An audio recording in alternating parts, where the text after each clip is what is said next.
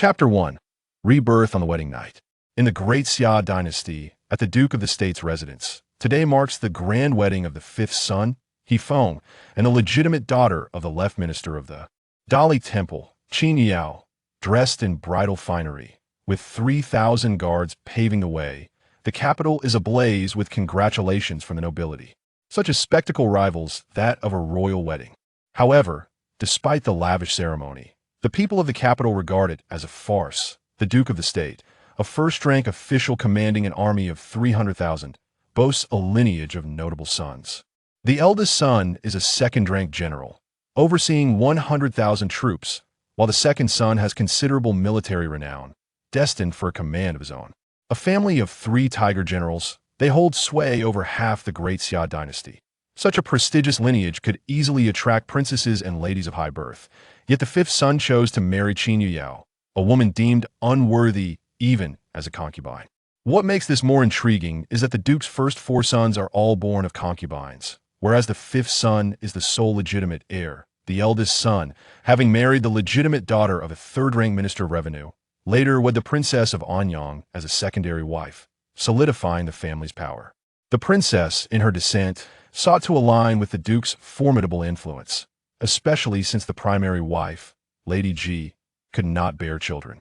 Although secondary, her offspring would be considered legitimate heirs. The second son wed the legitimate daughter of a second-rank Hanlin Academy chief.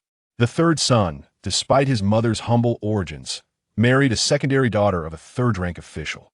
The fourth son took a legitimate second daughter from a century-old family as his wife, although her family lacks official titles. The favored consort, Lady Zhen, is her elder sister, while the 4 illegitimate sons wed women of high status.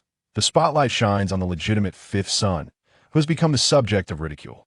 It is rumored that the emperor intends to arrange a marriage for him between the 7th and 9th princesses, yet he hastily married the low-born Qin Yao. Many speculate that the fifth son is infatuated, for Qin Yao is renowned as the most beautiful woman in the capital. However, those close to him understand that he despises the current crown prince for taking his childhood sweetheart as a concubine, harboring a deep disdain for the royal family. This act of defiance against the imperial court is not without reason. Yet Feng's choice to marry Qin Yao is not mere coincidence. Their connection is profound and can be summarized in 3 points.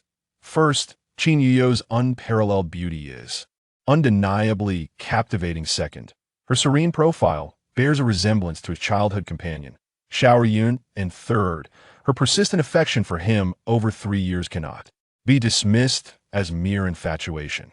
Regardless, the Duke's residence is bound to witness dramatic developments. The anticipation builds around whether the legitimate son can assert his dominance over his half-brothers or if the high-status concubines will overshadow the lowly-born legitimate wife. Inside the bridal chamber, 2 large red dragon and phoenix candles flicker uncertainly.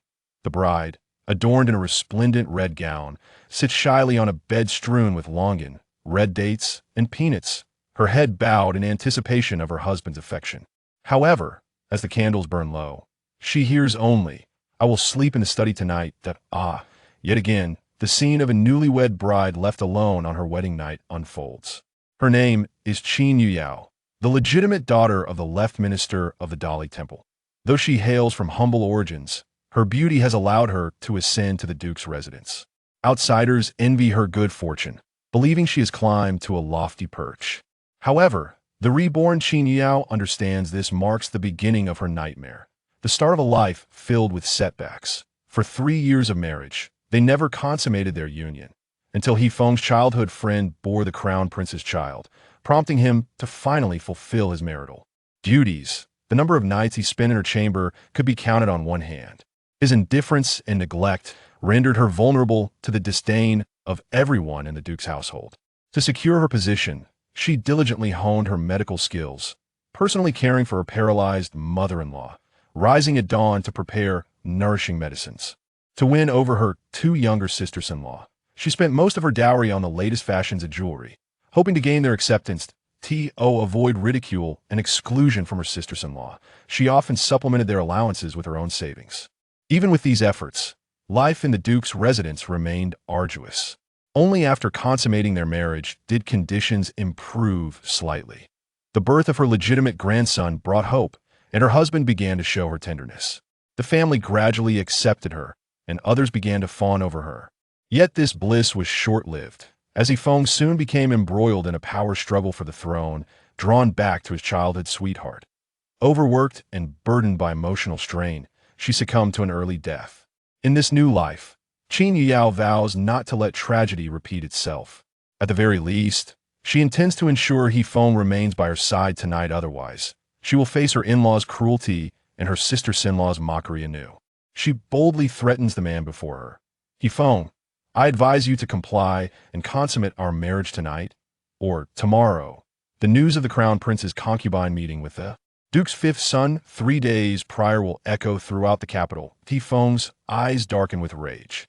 3 days ago, he did indeed meet with Yuner, but their encounter was entirely innocent. She merely wished him well on his wedding day.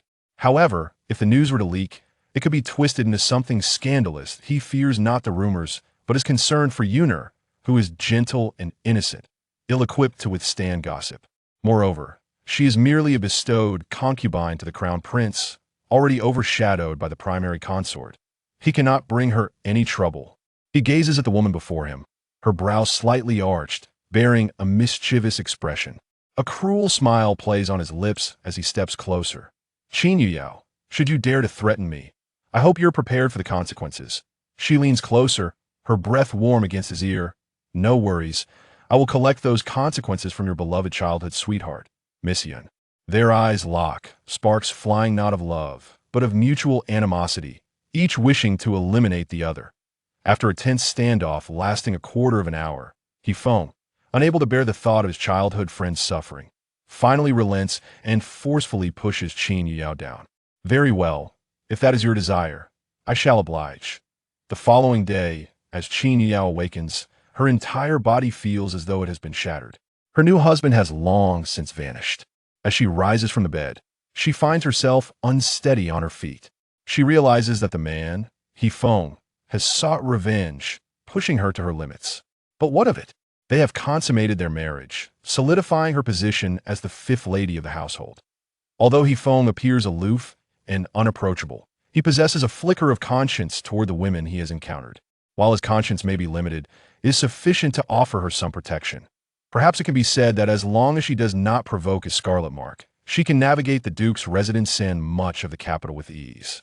As for love, it is something she never aspired to possess in her previous life.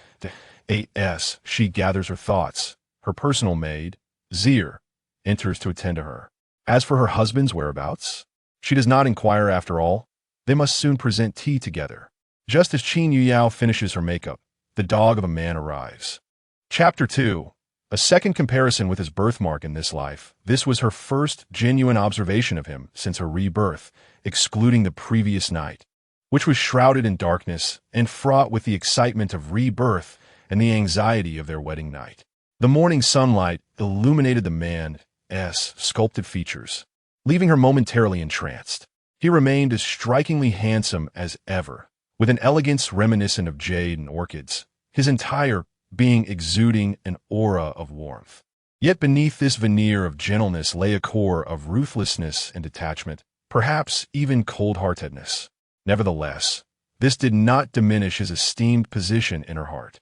To speak honestly, aside from the lingering presence of an indelible childhood sweetheart in her husband's heart, he was undeniably a perfect partner, gifted in both literature and martial arts, of illustrious lineage, possessing both beauty and wealth, with no concubines or secondary wives, devoted solely to her throughout his life.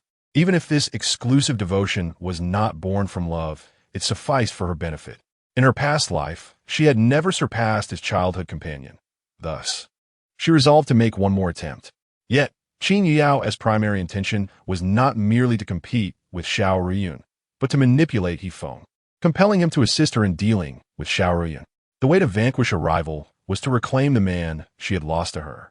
I may not love, but your heart must belong to me. After a moment of distraction, Qin Yuyao waved her hand, signaling the servants to withdraw. Once the 2 maidservants and 2 matrons had exited, she approached Yifeng, naturally adjusting his collar and hairpin while sweetly inquiring, "Husband, Where did you go so early?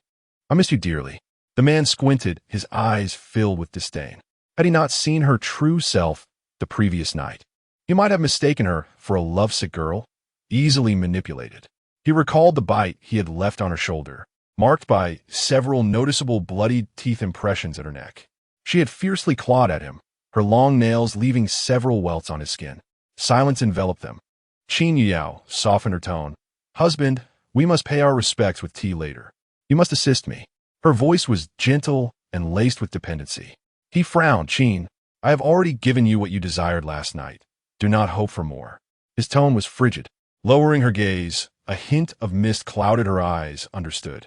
She had anticipated a sharp retort, yet her meekness extinguished his anger in an instant. Last night, she had been arrogant and audacious, even daring to threaten him openly. But now, she feigned submission. The harsh words she had prepared for the morning were silenced, and he merely muttered, Let us go, serve tea. Qin Yao nodded softly, replying, Initially, she had wished to take his hand, but feared the repercussions of such a gesture. Should he grow annoyed, she would ultimately suffer. As they walked toward the main hall, Qin Yao felt an overwhelming sense of ease. Everything had changed. In her past life, they had not consummated their marriage. And even the tea ceremony had been delayed, with the fifth young master arriving first. Not only was her arrival late, but she had also made the esteemed fifth young master wait for her. Given her lowly origins, she could only imagine the humiliation she endured. During the tea ceremony, the water had been scalding, leaving her hands red and swollen. Following the ceremony, she faced inquiries regarding her bridal veil and purity, enduring an hour of kneeling while everyone regarded her as a spectacle. Yet, that callous man, He Feng, had not uttered a single word in her defense. What changes awaited her this time? Upon entering the main hall, they were greeted by a gathering of family members. The Duke of the State and his wife occupied the principal seats, with their sons and daughters seated below, while the concubines had no place. The Duke had 5 sons and 3 daughters. The eldest daughter, He Yin, and the youngest, He Qing, along with the 5th young master, He Feng, were born to the esteemed Lady Zhou, making them legitimate heirs. Lady Zhou, of noble descent as the daughter of the Prince of Huaiyang, held the titles of both a princess and a first-rank noblewoman. Despite her deteriorating health, she retained authority over the household. The eldest son, He Yu, and the second daughter, He Yu, were born of the second concubine, Madame Hu. Though Madame Hu hailed from a merchant family of lower status, her son's accomplishments could never elevate her status above that of a concubine. The second son, He Qian, and the fourth son, He Liang, were also born from the third concubine, Madame Liang. Though not favored, Madame Liang's father was a third-rank military general and a trusted subordinate of the Duke, which earned her a higher status than the other concubines. The third son, He Yin, was the child of the fourth concubine, Madame Hua. Despite her origins in a brothel, was the Duke's favored mistress. Aside from these 3 concubines, the Duke had several secondary wives and concubines who were not permitted to partake in this ceremonial event due to their lack of offspring. As Qin Yao and He Feng entered the main hall, Princess Anyang spoke up. This 5th sister-in-law is truly beautiful, more so than any of us. She was the principal wife of the eldest son, He Yu, yet her presence overshadowed that of the legitimate wife, Ji, and she held some authority in household affairs. This honor was not even bestowed upon the eldest son's legitimate wife. As Lady Zhou's health continued to wane, it was rumored she would be completely bedridden within the year. Princess Anyang's compliment aimed to curry favor with Lady Zhou. Ideally, the authority over the household should have been transferred to the legitimate daughter-in-law, Qin Yao, but her lowly birth and lack of affection from her husband diminished her chances, allowing this noble-born concubine to likely seize that power. With Princess Anyang's words, the other daughters-in-law chimed in with flattery, predominantly praising Qin Yao's beauty. After all, aside from her looks, she possessed little to showcase. Lacking talent and virtue, and with her humble origins, even this marriage had been a result of her relentless pursuit. Someone like He Feng, who was of unmatched nobility, could have chosen from numerous highborn ladies throughout the capital. Even without his childhood sweetheart or the royal princess, why would he settle for her? Certainly, It was Qin Yao's shamelessness, relentlessly chasing after He Feng like a shadow, that had made their ambiguous relationship the talk of the town. Many were unaware of He Feng's childhood companion, Xiaorun. It was hardly surprising, as their bond had always been one of unspoken affection. Xiaorun's father held the title of second-rank tutor to the crown prince and had educated He Feng for 6 years, from the ages of 10 to 16. During that time, they had frequently crossed paths, establishing a brother-sister dynamic. They studied together, engaged in the arts, and attended social gatherings, enjoying the finer aspects of life. At the age of 13, Xiaorun was just beginning to experience the stirrings of young love, while He Feng stood at 15, already renowned as the most talented youth in the capital. Xiaorun, lauded as the foremost beauty of the capital, was the perfect match for him. Their families aligned, and they cherished one another, merely awaiting the moment Xiaorun reached maturity for a formal proposal. Chapter 3. Destiny diverges from the past. Before she had even reached the age of maturity, an imperial edict arrived, bestowing marriage upon Xiaorun. She was to become a concubine of the crown prince. It was said that the crown prince had knelt for an entire day to plead for this union. Initially, the emperor was opposed, especially considering the ambiguous relationship between He Feng and Xiaorun, which could be uncovered with the slightest inquiry. Even those in their circle were aware of it. The royal family, after all, preferred a consort of unblemished reputation, as a concubine would be recorded in the royal annals and family tree. Moreover, the Duke of Zhengguo held significant military power within the Great Xia dynasty, and the royal family was loath to offend their subjects in such a manner. Yet, the crown prince was resolute in his choice of Xiaorun. The emperor, who doted on the crown prince, ultimately issued the imperial decree. That same year, Qin Yuyao arrived in the capital, following her father, who had just been promoted to the position of left minister in the Dali Temple. She fell in love with He Feng at first sight, embarking on a pursuit that lasted 3 long years. When she first arrived, her reputation was still intact, bolstered by her beauty. At that time, the capital boasted 4 renowned beauties, each with her own unique charm, and it was impossible to determine who was truly the most beautiful. However, 13-year-old Qin Yuyao quickly eclipsed all others, becoming the most celebrated beauty in the capital. Her sudden rise to fame attracted numerous suitors from esteemed families, yet she resolutely declared, "In this lifetime, I shall marry no one but He Feng." This declaration dissuaded many. At that time, He Feng had just lost a woman to the crown prince, and though he was heartbroken, he could not show it, fearing it would tarnish Xiaorun and Appo's reputation. Thus, he took advantage of Qin Yuyao's affections for a time, leading to an illusion of a perfect match in the eyes of outsiders. Xiaorun, having been granted to the crown prince as a concubine at 13, remained unmarried at 16 due to the myriad rules of the royal court. The crown prince as consort could not overshadow the principal wife, and typically, the concubine would only be welcomed into the household after the principal wife had been established and ideally was with child. It was only during this mid-autumn festival that the crown prince wed his principal wife, and afterwards, Xiaorun began to prepare for her own wedding. Shortly after the mid-autumn festival, the 5th son of the Duke of Zhengguo began to seek a bride. Regardless of the prior affections between Qin Yuyao and He Feng, she could only hope to become a secondary wife at most. However, circumstances shifted unexpectedly when news circulated in the palace that the emperor intended to bestow marriage upon the 5th son. Fueled by his disdain for the royal family, He Feng hastily married Qin Yuyao, knowing that their relationship was well known and that marrying her would not provoke the royal family, as it would be seen as a mere infatuation with beauty. In the main hall of the Duke of Zhengguo's residence, Qin Yuyao barely exchanged a few words before Mrs. Zhou spoke up. "Serve the tea." Her tone was devoid of warmth. In truth, Mrs. Zhou was quite dissatisfied with this union, as Qin Yuyao's status was far beneath that of the wives of the 4 legitimate sons, rendering her a laughingstock in the capital.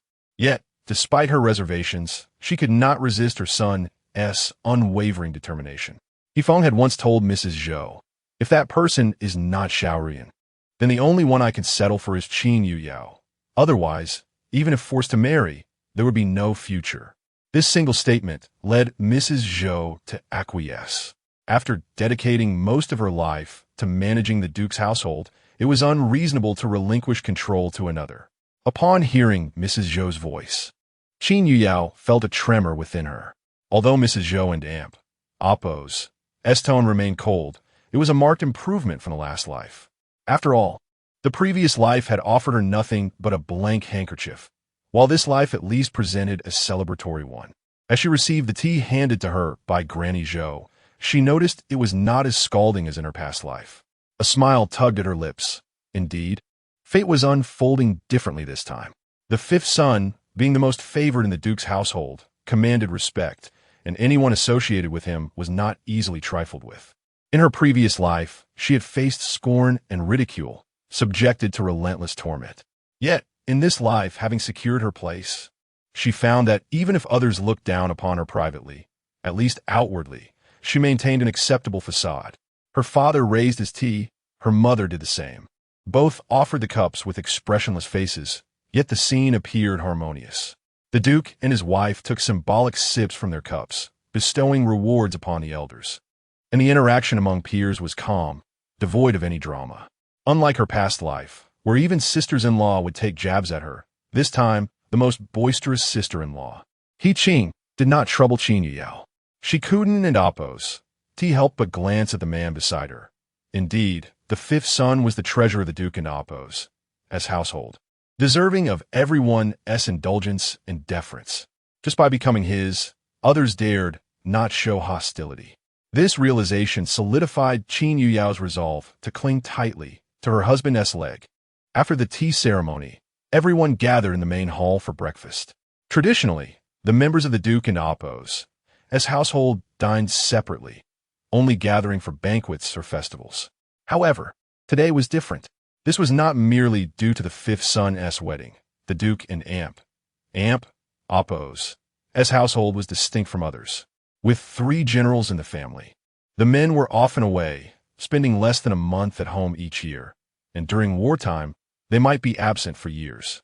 Even for the fifth son's wedding, only the Duke and the second son returned. The eldest son remained at the military camp. The Duke had taken a 5-day leave to oversee He Feng's wedding, with travel consuming 2 days of that time. Today marked the 4th day, and he would soon depart for the frontier. In truth, the Duke had been quite indulgent towards his legitimate son.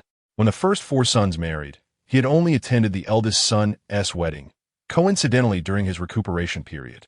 For the marriages of the second and third sons, Mrs. Zhou had managed everything, while the Duke had not been present at all. This was not due to the Duke's harshness towards his illegitimate sons. Rather, he commanded an army of 300,000 and was often unable to leave his post. Each year, he only had a month off for the New Year festivities, and if a war coincided, that month could vanish entirely. With such rare occasions to return home, it was important to make the most of the time together. The atmosphere in the Duke and Appo's, as household was lively.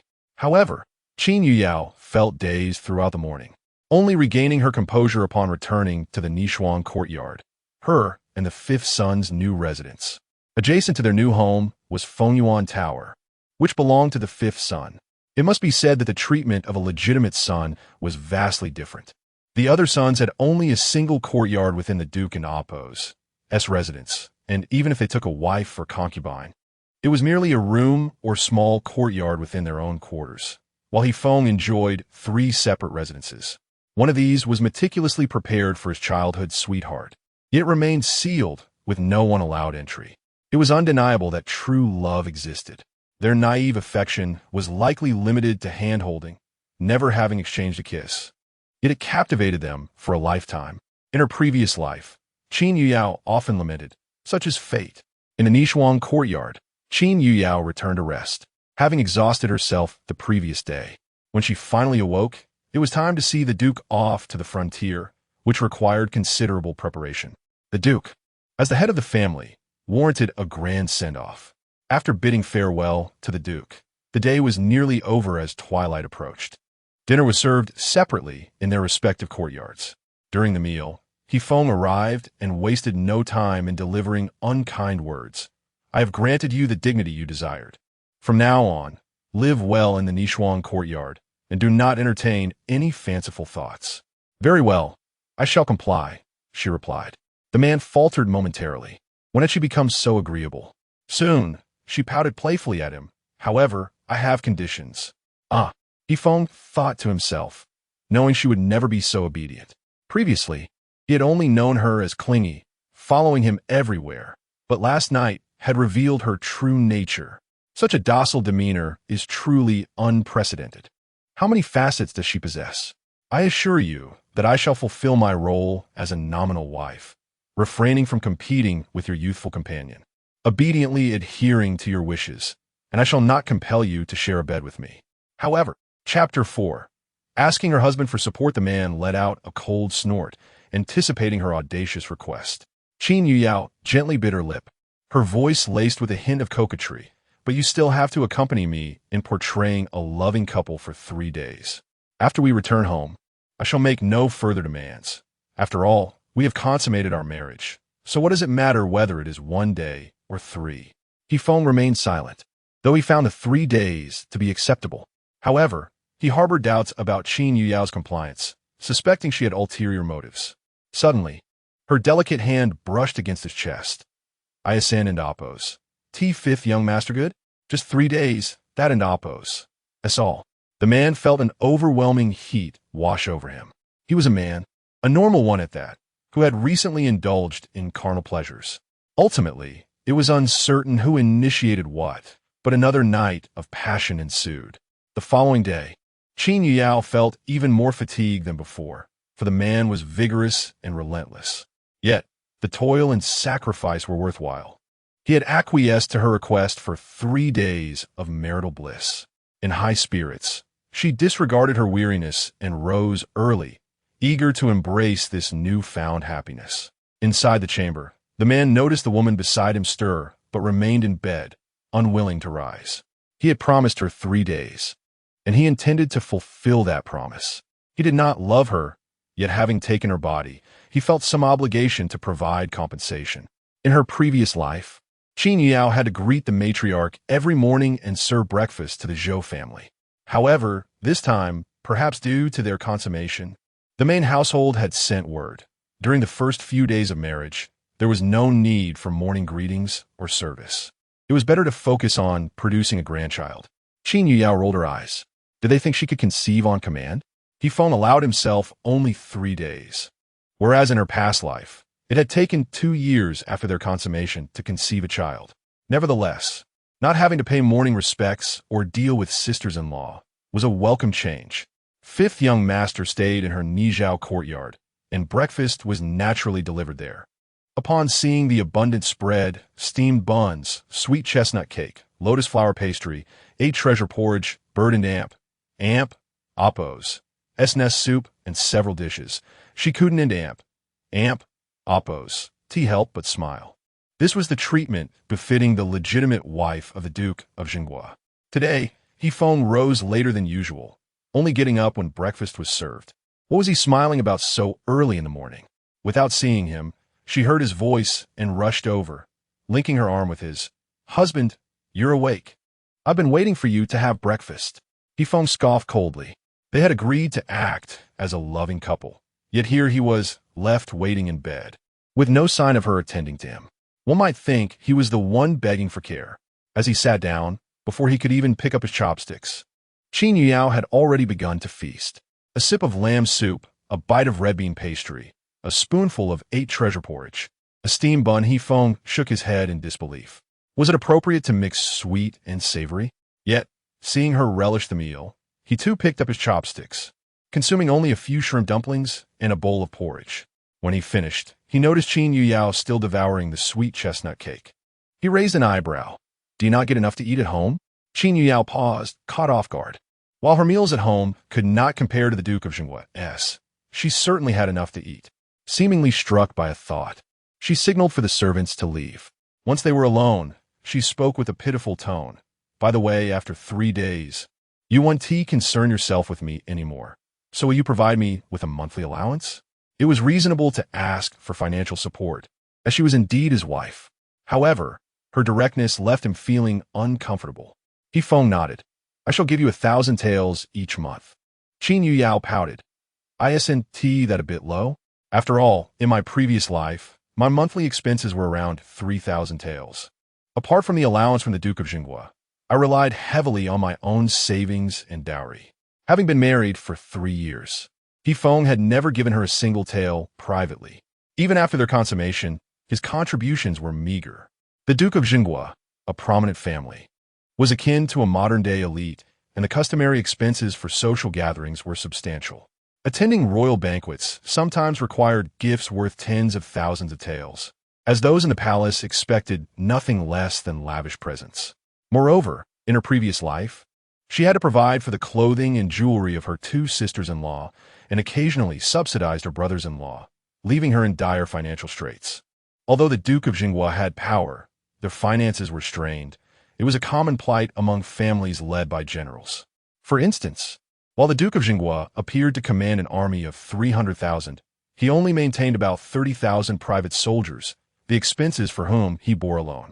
Private soldiers were more costly than regular troops. The government might spend around 2 taels per month on a soldier, but maintaining a private soldier could cost up to 100 taels annually. Thus, maintaining 30,000 private soldiers would amount to 3 million taels each year, and the cost would only escalate over 5 or 10 years. The Duke of Zhengguo's family had enjoyed centuries of glory, but supporting a private army was an enormous expenditure. Furthermore, with the Duke of Zhengguo currently in a position of power, many factions were also nurtured in secrecy. For instance, both the eldest and second sons were in the military and likely had their private forces. Even the seemingly idle 5th young master, her husband He Feng, was cultivating his own power. Though he had not enlisted, he had been training his own covert agents and assassins, which was no small expense. Thus, the Duke of Zhengguo and Appo's household faced a severe shortage of silver, with a reported deficit of 2 million taels. Yet, despite the financial strain, they maintained a facade of prosperity and dignity. Moreover, this deficit only accounted for the public accounts of the Duke, excluding the private accounts of various branches. For example, her mother-in-law, Mrs. Zhou, had brought a significant dowry and had not touched it over the years, instead leveraging the Duke of Zhengguo and Appo's name to profit handsomely from her own business. As for her husband He Feng, he appeared to be a man of leisure, immersed solely in frivolities. Chapter 5. Addressing the servants in truth, the 7 Kills Pavilion he privately nurtured merely dabbled in selling intelligence and accepting assassination tasks, generating an annual revenue of several hundred thousand to even 1 million taels of silver. Noticing her distraction, He Feng rapped the table and expressed his displeasure. "How much do you desire? Is 1,000 taels insufficient?" At his words, Qin Yuyao felt a surge of anger. As his legally wedded wife, receiving merely 1,000 taels each month was utterly unacceptable. This was not a matter of being ungrateful. Although the Qin family did not hold a prominent official position, they were descendants of a medical family and possessed a modest fortune. During her time with the Qin family, her monthly allowance was but 100 taels, and 1,000 taels nearly equated to her annual expenses. However, they resided in the Duke of the State's residence, a prestigious family with substantial power and favor from the emperor. In such a household, spending a few thousand taels a month was entirely normal. She merely compared her expenses to those of most noble ladies in the capital. Moreover, as the only legitimate daughter-in-law of the Duke of the State, her usual expenditures on food, attire, and leisure would naturally be higher than others. 1,000 taels was quite frankly far too little. If not for the comparison, she might have accepted it. In her previous life, He Feng and Appo's childhood sweetheart, Xiaoyun, married the crown prince as a concubine, and he gifted her 3 shops for her bridal adornments, which were situated in prime locations and valued at 500,000 taels. The crown prince and Appo's harem was filled with numerous women, and with the crown princess and Appo's dominance, Xiaoyun lived a rather difficult life. To assist his childhood sweetheart in vying for favor against the crown princess, He Feng provided her with an annual subsidy of approximately 100,000 taels, nearly amounting to 10,000 taels each month. To lavish such generosity on another and Appo's wife while offering her a mere 1,000 taels a month? Qin Yuyao and Appo's eyes flashed with derision as she exaggeratedly proclaimed, "1,000 taels is certainly insufficient. My monthly expenses require at least 10,000 taels. Of course, if you cannot afford that, I can always use my dowry." No man could withstand such provocation, regardless of his noble lineage. It was an utter disgrace for a man to be unable to provide for his own wife. After marriage, supporting the family and the bride in Oppo's dowry would be looked down upon by outsiders. Following her retort, Hefeng felt compelled to acquiesce, though he harbored a simmering resentment. Thus, Hefeng calculated meticulously, "I can give you 10,000 taels each month, but the household has its expenses. Besides the monthly allowance, food, fruits, clothing, and festive gifts amount to around 2,000 taels. After deducting those, I will provide you with 8,000 taels each month." She responded absent-mindedly. He had indeed offered a substantial sum for her maintenance, yet the meticulous deductions soured her mood. The Duke of the State and Amp, Oppo's residence was managed by her mother-in-law, Madame Zhou, and naturally, the treatment for the legitimate son and daughter-in-law was superior. Even in her past life, despite being poorly regarded, she quickly regained the status of a legitimate daughter-in-law. Each month, she could receive 500 taels as a standard allowance, enjoy exquisite meals, the freshest fruits, and receive more new clothes with each seasonal change. Even the gifts sent back to her family during the Mid-Autumn Festival and the New Year were more plentiful. Altogether, this amounted to about 2,000 taels. Yet, despite knowing all this, she felt an undeniable discomfort. After dinner, the two sat in silence. Qin Yuyao contemplated the imminent takeover of the niche chamber, pondering the rules she needed to establish. Apart from her personal maid, Zur, the matrons and maids in the niche chamber were spies for others. Some served her mother-in-law, Madame Zhou, while others were affiliated with various sister-in-laws, and even the second and third concubines had their informants.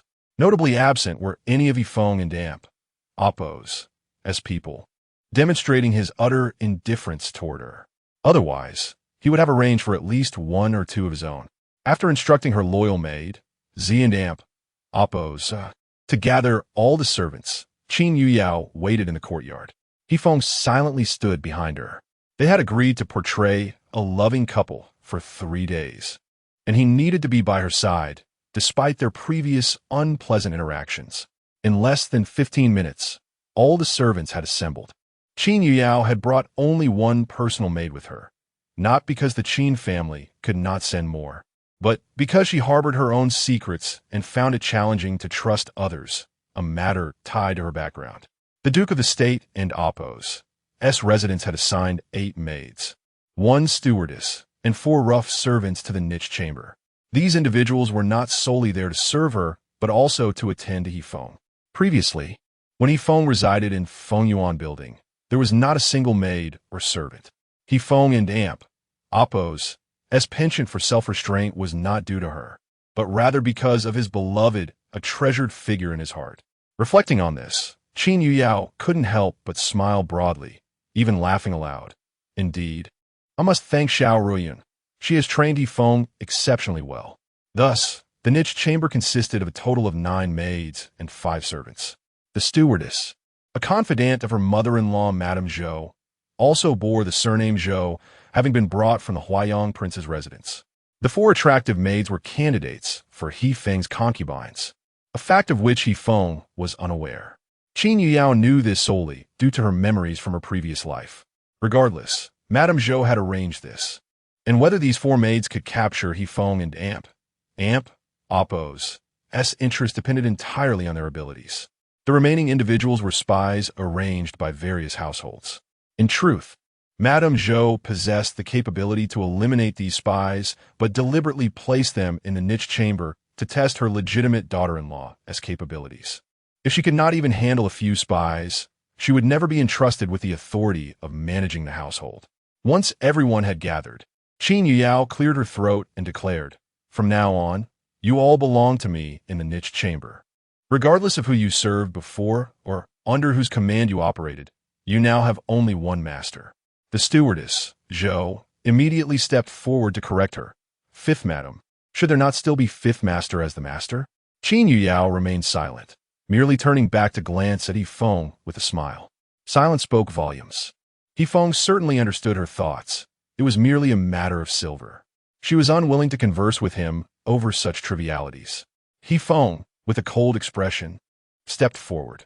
The niche chamber will heed her alone. I have no interest in the affairs of the inner quarters.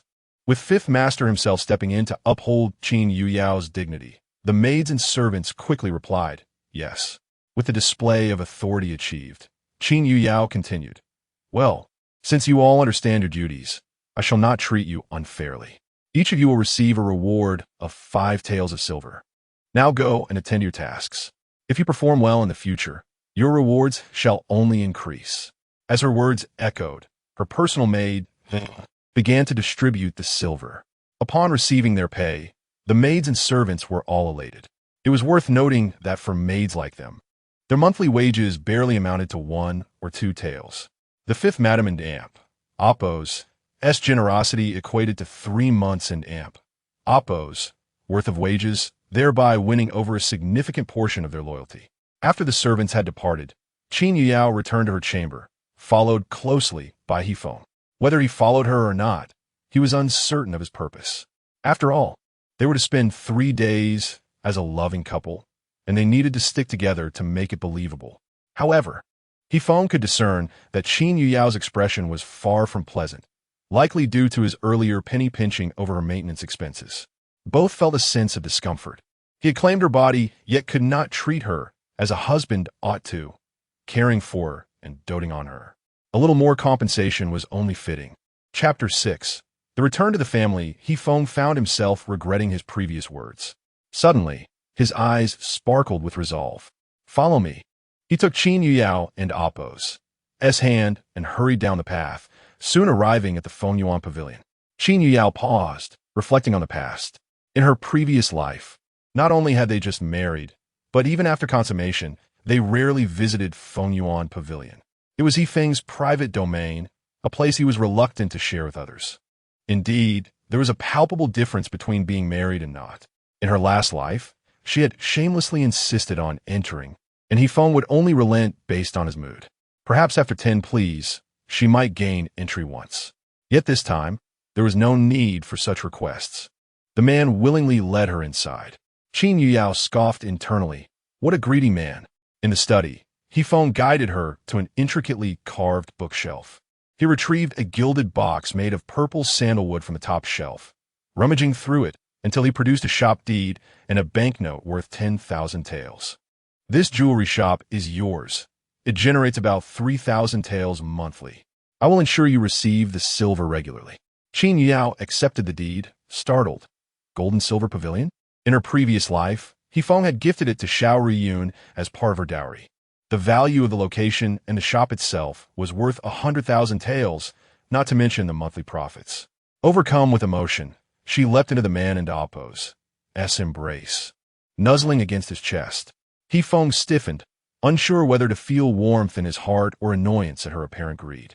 In her previous life, Qin Yuyao had pursued him for 3 years, her infatuation well known throughout the capital. Yet if her love had been so profound, how could she turn cold over a mere 2,000 taels reduction in monthly support? Now, her affection seemed to hinge on a mere shop deed, and her enthusiasm felt more about wealth than love. With a hint of coldness in his eyes, Yifeng pushed her away gently. Even if we're to play the role of a loving couple, there is no need to be so clingy. I have some reading to do in the study. Very well. I shall return to the Nishang courtyard first, she replied sweetly. Qin Yuyao felt she had achieved her goal, even surpassing her expectations. So she decided not to press him too tightly. A touch of freedom was essential, compared to her last life, where she received nearly 10,000 taels monthly and had taken a jewelry shop meant for a childhood friend. This was indeed a perfect beginning. Meanwhile, Yifeng watched her glide away with the silver and deed, an unsettling feeling rising within him. Logically, he should feel at ease without needing to act as a loving husband. Yet, an hour passed, and he had only managed to read a few lines. It was only when he thought of the graceful and virtuous Xiao Riyun that he found his focus again. After an afternoon of reading, Yifeng felt a twinge of hunger and decided to visit the Nisha courtyard to see what Qin Yuyao was up to. Upon his arrival, he found her directing the servants in rearranging the rooms, converting the original study and music room into spaces for storing medicinal herbs and preparing prescriptions. This new room is partially mine. When the Nisha courtyard was arranged, the study and music room were designated as my private areas, along with 2 adjoining rooms intended for my favored concubines. Although he had not planned to reside in the Nisha courtyard long-term or utilize these 4 rooms, he felt an irksome sense of violation at their appropriation. He approached Qin Yuyao and questioned, "Why are you occupying my private domain?" Qin Yuyao was taken aback. "You never intended to stay here. Why claim a private domain? Besides, your Fengyuan pavilion has everything: a study, a room for various instruments, a training ground, and a reception area." Leaning closer, she whispered, "Are you planning to reside in the Nisha courtyard permanently and live as husband and wife every day?" Her fragrance stirred a whirlwind of emotions within him, and noticing a maid observing them, he snapped, "Mind your image. There are others watching." Unexpectedly, she seized his hand. "So, if there are no outsiders, we can return to our room?" What began as a confrontation about her occupying his space somehow led them to the bed. After a brief interlude, he found himself wrapping his arms around her, asking for tomorrow's return gifts, aside for what the Duke's household provides. "Would you like to add something extra?" Qin Yuyao and Amp, Oppo's eyes brightened at his concern for her return gifts. Could this indicate he held some affection for her? However, the light in her eyes dimmed quickly. Even if he cared, it was likely due to her physical presence rather than her as a person. Deciding to let go of her earlier concerns, she playfully requested more from him. Even dinner was served to them in their room. Rumors soon spread around the Nisha courtyard that the 5th Master and 5th Madam were indeed affectionate, even dining together on the bed. The day of the family visit arrived. Hifeng rose early, reviewed the list of gifts, and secretly added 2 items, both treasures from his private collection, each worth more than an entire chest of gifts. These were designated for her 2 younger brothers. Once Qin Yuyao awoke, Hifeng presented the list to her. "Take a look at the gifts for the family visit. Is there anything amiss?" Qin Yuyao waved her hand dismissively. "As long as you have seen it, that's enough." Her words filled Hifeng with a pleasant warmth, as if his masculinity had been validated. Many men long to hear their wives say, "Husband, you decide. I will follow your lead. Your choices are mine." The gifts for the visit were prepared by his mother, Mrs. Zhou, and were naturally splendid. Regardless of whether she liked Qin Yuyao, she would never allow the gifts from the 4 illegitimate sons to surpass hers. Thinking of this, Qin Yuyao, disregarding the servants' gazes, stood on her tiptoes and planted a kiss on his cheek. Hifeng and Oppo's ears turned red, pretending to be angry. "Qin Yuyao, can you be mindful of the occasion?" What he meant was to refrain from teasing him indiscriminately, day or night. Yet, Qin Yuyao blinked innocently. "Then why don't you kiss me back?" "Shameless," he muttered under his breath. Yet, somehow, in those 4 words, Qin Yuyao sensed a hint of indulgence. After a simple breakfast, they set off for the Qin residence. In her previous life, without consummation, Qin Yuyao had returned to the Qin family alone. This time, her spirits were high. As their carriage rolled along the bustling streets, vendors' calls surrounded them. She felt invigorated, lifting the curtain to gaze outside. The azure sky, fluffy white clouds, and the admiring gazes of passers-by filled her with joy. Yes, this was the taste of happiness. Inside the carriage, Hifeng rubbed his aching forehead. You knew they would be watching, yet you still lifted the curtain. What could possibly be so interesting? She teased, of course, to let them witness my happiness. Just then, her attendant Jean announced, "Young master, we have arrived at the Qin residence." Outside, a crowd had gathered, eagerly awaiting their arrival, likely informed of the 5th master's personal visit.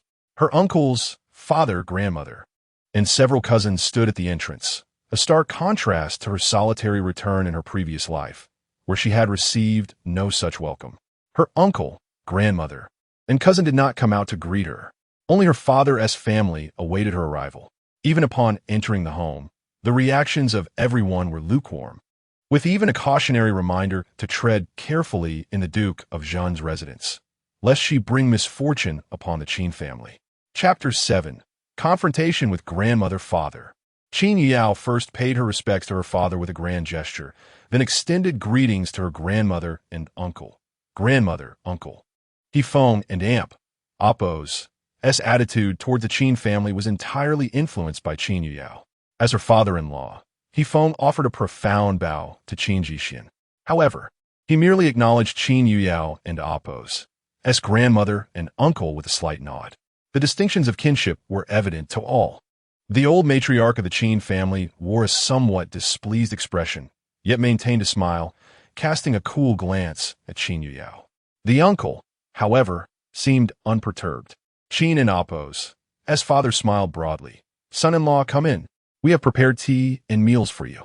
As they entered, boxes upon boxes of gifts were also brought in, causing the unmarried young women of the Qin family to turn red with envy. How wonderful it would be if they could marry into the Duke of Zhen and Appo's household. All the gifts were organized by the steward of the Qin residence and placed in the storeroom. Among them, 2 gifts were specifically mentioned by the attendant Jin and steward Qin. "These are for my family's 5th young master for your 2 legitimate brothers." Originally, Feng intended to support Qin Yao and his 2 brothers with gifts. Unbeknownst to him, this would bring considerable trouble to Qin Yao. After a round of pleasantries, the men engaged in conversation, while the women naturally congregated to chat. In the back courtyard of the Qin residence, after the group of women settled in, they had barely exchanged pleasantries for a cup of tea when the old matriarch began her admonitions. "Qin Yao, even though you have married into a noble family, do not forget your roots and be mindful of hierarchy and propriety."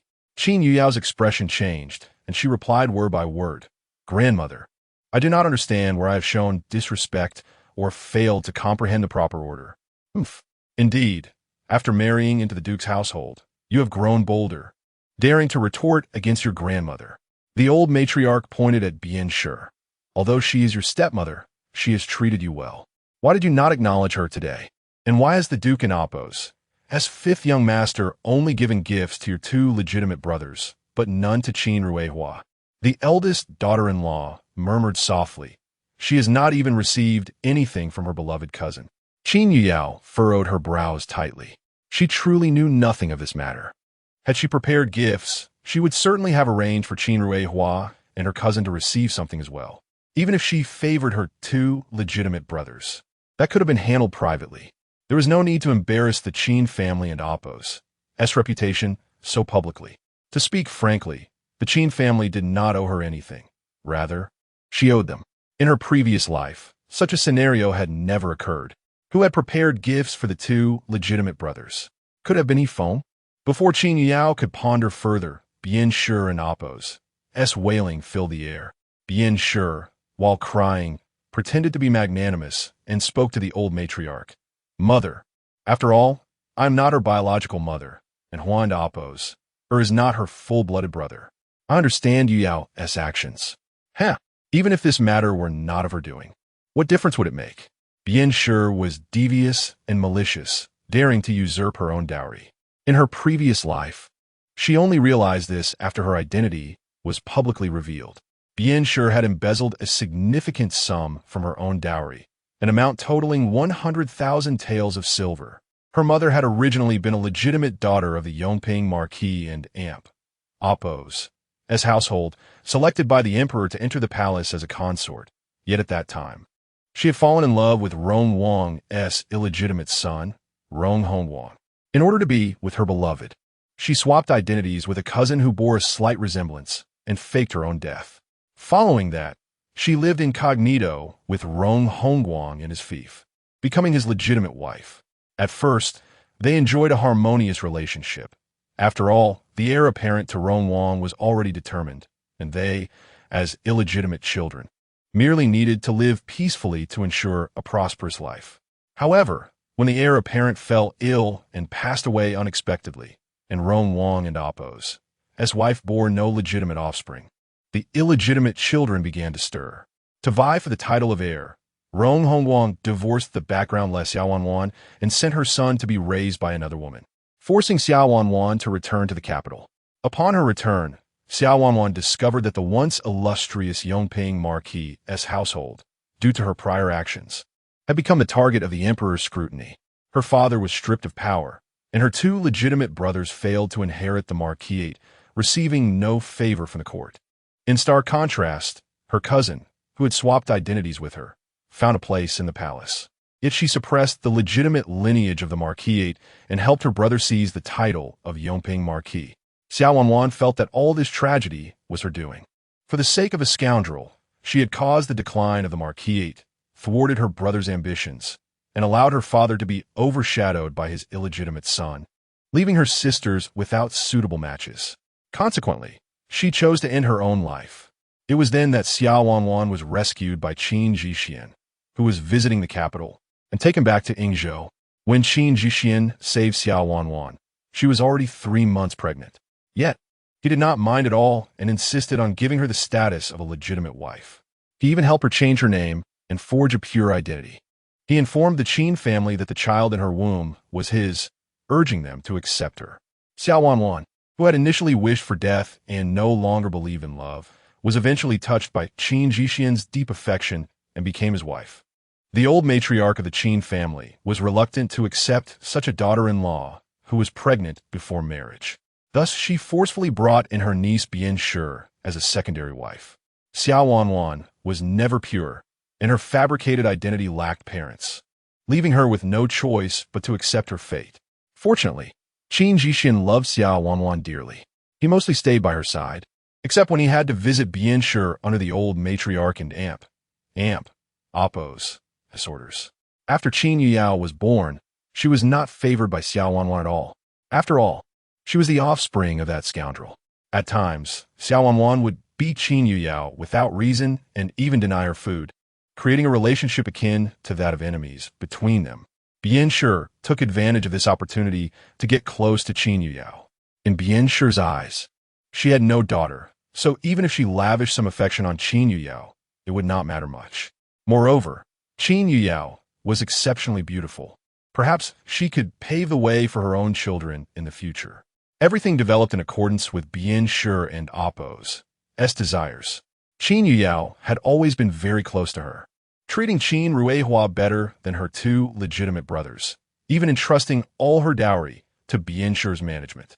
However, for some reason, after this visit back home, Bian Shi felt that Qin Yuyao had changed. Had her previous obedience merely been an act? Or had she discovered Bian Shi's embezzlement of her dowry? Qin Yuyao sneered coldly. "Grandmother, family shame should not be aired, and there are some things I cannot speak of. But Bian Shi has embezzled 100,000 taels of my dowry. What nonsense are you spouting?" The old matriarch bellowed. "Our Qin family has made considerable sacrifices to ensure your grand marriage. We returned the entire betrothal gifts given by the Duke of Zhen." Her words held some truth. For a family like the Qins, marrying into the Duke of Zhen's household was indeed a matter of great importance. Chapter 8. Reclaiming 1,000,000 taels of dowry from the stepmother. When Qin Yuyao was about to marry, the members of the Qin residence deliberated for several nights. Ultimately, they generously offered a medical clinic and 2 herbal medicine shops located outside the capital. Their willingness to part with such a substantial amount was primarily driven by self-interest. As Qin Yuyao was marrying the 5th son of the influential Duke of State, a connection that many desired to cultivate. In truth, the majority of the Qin family and Oppo's assets lay in their ancestral home of Yingzhou, with very few holdings in the capital. Thus, being able to provide Qin Yuyao with such a significant dowry was a remarkable gesture.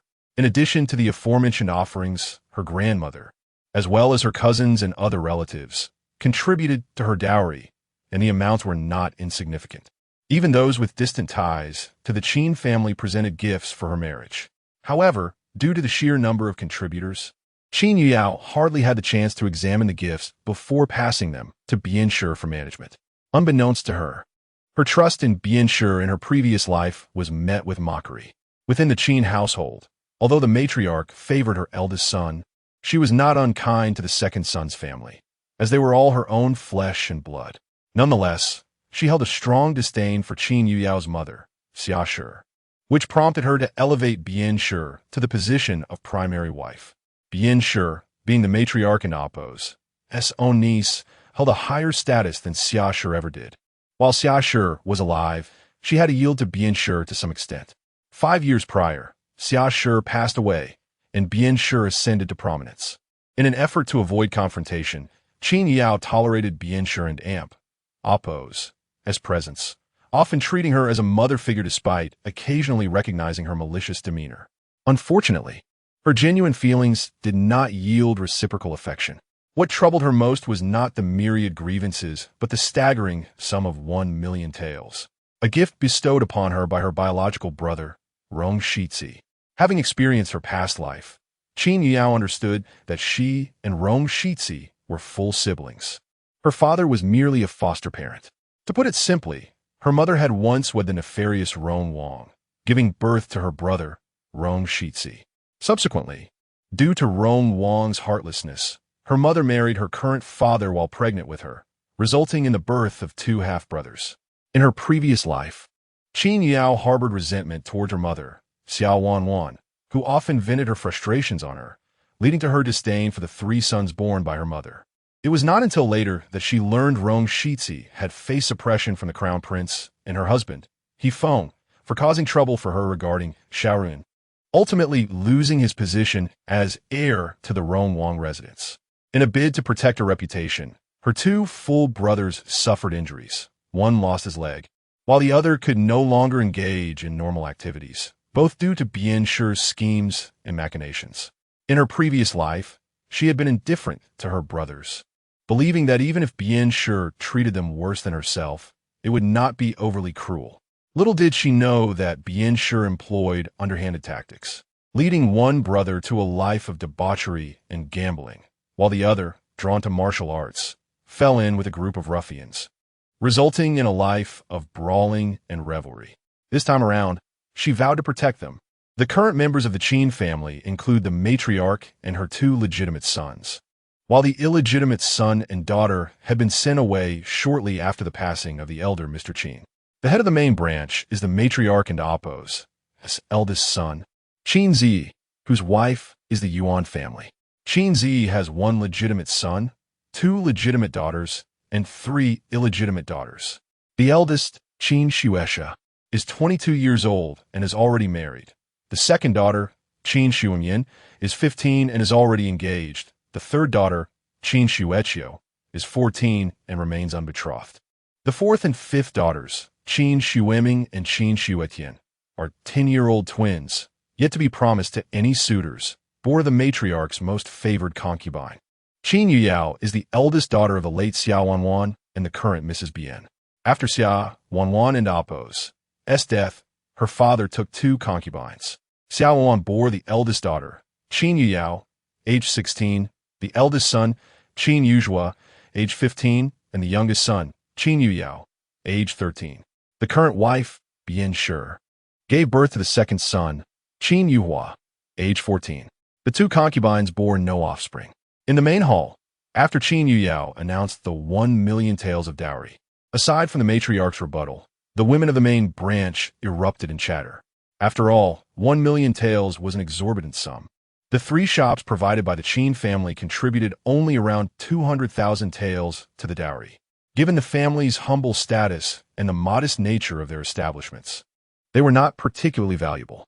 Thus, they were skeptical of Bian Shi and Oppose's claim of embezzling 1,000,000 taels. The Qin family, including jewelry and silver notes, had only provided Qin Yuyao with approximately 300,000 taels.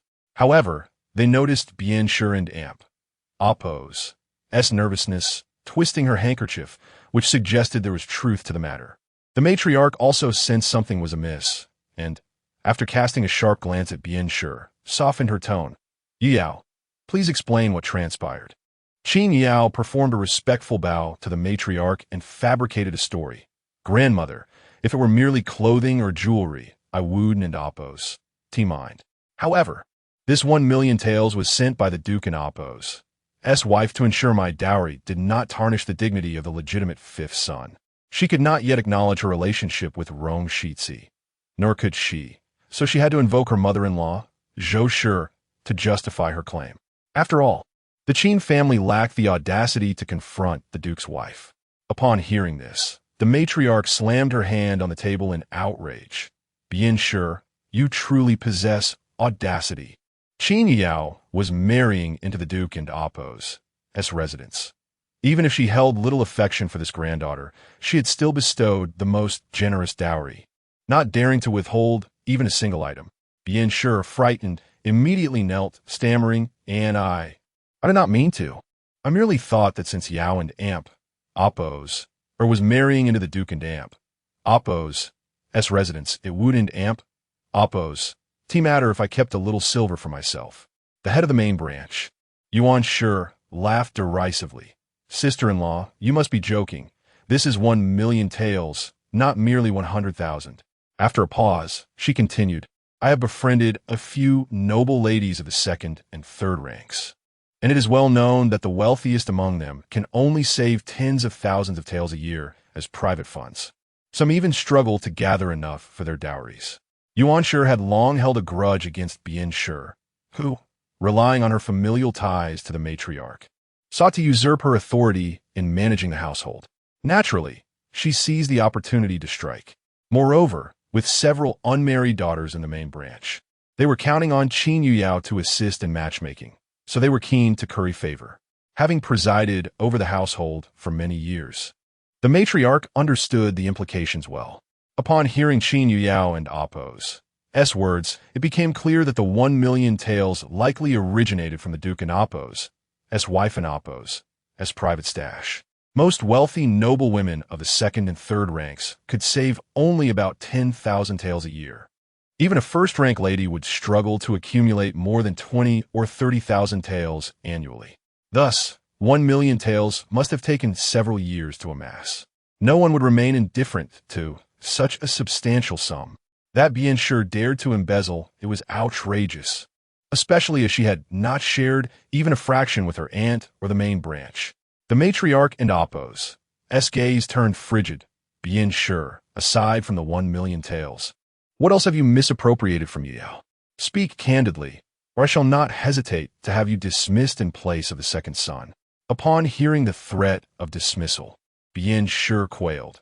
Aside from the 1,000,000 taels, there are a few pieces of jewelry, as well as 2 worthless estates and 10,000 taels in silver notes sent by the Yongping Marquis and Appo's residence.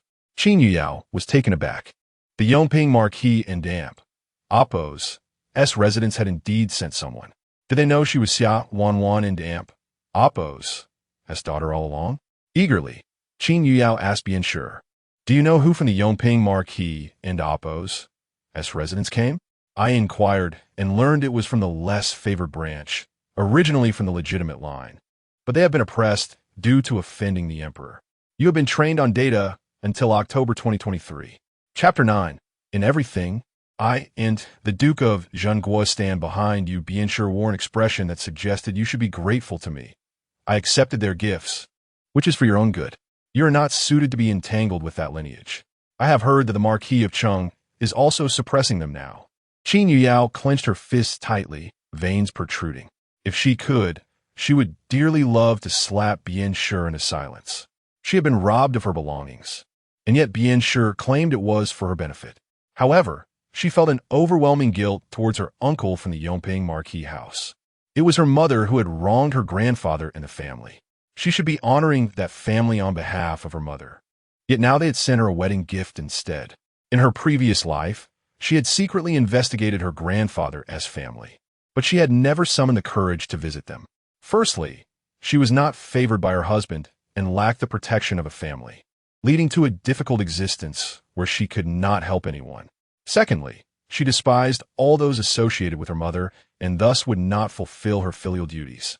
Having lived a second life, Qin Yao had gained much clarity. After all, kin are still kin. In this life, she would help as much as she could, especially considering how difficult things were for them, and now they had sent her a wedding gift.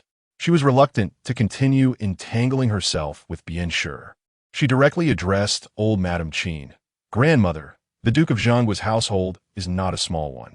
All my dowry will be recorded. It would be prudent to hand over the silver now, lest the Duchess of Zhengguo holds you accountable later.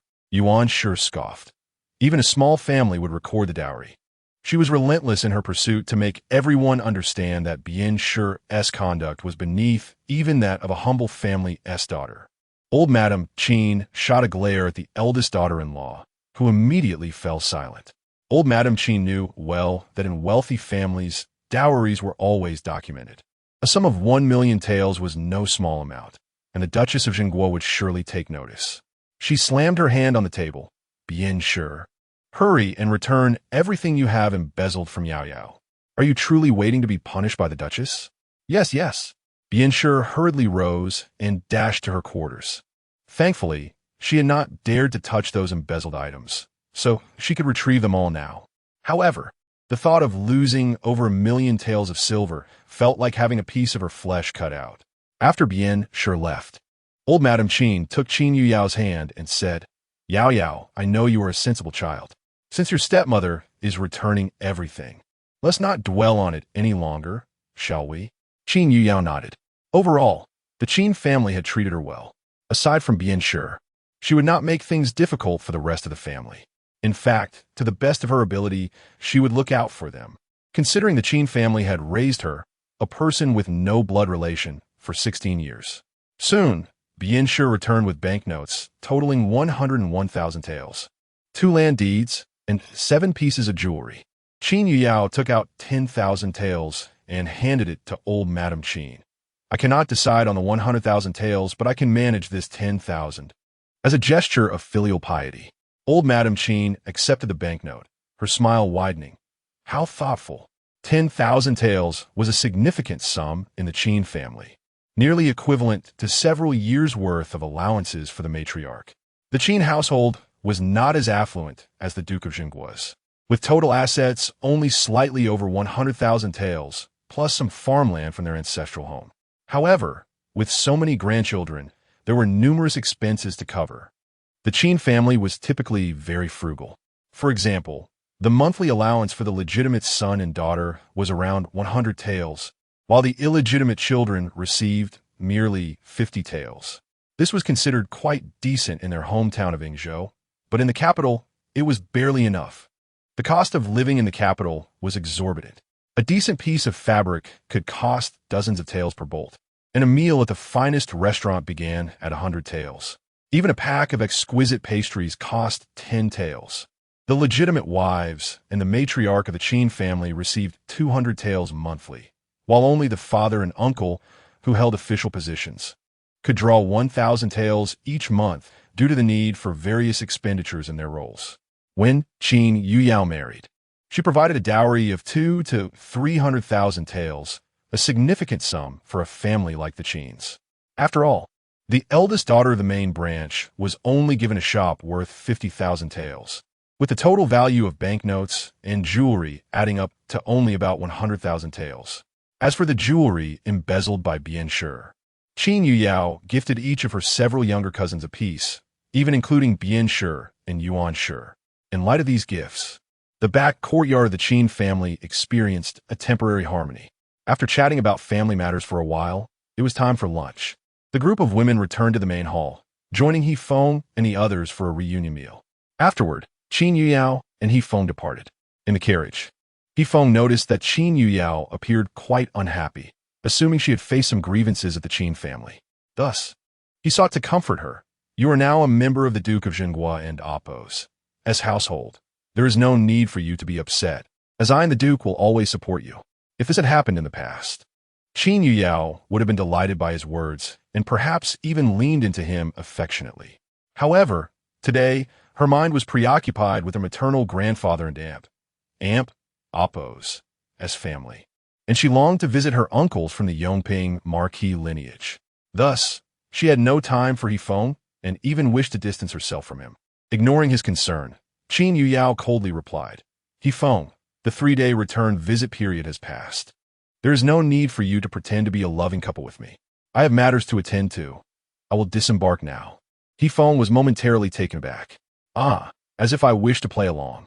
If she was disinterested, he would not insist on being with her. He instructed his driver, Jinan, change course to the Sihai Tavern. I have no shortage of admirers. I can do without her. Sihai Tavern was one of He Feng and Appos' establishments, where he often indulged in frivolities. The only thing that set him apart from others was that he and his friends only engaged in discussions of poetry and philosophy. never involving themselves with women. Meanwhile, after getting off the carriage, Qin Yao had Vir hire another carriage to head to the capital's largest treasure shop, Baibao Pavilion. Baibao Pavilion was the most prosperous store in the capital, selling a wide variety of exquisite items. Despite the higher prices, the quality was impeccable, and even the nobility took pride in using goods from Baibao Pavilion. Although Qin Yao left empty-handed, she possessed the recently reclaimed banknotes totaling 1 million taels, allowing her to shop lavishly. In her previous life, she had researched her grandfather and aunt, Oppo's family, and was well aware of their circumstances. Both her grandfather and grandmother had passed away, leaving only 2 biological uncles. Generally, titles were inherited by the sons, but neither of her uncles had inherited the title of the Yongping Marquis. Instead, it was the emperor and aunt, Oppo's younger brother, who succeeded the title. Upon inheriting the marquisate, he expelled the 2 uncles from the household. It was a truly distasteful situation. The emperor's brother had taken her mother, Xiao Wanwan, into the palace, and once he attained wealth, he suppressed those who had supported her rise. After being expelled from the marquisate, her 2 uncles established their own residence, the Xiao residence. On the surface, they were considered a branch of the Yongping Marquis family, but in reality, they had no connection whatsoever. The Xiao residence and the Yongping Marquisate have had no interactions whatsoever. In fact, the Xiao residence has frequently been subjected to oppression and humiliation by the Yongping Marquisate. Chapter 10. To her astonishment, her maternal grandfather's lineage had fallen into such disarray. Her eldest uncle, Xiazhua, had 3 sons and 2 daughters. Her second uncle, Xia Song, had but 1 son. When her eldest uncle married, the Yongping Marquis's residence was still quite illustrious. Thus, he was a woman of good standing and took 2 concubines, resulting in a larger brood. However, when her second uncle reached marrying age, he faced the emperor's oppression, and families of note in the capital were hesitant to marry their daughters to him. Eventually, it was only after he achieved the highest degree that he could barely marry the daughter of a minor official from the Ham Academy, resulting in a single wife and 1 son. Meanwhile, Qin Yao indulged herself lavishly at the Baibao Pavilion, acquiring a plethora of exquisite supplements, the latest clothing and jewelry, pastries, and cosmetics. Everything that caught her fancy was purchased without restraint. Before departing, she also acquired a substantial number of red envelopes, intended for her maternal grandfather and aunt, Oppo's relatives. She feared that simply handing over money might be declined, but red envelopes would be perceived as auspicious gifts for her marriage. With 6 children in her uncle's families, she prepared 6 envelopes containing 10,000 taels of silver each. As for her uncle's wives, she also gifted them envelopes, each containing 100,000 taels. Once all was arranged, Qin Yao hired a modest carriage to make her way to the Xiao residence. She had not announced her visit in advance and was uncertain if she would encounter her uncles. However, they should be home by now, as she had already dined at the Qin household and spent considerable time shopping at Baibao Pavilion. By the time she arrived at the Xiao residence, it would likely be nearing dinner time, and regardless of what her uncles had been occupied with, they would surely return home for the meal. After nearly half an hour's journey, she arrived at the Xiao residence, only to find it far less grand than she had envisioned. Situated on the outskirts of the capital, the Xiao residence comprised merely a 2-courtyard layout. Assessing the courtyard size, each section contained only 7 or 8 rooms, excluding the kitchen, storerooms, and a few other utility spaces. It seemed there were scarcely 10 rooms available for habitation. With 6 children among her uncle's families, along with maids and servants, how could such a large family possibly fit? What moved her most was the realization that, despite their hardships, they still offered her 2 estates and a dowry of 10,000 taels. Qin Yao's eyes welled with tears at this generosity. After lingering for about a quarter of an hour at the entrance, she instructed her maid, Zhengguo, to knock on the door. The door soon opened to reveal a matron in her 40s, who looked upon Qin Yao with a glimmer of apprehension. "Is this esteemed guest here for a purpose?" she inquired, her eyes betraying a hint of anxiety. Upon glancing at Qin Yao and her maid, the matron quickly assessed their luxurious attire, realizing they were of noble bearing. However, given the current state of the Xiao residence, It was uncommon for such esteemed visitors to arrive.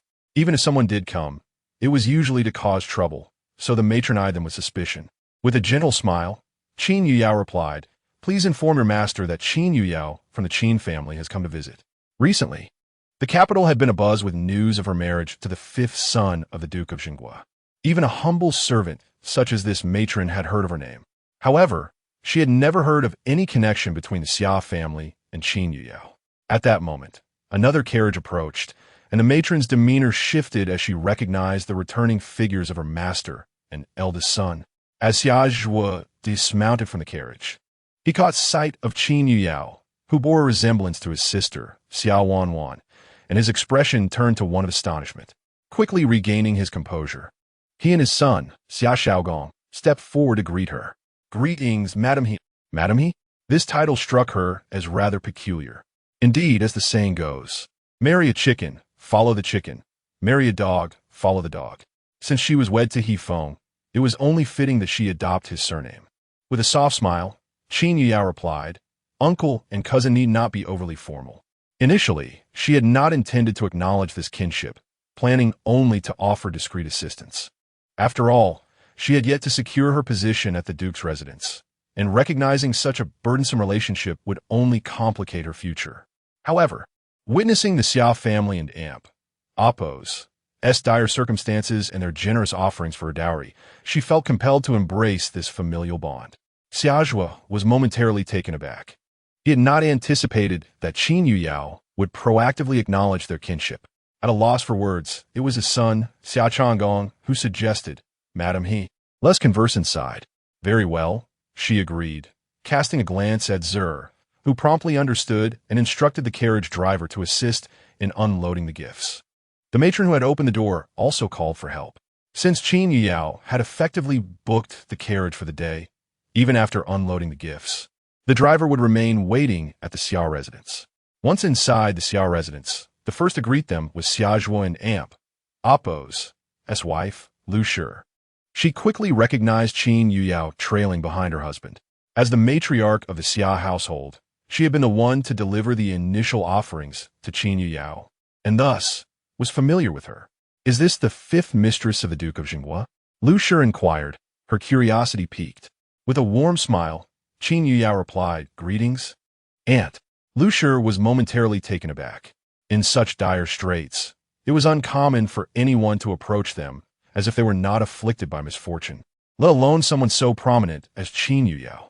Lu Shi herself had once come from a distinguished background, enjoying a favored position in her family until their fall from grace severed ties with her natal home. Come in, Lu Shi warmly urged. "Let us sit inside, and I shall prepare tea." Zhengguo interjected, "Allow me to entertain. You should summon everyone else in the household to meet her." "Very well." Lu Shi acquiesced and set off to gather the household. Not long after Qin Yuyao followed Zhengguo into the main courtyard, the residents of the Xia household began to emerge. Although Qin Yuyao had addressed him as uncle, Zhengguo opted to exercise caution in his introductions. He believed that even if Qin Yuyao desired to acknowledge their kinship, it should be done subtly for the sake of her reputation. Thus, when introducing her, he said, "This is the wife of the fifth son of the Duke of Zhengguo. She is distantly related to our family. You may address her as Madam He." Upon hearing her husband's words, Lu Shi understood his reluctance to fully embrace this familial connection, fearing it might bring trouble to Qin Yuyao. Though somewhat disappointed, she complied, saying, "You all should greet Madam He properly." Seeing their deference, Qin Yuyao nodded in acknowledgement, realizing she was not fully prepared for such a situation. While she had to recognize this kinship, she resolved to wait until she was strong enough to celebrate it grandly. The second branch of the family, the Lan clan, was somewhat aware of Qin Yuyao and Amp Oppo's identity, having previously opposed the Xia family's lavish dowry when she was married. Their suspicions proved correct, despite their attempts to ingratiate themselves. It was clear that she had no interest in claiming them as kin, still regarding them as distant relatives. It was evident that her mother, Xia Wanwan, a legitimate daughter of the Xia family, bore the brunt of the family and Amp Oppo's decline, which ultimately led to the hardships they now faced. Chapter 11. A distant relative in need, what assistance can they offer the Xia family? Furthermore, what state is the Xia family in? There are scarcely any servants in the household, yet they strive to maintain appearances, giving away 2 estates worth several thousand taels and a promissory note for 10,000 taels of silver. These items nearly equate to the annual expenditures of the Xia family. While they engage in casual conversation, Zier, with the aid of the coachman and the Xia family and Amp, Oppos, as servants, brings in all the gifts prepared by Qin Yuyao. When Lansher sees the abundance of gifts, her eyes brighten. It seems Qin Yuyao possesses a modicum of conscience. These gifts must be worth a considerable sum, likely amounting to at least 10,000 taels of silver. After all, each gift bears a label from the Baibao Pavilion. Qin Yuyao first produces 6 red envelopes, addressing Lu Shi and Xiazhua, stating that she has prepared a little something for the 6 children of the Xia family. Lu Shi smiles and instructs the children present to thank Madame He. Although the Xia family has 6 children, only 3 are present. The eldest son from the main branch, Xia Changgong, steps forward first, feeling a bit awkward. Madame He, I'm rather grown up now. I sent it inappropriate to receive red envelopes? Qin Yuyao chuckles. Nonsense. Of course it's appropriate. I initially intended to buy you gifts and clothing, but since I was unaware of your sizes, I opted for red envelopes instead. Noticing his reluctance, she feigns annoyance. If you want tea, take it. It's as if you refuse to acknowledge me as your relative. Under the urging of his parents, Xia Changgong accepts the envelope. Next, the eldest daughter, Xia Changman, and the illegitimate son, Xia Changyu, approach for their envelopes. Meanwhile, the legitimate son from the second branch and the legitimate second son from the main branch are still at the academy, and a daughter from the main branch has already married. Qin Yuyao hands the remaining 3 red envelopes to Lu Shi. Please pass these on to them when you see them. Lu Shi casually gives 1 envelope to Lan Shi. This one is for your son. You can pass it on yourself.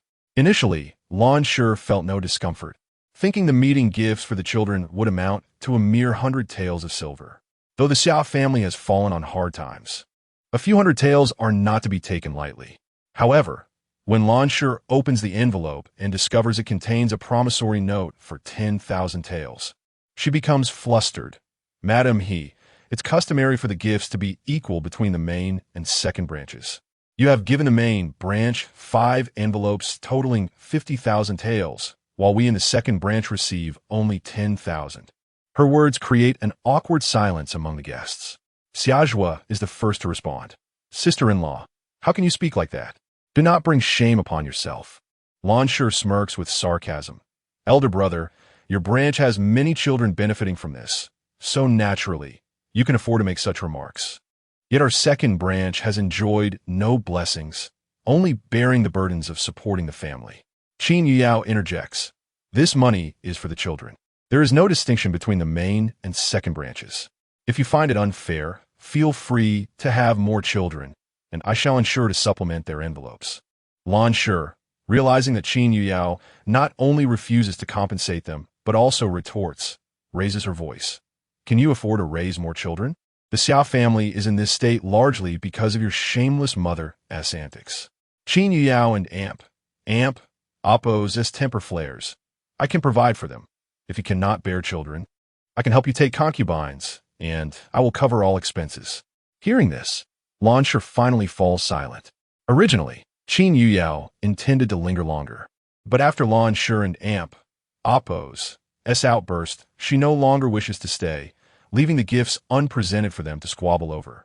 Even the generous envelopes intended for her aunts, each amounting to 100,000 taels, remain unbestowed. Such is the nature of human relations. Kindness may be met with enmity. Had she presented each child with a mere 100 taels, perhaps Lan Shi would not have been so miserly. Money must be spent wisely.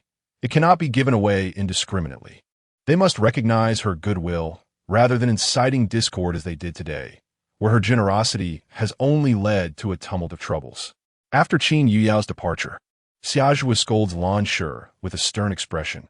Sister-in-law, are you intent on making our lives even more difficult? How could you speak to Madame He in such a manner? I shall report this to your husband. Lu Shi, with a cold demeanor, adds, Sister-in-law, You often voice your grievances about this family and express discontent towards me. Perhaps it is time to consider separation. Feeling aggrieved. Launcher and amp.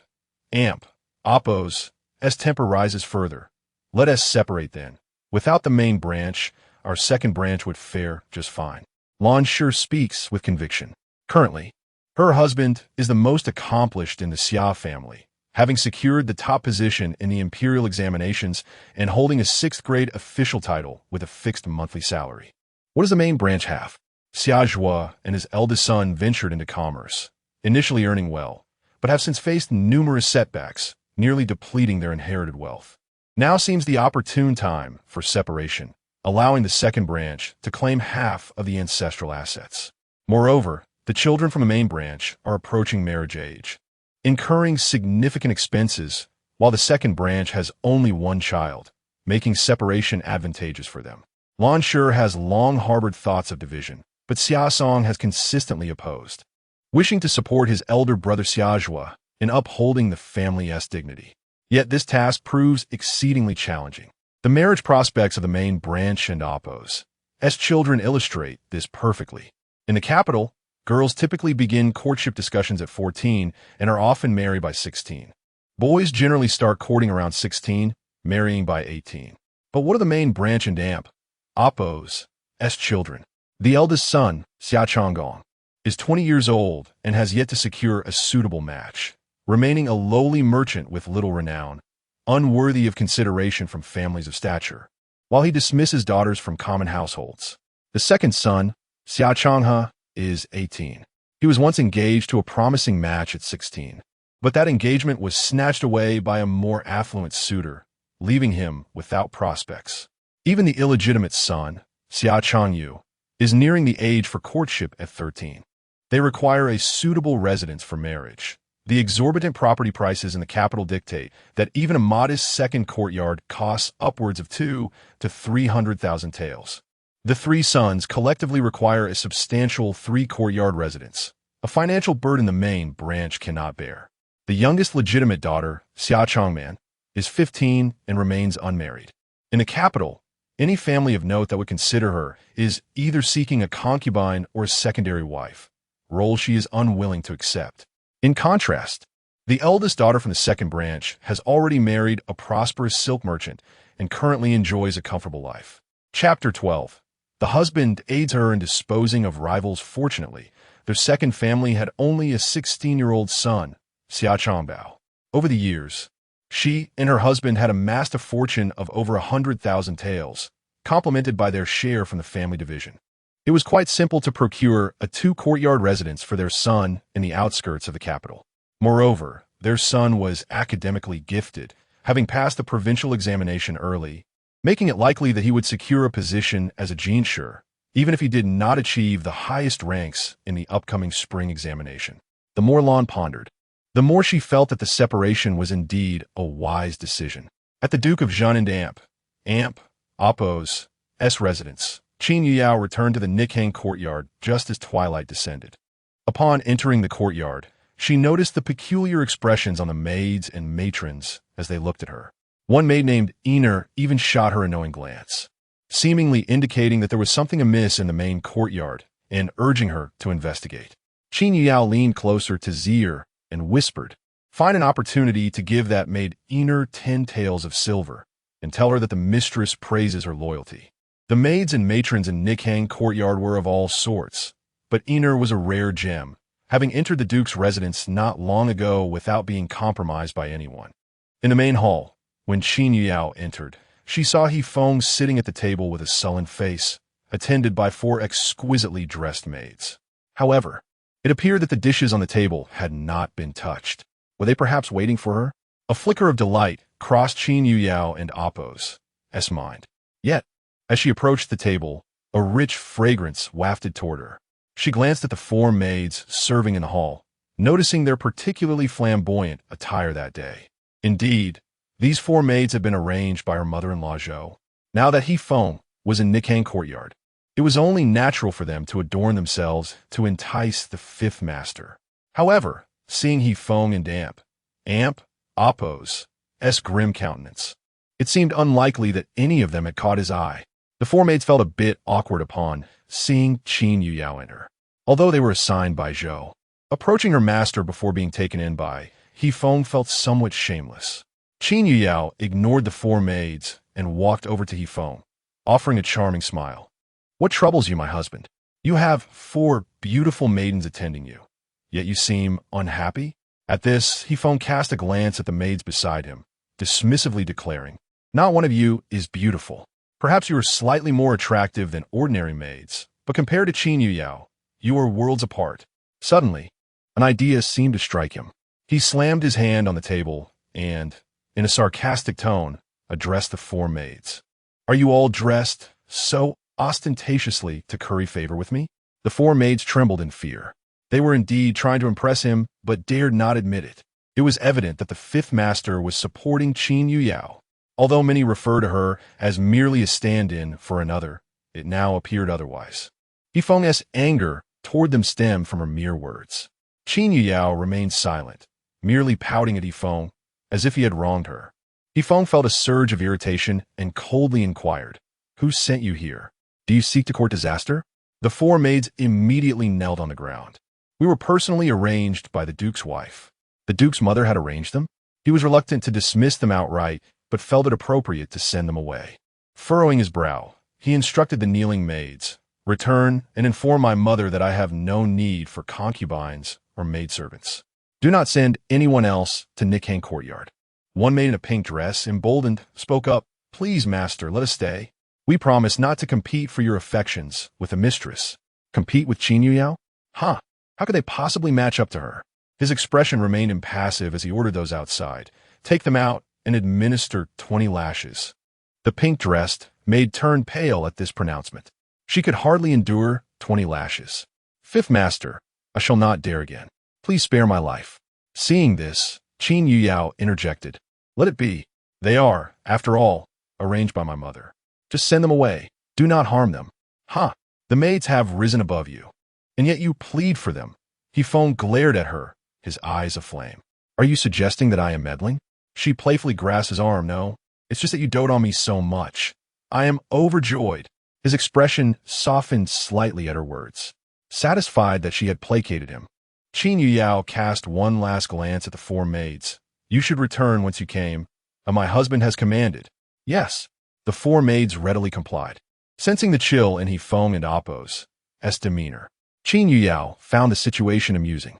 It was not that she was indifferent or unjealous. Rather, she knew that even she could not sway that influential figure, let alone these 4 maids. Instead, it would be wiser to adopt a magnanimous attitude and cultivate an image of grace. After all, with the stewardess around, this incident would surely reach her mother-in-law, Zhou. Once the maids had exited, Qin Yuyao pulled Hifeng down to sit beside her. "I see the food has gone cold. Why have you not eaten?" "I was waiting for you," he admitted, somewhat chagrined. Waiting for her? Qin Yuyao was about to remind him that they had agreed to be affectionate for just 3 days, after which they would return to their separate lives. She had assumed he would ignore her upon her return, yet here he was, waiting for her to dine with him. Indeed, this man was after her body. In their previous 3 years of marriage, they had never shared a meal unless it was a holiday or a mandatory gathering. At this moment, Hifeng seemed to realize something and defended himself. "I believe that since we agreed to 3 days, it should be a complete 3 days. How adept you are at justifying yourself." Qin Yuyao chuckled. Earlier that day, she had made it clear on the street. From now on, we need not pretend. Yet, this was precisely what she desired. Laughing heartily, she planted a kiss on his cheek. "I adore you." His ears flushed crimson, and he muttered under his breath, "Shameless." She did not hold it against the proud man and cheerfully inquired, "How is it shameless to kiss my own husband? From now on, refrain from such remarks, particularly in public." Qin Yuyao playfully licked her cherry-red lips. "So, what you mean is, it is permissible when it is just the 2 of us." Gazing at her enchanting lips, Hifeng felt a rush of heat surge through him. He grasped her shoulder with one hand while the other found its way to the nape of her neck, and he leaned in, claiming her luscious lips in a fervent kiss. Chapter 13. Organizing her wealth, the kiss lingered until both were breathless, observing her enchanting gaze. Hifeng could not resist drawing Qin Yuyao back into his embrace. "What business do you have at the side branch of the Yongping Marquis's residence this afternoon?" he inquired. Qin Yuyao pouted. "Who says they are a side branch? They should be considered the legitimate line." He phoned in Appo's. Eyes sparkled with curiosity. "Do you have ties to them?" "Yes. To a certain extent, through my mother," she replied. He phoned gazed intently, awaiting her elaboration. However, Qin Yuyao unexpectedly shifted the topic. "How do you know where I went? Were you following me?" The man turned his head away, somewhat awkwardly stating, "I would never engage in such a trivial pursuit," though he denied it verbally. Internally, he phoned mused, "I did not follow her, but surely my hidden guards could." Seeing his proud demeanor, Qin Yuyao wrapped her arms around his neck and kissed him. Yet, he phoned, with a stern expression, pushed her hand away. "Let's dine first." Her eyes brightened instantly. "So, does that mean after dinner?" "Yes," he affirmed. His ears and face flushed crimson like a warrior's. He phoned understood that this was not ideal. They had previously agreed to act as a loving couple for just 3 days.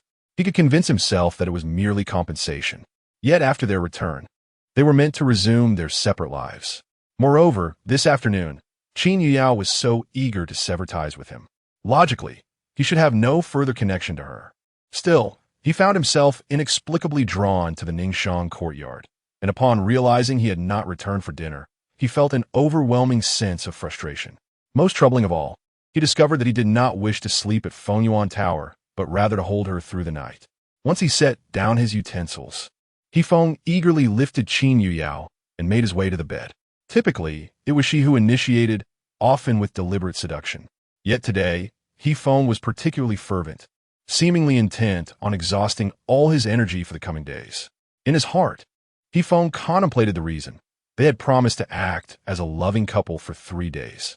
After tomorrow, he would have no justification to remain. Otherwise, he would betray the one he cherished. It seemed he could not restrain his own desires.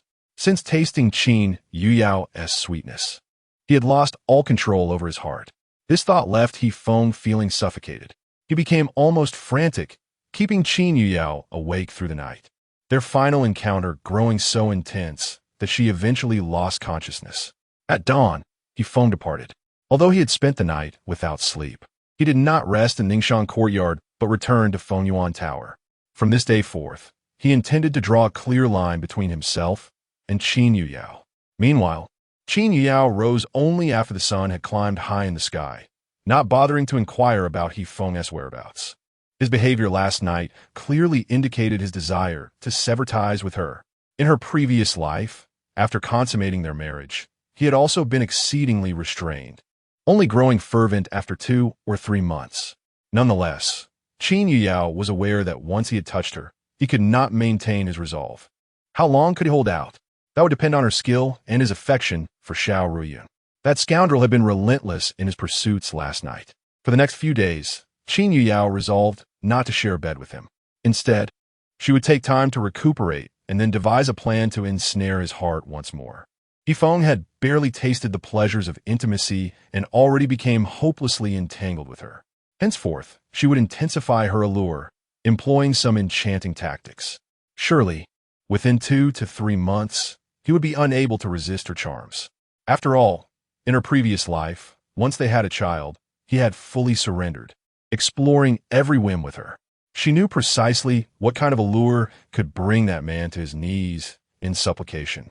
Today marked the 4th day of their marriage. After her meal, Qin Yuyao began to organize her dowry and personal fortune. Her assets were divided into 3 parts. One portion consisted of the dowry provided by the Qin family, along with contributions from relatives and friends. The Qin family had gifted her 3 shops, and her relatives had bestowed around 120,000 taels in silver. Additionally, her brother the heir had given her 1 million taels, though she had spent about 100,000 taels visiting her uncle and others. Furthermore, she owned 2 estates and a collection of jewelry. The second portion comprised a betrothal gift from the Duke of Zhengguo's household, all of which had been returned. Despite her humble origins, her mother-in-law, Lady Zhou, managed the household, ensuring that her dowry was substantial. The Duke and Appo's residence included 2 separate courtyards in the capital and 5 shops under its name. An abundance of jewelry, antiques, and paintings was at her disposal, along with 100 acres of fertile land located in the outskirts of the capital, which was particularly valuable. The final portion was Qin Yuyao and Appo's as personal savings, which was modest, totaling only around 30,000 taels. All the gold, silver, jewelry, and antiques were registered in her name as part of her dowry and stored in her private vault. After calculating, Qin Yuyao realized she had a total of 105,000 taels in silver at her disposal. Beyond that, she needed to manage 8 shops, 2 estates, 100 acres of farmland, and also visit the 2 courtyards in the capital. No, it was actually 9 shops, as she had successfully convinced Tifeng to give her a jewelry shop. Managing so many establishments was quite a task. Though Qin Yuyao was not particularly skilled in business, her medical expertise was commendable, and she had a penchant for researching women in Appo's health and beauty. In her previous life, to care for her mother-in-law, she had entrusted her shops to others for management, dedicating herself to studying medicine and culinary herbs. In this life, Qin Yuyao was determined not to remain confined to the inner chambers, embroiled in the intrigues of women. She aspired to forge her own path. If in this life, she still could not surpass Xiao Riyun, and if Yifeng ultimately sought the throne, she would voluntarily leave the Duke of Zhengguo's household. However, leaving the Duke's residence required her to possess sufficient power and wealth to thrive independently. Power was not easily attained, but wealth could be cultivated. Even if she lacked business acumen, having lived a previous life, she was aware of the opportune moments to profit. For instance, this year, there would be a snow disaster and an epidemic in the 12th month, leading grain merchants and those dealing in medicinal herbs to make a fortune. Qin Yuyao aimed to invest her efforts in this regard. The heroine does not profit from national calamities. She only seeks to earn from the unscrupulous price gouging of merchants. She had married at the end of the lunar month of October. Now, it was early November, meaning less than a month remained until the heavy snow would arrive. The snowfall was expected to commence on the 2nd day of the 12th month and continue until the 16th, pausing for 5 days before returning with a 3-day bout of hail and snow, concluding on the 24th. During the heavy snowfall, many would succumb to colds and fevers, leading to an epidemic. While the capital's nobility and affluent families would be minimally affected, many in the countryside would face starvation, and entire villages could perish from the plague. Chapter 14. Dining separately from my husband. If the tragedies of my past life were to be repeated, would it not be within my power to aid some of the unfortunate souls? The foundation for helping others lies in one and Appo's own financial stability. Qin Yuyao believed that with the 1 million taels of silver she possessed, she could stockpile medicinal herbs and grains. It is well known that during times of natural disasters and plagues, the prices of both food and medicine skyrocket, often by more than tenfold, and at times, even by several tens of times. By amassing 1 million taels worth of grains and herbs, she could potentially reap profits exceeding 10 million taels. The sensation of sudden wealth was exhilarating. Acquiring medicinal herbs was a straightforward endeavor. The Qin family had a long-standing legacy in the medical field, with a history spanning several centuries. Presently, they operated 7 or 8 medical establishments and possessed over 20 apothecaries, with a substantial quantity of herbs cultivated in their ancestral home. Most of the shops and clinics were located in their homeland, Yingchuan, where the Qin family had originally prospered, boasting 1,000 acres of medicinal fields and 3 hills of fertile land. Although their control over medicinal supplies in the capital was limited, in Yingchuan they held absolute dominance, even regulating the prices of herbs. In Yingchuan, the Qin family did not need to venture out to procure herbs. Merchants would eagerly deliver their goods to them. Furthermore, should the family require a stockpile of certain herbs, they could swiftly acquire 70 to 80% of the local supply, with neighboring counties' merchants also eager to bring their wares. Such was the influence of a century-old medical dynasty. Stockpiling grains, however, would require more effort. First, she needed to find a trustworthy individual, ideally someone seasoned and familiar with grain prices across the land. Throughout one afternoon, Qin Yuyao organized her private possessions and planned for the future. It was not long before Zier called her for dinner. "Madam, the kitchen has sent the evening meal, but it is half the usual amount, as the other half has been sent to Fengyuan Tower." Qin Yuyao replied nonchalantly, "I understand." This outcome was already a significant improvement compared to her previous life. After all, in her past existence, she had only been entitled to a servantess share, often having to pay for her own meals from the kitchen shortly after her marriage. Although she could accept this arrangement, a sense of disappointment lingered in her heart. She feigned nonchalance and said to Zir, "Join me for dinner today." Zir frowned. "Madam, are you not concerned? Does the fifth young master intend for you to dine separately?" Qin Yao did not respond directly, instead saying, "Let us see what food is available." Soon, she surveyed the dishes on the table. 3 vegetarian dishes, 2 meat dishes, a bowl of winter melon and pork rib soup, and 2 small plates of pastries. Not bad. However, it paled in comparison to when He-Feng was present. At the very least, when the 5th young master dined in the Nijong courtyard, there would be a spread of over a dozen dishes, not including pastries and fruits. During the meal, although Qin Yao wore a smile, her heart felt heavy. Halfway through, she instructed her maid to inform the kitchen, "From now on, prepare only my share. There is no need to take half from He-Feng." The Duke's residence was large, and each master had their own share. Since Qin Yao and He-Feng had only recently married, the kitchen had assumed they would dine together, thus combining their meals. She knew that her individual share might not be as satisfactory as what she received from He-Feng, and she could already anticipate the scornful remarks from her noble sisters-in-law. Undoubtedly, they would say things like, "She is truly useless, wanting to dine separately from her husband so soon after marriage. Alas, she is merely a substitute. How much weight can she carry?" Seeing her struggle would bring them joy, sparing them from being overshadowed by a woman of such lowly origins. In her past life, she had overheard those highborn sisters-in-law express such sentiments numerous times. The first 4 sisters-in-law always dined with their husbands whenever he was home, and even in his absence, his share would be sent to them. Take the eldest young master, for instance. Even when he elevated a princess to a concubine, the food would still be delivered to the legitimate wife. When the eldest young master was home, he typically dined with his primary wife, and even if he occasionally visited the princess, the provisions would be reserved for his legitimate spouse. In the Duke and Appo's residence, it was primarily the concubines and secondary wives who dined separately. How fortunate for Qin Yao to have earned such a privilege. Yet, she would not subject herself to the same indignity as in her previous life. She must establish her own kitchen, cooking whatever her heart desired. As for the meals sent from the kitchen, she would indulge if they suited her palate, or otherwise distribute them among the servants.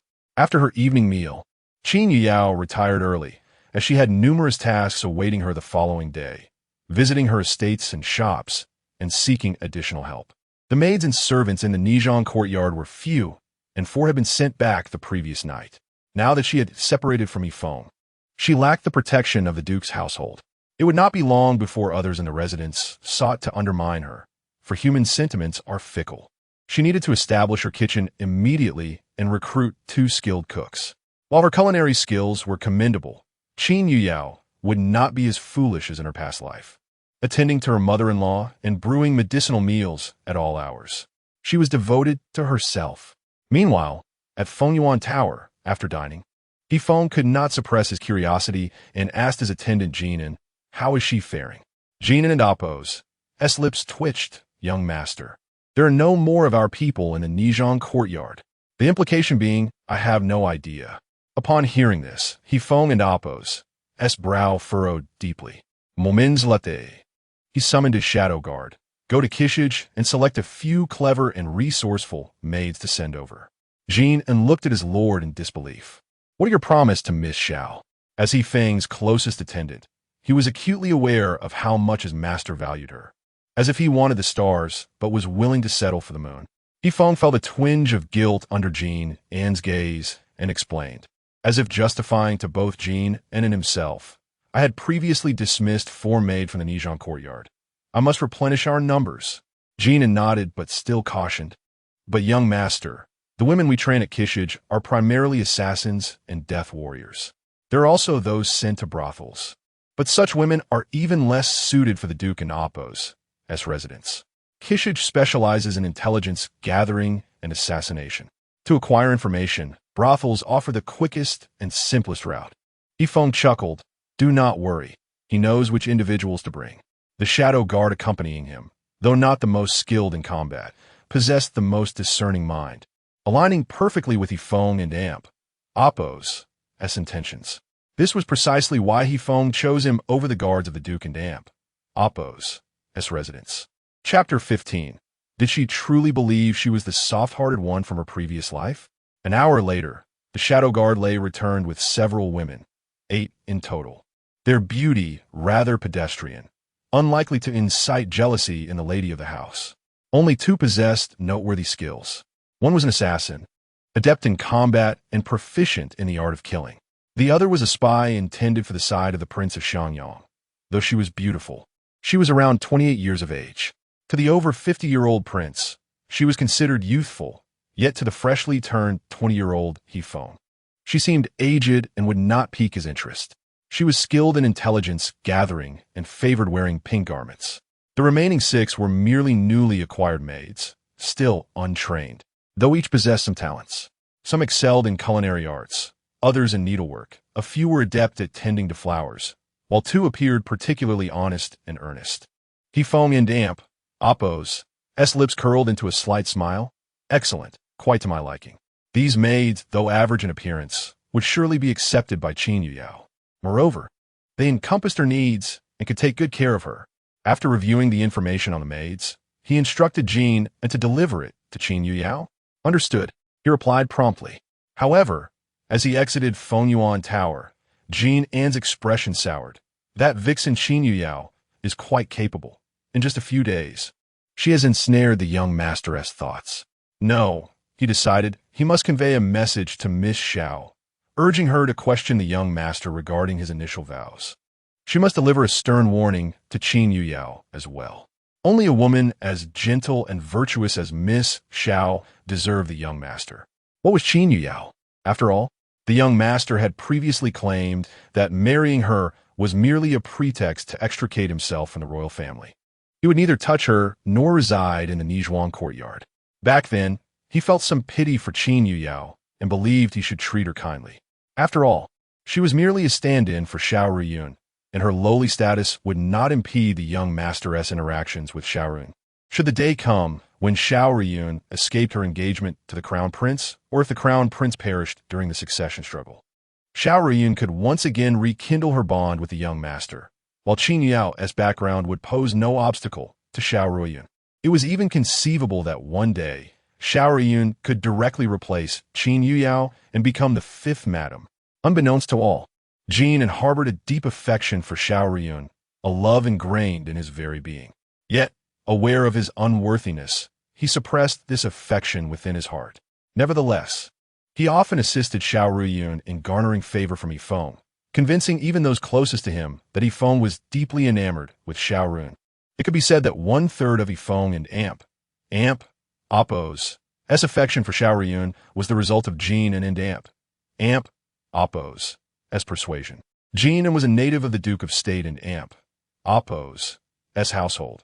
His father served as the steward, and his mother was the head of the kitchen.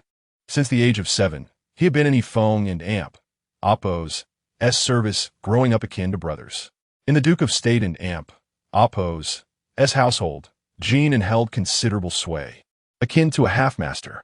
At the Nizhuang courtyard, when Jin arrived, Qin Yuyao was already asleep. Zi'er approached to attend to him. Please, leave these maids to me. Our lady has retired for the night, and will be informed tomorrow. Absolutely not. Jin narrowed his eyes, his tone unyieldingly firm. My young master has specific instructions. The lady must be present. Zi'er, visibly irritated, could only force a smile as she replied, Very well, I shall awaken the lady. Qin Yuyao was in deep slumber when she felt someone shaking her. Upon opening her eyes, she saw Z and Amp, Appo's, with red-rimmed eyes. What troubles you? Qin Yuyao asked, rubbing her forehead. I simply feel that the 5th young master is bullying us, ordering even a servant to command the lady. Z replied, her voice trembling. What has transpired? Qin Yuyao and Amp, Appo's expression changed dramatically. It was that Jin who sent several maids. When I informed him that the lady was resting, he insisted on waking you, claiming he had matters to discuss. As she spoke, her voice quivered, Yet he spoke in such a commanding tone, demanding you rise. Qin Yuyao fell silent. Outside, Jean Ann's voice rang out, even rising to a shout. "Madam, hurry up. I need to return to serve my young master."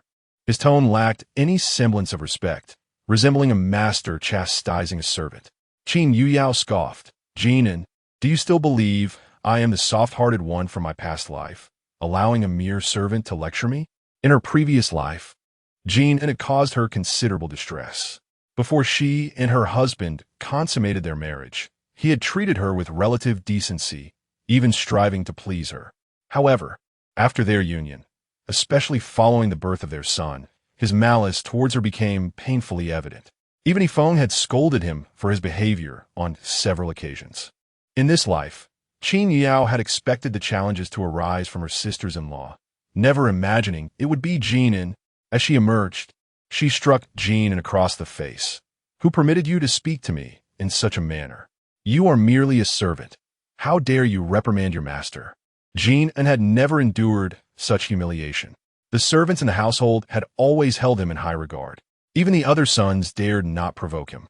Any punishment required the fifth young master's consent, and the fifth young master had always favored him, never having struck him before. At this moment, he longed to retaliate. Yet he recognized that Qin Yuyao was his superior, and he could not defy her. Instead, he shot her a venomous glare and stormed back towards Fengyuan Tower to lodge a complaint. He would exact tenfold, even 100-fold, revenge on Qin Yuyao for this slap. Just as Yifeng was about to undress for bed, Jean Ann burst in, covering his face. "Young master, you must take my side. The madam slapped me." Yifeng and Appo's expression turned icy. Jean Ann was his subordinate. Striking him was tantamount to striking himself. He had been too indulgent with that woman. However, Yifeng furrowed his brow and looked at Jean Ann. "Why did she strike you?" "I merely delivered the maids, and wish to see the madam to explain their origins and skills." Who would have thought? Perhaps it is due to the madam's jealousy over your feelings for Miss Xiao that she took her anger out on me. Suddenly, the sound of clapping rang out. I never knew that Jean Ann possessed such eloquence. He can turn black into white. At that moment, Qin Yao was clad only in a vibrant red undergarment, wearing a loose garment over it, draped with a white cloak that, though wrapped tightly, revealed little. As she clapped, the cloak slipped from her shoulders, exposing her fair neck and a hint of her delicate shoulder. Yifeng and Appo's gaze deepened. Qin Yuyao had dared to strike that slap, indicating she had already devised her counter. Though she had been thoroughly exhausted over the days, she had not wished to act so swiftly, yet someone had forced her hand. Chapter 16. The Lady and Appo's importance at the fifth young master's place. The man hastened a few steps, swiftly arriving beside Qin Yuyao to adjust her cloak. He then cast a cold glance at Jean Ann, commanding, "You may leave." "Young master." Jean Ann, oblivious to Yifeng and Appo's jealousy, attempted to justify himself. But Yifeng was not inclined to grant him that opportunity, his tone growing colder still. "Leave." Reluctantly, Jean Ann stepped outside, only to strike the wall with two fists in frustration. He had not anticipated Qin Yuyao would follow him, nor that she would accuse him upon her arrival. Even more shocking was the young master's disbelief in him, compelling him to exit. Zi'er, witnessing this exchange, shot a provocative glance at Jean Ann. Though she said nothing, her eyes conveyed a clear message. "What if my master slapped you?" The lady remains the most significant at the fifth young master's side. Jean Ann returned her gaze, a cryptic smile curling at the corners of his mouth as he walked towards the door. In his heart, he mused that even if he could not compare with that enchanting Qin Yuyao, what of Miss Xiao? Surely this pair of master and servant were celebrating prematurely. He would inform Xiao Ruiyun, revealing how that shameless woman was ensnaring their young master. At Fengyuan Tower, in the master bedroom, Yifeng pushed Qin Yuyao away once the two servants had departed. Even if you're not of noble birth, you should at least be aware of propriety.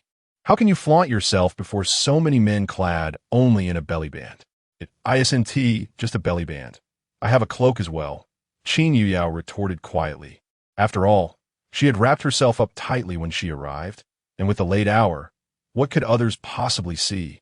Despite the cloak and Appo's tightness, Her alluring figure was unmistakable, particularly her bosom. Do you dare to retort? Is it that you cannot do without a man? Dressing like this, who do you wish to entice? Tears streamed down Qin Yuyao's face. Previously, her eyes had reddened from her own grasp, but now she truly wept. Seeing her tear-streaked visage, he Feng and Amp, Oppos, as heart softened. You struck someone, yet you feel wronged? Did you not intend to humiliate me? Knowing full well, I had already retired for the night. You allowed a servant to order me to rise. When I took my time dressing, he shouted at me. She bit her lip tightly, tears cascading down. Otherwise, do you think I would appear like this? Noticing her nearly biting her lip raw, he Feng became unsettled. He had never been so harsh with himself, and she certainly should not be.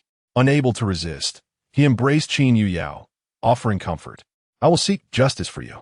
However, Fengyuan Tower has never hosted a woman. Perhaps Jin is unaware of the decorum. Even if he is, does he have the right to shout at me? Command me? Qin Yuyao sobbed more fiercely. Even if I lack your affection, I am still the mistress of the Duke's residence. He is committing an offense. I will punish him, the man assured, patting her back to soothe her. Please, cease your tears. You may have misunderstood him. He was merely following my instructions to send you a maid. Fine, for your sake. I shall overlook it, Qin Yuyao replied, gasping between sobs. But tonight, I want to hold you as I sleep. Looking into her glistening eyes and pitiful expression, he Feng could only acquiesce. The young lady climbed onto the bed, lacking her usual fervor, simply lying quietly in his embrace. Even as she drifted off, her soft sobs could be heard. He Feng admitted his heart ached for her. This feeling of tenderness surpassed even the physical intimacy they shared. He gently patted Qin Yuyao's back, tucking her in, as an indescribable emotion burgeoned within him. Meanwhile, the ostensibly asleep Qin Yuyao wore a victorious smile. Things were proceeding even more smoothly than she had anticipated. Initially, she thought she would have to exert considerable effort to please him in bed, yet here she was nestled in Fengyuan Tower without having to do anything at all. In her previous life, she had never once slept in Fengyuan Tower. Indeed, those who could cry and play the victim were rewarded with sweetness. Qin Yuyao, initially drowsy, found herself even more fatigued after the commotion and soon fell into a deep slumber.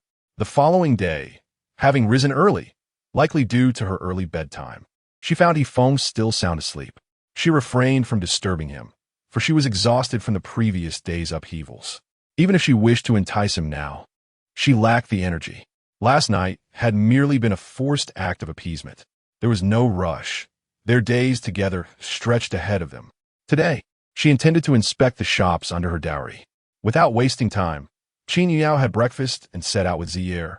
As for the 8 maids He Feng had sent, she planned to set them aside for the moment. In truth, she was quite familiar with the shops provided by her family. The primary focus today was to examine the 5 shops presented as her betrothal gifts from the Duke's residence.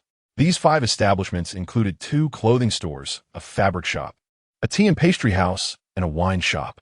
For her first stop, Qin Yuyao chose the fabric shop. Her decision stemmed from memories of her past life, wherein this shop had never been particularly profitable and even incurred losses at times. Previously, she had devoted herself to being the virtuous wife and mother within the residence, neglecting to inspect these shops, only occasionally summoning a few managers to review their accounts. Upon entering the shop with Zier, they waited for a considerable time before a shop assistant approached. Madam, are you here to purchase fabric? The shop had few customers, yet the assistant seemed lackadaisical despite the presence of 4 or 5 staff members. Qin Yuyao shook her head. Call your manager. Madam, our manager is not someone you can summon at will, the assistant retorted dismissively. Zier interjected ominously. This lady is the 5th madam of the Duke's residence, the owner of the shop. You may now go and fetch the manager. Upon realizing she was the 5th madam, the assistant quickly donned a fawning smile. Please wait, madam. I shall summon the manager immediately. Shortly, the manager emerged, appearing to be around 30, portly, and swaying unsteadily, a clear sign of having indulged in drink. Why aren't you attending to business in broad daylight? Qin Yuyao's tone was stern. The manager chuckled nonchalantly, there are not many customers. So I took a moment to enjoy a drink in the private room. A devilish smile crept on a Qin Yuyao and Appo's lips. So, it seems I'm at fault then. The manager, dismissing her, replied, Madam, I am usually quite diligent in my work. An occasional lapse is not a grave matter. A glint of icy determination flickered in Qin Yuyao's eyes. If that is the case, then bring me the account books for my review. The manager's heart sank, and he hesitated. Madam, the accounts are not prepared until the end of the month. It is not yet time. Qin Yuyao slammed her hand on the table. If I command you to present the account books, you shall do so. Why all this unnecessary chatter? The manager steeled himself. Madam, this fabric shop was not part of your dowry. You have no authority to inspect the accounts. Qin Yuyao and Appo's smile widened. Well, did I not once possess that authority? Do I not possess it now? Of course. Qin Yuyao stated coolly. Then I shall dismiss you at once. Hand over the account books, and you may leave. Chapter 17. Is the deficit in the accounts due to her? Madam, you cannot act in such a manner. I am the nephew of the esteemed steward of the Duke and Appo's residence, the plump shopkeeper threatened. The steward, originally without the surname he, had been granted that name due to his significant standing within the Duke and Appo's household. As the steward and Appo's nephew, the shopkeeper felt a sense of pride, even considering it a point of boast. Qin Yuyao shook her head in understanding. She wondered why a mere shopkeeper dared to confront her so boldly. It turned out he had powerful connections. However, this particular plump shopkeeper had chosen his allies poorly. The steward of the Duke and Appo's residence was a trusted confidant of the Duke himself. Yet, the Duke, Hyong, was often stationed at the borders, and currently, the steward was loyal to her mother-in-law, Madame Zhou. Qin Yuyao was not particularly intimidated. After all, she was the beloved daughter-in-law of Madame Zhou, who would surely not allow a mere steward to bully her. Had it not been for the incident involving Qin Yuyao might have considered sparing the shopkeeper some dignity. But circumstances had changed. She had already offended the steward's own son. Why should she fear offending a mere nephew? No matter who supported him, it was unacceptable to drink on the job, argue with one and Appo's superior, and tamper with the accounts. With a cold expression, Qin Yuyao declared, You are fortunate to only face dismissal, which is already a concession considering your uncle and Appo's position. The plump shopkeeper retorted defiantly, Fifth Madam, how can you claim there are discrepancies in the accounts when you have not even examined them? Qin Yuyao remained silent, a faint smile gracing her lips, observing the tension. Z and Appo's stepped forward to challenge. If there are no discrepancies, then why not present the accounts? The shopkeeper scoffed, Since Fifth Madam insists, I shall retrieve them at once. Although he had embezzled a considerable sum, the accounts had been meticulously balanced. Moreover, the person responsible for the records was someone Qin Yuyao could not afford to offend. Soon, the accounts were brought forth by the plump shopkeeper, who, as he handed them over, could not suppress a glint of mockery in his eyes. Qin Yuyao feigned ignorance of his expression and opened the ledger. The accounts seemed devoid of issues. The reported losses were merely due to a fixed amount of credit extended each month, signed by none other than the last person she wished to see, Xiaoyun. The shopkeeper noticed the subtle shift in Qin Yuyao and Appo's demeanor, and a sense of triumph washed over him. He added, Madam, these debts are truly not my concern. The fabric on credit was taken by Miss Xiao, and young master instructed that her debts need not be collected. Oh, she replied nonchalantly. Qin Yuyao recognized the shopkeeper and Appo's intent to provoke her. He merely wished to witness her humiliation. Yet, she remained unfazed. If this fabric shop is unprofitable, then let it close. I had initially intended to open a medicinal cuisine establishment, and this shop in Appo's size would serve perfectly. The shopkeeper felt a pang of anxiety and urged, Fifth Madam, this fabric shop is a wedding gift from the Duke and Appo's residence. How can you simply sell it?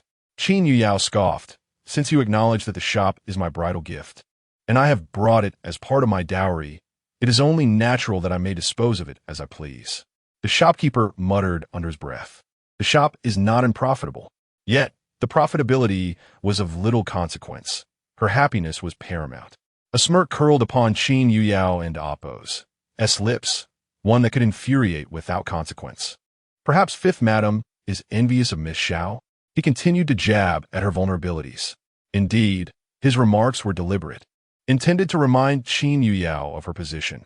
She was but a substitute, nothing more, and he relished in her arrogance. Qin Yuyao chose to ignore the plump shopkeeper. She proceeded to distribute this month and Appo's wages to both the shopkeeper and the fabric shop and Appo's staff, directing them to seek their fortunes elsewhere. Once they had all been dismissed, she resolved to shut down the shop. It was not merely for business reasons. It was a personal affront that Xiao Riyun frequented this establishment. How infuriating! Her husband treated Xiao Riyun with such kindness, retrieving over 1,000 taels of fabric from the shop he had gifted her each month without the need for payment. It was utterly maddening. Even though she had to pay for fabric at the shop, the prices were comparatively low as she had financed the initial purchase. What right did Xiao Riyun have? When Qin Yuyao had asked that good-for-nothing man to support her, he had only been willing to provide 1,000 taels, which encompassed all living expenses and social obligations. Although he eventually granted her 10,000 taels monthly for household expenses, she had to shamelessly wrangle that amount from him. But Xiao Riyun? She was not the wife of Yifeng, yet she received over 1,000 taels in fabric each month. Chapter 18. The jealous childhood friend of the dogman, however, merely closing the fabric shop would not suffice, as it was her own enterprise that required assistance in management. Even if she were to transform the fabric shop into a medicinal cuisine establishment, the stored fabrics would first need to be dealt with, followed by renovations and the hiring of skilled chefs specializing in medicinal dishes. All these tasks demanded a considerable workforce, yet at present, it seemed she had no available hands. At the Four Seas restaurant, Xiao Riyun arrived early to the elegant Tianzi room, and upon her arrival, she made sure to send a message to Yifeng. "I am waiting for you." The clientele at the restaurant was sparse, yet each patron exuded an air of sophistication. For the establishment was indeed tailored by Yifeng for the appreciation of romance and elegance. Situated in the most bustling area of the capital, the Four Seas restaurant was frequented by a steady stream of passers-by, yet it retained an atmosphere of serene intoxication, as if the world around was inebriated while she remained sober. Although the restaurant was modest in size and its patrons few, it held a prestigious position in the capital, accessible only to those of exceptional talent, be they masters of music, chess, calligraphy, painting, or poetry. Yifeng and Xiao Riyun, being the foremost talents of the capital, naturally possessed the privilege to dine in the most opulent Tianzi room. The owner of the Four Seas restaurant was none other than Yifeng himself, and most of the guests were those with whom he shared close ties. To dine in the Tianzi room was to step into Yifeng and Appo's life and social circle. Take Qin Yuying, for instance. She had pursued Yifeng for 3 years, yet had never set foot in the Tianzi room, simply because she did not meet the qualifications to do so. At that moment, in the Tianzi room, 4 individuals were seated around a Zeton wood tea table. Xiao Riyun, Yifeng, the young Marquis Ning, and the eldest son of the Ouyang family. They were dear friends, often engaging in lively conversation. As Xiao Riyun brewed tea, she sorrowfully remarked, "I heard that the 5th young master and his wife are quite enamored with each other, spending every moment together since their marriage." Yifeng felt a pang of unease. Previously, he had assured Xiao Riyun, "As long as you are not married to the crown prince, I shall not consummate with her." Hearing her words, it was evident she was aware of his liaison with Qin Yuying, which indeed was a betrayal of his promise. Yifeng had intended to explain that his relationship with her was merely a facade, but he hesitated, fearing that any clarification might sever their connection. Uncharacteristically, he fabricated a tale for Xiao Riyun. "My mother has threatened me with death to provide her with a grandchild. You know, the Duke and Appo's household appears harmonious, yet it has been rife with strife for years." Upon hearing this, Xiao Riyun found it difficult to respond. She had always been gentle and understanding, unwilling to drive a wedge between Yifeng and his mother. Pausing in her tea pouring, she eventually managed to say, "As long as you are well, I shall find solace in that. To others, It seemed as though Xiao Riyun was on the verge of tears, yet she maintained a faade of a smile. Her retreating demeanor only deepened He Feng's guilt. Ultimately, he could not bear her distress and reassured her. I will only play the role of a loving husband to Qin Yueying for these few days and will not engage with her afterwards. Am I being too selfish? She appears immensely pleased, yet in public, she feigns discontent, proclaiming her unwillingness, all because of her profound affection for me. The young Marquis Ning and the eldest son of the Ouyang family, being He Feng and Amp, Oppos, as close friends, sought to support him with words, mostly aimed at comforting Xiao Riyun. However, the atmosphere grew increasingly heavy with the weight of their conversation. After making his promise, He Feng felt a wave of discomfort wash over him, prompting him to seek an excuse to depart with the eldest son of the Ouyang family. Chapter 19. Provocation by the Dogman and Amp. Amp, Oppos, young plum blossom, Xiao Riyun sneered inwardly, pondering the pretense of discussing matters.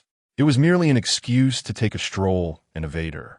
Their usual negotiations transpired within the confines of this tavern.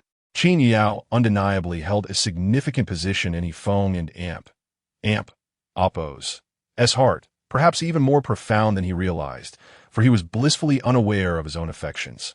Since he sought to avoid her, Xiao Riyun feigned ignorance and departed. After all, she had already compelled He Feng to cease his indulgence in that woman. Beyond this, she dared not demand more, fearing that pressing too hard might yield adverse results. Nevertheless, as Xiao Riyun exited the tavern, a pang of bitterness gripped her heart.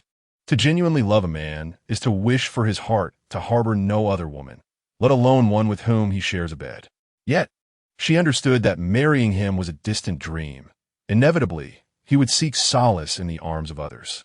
However, her heart remained small and selfish. Even if their future together was bleak, she longed for He Feng to love her wholeheartedly before she wed another.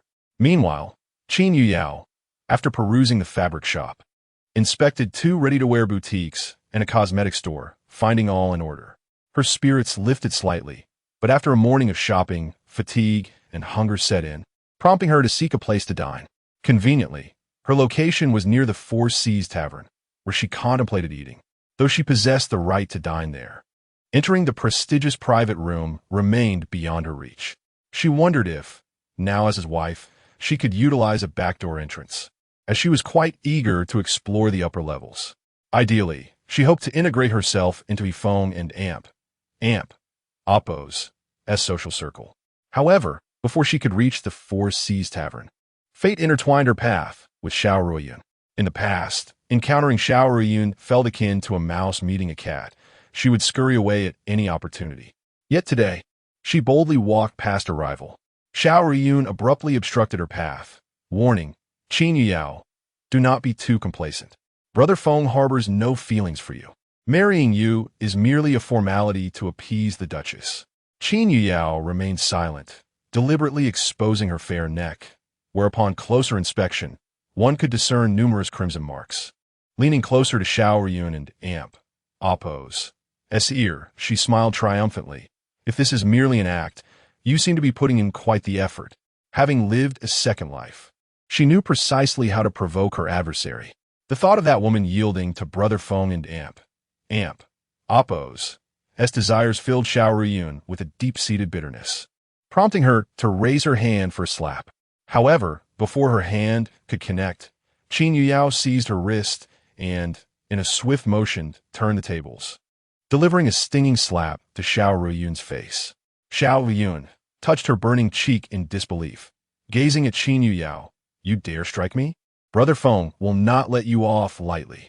Qin Yuyao merely chuckled. Previously, her affection for He Feng compelled her to tread carefully around those he held dear. But henceforth, she would not indulge in such restraint. While Xiao Riyun remained in shock, Qin Yuyao had already departed with her loyal maid, Z and Amp, Oppos' at the Four Seas Tavern. Qin Yuyao lingered at the entrance for an extended period, hesitating to step inside. Zir eventually urged her, Fifth madam, if you're still upset, we can choose another tavern. The maid assumed Qin Yuyao was still mulling over the earlier encounter with Xiao Riyun.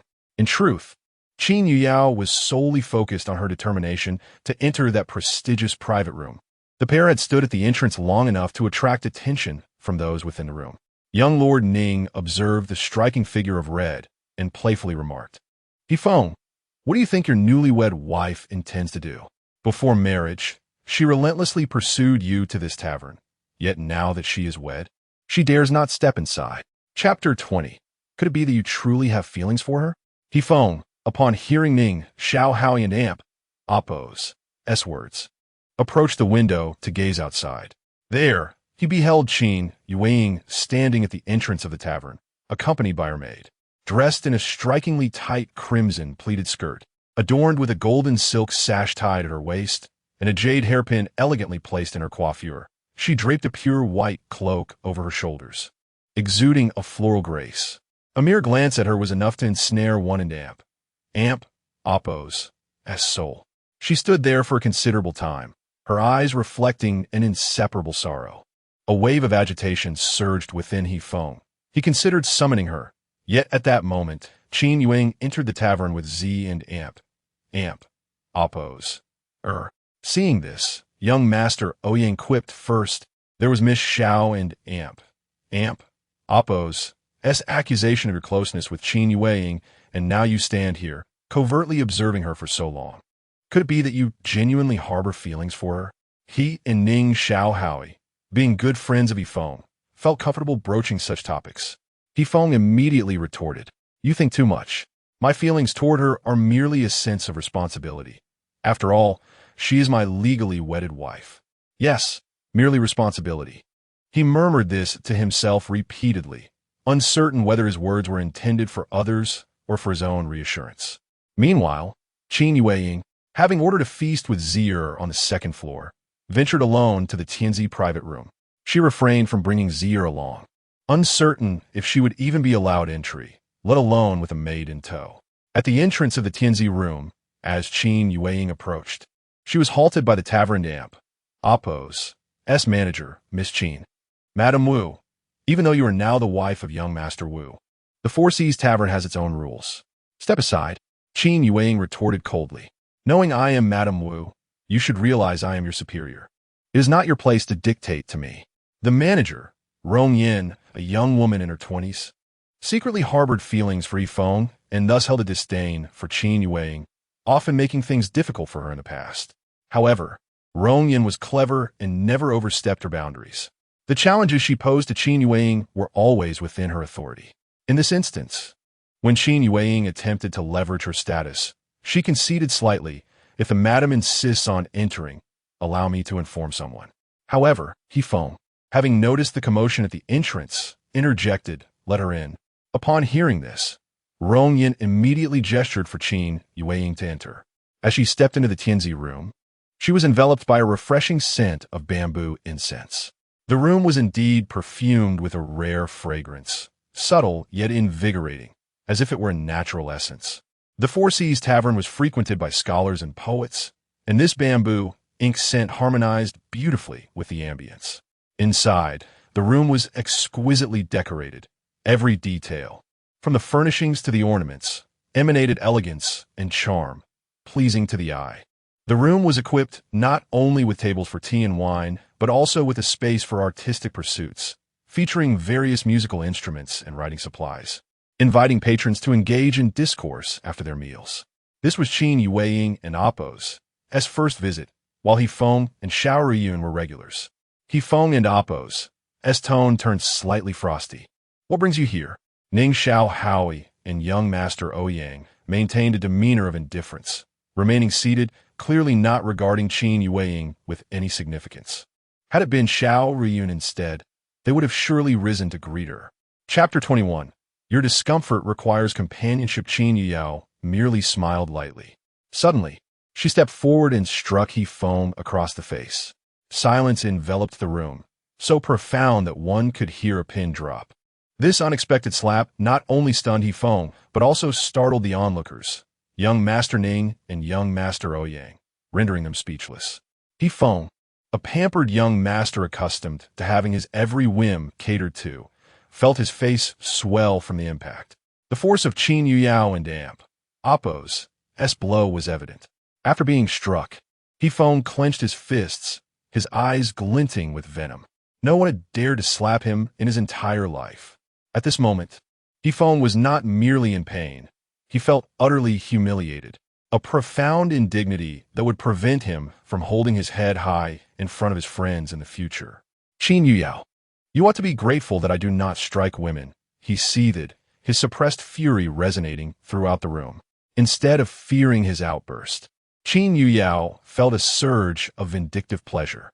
She even performed for him, tears welling in her eyes as she staggered back, feigning disbelief. You committed such a despicable act, and yet you wish to strike me? Yifeng and Amp, oppose.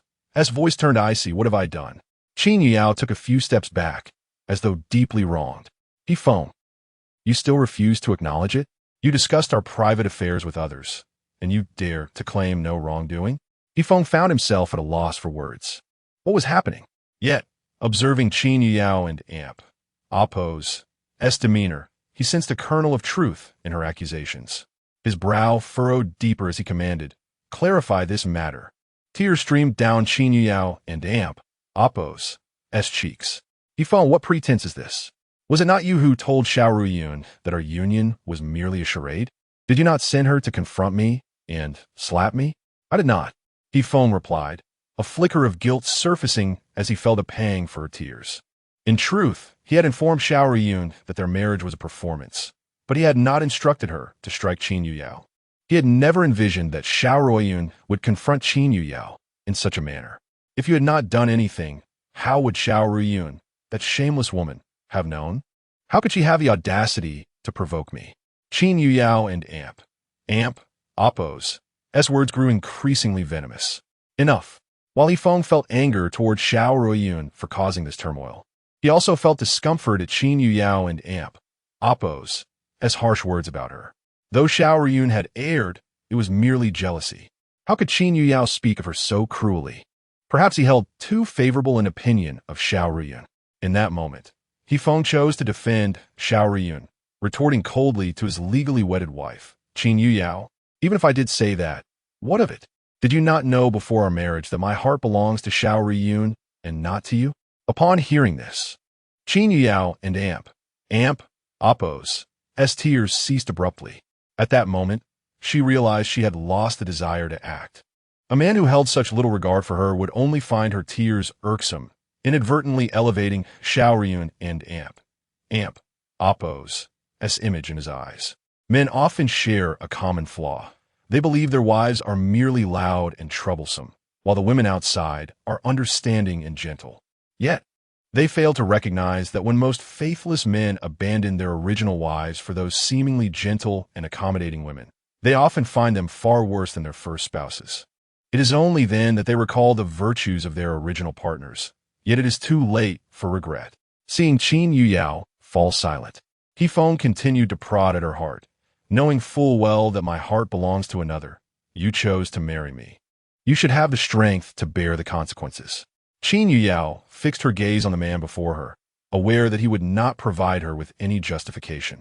She had initially come to this private room out of mere curiosity, yet his words pierced her like a knife.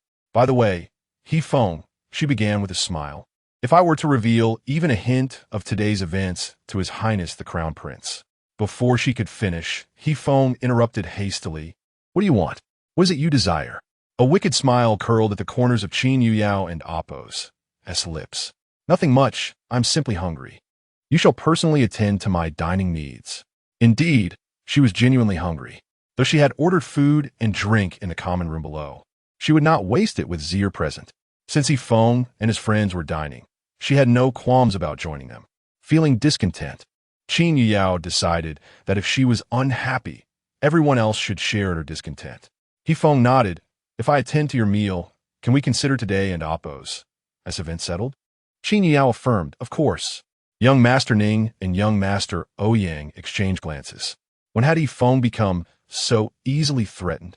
Setting aside whether Qin Yuyao would have the opportunity to meet His Highness and report Xiao Ruyun and Oppose's misdeeds with Yifeng and Oppose's capabilities, even if Qin Yuyao did meet him, he could easily prevent her from speaking, rendering the threat moot. Chapter 22. The allure of fifth master and amp, oppos, as shrimp as friends of Yifeng. They understood that rather than being coerced, Yifeng was subtly attempting to atone to Qin Yuyao. Perhaps Yifeng harbored affections for Qin Yuyao, though he was reluctant to acknowledge them. Meanwhile, the man was earnestly attending to Qin Yuyao and Oppos' meal. A man of Yifeng and Oppos' stature had never before served another in this manner. In his mind, serving merely entailed offering dishes and pouring tea, a notion that displeased Qin Yuyao. She deemed it far too lenient for the scoundrel Yifeng. Her gaze fell upon a plate of steamed prawns, and a cunning glint flickered in her eyes. She pouted and, in a coquettish tone, implored Yifeng, "I want to eat shrimp. Peel them for me." Qin Yuyao employed this intimate tone deliberately, intending to first ensnare Yifeng before exacting her revenge. She conceded that affection for Yifeng lingered, yet it paled in comparison to her thirst for vengeance. Qin Yuyao would never allow Xiao Riyun to steal Yifeng from her again. Her current sentiment was, even if I don and amp, Oppos, T want Yifeng, I want and amp, Oppos, T let Xiao Riyun have him. I and amp, Oppos, LL be a thorn in their side. Of course, if she could eventually mold Yifeng into a devoted husband, she would gladly accept him, for Yifeng was, indeed, quite exceptional. Yifeng was rather pleased by Qin Yuyao and amp, Oppos, as coquetry. All right, I and amp, Oppos, LL peel the shrimp. Yifeng had peeled shrimp before, but typically, servants had already done so for him during meals. On the rare occasions he did, it was only for one or two for himself. Now, however, he peeled one, and Qin Yuyao consumed it. As he continued, he grew weary, and the shrimp meat seemed to diminish with each peel. Qin Yuyao criticized, "Can you even peel shrimp?" You and amp, Oppos, practically stripping all the meat away. The man retorted coolly, "Be grateful you and amp, Oppos, getting any at all." Qin Yuyao pouted and began peeling herself. The scoundrel was deliberately inept. He simply didn't and amp, Oppos, T want to peel shrimp for her. She would have to do it herself to highlight his incompetence. In truth, Qin Yuyao didn't and amp, Oppos, T particularly craved shrimp. Moreover, she had already eaten quite a bit. But now, it felt like a contest of wills. She insisted on peeling and eating them herself. On the other hand, after a few failed attempts, Yifeng finally mastered the art of peeling shrimp perfectly. Seeing his improved technique, she ceased peeling and allowed Yifeng to do all the work. In the end, Yifeng peeled the entire plate of steamed prawns, and Qin Yuyao devoured every last one. She didn't really love shrimp, but the fact that Fifth Master had peeled them made them seem delectable. After finishing the shrimp, Qin Yuyao huffed at the man, "I and amp, Oppos, I'll let you off the hook just this once for the sake of the shrimp." But what good would arguing do? She had no intention of divorcing. If things truly soured, Qin Yuyao herself would suffer the most. Qin Yuyao finished her meal and left, seemingly aware of the awkwardness she had caused. In truth, only Qin Yuyao knew that she had gained a great deal today. First, she had struck that harlot, Xiaorun. Second, she had entered the prestigious private room, granting her a chance to slowly infiltrate Yifeng and Oppos' social circle. Third, despite his apparent defense of Xiao Ruiyun during their confrontation, Xiao Ruiyun and amp, Oppos' outburst had displeased Yifeng and stirred a sense of guilt towards Qin Yuyao. How did she know? From their lifetime of marriage in her previous life, she possessed that much intuition. Inside the private room, Ning Xiaohui and Ouyang, the eldest young master, breathed a sigh of relief after Qin Yuyao and amp, Oppos' departure. Ouyang had noticed Yifeng's special treatment of Qin Yuyao before, but now even the usually oblivious Ning Xiaohui could see it. They refrained from teasing Yifeng about the slap he had received, knowing that he was suppressing his anger. They had been friends with Yifeng for many years and knew that if he couldn't and Oppos vent his frustration on his beloved wife, he might unleash it on them. Meanwhile, Qin Yuyao went downstairs and found Zier eating. As expected of someone by her side, she knew that Qin Yuyao had been upstairs for a long time and must have already eaten. Z and amp, Oppos, hastily apologized upon seeing Qin Yuyao, "Madam, I assumed you were dining upstairs since you were gone for so long, so I didn't in Oppos wait for you." "In Oppos, that's all right, I did eat. You can have these, Qin Yuyao said, pointing to several untouched, expensive dishes. Z and Amp, oppose, or shook her head. Miss, for dishes are more than enough for me. Let an Amp, oppose, pack the rest to go. Qin Yuyao nodded. All right, you can have them for dinner. Zier nodded happily. Thank you, Mississippi. Although she was Qin Yuyao's personal maid, and Qin Yuyao treated her well, dining at a restaurant was still a luxury. Even when she accompanied her mistress to restaurants, she usually only ate the leftovers. But this time, the meal was all hers. How could Zi and Oppos, or not be happy? Chapter 23. Reporting to mother-in-law about Xiao Yun a quarter of an hour later, Qin Yuyao emerged from the Sihai restaurant, accompanied by Zier. Zier inquired, Miss, shall we visit other places this afternoon? Although Qin Yuyao was now married, Zier still addressed her as Miss, a habit formed over time. Shaking her head, Qin Yuyao reflected on her recent experiences with Xiao Ruyun and found no inclination for leisurely outings. What could a shopping spree yield? What she truly lacked was reliable assistance, a trustworthy group of individuals. Even if she were to visit other shops or dismiss some of the unsatisfactory staff, who could she recruit to fill those positions? Regarding personnel, Qin Yuyao contemplated a trip to the black market. Having lived through her previous life, she knew precisely where to procure such assistance, particularly from those who operated within the underworld. However, she had not brought much silver with her today, rendering her plans futile. Instead, she resolved to return home, check on the 8 maidservants gifted by her husband, pay her respects to her mother-in-law, and then report on Xiao Run. On her way back to the Duke of Zhengguo and Appo's residence, Qin Yuyao purchased 2 packages of Li's renowned lotus pastries. Her mother-in-law, Madame Zhou, had a particular fondness for these treats, and the pastries from Li's in the capital were the finest. With these 2 packages as a token of goodwill, Qin Yuyao was confident that Madame Zhou would not overly chastise her. Upon arriving at the Duke of Zhengguo and Appo's residence, specifically at the Qian courtyard, Qin Yuyao bypassed the Nikkang courtyard and headed straight to Madame Zhou and Appo's quarters. The matron attending to Madame Zhou, known as Granny Zhou, was a maidservant brought from the Huayang Prince and Appo's residence. Interestingly, the head matron of the Nikkang courtyard also bore the surname Zhou, and they were cousins. Both trusted confidants of Madame Zhou. Perhaps due to the recent amicable relationship between her and He Feng, Qin Yuyao's request for an audience was not met with refusal. Unlike her previous life, where she had been denied an audience with Madame Zhou 3 times, this time she was welcomed. Madame Zhou was wheeled out, and upon her arrival, she spoke in a tone of aloofness. Was it not said that newlyweds need not pay morning and evening respects? What brings you here today? Qin Yuyao had not intended to visit, but urgency compelled her to report her grievances. With a flattering smile, she replied, Mother, I took a stroll through the shops of the dowry today and passed by Li's pastry shop, so I brought you a little something. Lis pastrillas. Madame Zhou acknowledged her thoughtfulness, recognizing her preferences. Granny Zhou exchanged a knowing glance with Madame Zhou and promptly presented a piece of the lotus pastry, exclaiming, Madam, it's still warm, do try it. Madame Zhou graciously accepted it and took a bite. Quite good. After finishing the delicacy, Madame Zhou unexpectedly praised Qin Yuyao. Very thoughtful. Though it was merely 3 words, it signified Madame Zhou and Appo's approval, something Qin Yuyao had earned after a year of serving her in her previous life. To receive such commendation for just 2 packages of pastries was unexpected, largely owing to He Feng and Appo's favorable impression of her. However, Qin Yuyao and Appo's expression soon shifted as she furrowed her brows, cautiously observing Madame Zhou and Appo's demeanor. Mother, there is a matter I have deliberated upon and feel compelled to disclose.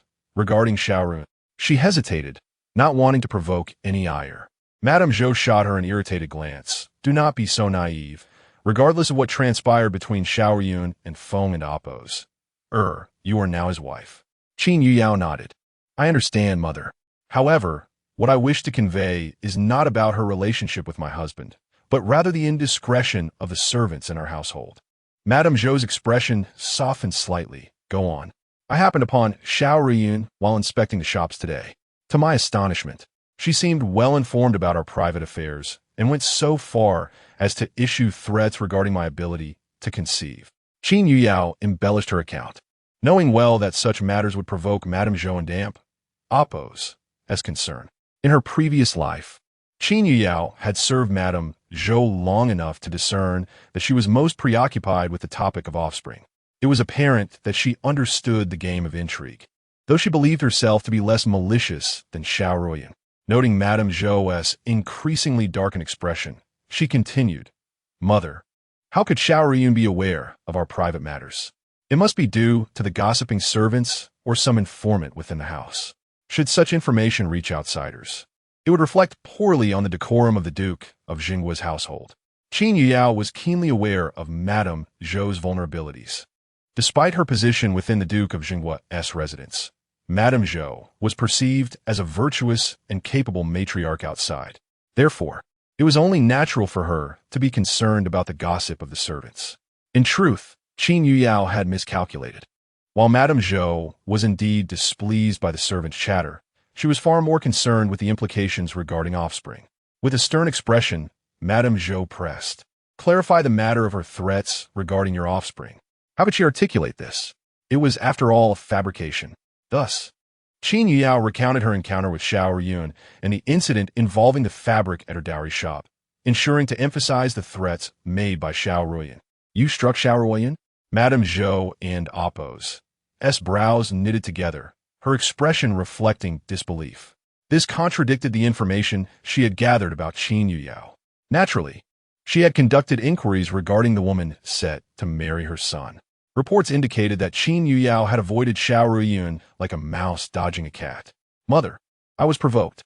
Xiao Ruoyan first insulted me and then struck me. I merely retaliated." Qin Yuyao paused, gauging Madame Zhou and Oppo's reaction. Seeing her attentive demeanor, she continued.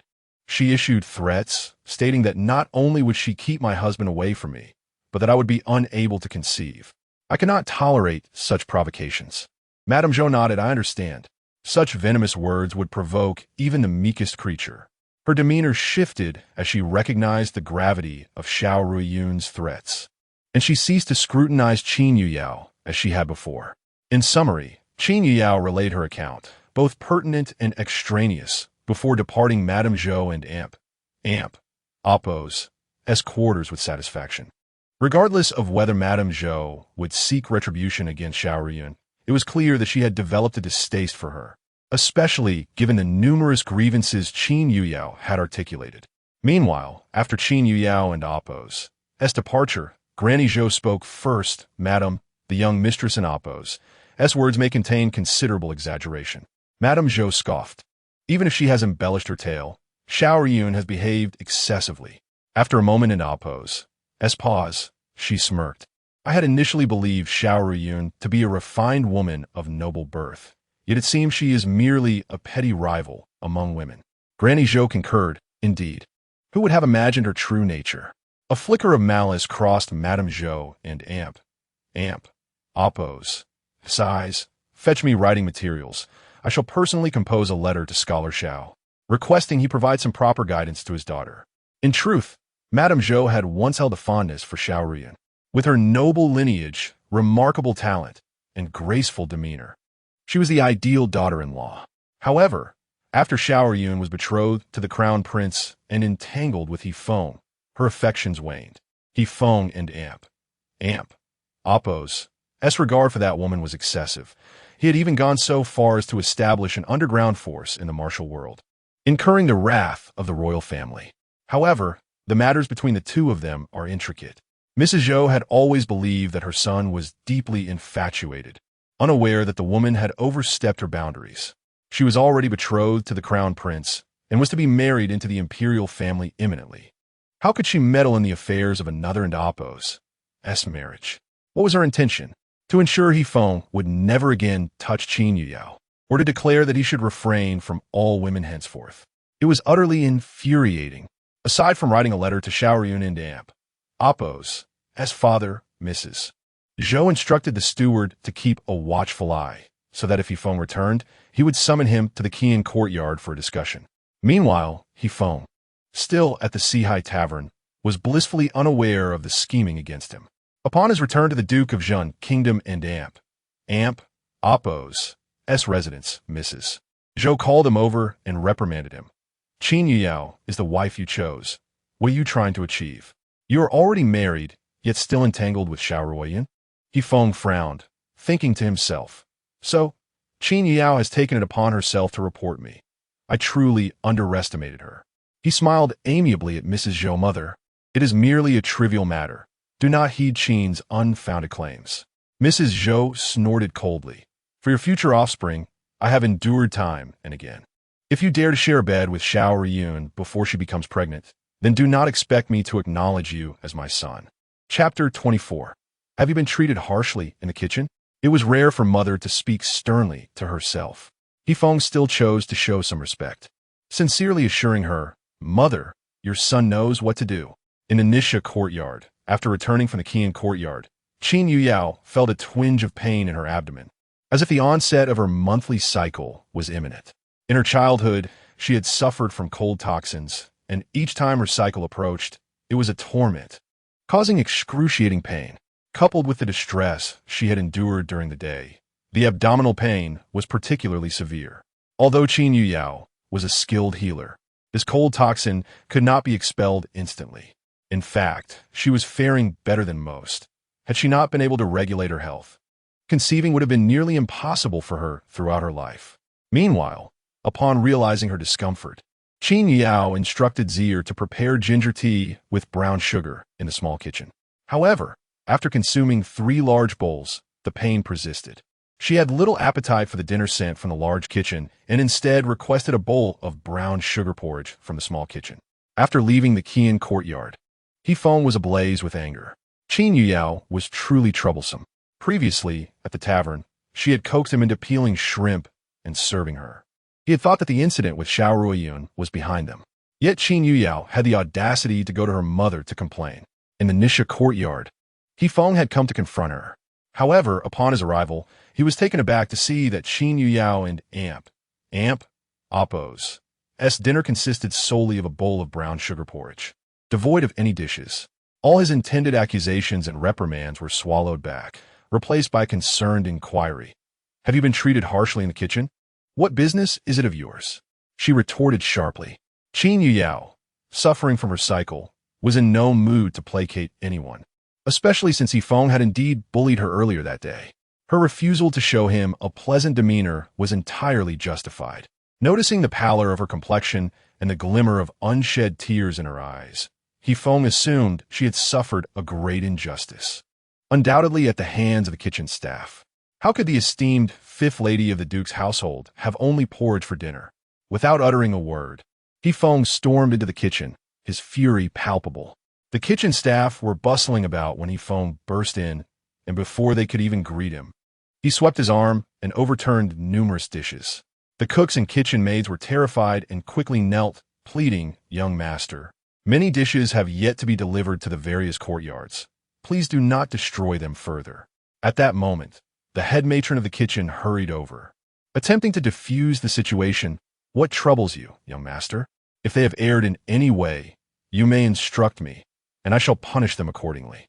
Please do not allow your anger to harm your health." Seeing the head matron, Yifeng's anger subsided considerably. She was Jean Anne's mother, and he felt obliged to show her some respect. After his earlier rampage in the kitchen, he now had a way to save face. Limomo. The meals sent to the Nisha courtyard appear rather inadequate. The kitchen staff were perplexed. The meals dispatched to the Nisha courtyard were prepared according to standard portions. While they may not have been extravagant, they were certainly superior to what was served to other courtyards. How could there be any notion of unfair treatment? Nevertheless, since the fifth young master had raised the issue, they would increase the portions sent to the Nisha courtyard by 30% in the future. Limomo quickly apologized. "You are correct, young master. I shall ensure that the meals sent to the Nisha courtyard receive more attention from now on." Only then did Yifeng feel satisfied. "Send another meal to the Nisha courtyard shortly, and ensure it is more sumptuous." Limomo hesitated. "Young master, it may not be possible this evening. Perhaps tomorrow? After all, there are still many meals for other courtyards that have not been delivered. Feng felt a twinge of guilt. The meals that had yet to be sent out had all been knocked over by him. Clearing his throat, he said, "Isn't the meal from Fengyuan Tower still undelivered? Send my portion to the Nisha courtyard." Li Momo was taken aback. The fifth young master truly cared for that woman. It seemed that future meals sent to the Nisha courtyard must be prepared with utmost care. He had never come to the kitchen for his own meals before. Today was a first, and it was all for her. Li Momo was also filled with doubt. Wasn't Amp. Oppos. He had said that Feng regarded Qin Yuyao merely as a substitute for Xiaoruoyan. After Feng departed, the best dishes in the kitchen were sent to the Nisha courtyard due to his outburst. Qin Yuyao was bewildered. Hadn't Amp. Oppos. Tea dinner already been delivered once? Why was another meal arriving? Most importantly, she was unwell and could not eat, even if food was brought to her. The previous batch of dinner had already been given to the servants. When Feng re-entered the Nisha courtyard, he had hoped to see Qin Yuyao's smiling face, but instead, he was met with an even more distressed expression. Her face was paler than before. Unable to restrain himself, Feng asked, "Didn't I instruct the kitchen to send over a good meal? Why aren't you eating?" Qin Yuyao chuckled softly. "So that meal was sent by you." Seeing her smile at him only fueled his irritation. "Qin Yuyao, you ungrateful little thing. I send my meal to you, and you mock me instead?" Although she understood that his concern was merely superficial, she knew that to properly handle the man before her, she must also put in some effort. Qin Yuyao nestled into his embrace, her voice soft. "How can I mock you? My husband treats me so well. I can hardly contain my joy." "Then why do you look so ill? Why did you only have a bowl of porridge for dinner?" She whispered into his ear, Oppos. "It's just that my cycle has begun, and my stomach hurts." In an instant, Feng and Oppos' face turned as red as a ripe apple. He had never felt this shy before, not even when teased by her or when they were in bed together. That evening, due to her discomfort, Qin Yuyao retired to bed early, curling into a small ball, clearly in pain. Feng, upon witnessing her state, had completely forgotten the harsh words he had spoken in the Qian courtyard about seeking trouble or delivering punishment. At this moment, all he wished was to alleviate her suffering. He even skipped dinner and climbed into bed alongside Qin Yuyao. She writhed in discomfort, clutching her abdomen, and he moved closer to embrace her. When Feng wrapped his arms around her, Qin Yuyao stiffened. Hadn't Oppos. They agreed to cease their display of affection? What was Feng doing now? Perhaps sensing the question in her eyes, Feng cleared his throat and explained, "Don't think I came here willingly. You went to complain to my mother, and it was she who sent me here." "Oh." Qin Yuyao and Oppos' voice carried a hint of disappointment. She had hoped Feng was genuinely concerned for her. It turned out that all his actions were merely the result of the Duke and Oppos' wife's instructions. Yet, perhaps this was for the best. Feng remained the same cold-hearted man he always was. She would not hesitate to take advantage of him. The only unexpected outcome for Qin Yuyao was regarding Madame Zhou. She had not anticipated that her complaint would yield such unforeseen results.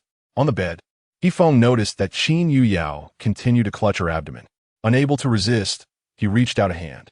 Upon touching her belly, he was surprised to find it so cold. Even though it was winter now, she had been in bed for quite some time and should have warmed up by now. Her icy abdomen compelled Feng to rub his hands together vigorously to warm them before placing them on her belly. Qin Yuyao was taken aback by Feng and Oppos' unexpected tenderness. However, her menses have commenced, leaving her physically weakened. The discomfort eventually lulled her into slumber.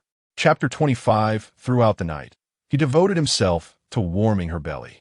That night, Feng scarcely slept as he continuously massaged Qin Yuyao and Oppos' abdomen. Thanks to Feng and Oppos' exceptional care, Qin Yuyao enjoyed a remarkably restful night. In the early hours of the morning, between 3 and 5, Qin Yuyao awoke. Having gone to bed early the previous night, she rose quite early as well. However, upon waking, she discovered Feng still gently rubbing her belly.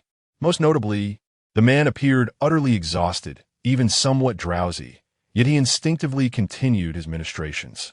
In that moment, Qin Yuyao and Oppos' eyes brimmed with tears. He Feng, such a distinguished individual, was typically someone others attended to. He had never cared for anyone else in this manner. His unreserved attentiveness moved her deeply. Any woman would surely be touched by such devotion, especially one who had once loved him so profoundly. As her menstrual cycle began, she needed to change her sanitary pad, particularly on the first day when the flow was notably heavy. However, when she contemplated getting up to change, she found herself feeling quite refreshed, not at all uncomfortable. Tentatively, she assessed the situation and realized that her sanitary pad had been changed. Such an intimate matter was something even her maid had never done for her. Just then, a drowsy He Feng stirred awake. Qin Yuyao inquired, "Did you change my sanitary pad?" The man nodded.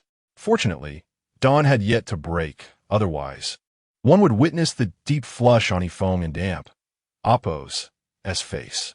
In that instant, Qin Yuyao felt an overwhelming sense of gratitude. Being cherished and cared for felt exquisite. This level of concern was something she had never experienced in her previous life. Unable to contain her emotions, Qin Yuyao eagerly pressed her lips against his, as if this was the only way to express her appreciation for his kindness. After a brief exchange of affection, He Feng gently interjected, "Be good. Don't stir. Your body is still recovering. Once you are well, I shall make it up to you." "All right," Qin Yuyao replied with a smile, "but you must keep your word." "Indeed," the man rasped. With time still on their side, Qin Yuyao nestled back into his embrace for a little more sleep. The following day, since He Feng resided in the Nizhao courtyard, his breakfast was delivered there, along with Qin Yuyao's, resulting in a particularly lavish spread. Yet due to her condition, Qin Yuyao only consumed a bowl of 8 treasure porridge. Observing her minimal appetite, He Feng furrowed his brow and, unable to resist, offered her a few dumplings with his chopsticks. Regardless of her reluctance, Qin Yuyao accepted each morsel, for it was the man she cherished who fed her. After breakfast, Qin Yuyao took a moment to assess the few maids He Feng had sent her. To her satisfaction, these maids were mostly newcomers, untainted by any ulterior motives. However, 2 of them appeared to have received some training. They were likely He Feng and damp Appo's as trusted aides. Rather than feeling apprehensive, Qin Yuyao welcomed their presence, as it signified He Feng and Appo's growing concern for her. She even bestowed names upon the 2 she had chosen to keep, calling one Wu and Appo's, and the other Fin and Appo's. The privilege of receiving names from her was a testament to their favored status. Among the other 6 maids, Qin Yuyao selected one skilled in medicine, naming her Yao, along with a maid from Nizhao courtyard named Iner. She promoted these 4 to first-class maids, while Zia remained outside this classification due to her esteemed status in Qin Yuyao and Appo's eyes. After accepting these 8 maids, Qin Yuyao mused to herself about He Feng and Appo's remarkable ability to endear himself to others. Whenever he desired something, he executed it with remarkable finesse. After meeting with the maids, Qin Yuyao wandered through the garden before succumbing to sleep once more. Indeed, her time at Kuei had rendered her particularly drowsy. Unbeknownst to her, while she enjoyed a pleasant day, many within the Duke and Appo's residence harbored grievances against her. He Feng's ruckus in the kitchen the previous night had offended numerous individuals. While they dared not express their ire towards the beloved 5th young master, they found it permissible to unleash their frustration upon Qin Yuyao. Among those resentful was the wife of the 3rd young master, Madame Gao. Following He Feng's commotion, the meals from other households were delayed, and the portions remained largely unchanged. However, the 3rd young master and his wife were left with only the servants' meals, a clear indication of their lowly status. The 3rd young master's mother, Madame Hua, hailed from a brothel and held the least power within the household. Despite her affection from the Duke, her lack of presence rendered her incapable of wielding influence. Consequently, both Madame Hua and her son lived under considerable strain. Unlike the 1st and 2nd young masters, who relied on their own merits, the 3rd young master, He Yin, lacked such accomplishments. The 4th and 5th young masters, despite their youth, were already well regarded. The 4th master taught at the esteemed Nanshan Academy. while the fifth master was widely recognized as the most talented youth in the capital, though he possessed martial skills that rivaled his half-brothers. The fifth master had never ventured into military training, as their mother could not bear the thought of her son risking his life. In contrast, the third young master was neither academically gifted nor skilled in combat, possessing no real talents. Thus, the servants often bullied him, and his wife was not spared from their scorn. Under normal circumstances, Madame Gao would accept her mistreatment with resignation due to her lower status. However, the arrival of someone even lower in rank who had ascended above her ignited her resentment. She constantly sought an opportunity to assert her authority over Qin Yuyao. For 3 consecutive days in the Nizhao courtyard, Qin Yuyao primarily engaged in sleeping and eating, while Yifeng diligently attended to her needs. Each evening, he would warm her belly, and during the day, he remained by her side. In those moments, Qin Yuyao wished time would slow down, allowing her to savor this happiness a little longer. After 3 days, she felt significantly better. Although her cycle continued, the flow had lessened. Typically, her time from the onset of her cycle to its conclusion lasted less than 5 days. This could be attributed to her cold womb, which made the experience rather arduous but brief. That night, as Yifeng settled onto the bed, he felt Qin Yuyao and Appo's delicate hands entwine around him. The man teased, "Does your stomach no longer ache?" Came the soft, enticing reply from the woman. "Has your cycle fully ended?" Yifeng inquired. Qin Yuyao shook her head. Yifeng, somewhat exasperated, remarked, "If it hasn't ended Appo's ended, why are you tempting me?" I want you," she playfully pouted. Yifeng coaxed, "Be patient. Once your body is fully recovered, anything you desire shall be yours." Qin Yuyao, with a teasing pout, declared, "For the 3 days following the end of my cycle, and for the next 5 days, you must keep me company." Chapter 26. He longed to hold her every night. Yifeng smiled indulgently. All right.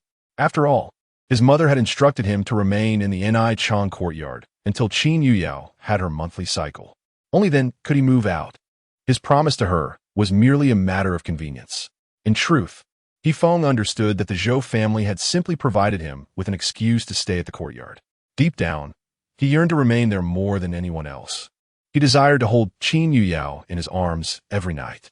Yet, this was not born of love. It was merely an obsession with her physical form.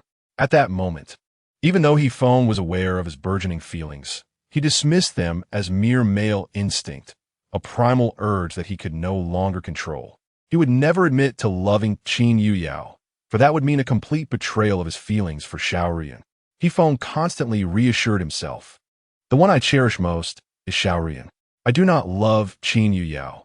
My attraction to her is merely a reflection of my masculinity." However, he conveniently overlooked the fact that many affections and loves are born from intimacy. Numerous couples, who had never even met before marriage, developed feelings only after consummation. Such unions, where affection follows the vows, often grow more rapidly and sturdily than those rooted in courtship. Was it not merely the addition of shared nights?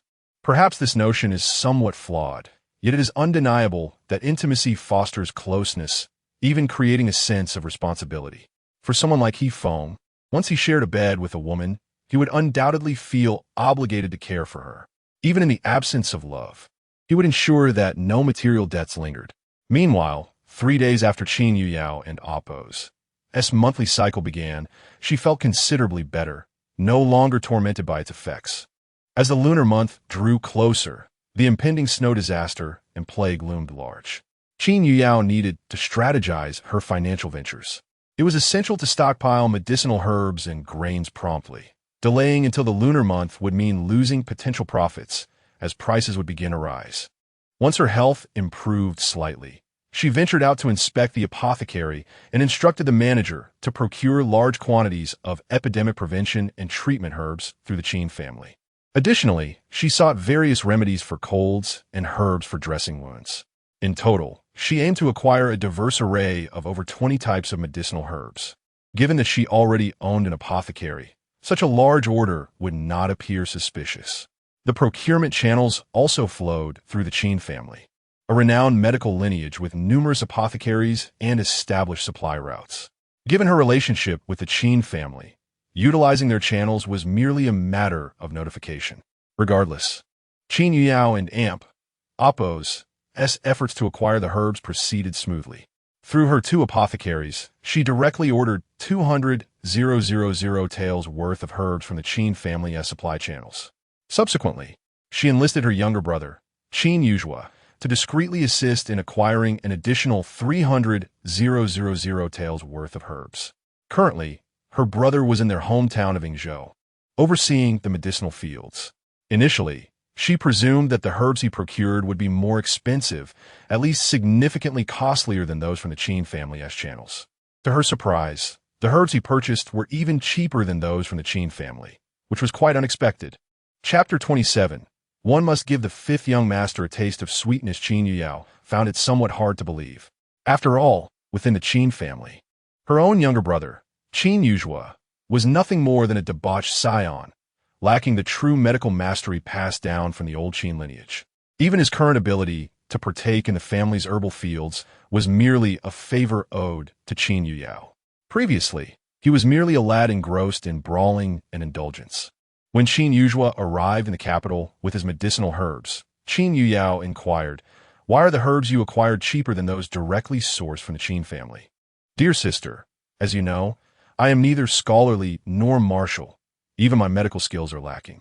However, I possess a unique sensitivity to herbs. I can ascertain their quality and value at a glance," he replied. Qin Yuyao remained perplexed, "Even if you can discern their value, it shouldn't be cheaper than what the Qin family offers." With a chuckle, Qin Yuzhua responded, "Isn't it all thanks to my sister? Everyone is aware of my connection to the Duke of Zhengguo, and they naturally wish to curry favor. So her brother possessed such acumen?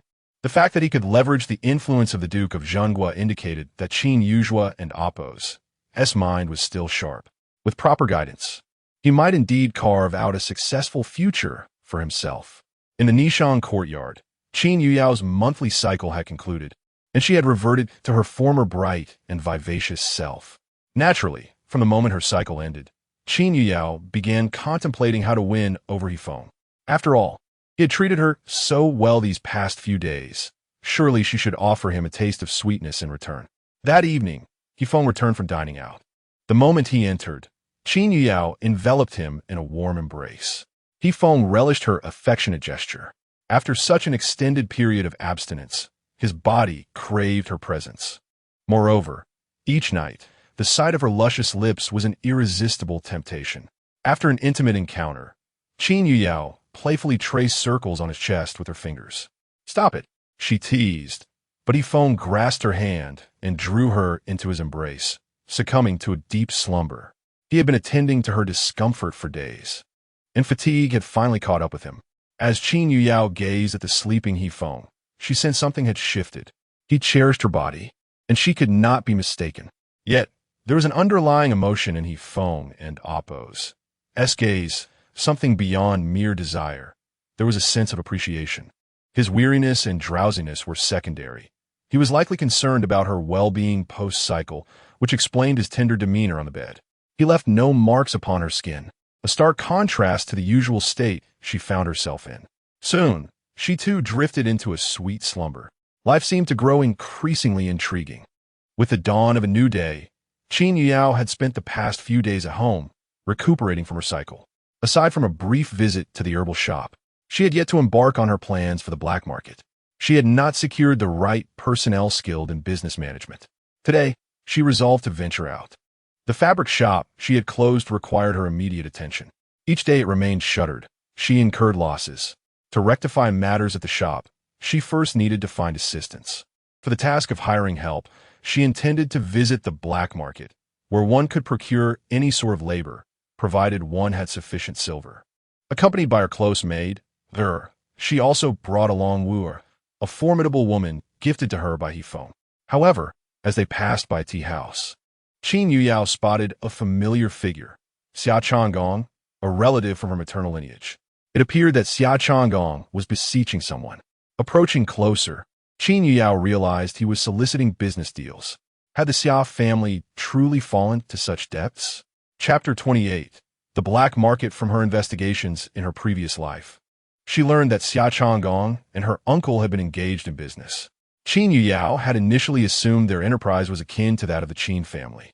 Little did she know, the Xia family and Oppos' ventures were fraught with difficulties. The Qin family and Oppos' business typically thrived on demand, with success measured merely by the volume of sales. In stark contrast, the Xia family appeared to be besieged by the nobility of the capital, struggling to sell their goods. Upon discovering this situation, Qin Yuyao approached Xia Changgong. I was considering seeking someone in the black market to help manage my affairs. After a brief pause, she continued, Xia Changgong, I have realized that the Xia family and Oppos' business is not flourishing. Would you be interested in joining me? After all, your uncle is overseeing the family business. Xia Changgong was taken aback. He felt the weight of exclusion in the capital, and perhaps aligning with Qin Yuyao might offer a glimmer of hope. However, the thought of such an arrangement felt beneath his dignity. Running a business himself would at least grant him the status of an employee, but following Qin Yuyao would reduce him to that of servant, toiling for another. At that moment, his pride dissipated. Securing a means of sustenance was paramount. After a moment of contemplation, he replied firmly, Madam I have decided to accompany you. Qin Yuyao nodded. Then let us venture to the black market together. Besides you, I will also seek trustworthy individuals. Xia Changgong agreed. Very well. During their journey, Qin Yuyao elucidated her various shops and her intention to establish a medicinal cuisine tavern. Xia Changgong listened, astonished at the extent of her holdings. After all, she was backed by the Duke of the State, and even a mere fraction of that wealth surpassed the Xia family's resources. Soon, the quartet arrived at the black market, a clandestine area located on the outskirts of the capital. The entry fee alone was 10 taels of silver per person, and many patrons were notorious individuals with menacing reputations, often evading the law. While the black market buzzed with activity, it was clear that it was a realm shrouded in shadows. It was Xia Changgong's first visit to such a place. How did you come to know of this location? He inquired. A man of his experience had no knowledge of the black market and Oppos' whereabouts, so how could a refined lady like Qin Yuyao possess such knowledge? Qin Yuyao hesitated. Her understanding stemmed from her past experiences. Just as they entered, a youth, around 13 or 14, approached to offer his services. Esteemed guests, would you require a guide? For just 10 taels, I guarantee satisfaction whether you wish to purchase goods or people. 10 taels? Merely to guide someone through the market? Xia Changgong was taken aback by how easily money could be made. He interjected, we do not require a guide. With the Xia family's current plight, 10 taels represented a significant sum, nearly 5 days and Oppos' worth of his allowance. Yet, Qin Yuyao insisted on keeping the boy. I will pay you 10 taels. Please lead me to procure some capable hands, preferably those who are loyal and skilled. The boy, now grinning with flattery, accepted the silver. Madam, I assure you I will find the right individuals. After receiving the money, the boy began his work. What type of servants are you seeking? Should they possess the ability to kill or protect you? Qin Yuyao replied, I'm looking for skilled cooks and those knowledgeable in medicine, particularly herbs or business acumen. She intended to transform her fabric shop into a medicinal cuisine establishment, making culinary skill and herbal knowledge essential, with medical expertise being a bonus. The boy nodded, Madam. Finding cooks and business-savvy individuals is manageable, but those skilled in herbs and medicine are rare. Qin Yuyao offered him another 10 taels. I trust you will find a way. The boy chuckled. To be honest, I do know of some, but the cost. Qin Yuyao reassured him. Rest assured, if the individuals are suitable, the price is not an issue. The guide led her to a familiar venue called the Slave Pavilion, where human trafficking was commonplace. In the black market, transactions typically involve contracts of servitude. Many of the slaves possessed culinary skills. Qin Yuyao initially purchased 6 culinary slaves, all bound by contracts. Subsequently, she acquired 2 former housekeepers from affluent families, also under contract. Although she had not yet decided how to utilize the latter, she found no suitable candidates for business expertise. However, she encountered a middle-aged man named Xian Wu, who was free and bore an air of arrogance. Initially uninterested due to his lack of a contract, Qin Yuyao was intrigued when he assured her, "If you are willing to provide me with 10,000 taels, I will multiply it tenfold within a year." Finding him amusing, she decided to purchase him. Acquiring a free individual was cumbersome. They merely signed an agreement stipulating that she would pay Xen Wu 1,000 taels annually, which was solely for his service. Additionally, she had to pay the slave pavilion 100 taels as a referral fee. Previously, she had spent less than 200 taels on 6 cooks and 2 housekeepers, yet Xin Wu alone cost her 1,100 taels. Nevertheless, Qin Yuyao was willing to invest in Xin Wu, as her intuition suggested he possessed genuine talent. Given her current need for business-savvy individuals, if he proved to be competent, her investment would yield substantial returns. Apart from these 9 individuals, she had found no one else fitting her criteria for medical expertise. The boy then took her to another location, markedly less pristine than the slave pavilion. Upon entering, a pungent scent of blood assaulted her senses, and the place lacked even a name, resembling the darker factions of the black market. The boy exchanged words with the overseer, and they were escorted to a secluded chamber. Within, Qin Yao observed a family-like group, their attire indicating they were not subjects of the current dynasty. The boy informed her, "Madam, these individuals hail from the Yu dynasty. Are you willing to employ them?" Qin Yao inquired, "What crimes have they committed?" The boy reassured her, "Fear not, they're not spies. The Li family were once citizens of the Yu dynasty, hailing from a lineage of imperial physicians. They were exiled after a mishap during a royal childbirth." Chapter 29. The reckless acquisition of medicinal herbs and grains. The condemned, who ought to have been exiled, were seized and turned into slaves. It must be said, the audacity of these individuals in the black market is remarkable. They even dare to capture criminals from other dynasties to enslave them. This group of refugees from the Yu dynasty hails from esteemed families of imperial physicians, which indeed captivates Qin Yuyao. Nevertheless, she remains wary of their integrity. Although they are considered criminals within the Yu dynasty, should they fall into the hands of sinister forces from other nations, no one from Yu would come to their defense. Yet, who can say what the future holds? At this moment, the slave owner likely perceives Qin Yuyao's apprehension. "Madam, there is no need to worry about their backgrounds. Once these individuals enter the black market, they lose their identities and become mere slaves." With such reassurances from the slave owner, Qin Yuyao nods in agreement. Despite the ambiguous origins of these people, the allure they present is undeniable. Whether for her apothecary or her medical clinic, and even the soon-to-be-opened medicinal cuisine tavern, their expertise is indispensable. Ultimately, she resolves to purchase them. The Li family comprises 17 individuals, 3 of whom have served as imperial physicians in the palace, while 7 possess medical knowledge, and 4 are well-versed in medicinal herbs. It can be said that apart from the 3 young children, every member of this family either practices medicine or understands herbs. Qin Yuyao cannot help but marvel. They truly embody the legacy of imperial physicians. However, the price for this family is rather steep. 17 individuals require a hefty sum of 10,000 taels of silver. In contrast, with that amount, one could purchase hundreds of ordinary individuals. Thus, after traversing 2 locations within the black market, Qin Yuyao successfully acquires a total of 26 individuals, 1 family of 17, 6 culinary slaves, 2 stewards, and 1 free person. This endeavor costs her over 10,000 taels. Nevertheless, Qin Yuyao feels it is a worthy investment. With these individuals at her disposal, she has established her own influence. Regardless of the circumstances, her venture into the black market today can be deemed a resounding success. Qin Yuyao, with her substantial private fund of 100,000 taels, allocates 50,000 taels for the procurement of medicinal herbs. The remaining 50,000 taels she intends to entrust to Xia Changgong for the acquisition of grains. In truth, the calamity of snowstorms precedes the outbreak of plagues. Compared to medicinal herbs, the prices of grains are soaring even higher, and they are more readily marketable. Qin Yuyao believes that if she possesses sufficient funds, she ought to stockpile more grains.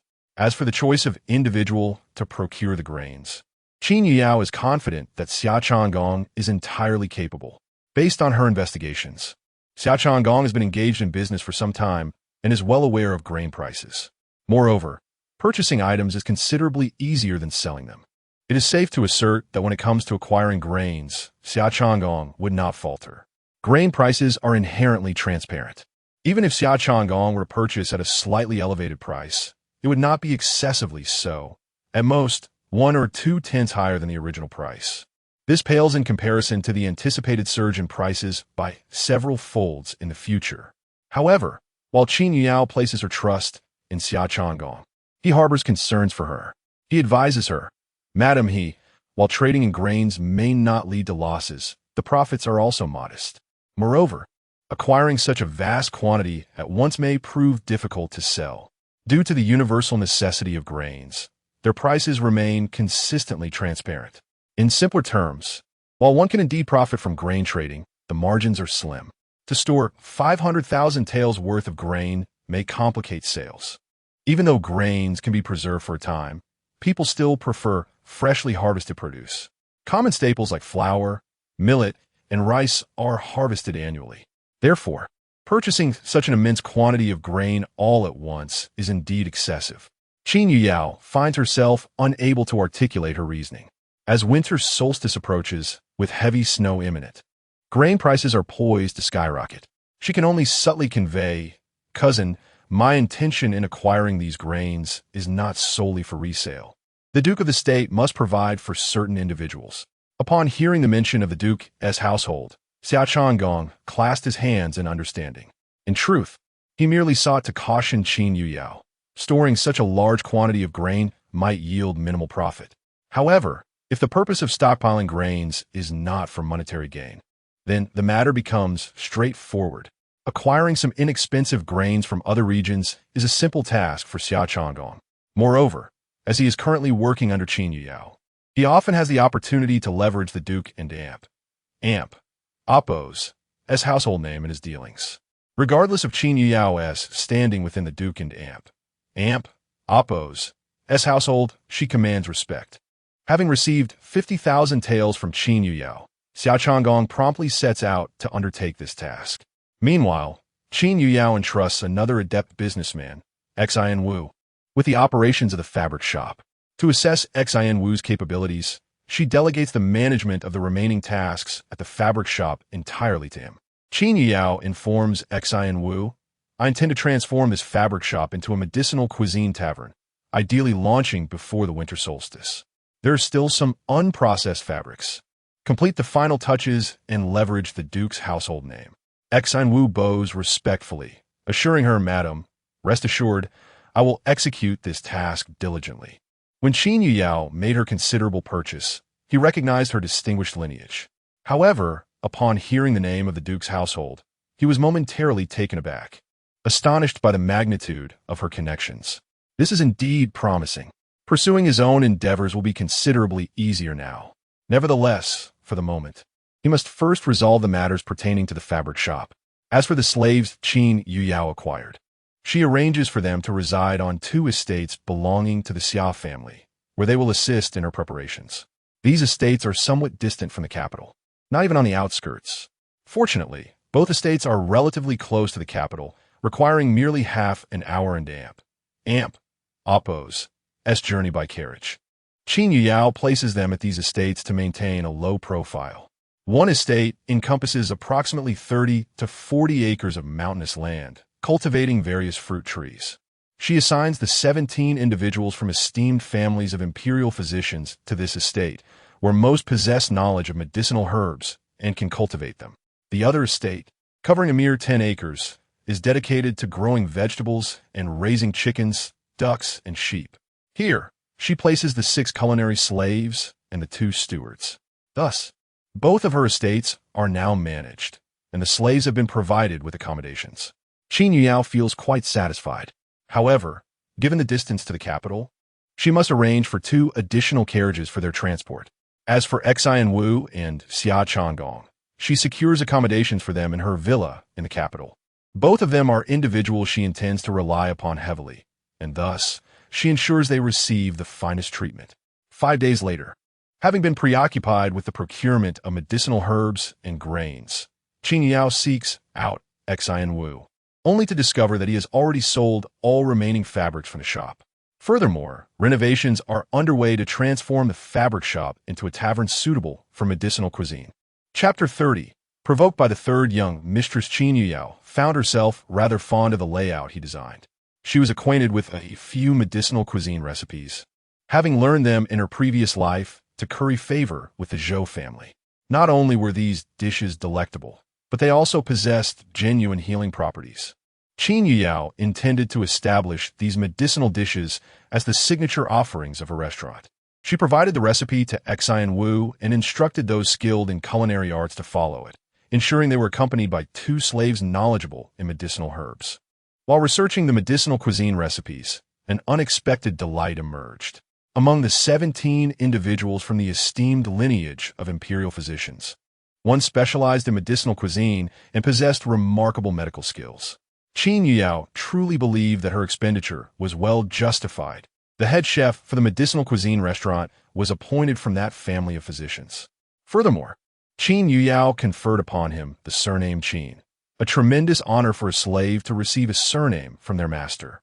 Moreover, sharing the same surname as her signified that Qin Yuyao regarded him as family or a trusted confidant. Xiao Changgong ventured out to collect grain, and within just 3 days, supplies began to arrive in the capital. The medicinal herbs Qin Yuyao gathered were partly stored in her apothecary and clinic, while the remainder was placed in the ancestral residence of the Qin family in Yingzhou.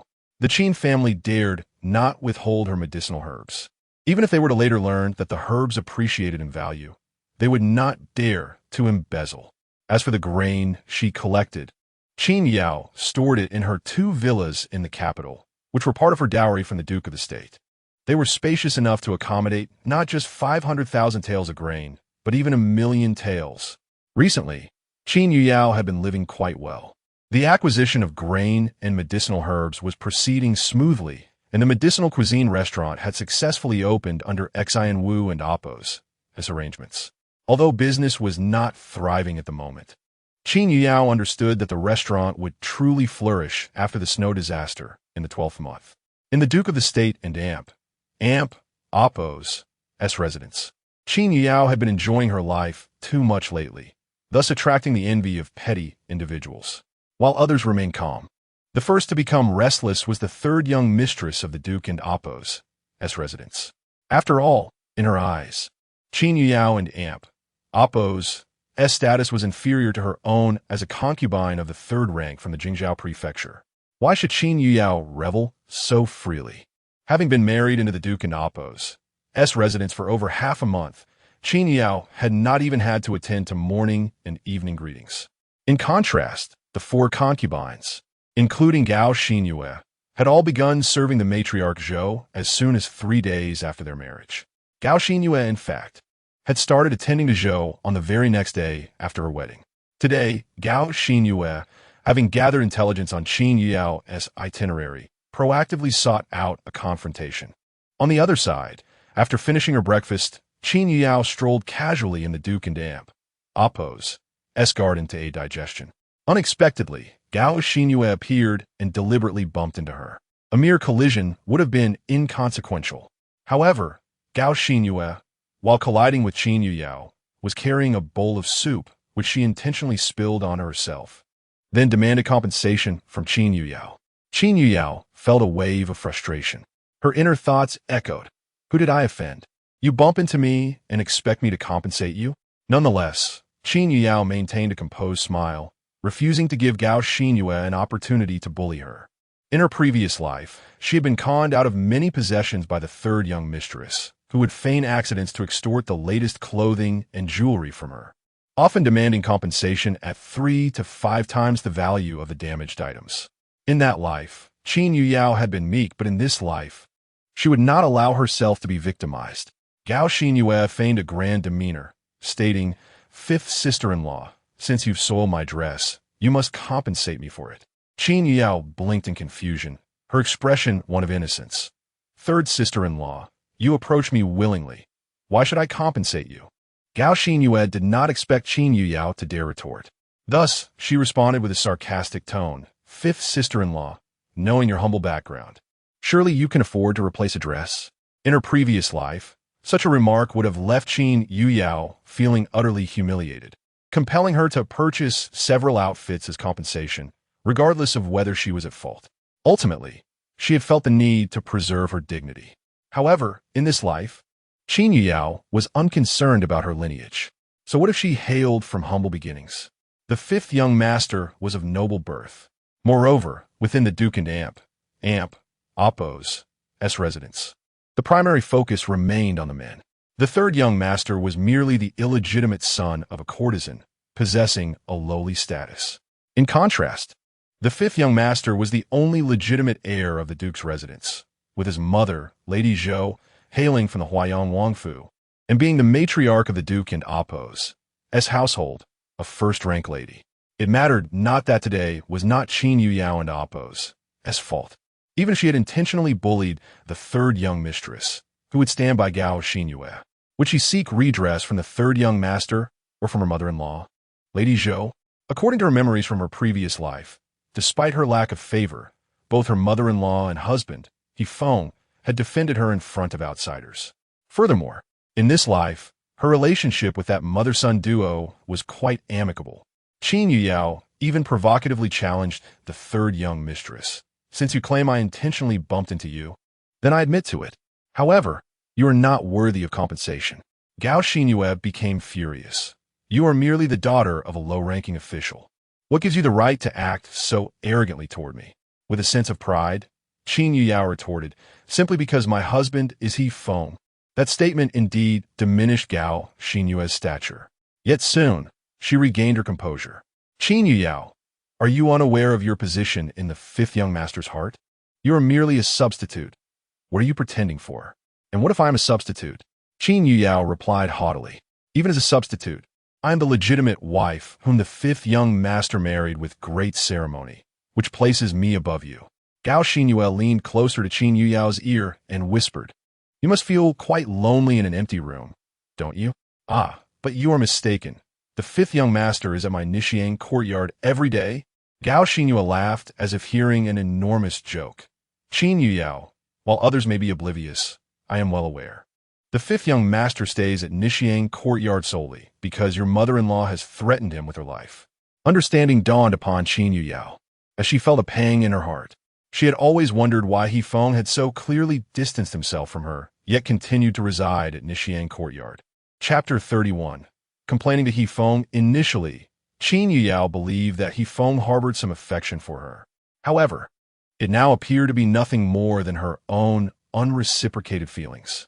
Gao Xinyue observed Qin Yuyao's despondent state with a sense of satisfaction, resembling a triumphant rooster after a fight.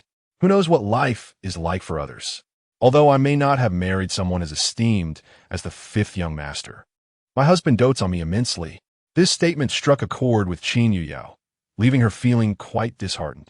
At times, the ephemeral allure of wealth and status truly pales in comparison to the love of a husband.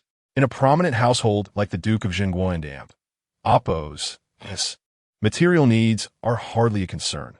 Thus, the competition among the young mistresses revolves around their husbands' affections. The third young master, Hien, may lack in other areas, yet he excels in the art of spoiling his wife. On special occasions, he presents her with heartfelt gifts, often purchasing clothes and jewelry to bring her joy. Despite being the least affluent among the young masters, when she falls ill, he personally brews medicine for her. In every way within his capability, he cherishes her like a princess.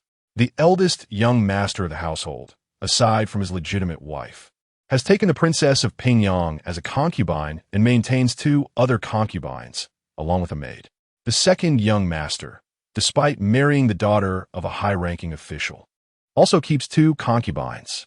The fourth young master may publicly appear to have only 1 legitimate wife, but before marriage, he kept a mistress and fathered an illegitimate daughter. In stark contrast, the third young master has only 1 woman, his beloved wife. Due to his less distinguished career, he spends ample time at home, showering his wife with affection. In terms of marital bliss, the third young mistress enjoys the most fulfilling life among her peers. Yet, when it comes to her husband and Appo's affection, Qin Yuyao inexplicably feels inferior. Even her resolve to engage in a verbal spar with Gao Xinyue falters, as she simply states, "I will compensate you for your dress," before leaving. Today, she feels defeated, not by herself, but by a man.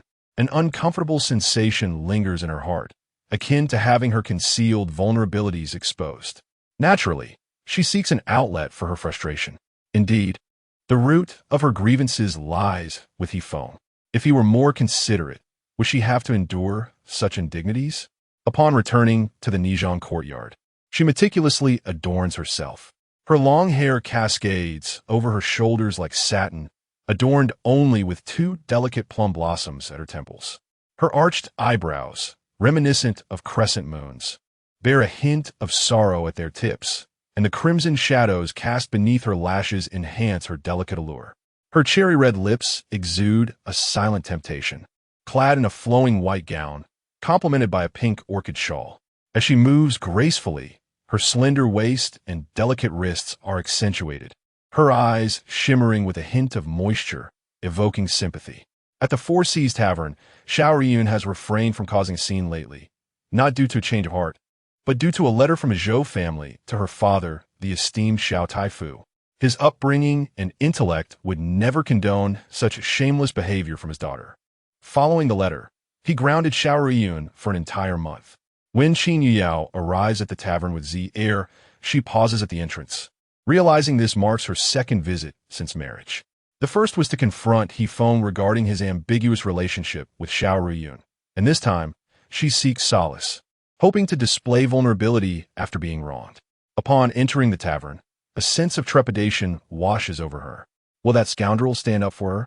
In the elegantly appointed private room, she is not stopped by the steward, Rong Yin, who seems to tacitly acknowledge her right to enter. However, the fleeting glimmer of jealousy in Rong Yin and Appo's eyes is unmistakable. After all, her background is far more illustrious than Qin Yuyao and Appo's. She only turned to the Four Seas Tavern for independence after a fallout with her family. Inside the room, only three individuals await: Yifeng, the esteemed young master Ouyang, and the talented healer Yuyin. Qin Yuyao shares a history with Yuyin, stemming from her family's long-standing medical legacy. As a representative of the highest medical skills in the realm, they have inevitably engaged in friendly competition. They admire each other's expertise, having previously collaborated when Qin Yuyao sought a remedy for a rare poison, which Yuyin provided using a precious secret elixir from the medical valley. Despite her intuition suggesting that Yuyin harbors a slight infatuation with her, the world knows of Qin Yuyao's affection for Yifeng. As Yifeng and Yuyin are close friends, the former would never pursue his brother and Appo's woman, thus maintaining a respectful distance from her. To the outside world, their deep connection remains a well-kept secret.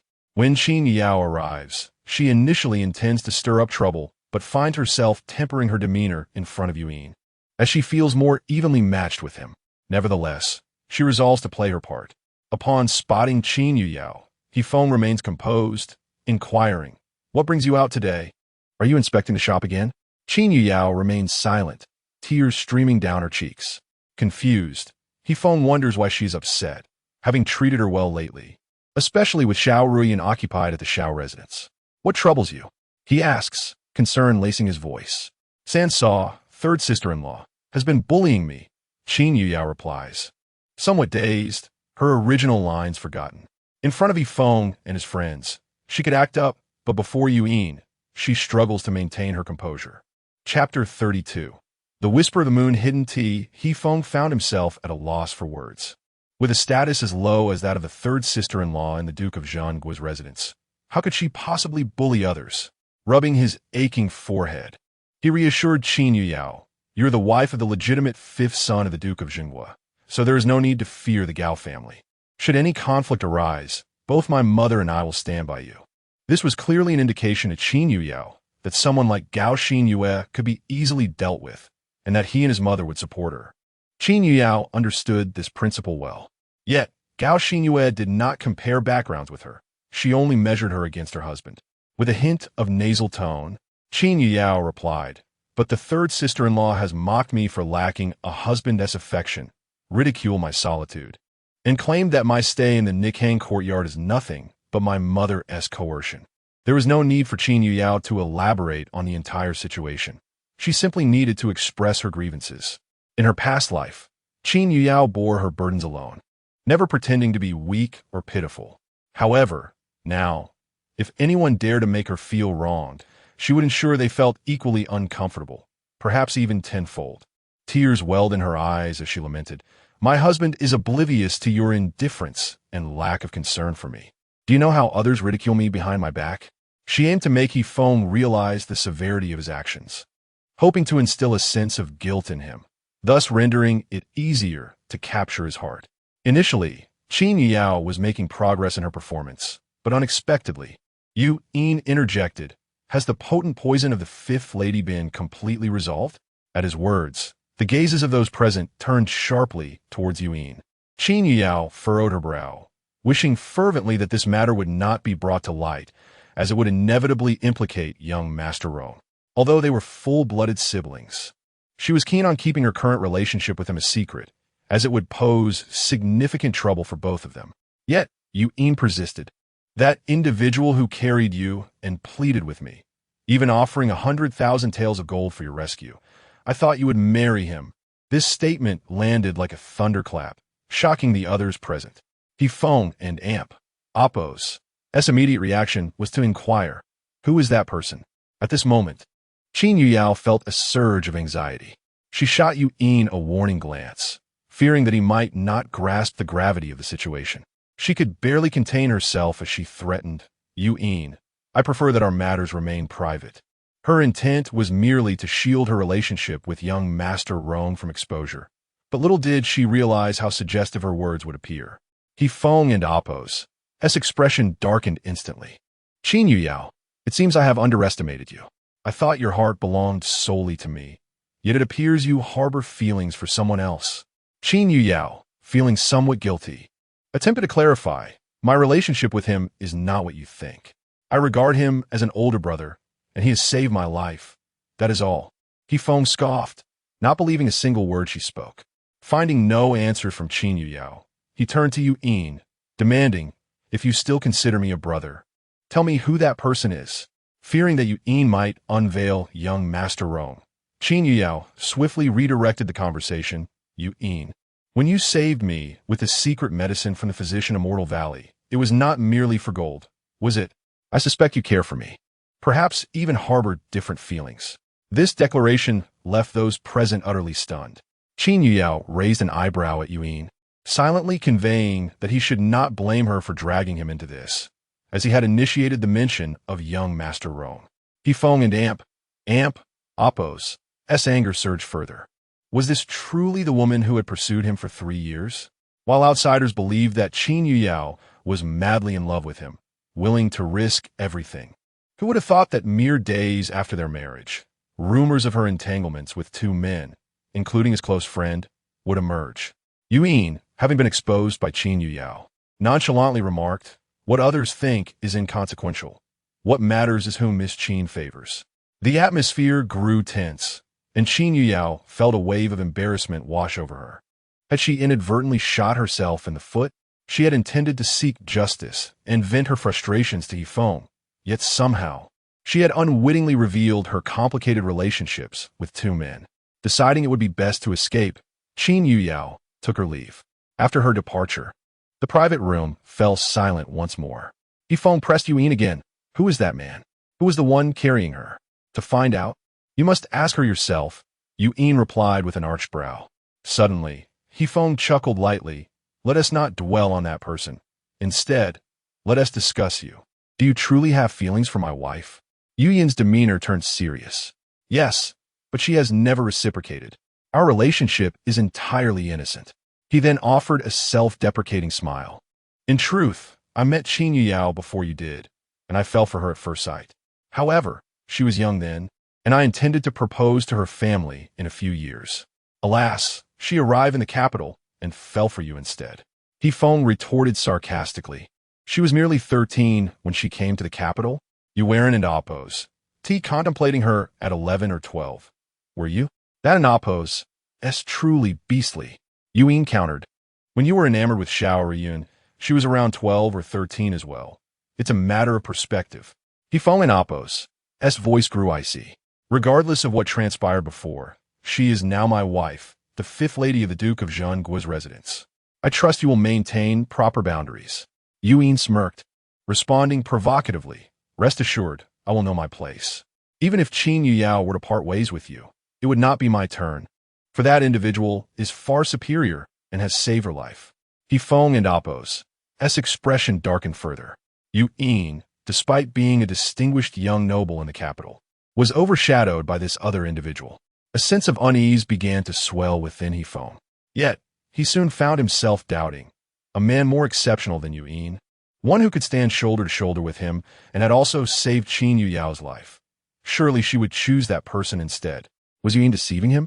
After all, he had taken the woman who had secretly adored him. Was this other man truly so remarkable? A pang of jealousy surged within He Feng. Yuan nodded nonchalantly.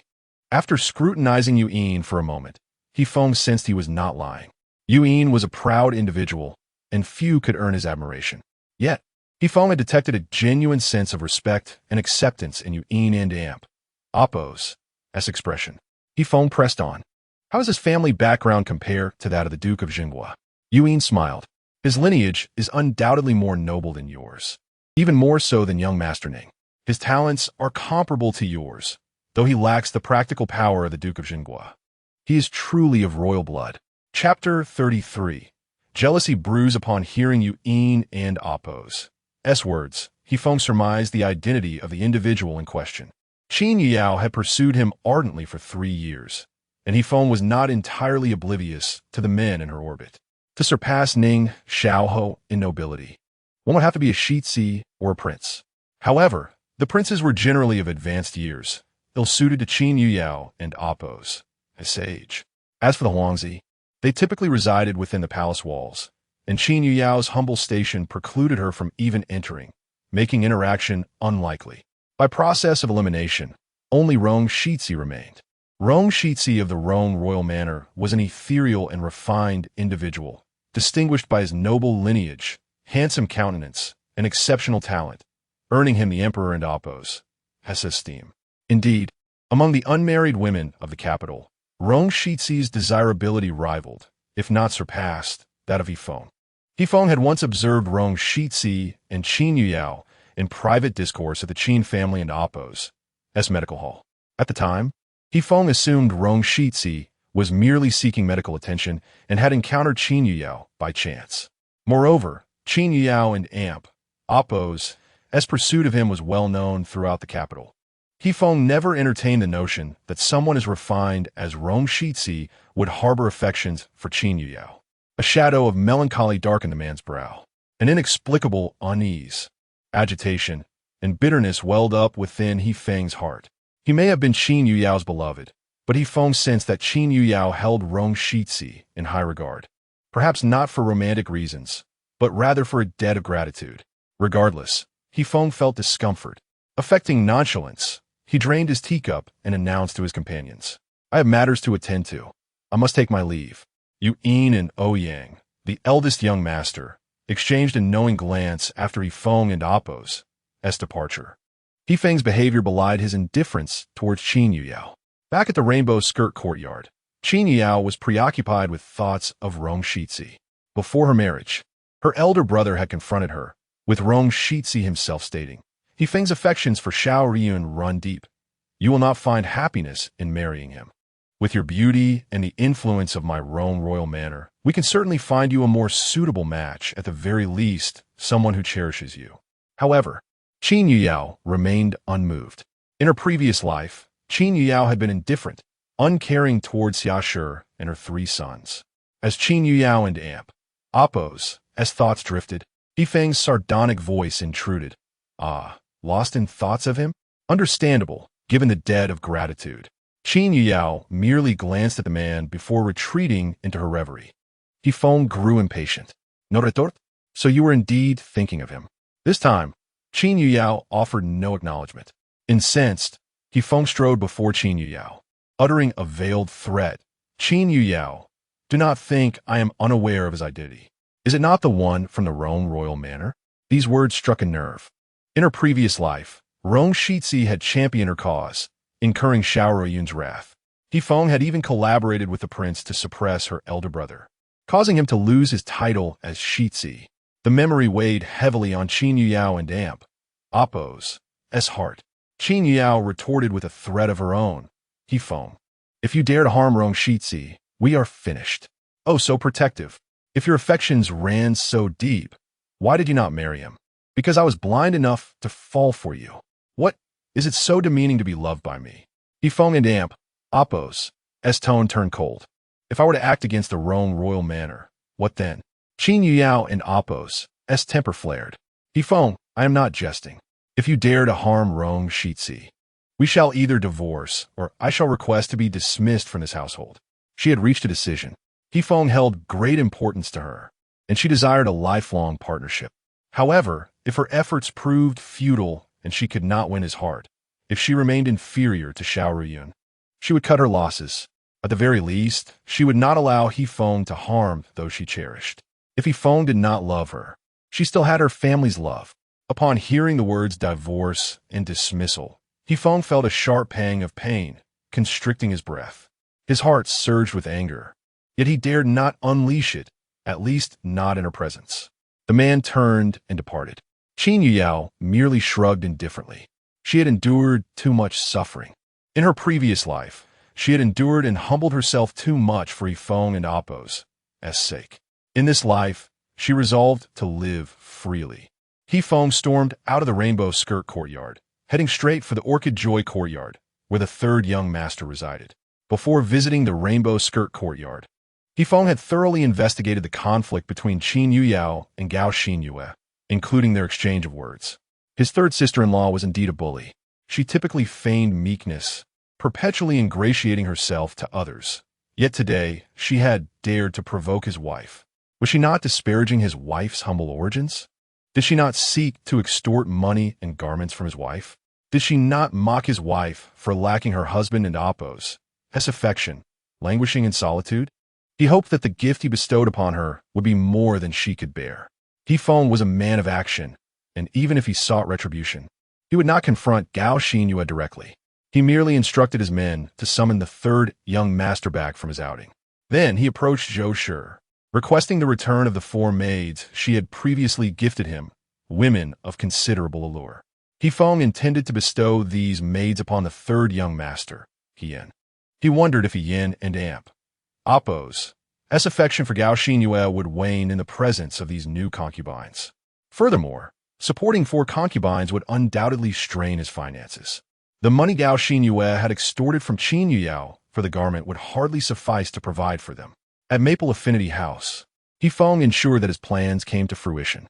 He invited the third young master, Yin, to Maple Affinity House, preparing a lavish feast and professing a desire to strengthen their bond. Yin remained oblivious to the day and Oppo's events, unaware that his wife had offended Qin Yuyao. He had spent the entire day away from home and was summoned to Maple Affinity House upon his return. Frankly, Yin felt honored to be invited to Maple Affinity House.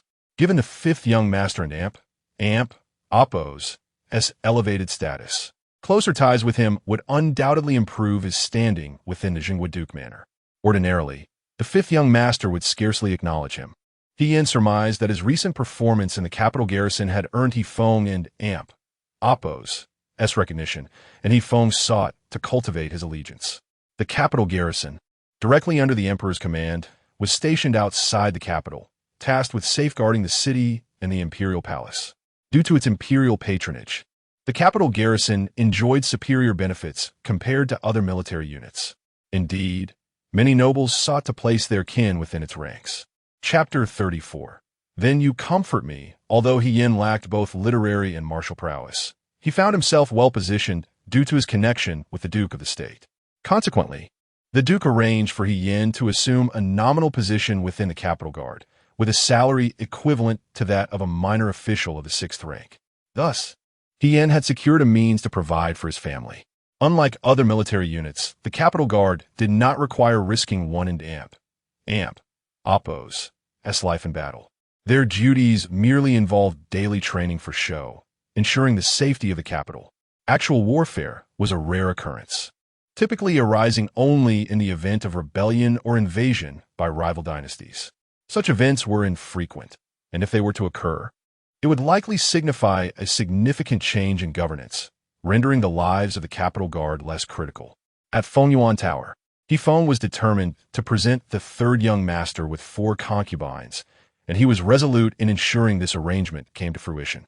While drinking with the third young master, he secretly administered a potion to He Yin and Appo's drink designed to incite passion.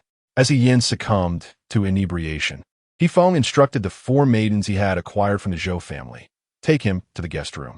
This night, I require each of you to become his woman. Otherwise, prepare to be expelled from the residence."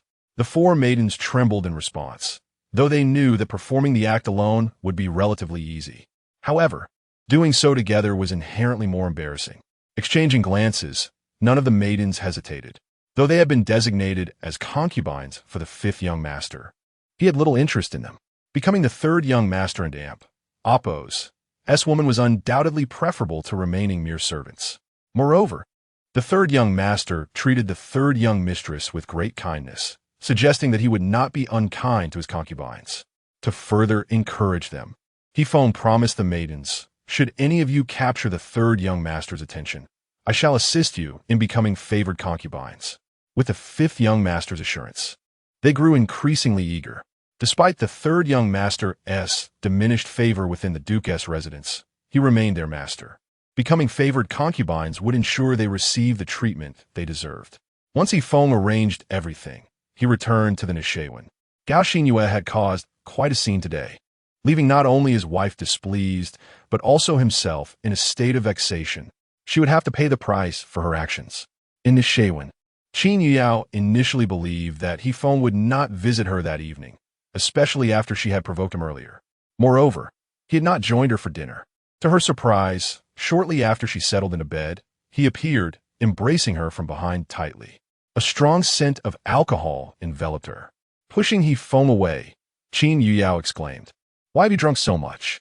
Is drinking a reason to deny me your embrace?" Hefeng, feeling wronged, retorted, "Are you upset with my drinking? Or is it due to that Lord Rome?" Without waiting for her response, he drew her back into his arms, this time with a firm grip. With a sigh, Qin Yuyao closed her eyes and sought sleep. She did not wish to argue, even though she had felt anger towards Hefeng earlier for his past actions against Lord Rome. Yet, as soon as he held her, all her irritation dissipated. Noticing her surrender, Hefeng leaned in, whispering sweetly, "Your savior is naturally my savior. I shall not harm him." Upon hearing this, Qin Yuyao swiftly turned, wrapping her arms around his neck. Hefeng chuckled softly, "You truly care for Lord Rome. The moment I mention him unfavorably, you come rushing into my arms." She playfully bit his earlobe, declaring, "I care for you even more." Feigning innocence, Hefeng pouted, "If you truly care for me, then comfort me." Unable to resist, Qin Yuyao pressed her lips against his briefly. "All right, I shall comfort you." The sweet scent of her lingered in his embrace, igniting a fervor within him. He flipped her over, kissing her deeply. As Qin Yuyao melted into his embrace, Hefeng transformed into a gentle lover, whispering her name repeatedly. Qin Yuyao sensed a distinct tenderness in him that evening, as if he were deliberately trying to please her. Whether it was the effect of alcohol or merely her perception, she could not tell. The following morning, upon waking, Qin Yuyao found herself playfully exploring the man beside her. She acknowledged her attraction to him. After all, last night, Hefeng had been so agreeable and kind. She wished to reciprocate his affection. Hefeng, with his eyes half closed, caught her mischievous hand, his voice husky as he teased. "Is it already morning, and you're tempting your husband?" The term and Appo's, husband and Appo's, evoked a delightful response from Qin Yuyao, prompting her to kiss the hand that restrained her. "It is not temptation. It is simply fulfilling my duties as a wife." At her words, Hefeng was instantly alert. He opened his eyes, no longer drowsy, and began to reciprocate her playful gestures. They spent over half an hour in playful banter before rising from the bed. As Qin Yuyao dressed, she preferred to do so independently, rarely requiring assistance. Hefeng and Appo's, as personal attendant was Jinan, But since Qin Yuyao was not fond of her, she usually dressed herself even while residing in the Duke's estate. However, today Feng took it upon himself to help Qin Yuyao with her clothing, and she found the atmosphere of the day to be remarkably sweeter. While assisting her, Feng discreetly admired her beauty. Since their marriage, she had become even more enchanting. Her skin was as fair as snow, smooth to the touch, and her long eyelashes fluttered alluringly. Especially captivating was her soft, rosy mouth, which he found irresistible, particularly in her sleepy morning state, which sparked a desire to ravish her. After Feng finished dressing her, she wrapped her arms around his neck, planting a kiss on his cheek. "Husband, you are wonderful. I think I could wear this outfit for 3 days without wanting to change." He raised an eyebrow playfully. 3 days without change? Wouldn't that be filthy? With a sweet, melodic tone, Qin Yuyao replied, "But I cannot bear to part with the clothes you've helped me into." Feng grinned. "Then shall I dress you every day?" He embraced her from behind, resting his head on her shoulder. "By day, I will dress you. By night, I shall undress you." Cuddled in his embrace, she teasingly replied, "But I would prefer if you undressed me during the day. You little temptress." Feng chuckled, affectionately tapping her nose.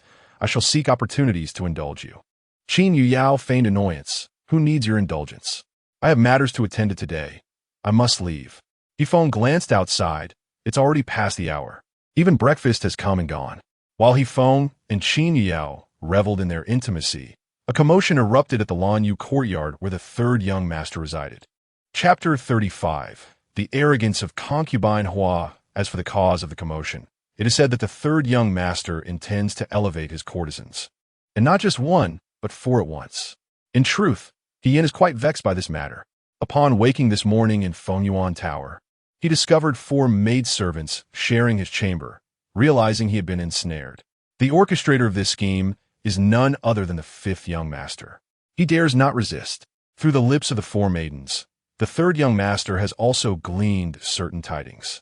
It turns out this debacle stemmed from his wife, Gao Xinyue, who had mocked and provoked Qin Yuyao yesterday, and even dared to concoct tales about the 5th young master and the 5th mistress and amp, oppos, as private affairs.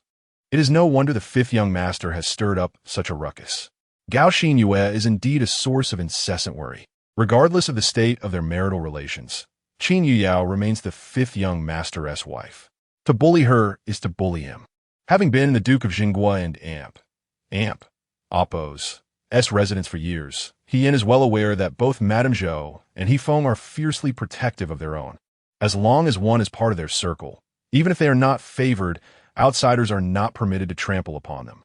As for the 5th young master's retaliation, it is hardly a grave matter, merely the bestowal of 4 women upon him. He can raise them well enough. However, when Yin brought the maidens to Lanyu courtyard, Gao Xinyue was unwilling. Her pride rests upon her husband's affection. Little did she expect to be so humiliated today.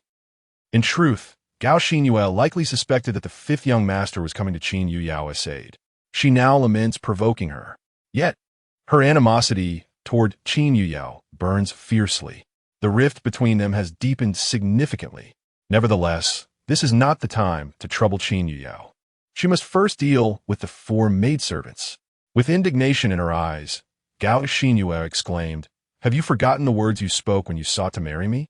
"I have never forgotten. Throughout these years, I have upheld my promises to you." Yin, with a twinge of sympathy, replied, I was ensnared by the 5th young master in this affair. It was not my desire." "Very well, I will not hold against you whatever transpired between you and them." Gao Xinyue reluctantly conceded, "But you cannot elevate them.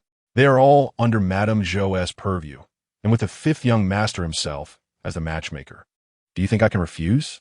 Tears welled in Gao Xinyue's eyes. "Yet I will feel jealous."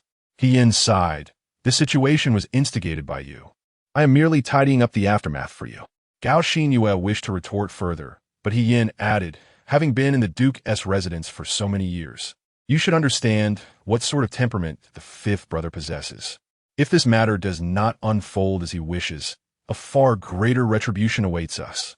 Upon hearing this, Gao Xinyue ceased her tumult. Yin recognized her acquiescence and instructed the matron in charge of Lanyue courtyard to take them away for proper arrangements. After the 4 maidens were sent off, Hien, unable to bear the sight of Gao Xing weeping in the courtyard, embraced her to offer comfort. "Do not worry. My heart belongs solely to you, and I shall not touch them henceforth." Gao Xingyue felt somewhat relieved. Yet Hien consoled her for only a quarter of an hour before hastily departing. He needed to inform concubine Hua about today's events. The arrangement for the 4 maidens must be discussed with his biological mother, Hua. Furthermore, he must pay a visit to Madame Zhou to ascertain her stance on this matter. The thought of meeting Madame Zhou filled Hien with dread.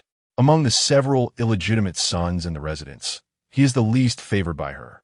This is hardly surprising, given that concubine Hua, relying on the Duke and Apos, S. affection, had arrogantly sought to contest for the position of the matriarch against Madame Zhou, who hails from the prestigious Huayang Wangfu. Concubine Hua is merely a woman of the brothel. How dare she? Hien is unaware of the precise details, but has gleaned some information from the wet nurse. Upon her arrival at the residence, concubine Hua had the Duke staying with her every night, rendering the first 2 concubines incapable of contending with her, with only the matriarch. Madame Zhou, managing to suppress her somewhat. Her lavish lifestyle even surpassed that of Madame Zhou, and the Duke exempted her from the daily rituals of greeting and serving Madame Zhou, citing her fragile health. At that time, the servants regarded concubine Hua as the 3rd mistress of the Duke's household, second only to the Duke and Madame Zhou. Had concubine Hua been more prudent and not overstepped her bounds, she could have carved out a space for herself in the Duke and Apos as residence. Yet, she aspired to wrest control from Madame Zhou, even attempting to malign her with accusations of poisoning while pregnant. The Duke, enamored with concubine Hua, disregarded Madame Zhou's defenses, punishing her by forcing her to kneel in the freezing cold for an hour. As a princess from the Huayang Wangfu, Madame Zhou was accustomed to being cherished and could scarcely endure such humiliation. Refusing to kneel, she promptly drank a vial of poison to prove her innocence, leaving behind a letter declaring that she would take concubine Hua and her unborn child with her to the grave. The Duke was taken aback by Madame Zhou's fierce temperament. Following this incident, not only did people from the Huayang Wangfu come to demand justice, but officials also lodged complaints, prompting even his 2 concubines to confront him with their children in tow. At that time, the 2nd concubine, Hu, and the 3rd concubine, Liang, had suffered greatly at the hands of concubine Hua. Naturally, they stood in solidarity with Madame Zhou. It was not that Madame Zhou had a cordial relationship with them, but they united against concubine Hua. In a matter of moments, everyone pressed the Duke to take action against concubine Hua. Ultimately, the Duke, seeking to appease both the Huayang Wangfu and Madame Zhou, was compelled to personally administer a potion to induce a miscarriage to concubine Hua, vowing to Madame Zhou that as long as concubine Hua was spared, he would no longer interfere in matters of the inner courtyard. It was at that moment that concubine Hua realized, even with a man's affection, one cannot wield absolute power. Over the years, Hien has often heard concubine Hua lament, "Had I not been so arrogant, you could have achieved as much as your elder brothers." To this, Hien could only sneer. Her misfortune stems from the Duke's insufficient love. At that time, Duke had just assumed command of 300,000 troops and was in his prime, attracting numerous powerful figures.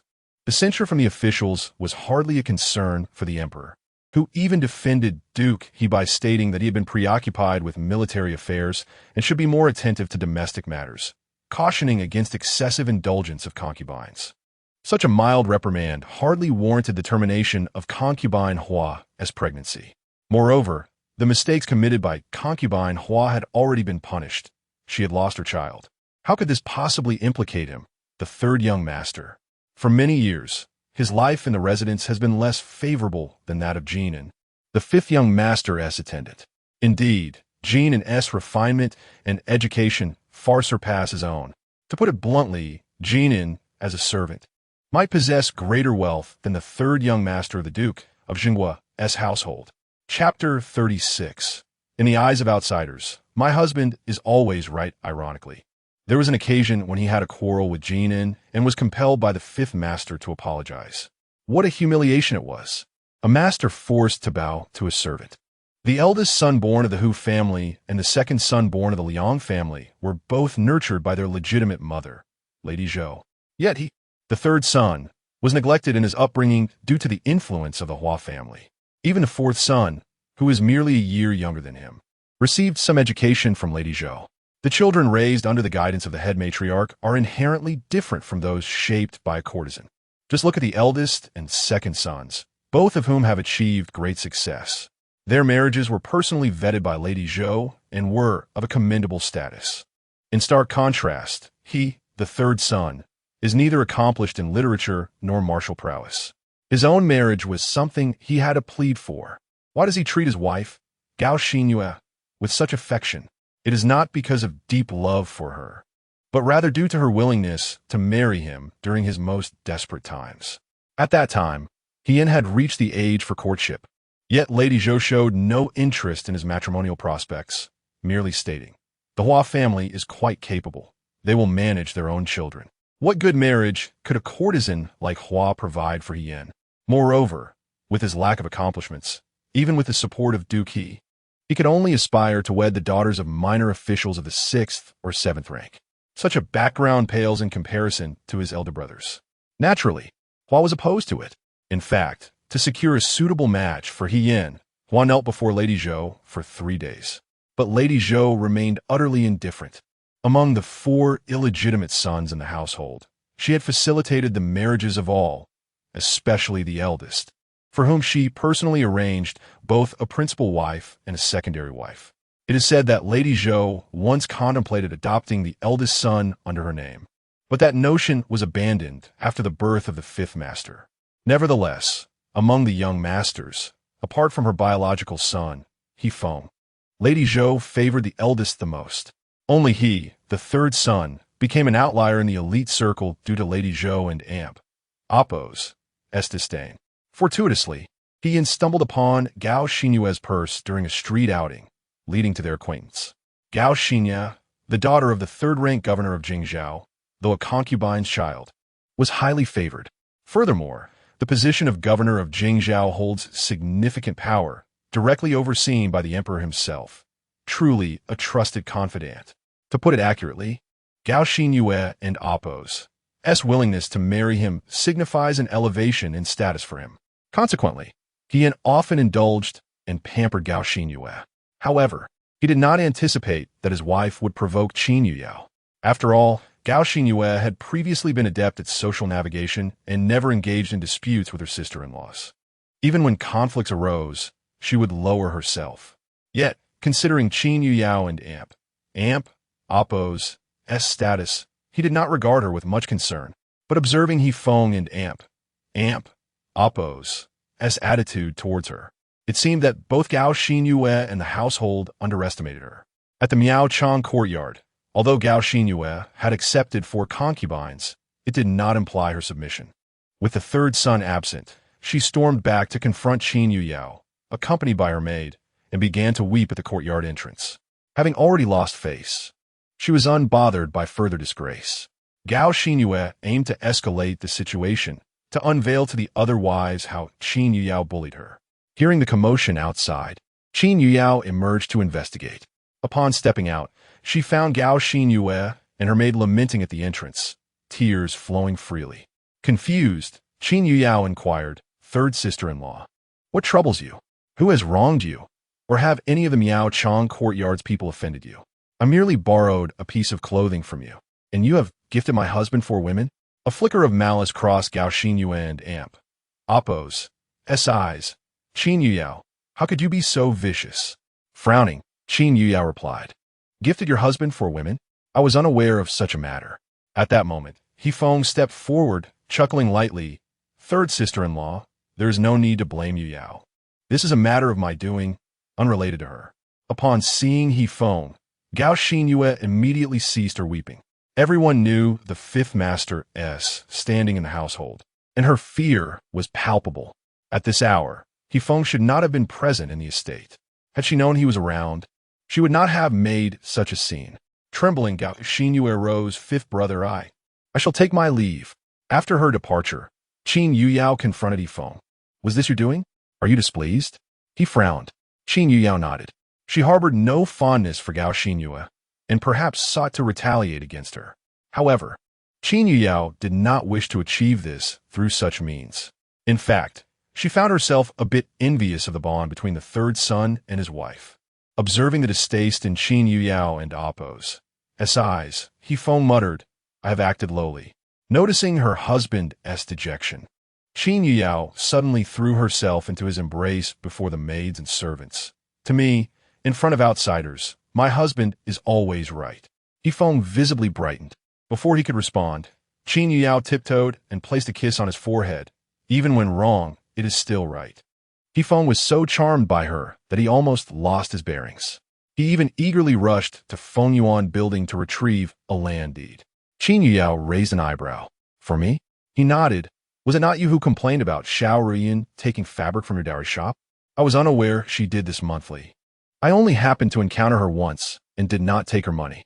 Hearing this, Qin Yuyao felt a sense of relief. Given Yifeng's long-standing relationship with Xiao Ruyin, it was only natural for him not to charge her when he chanced upon her at her shop. Initially, when Qin Yuyao first learned of this, she found it unbelievable. With Yifeng and Appo's character, even if he did not love her, it would be inconceivable for him to allow Xiao Ruyin to take fabric from her dowry shop without recompense. She had thought Yifeng and Appo's actions stemmed from a deep affection for Xiao Ruyin, allowing such unprincipled behavior. However, it now seemed that Xiao Ruyin was equally troublesome.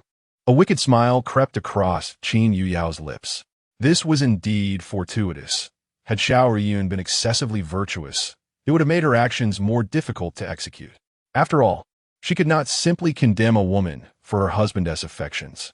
But if this woman were cunning, seeking to gain advantage and meddle in the affairs of others and Appo's marriages, she would not feel guilty when taking action against her. It is worth mentioning that in her previous life, Qin Yuyao's defeat was also largely due to her own character. Even if they had not consummated their marriage on the wedding night, during the 3 years she spent alone in an empty room, she had ample opportunities to become a true couple with Yifeng.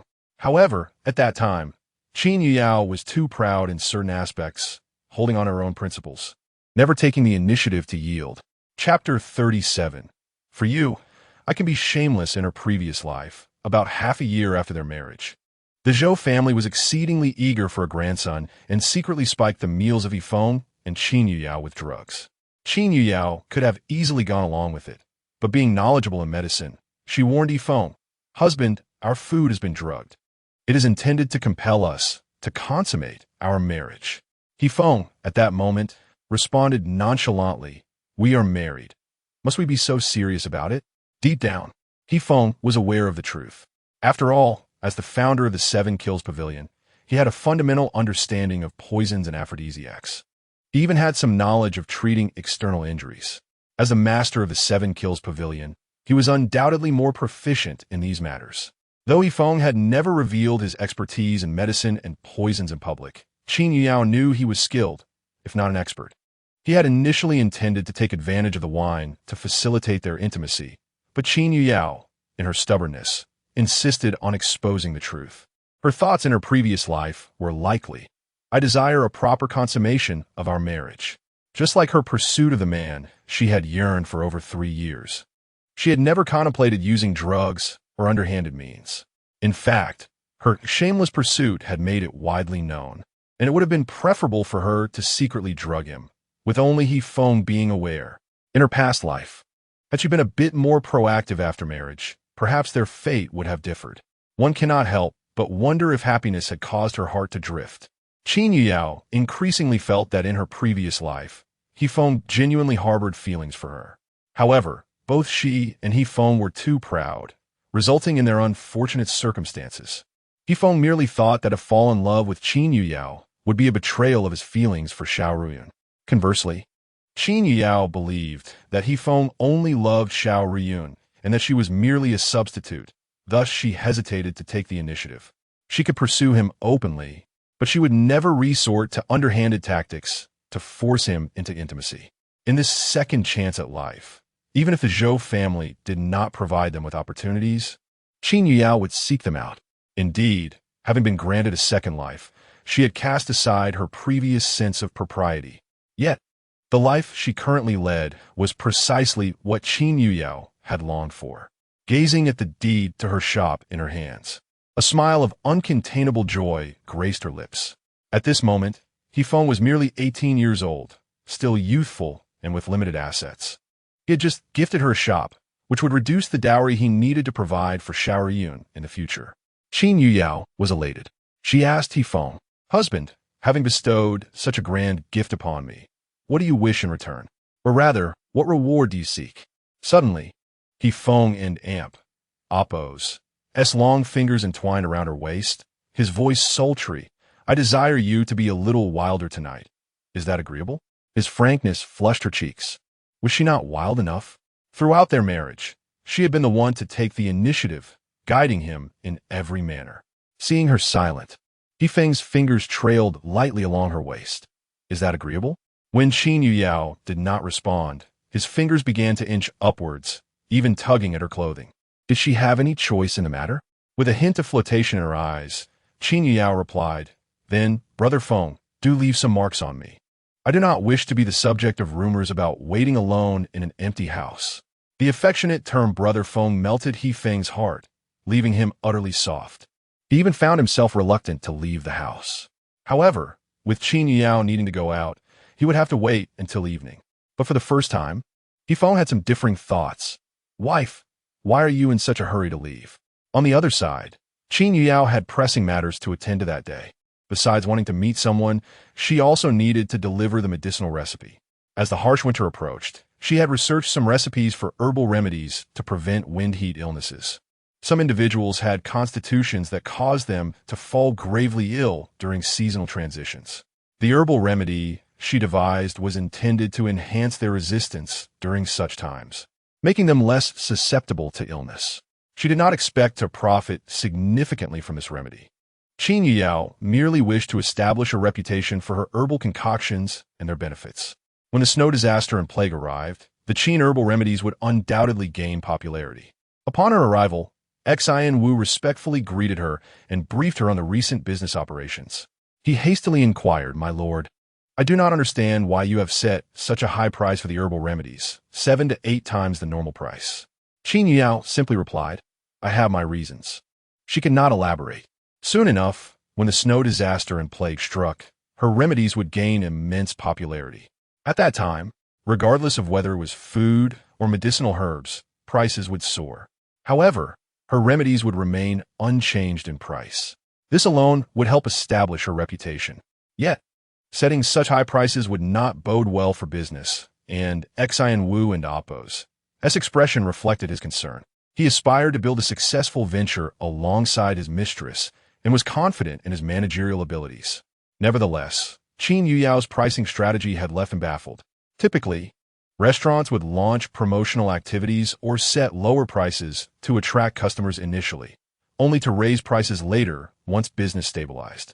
But Qin Yuyao had chosen to set exorbitant prices from the outset. For instance, many business people in the capital would base their pricing on a cost-plus model, adding a 30% profit margin. However, Qin Yuyao's pricing was almost absurd. For example, a medicinal dish like the chuanbei ice pear soup, which cost about 700 won to make, could be sold for a single silver tael per serving. Yet, Qin Yuyao priced it at 5 taels. If this chuanbei ice pear soup were particularly difficult to make or based on a rare secret recipe, such a high price might be justifiable. But the chuanbei ice pear soup was quite simple. With the right ingredients, even an ordinary household could prepare it. This dish required only 3 main ingredients: chuanbei, which helps moisten the lungs and relieve coughs; rock sugar, which soothes the lungs and warms the stomach; and pears, whose skins are a traditional Chinese medicine that also helps moisten the lungs and relieve coughs. Thus, the primary functions of chuanbei ice pear soup are to moisten the lungs, eliminate phlegm, and relieve coughs. In the market, pears cost about 5 won per jean, rock sugar around 10 won per jean, while chuanbei was the most expensive at approximately 3 taels per tael. A serving of chuanbei ice pear soup used only a small amount of chuanbei. 1 tael could yield 10 servings, costing about 300 won per serving, if made with ample ingredients. Considering rent and labor costs, the price for a serving of Chuanbei iced pear soup would be around 700 won. If someone were to make it at home without rent or labor costs, using lesser quality ingredients, their cost might be less than 100 won. Selling it for 1 silver tael per serving was already not cheap. Despite this, Qin Yuyao insisted on selling it for 5 taels, justifying, "My remedies are medicinal, made with the finest materials and worth this price."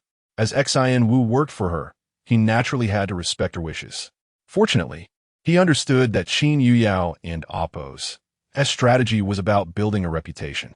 Some people, especially nobles and influential figures, would prefer to pay a high price for something with a good reputation rather than settle for a lower-priced alternative. However, establishing such a reputation came at a steep cost, potentially yielding no profits for a year or two, unless a remarkable opportunity arose. Qin's Herbal Remedies. Today, Qin Yao visited this restaurant not only to deliver the herbal recipe to Xin Wu, but also to meet someone.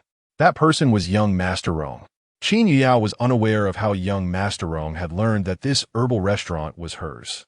She had not advertised it or even put much effort into managing it, as this restaurant was merely a preparatory venture for the impending snow disaster and plague. At that time, there would be no need for promotion. It would flourish on its own. To her surprise, young Master Rong not only attended the opening day, but frequently invited her to meet in the private room. One must admit that a brother is indeed far more reliable than a husband. Feng remained oblivious to her establishment of a medicinal cuisine restaurant. Yet young Master Rong had visited several times. Just as she and young Master Rong entered the private room, having exchanged only a few words, Feng arrived.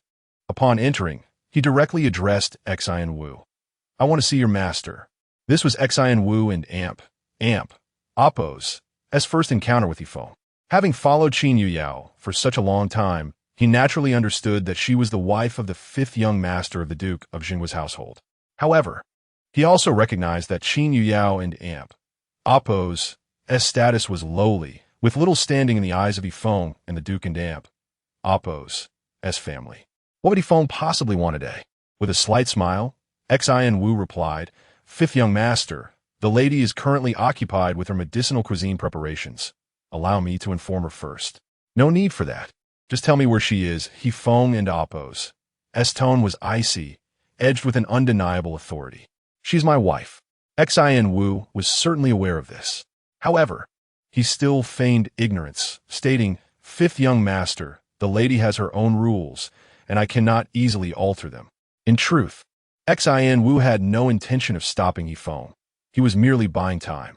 By now, someone had already informed Qin Yuyao of the situation downstairs. Upon hearing the servant and Oppo's report, Qin Yuyao furrowed her brow. After a moment in Oppo's hesitation, she turned to young Master Rong and said, "Brother, please return for now. I will see what he wants." Young Master Rong chuckled lightly. "It seems I hold little stature before you, does it not? The moment he arrives, you abandon me." Was he feeling a touch of jealousy? Qin Yuyao blinked at him. "Brother, if you wish to see me, just send someone to notify Xin Wu." Young Master Rong lowered his gaze and took a sip of tea. Though he said nothing, Qin Yuyao knew he had acquiesced. As Qin Yuyao exited the private room, a sliver of confusion lingered in her heart. Why had Feng come? Despite his favorable demeanor towards her in this life, it hardly reached the extent of pursuing her. Why would he come here? He had his own connections and social circles, typically dining and drinking at the Four Seas restaurant. How could he possibly be here at her medicinal cuisine restaurant, especially at such an awkward moment? Could it be that he was following her? Aware of her meeting with young Master Rong, Qin Yuyao knew well that her relationship with young Master Rong was entirely innocent. Even if there were something, it was merely a sibling bond. But Feng was unaware and might become jealous. Now, she felt a twinge of worry that Feng would discover young Master Rong. When he became jealous, it was quite formidable. Before their engagement, many young masters had pursued her. Since she entered the capital, numerous suitors had sought her hand. While Qin Yao had rejected some, the majority dared not pursue her further, thanks to Feng and Oppo's influence. At that time, Feng had not even favored her. She was merely labeled as one of his women. Yet he had protected her fiercely. Now that she was his wife, Hefeng would undoubtedly be even more concerned about her relationships with other men. Meanwhile, upon seeing Qin Yuyao, Hefeng approached her with a grin. "Darling, what brings you here? You mentioned wanting to be a little while tonight. I couldn't and amp, oppose, wait any longer, so I came to find you." His words were laced with ambiguity, yet his gaze remained fixated on the private room from which she had just emerged. Initially, Hefeng had merely intended to follow her casually, curious about her recent activities. To his dismay, he discovered she had been secretly meeting young Master Roan. How could this be? In the past, Hefeng wooed and oppose, have cared about young Master Roan. But now, he understood that young Master Roan was Qin Yuyao and Amp, Oppo's savior, and she held him in high regard. Finding them together in secret would arouse suspicion in anyone. Qin Yuyao led Hefeng to another private room, which was not where young Master Roan was located. It was a lavish chamber dedicated to her medicinal preparations. This room was the largest and most opulent in the restaurant. However, only a third of it served as a resting area, while the remaining two-thirds were for preparing and concocting medicine. There were certain medicinal recipes that Qin Yuyao wished to keep secret, so she personally handled the brewing. Hefeng, somewhat envious, entered the room and embraced her tightly, asserting his dominance with a passionate kiss on her enticing lips. However, Qin Yuyao was reluctant to comply. This was her medicinal cuisine restaurant, her career, not a place for frivolity. Noticing her evasion, Hefeng and Oppo's temper flared. In a fit of anger, he pinned her against the wall, securing her waist with both hands, and fiercely captured her lips. "What? Are you afraid of leaving a mark in front of your beloved?" Qin Yuyao laughed, pointing to her fair neck. "Go ahead, leave a few marks here. I will step out later for them to see, so they know just how much our fifth young master loves me." The tension in Hefeng's heart dissipated instantly. He teased, "Do you even know what shame is?" "No." Qin Yuyao nestled into his embrace, playfully pouting, "For you, everything is worth it. I could even forsake my pride." Acting as though she cared deeply for him, he retorted, "Then why were you secretly meeting young Master Roan?" Qin Yuyao raised an eyebrow. "And what about you, spending all day at the Four Seas restaurant? Flirting with that Xiao? Caught off guard by her remark, Hefeng felt a twinge of guilt. Yet, he quickly countered Qin Yuyao. "You have already caused her to be confined for a month. Is that not enough? What do you mean I harmed her?" Qin Yuyao and Oppo's lips nearly curled into a pout. "It was she who provoked me. Your bias is truly remarkable." As she spoke, her fingers playfully poked at his chest, repeatedly insisting, "You are biased." Chapter 38. The bedside quarrel and reconciliation in light of her playful banter. The man was momentarily distracted from pursuing the matter concerning Rome Shitsi. Hefeng merely felt that the woman needed some proper guidance. He resolved to take her home and instill a sense of decorum in her. After all, Qin Yuyao had promised him this evening to be a bit more adventurous. Matters between spouses, of course, involved both quarrels and reconciliations. From this day forth, the business of Qin and Oppo's medicinal cuisine flourished significantly, primarily drawing patrons who were in good standing with Hefeng. It was evident that Hefeng had instructed others to ensure the welfare of Qin Yuyao's enterprise. His status within the capital was notably elevated. At the very least, with a mere word, he could command the attention of those young gentlemen who were his allies. Medicinal cuisine was fundamentally centered around healing and wellness. Furthermore, the packaging from Qin's establishment was exquisitely crafted. Presumably, Hefeng had considered that many patients might find it inconvenient to visit a tavern for their medicinal dishes. The young gentlemen he associated with were mostly of notable status, and they placed a premium on their health. Thus, it posed no difficulty for them to spare a few coins to support her business. Even if they did not partake, they could always bring the dishes home for their elders. Half a month after the opening of the medicinal restaurant, the efficacy of the dishes began to manifest in some patrons. Consequently, the reputation of Qin's medicinal cuisine soared. Qin Yuyao had anticipated this outcome. Her culinary creations were the culmination of a lifetime of research in her previous life, yielding remarkable results. The premium pricing of her medicinal dishes was indeed justified.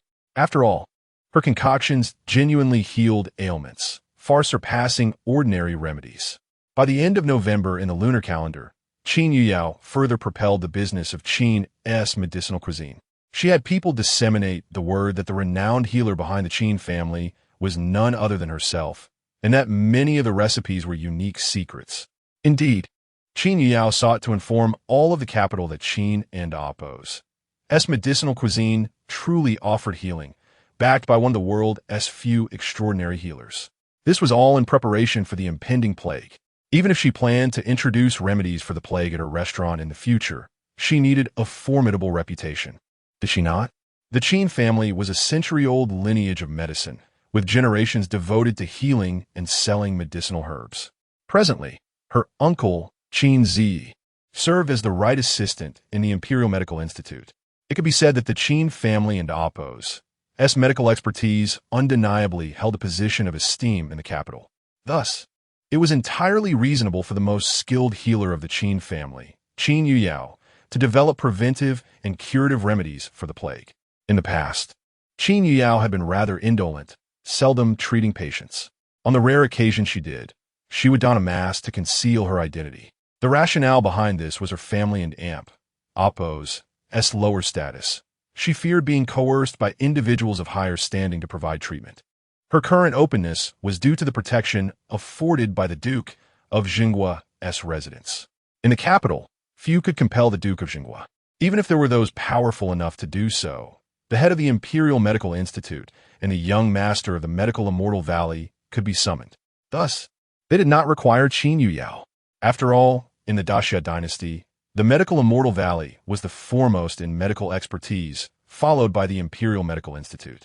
Qin Yuyao's skills could barely be considered third, and that was only due to her memories from her previous life. Had she not been reborn, she would not even have ranked among the top 3 in medical prowess. Nevertheless, the revelation of Qin Yuyao's identity as a divine healer significantly elevated her reputation. The business of Qin's medicinal cuisine improved day by day. Today, a visitor arrived at the Nizhao courtyard, Princess Anyang. It had been a month since she entered the household. Aside from her sister-in-law, Gao Xinyue, who had come to stir trouble, the other sisters-in-law had not paid her a visit. Qin Yuyao understood that they were merely observing, perhaps looking down upon her, hence they would not proactively seek to befriend her at the Nizhao courtyard. Naturally, they dared not provoke her as they had in her previous life, especially since the Zhou family and Hefeng had been protective of her during this time. Qin Yuyao was uncertain of Princess Anyang's purpose for visiting the Nizhao courtyard. However, she warmly welcomed her, saying, "Sister-in-law, this is your first visit to my courtyard. Would you care to join me for lunch before you leave?" During their conversation, her chief maid, Fan served exquisite tea and a selection of pastries from the kitchen. After sipping a cup of tea and sampling a couple of pastries, Princess Anyang remarked with a hint of envy, "The offerings here are truly delightful, even better than those in my own courtyard." Qin Yuyao silently mused. "I assent, it only natural for mine to be superior. I am the legitimate wife, while you are merely a concubine."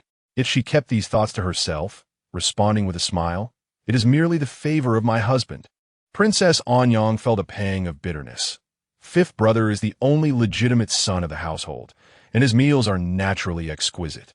She found herself quite envious of Qin Yuyao. Born of humble origins, she was the sole legitimate daughter-in-law of the household, while Princess Anyang, of noble birth, could only marry a legitimate son, and even then, she was merely a secondary wife. Given her status, she ought to have married a legitimate heir from a prominent family, rather than being subjected to such indignities. Although within the Duke of Zhengguo's residence, she held more prestige than a legitimate wife and wielded some authority over household affairs. She could only appear in public when the legitimate wife was present.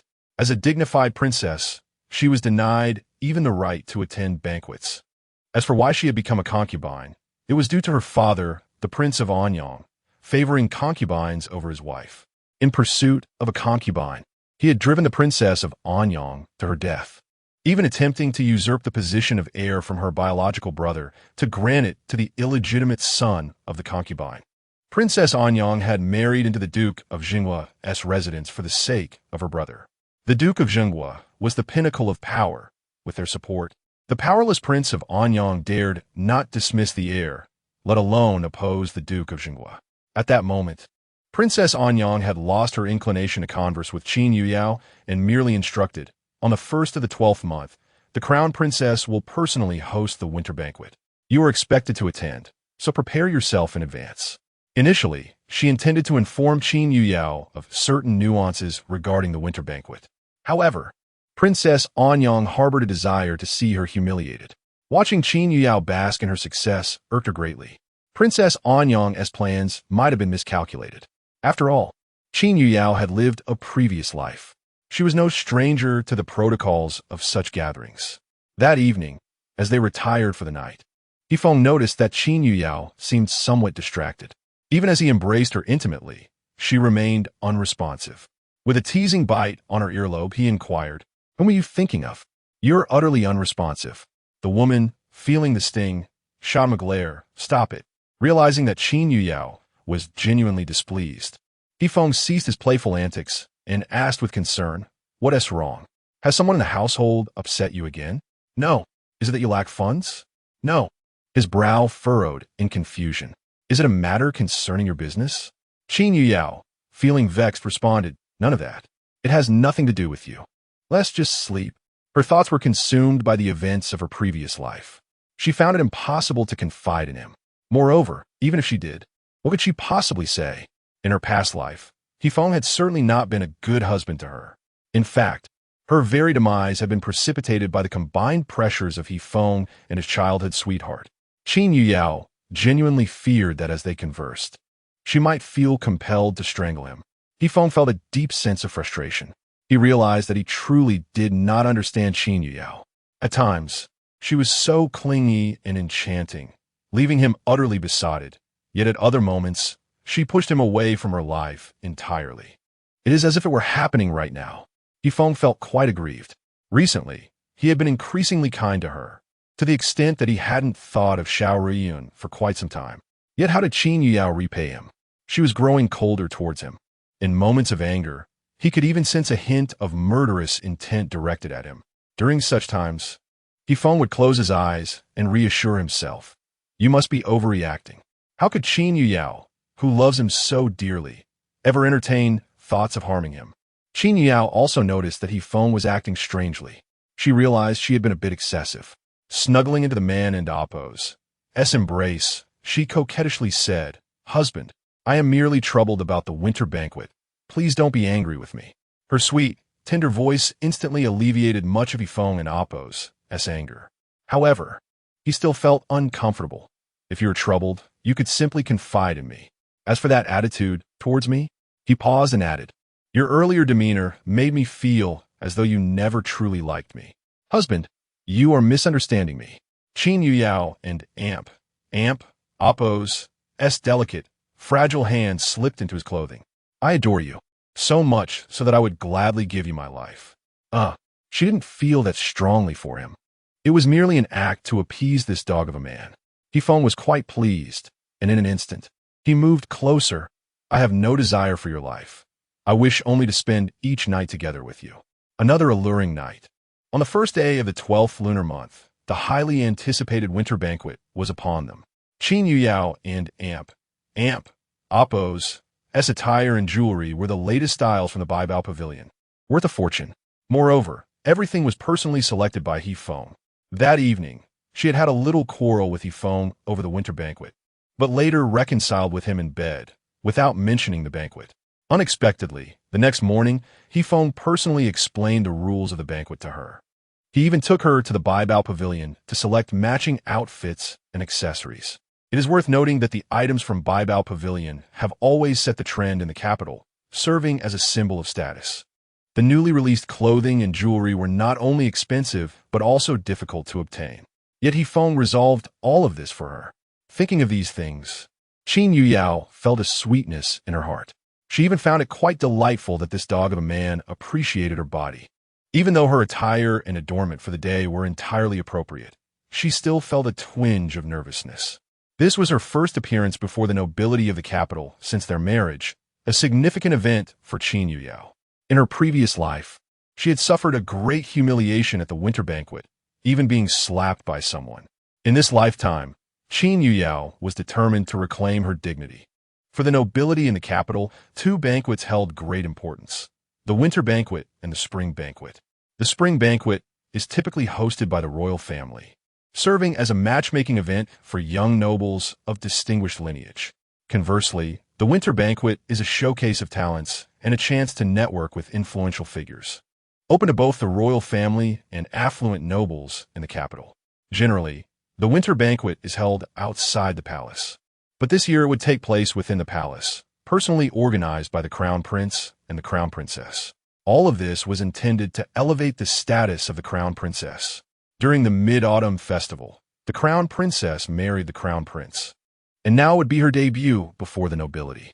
The crown princess, Gu Qingsheng, came from a prestigious background.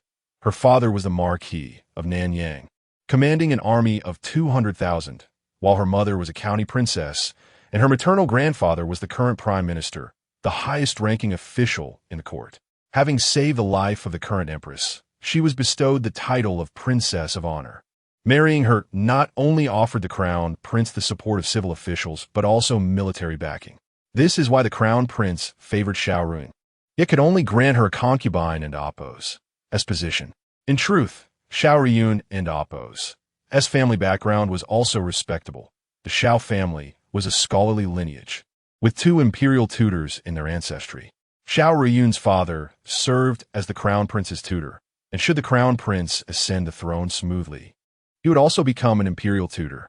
Furthermore, the Xiao family currently had several eminent scholars teaching at prestigious academies, including the Royal Academy and the renowned Nanshan Academy in the capital.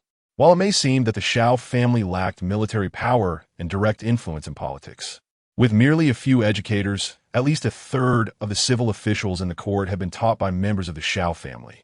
This network of connections is an invaluable asset. For example, the current crown prince and the fifth son of the state protector and Appo's mansion have both been educated by the grand tutor Xiao, leading to a deep bond between them. To provoke the Xiao family would mean contending with the formidable influence of both the crown prince and the state protector and Appo's mansion, not to mention the numerous disciples of the Xiao family. This vast network implies significant leverage in terms of wealth, power, and societal influence. Though it may appear that they are not particularly adept in any one area, they have allies in every aspect. Without Gu Qingsheng and Appo's presence, Xiao Ruyun could easily have become the crown princess. Xiao Ruyun is renowned throughout the capital as the foremost talented woman, possessing noble status and a commendable lineage. Most importantly, the Xiao family is well-connected, and many would give them due respect. To put it succinctly, anyone who has been taught by the eminent scholars of the Xiao family, regardless of their success or lack thereof, would grant the Xiao family some degree of deference. After all, respect for teachers is paramount.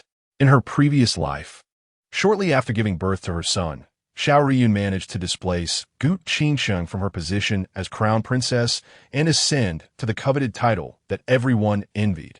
Although Yifeng had played a significant role in her rise, Xiao Ruyun was quite cunning. She competed with numerous women for favor, striving to become the crown prince's most cherished one. She also engaged in a contest of lineage and palace intrigue against Gu Qingsheng. What impressed Qin Yao most was how Xiao Ruyun managed to oust Gu Qingsheng from her position while ensuring that Gu Qingsheng willingly accepted her role as a concubine, continuing to support the crown prince with goodwill. Most distressing for Qin Yao was that Xiao Ruyun had even induced Yifeng to willingly assist her son in vying for the throne.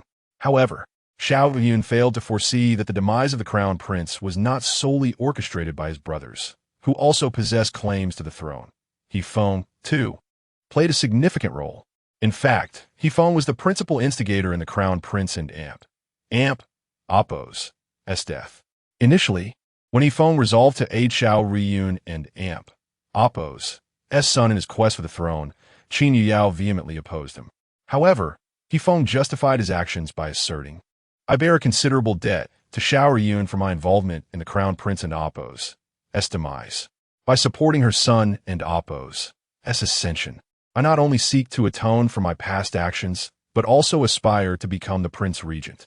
In her previous life, Qin Yao had consistently indulged and pampered men, readily yielding to their explanations, regardless of the extent of their transgressions.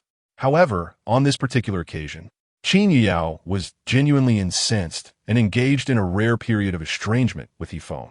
It was then that He Feng humbled himself and pleaded, Yao, although I once harbored affection for Xiao Ruyun, those feelings are now relegated to the past. We are now husband and wife, blessed with children. I vow to cherish you for all eternity. If she succeeds in her son and Appo's usurpation of the throne, she will become the Empress Dowager. If she fails, she will merely become a forgotten relic. She will never marry into the Zhengguo Duke and Appo's residence. Qin Yuyao neither assented nor dissented, but she ceased her estrangement with He Feng. Nevertheless, their relationship struggled to regain its former intimacy. Qin Yuyao was no fool. He Feng had demonstrated his willingness to gamble the lives of the entire Zhengguo Duke's household for Xiao Ruyun's sake. How profound must his affection for her be? Furthermore, considering the combined influence of the Crown Prince's faction, the Zhengguo Duke's household, and the loyal ministers, their prospects for success in the usurpation appeared promising. In such a scenario, Xiao Ruyun would become the Empress Dowager, He Feng the Prince Regent, and the entire realm would be at their disposal. Who could then impede their clandestine affair? As for the position of Prince Regent and the boundless authority it entailed, Qin Yuyao held them in utter contempt. Her sole desire was for her family to live in peace, and for her to grow old alongside He Feng. Was the power of the Zhengguo Duke's household not already sufficient? His professed ambition to become the Prince Regent was merely a pretext for Xiao Ruyun's sake. Even if that woman did not enter the Zhengguo Duke's residence to vie with her, Xiao Ruyun could still become He Feng's mistress. And this mistress would be far more favored and esteemed than the legitimate wife. In short, Qin Yuyao was in a state of profound discontent, and her former ardor for He Feng had waned. Approximately a month of estrangement ensued, after which He Feng once again sought to appease her, declaring, Yao, I pledge to you that you will be the only woman in my life. Even if Xiao Ruyun ascends to the throne as Empress Dowager, I will not engage in any impropriety with her. I will never touch her. This served as a tacit admission that she would be the only woman in his life. In her previous life, Qin Yuyao and Appo's excessive love for He Feng had made her susceptible to such entreaties. However, once the usurpation was underway, He Feng and Appo's meetings with Xiao Ruyun became increasingly frequent. Often, he would be summoned by that woman in the dead of night under the guise of official business. Qin Yuyao would seethe with jealousy, even to the point of hemorrhaging blood. Moreover, the Zhengguo Duke and Appo's household had other sons besides the fifth master, and He Feng and Appo's involvement in the usurpation had incurred the displeasure of the other four branches. Qin Yuyao was also compelled to mediate on behalf of her husband. In essence, during that period, she was not only responsible for attending to her mother-in-law and caring for her children, but also for ingratiating herself with her sisters-in-law, and even cultivating relationships with noble women who could prove beneficial to the usurpation. Ultimately, Qin Yuyao succumbed to exhaustion and despondency. In retrospect, her premature demise in her previous life was inextricably linked to the usurpation. Had He Feng not assisted Xiao Ruyun in seizing the throne, she would not have been consumed by jealousy, she would not have suffered from frequent hemorrhaging, and she would not have harbored such deep-seated resentment. At that time, she had borne He Feng 2 children. Their marriage was relatively harmonious, and the Zhengguo Duke and Appo's household and outsiders had gradually accepted her. It could be said that Qin Yuyao had finally tasted the fruits of her labor. However, He Feng and Appo's decision to participate in the usurpation had subjected her to immense hardship and compelled her to exert herself in currying favor with a multitude of individuals. The mere thought of this ignited a murderous intent within Qin Yuyao. In this life, she would not only vanquish Xiao Ruyun, but also ensure her demise. Having been granted a second chance at life, Qin Yuyao could forgive anyone, except for Xiao Ruyun. It cannot be denied that Xiao Ruyun had lived a remarkable life in her previous incarnation. A man as esteemed as the Crown Prince had cherished her as if she were a priceless treasure. He Feng had willingly abstained from marital relations with his wife for 3 years for her sake, and had even risked his entire fortune to seize the throne on her behalf. Furthermore, numerous talented young men had treated Xiao Ruyun with the utmost affection, as if she were their own sister. She wondered if Xiao Ruiyun had ultimately ascended to the throne as Empress Dowager in her previous life. She had died prematurely, only living long enough to witness He Feng and Appo's all-out efforts to assist Xiao Ruiyun and Appo's son in seizing the throne, never reaching the conclusion. In truth, Qin Yuyao was genuinely curious about the outcome of her previous life. For instance, did Xiao Ruiyun become the Empress Dowager? Did He Feng uphold his promise to her? Did he marry another woman after her death? Did he and Xiao Ruiyun ultimately become soulmates? Qin Yuyao wistfully pondered. Perhaps after her death, He Feng would realize that he had always been deeply in love with Qin Yuyao and would honor his commitment to avoid any entanglement with Xiao Ruiyun. Alas, she sighed, lamenting that the obsessions of her previous life were so deeply ingrained that she constantly dwelled upon them in this life. At times, she even struggled to distinguish between her previous existence and her current one. This was evident in her tendency to vent the hatred and resentment of her previous life upon He Feng. In reality, such an attitude was far from ideal.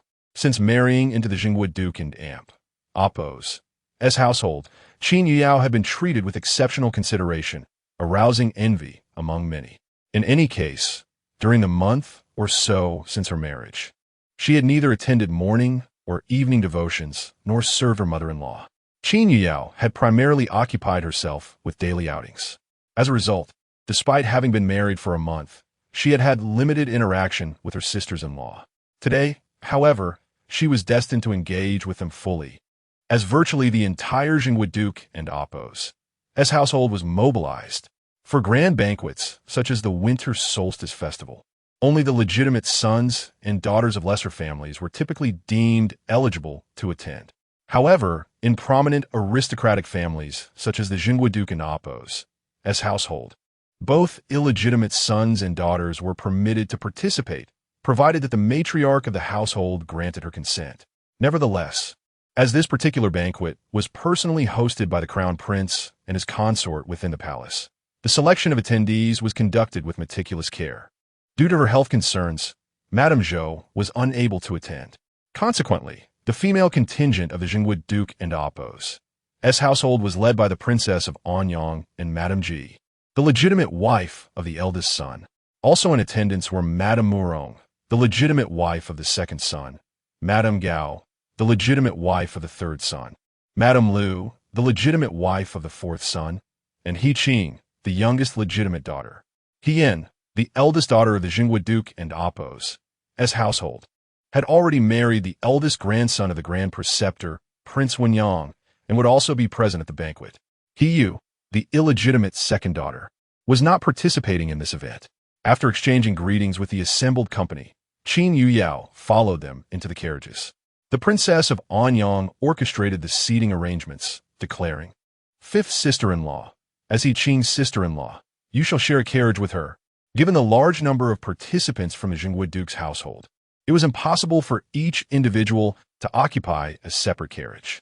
Consequently, 2 or 3 individuals were assigned to each carriage. However, Qin Yuyao observed that Madame Ji appeared displeased. Indeed, as the legitimate wife of the eldest son, she rightfully held a share of the household's authority. Yet, she was consistently overshadowed by the Princess of Anyang. Even the carriage seating arrangements relegated her to a carriage with 3 occupants, while the Princess of Anyang shared a carriage with Madame Murong of the second branch. This was a blatant affront.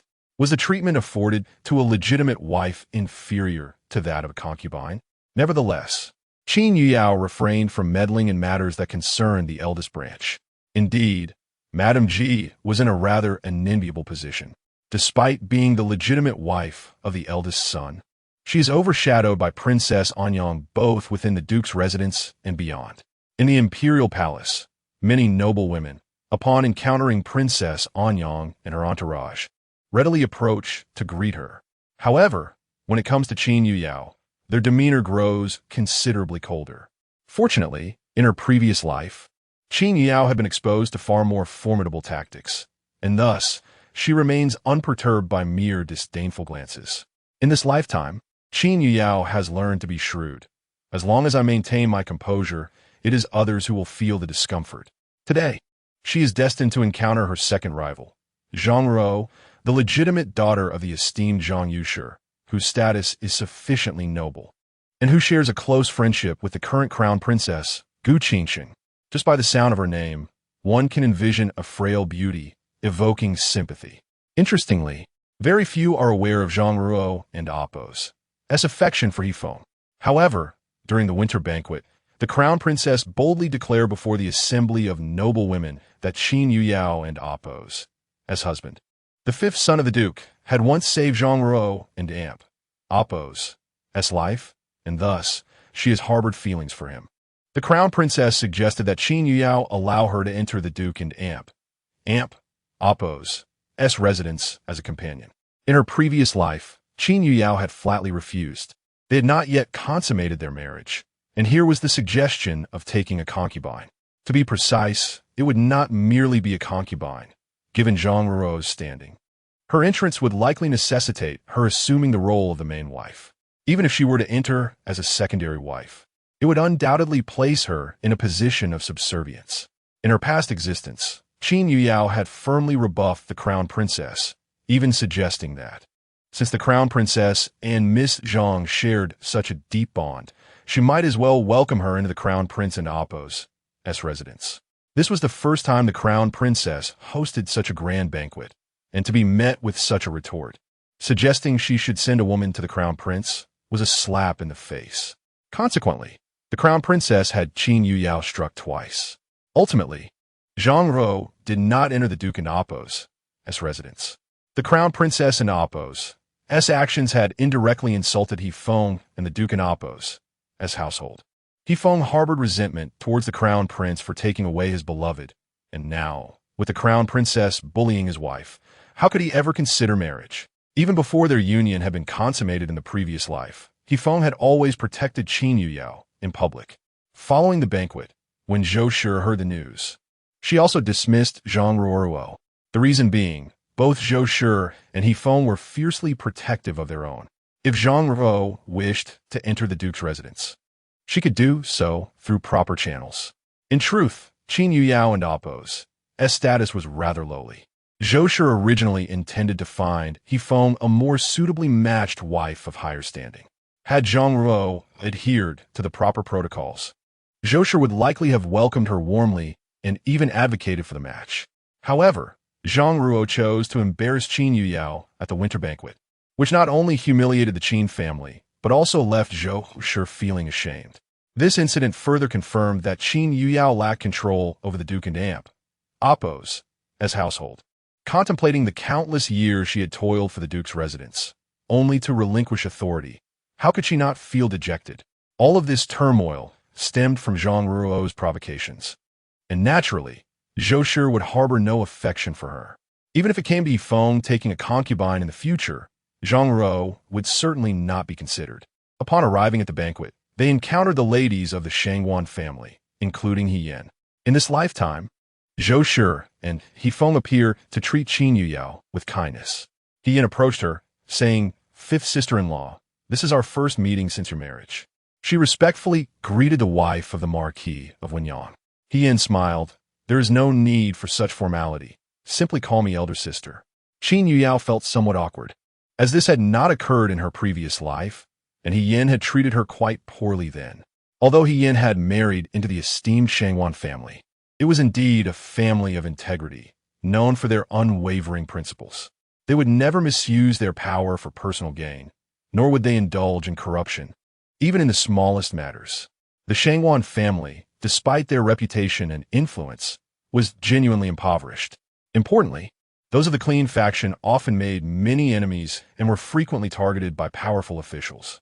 He Yan married the legitimate grandson of the current first-rank imperial teacher, Shangguan Qing, a true family of integrity.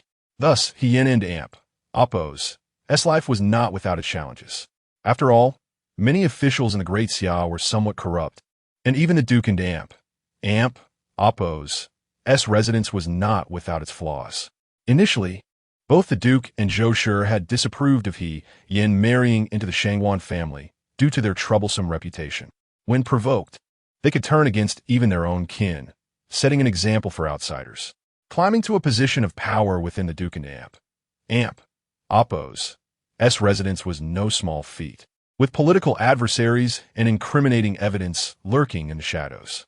The Duke was particularly wary of forming an alliance with the Zhengguo family, fearing that any minor disturbance would lead them to retaliate.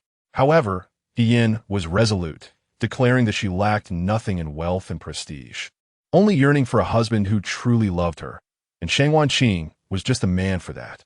In families of integrity, it is rare to take concubines. Typically, there is only the principal wife, and if she bears no children, 1 or 2 concubines may be taken.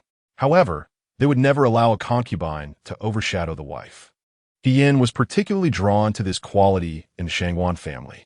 Additionally, Zhengguo was exceptionally talented and handsome, embodying the perfect husband in Yin and Amp, Oppo's, eyes.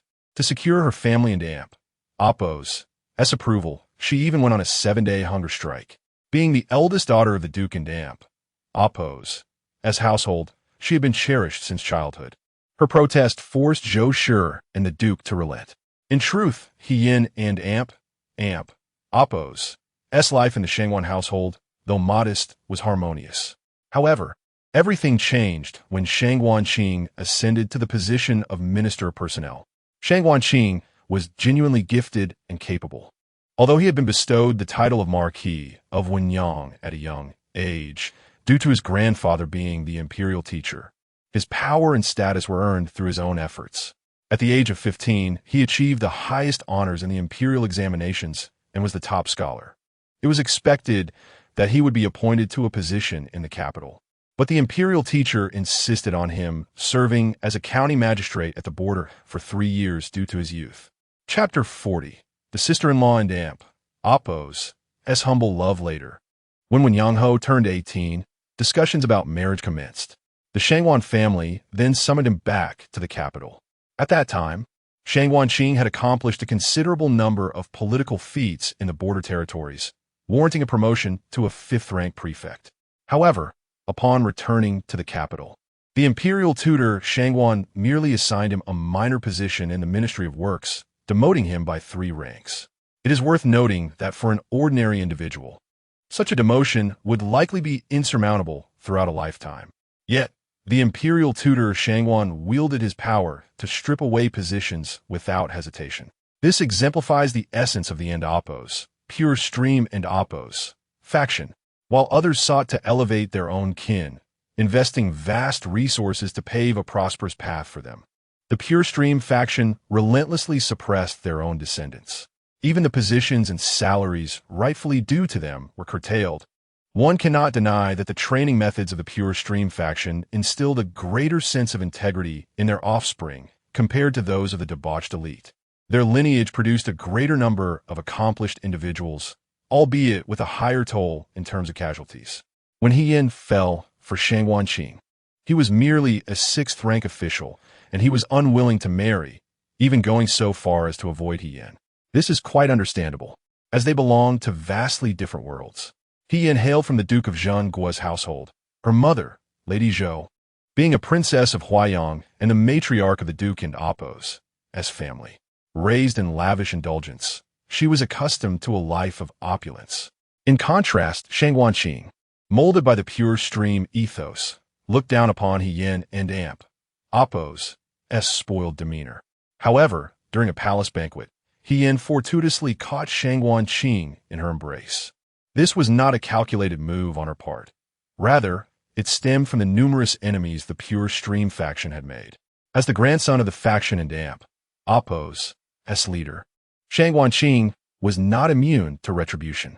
On one occasion, a group of spoiled youths tormented him, leaving him precariously perched atop a 3-zhang high wall. Being a scholar unaccustomed to physical confrontation, he lost his footing and fell. Yin, adept in martial arts due to her upbringing, managed to catch him, resulting in a tale of a beautiful maiden rescuing a scholar. The pure stream faction places great importance on reputation. Initially, Zhengguo held Yin in disdain, even harboring intense aversion towards her. Yet, after being saved and embraced in front of a crowd, he unexpectedly proposed to her. Naturally, Yin was elated, feeling as if she had seized the world. Yet she gambled her life away. The pure stream faction traditionally only took concubines if the wife bore no children. However, despite He Yin giving birth to his son, Shangguanqing still took a concubine. Though he referred to it as such, he was primarily concerned with maintaining the reputation of the pure stream faction. He merely kept the woman in a separate residence, indulging her with lavish care. Previously, Shangguanqing held a deep disdain for the extravagant. Yet, he showered his mistress with wealth and luxury, providing her with the finest food and clothing, even embezzling funds for her sake. He had long ceased to embody the principles of the pure stream faction, yet he continued to regard himself as such. During the time he maintained his mistress, the Duke of Zhengguo and Amp, Appo's family was embroiled in a struggle for succession. By not aligning with his in-laws, he maintained neutrality, and rather paradoxically aided their adversaries. To add insult to injury, when the identity of his mistress was revealed, he brought her into his home, effectively elevating her status over his wife. What transpired afterward, Qin Yao was unaware, as she had passed away during the succession struggle. However, it was known that when Shangguanqing's affair became public, He Yin had gone to her in tears, lamenting her plight. He Yin had always presented herself as proud before Qin Yao, and indeed, among all the noble women in the capital, she held herself in high regard. This confidence did not stem solely from the Duke of Zhengguo and Appo's status, but from her husband, Wen Yangho Shangguanqing. She frequently boasted, "My husband is exceptionally talented, having ascended to such a high position at a young age. Most importantly, he dotes on me and has no concubines or extramarital affairs." This assertion held some truth. Members of the pure stream faction were indeed distinguished for their talents and their commitment to serving the populace. Shangguanqing was among the most exemplary of them. Before the scandal involving his mistress, it could be said that he had loved He Yin. Yet once the affair surfaced, everything changed. After being wounded by love, He Yin confided in Qin Yao, "Do you know what life is like in the Shangguan household?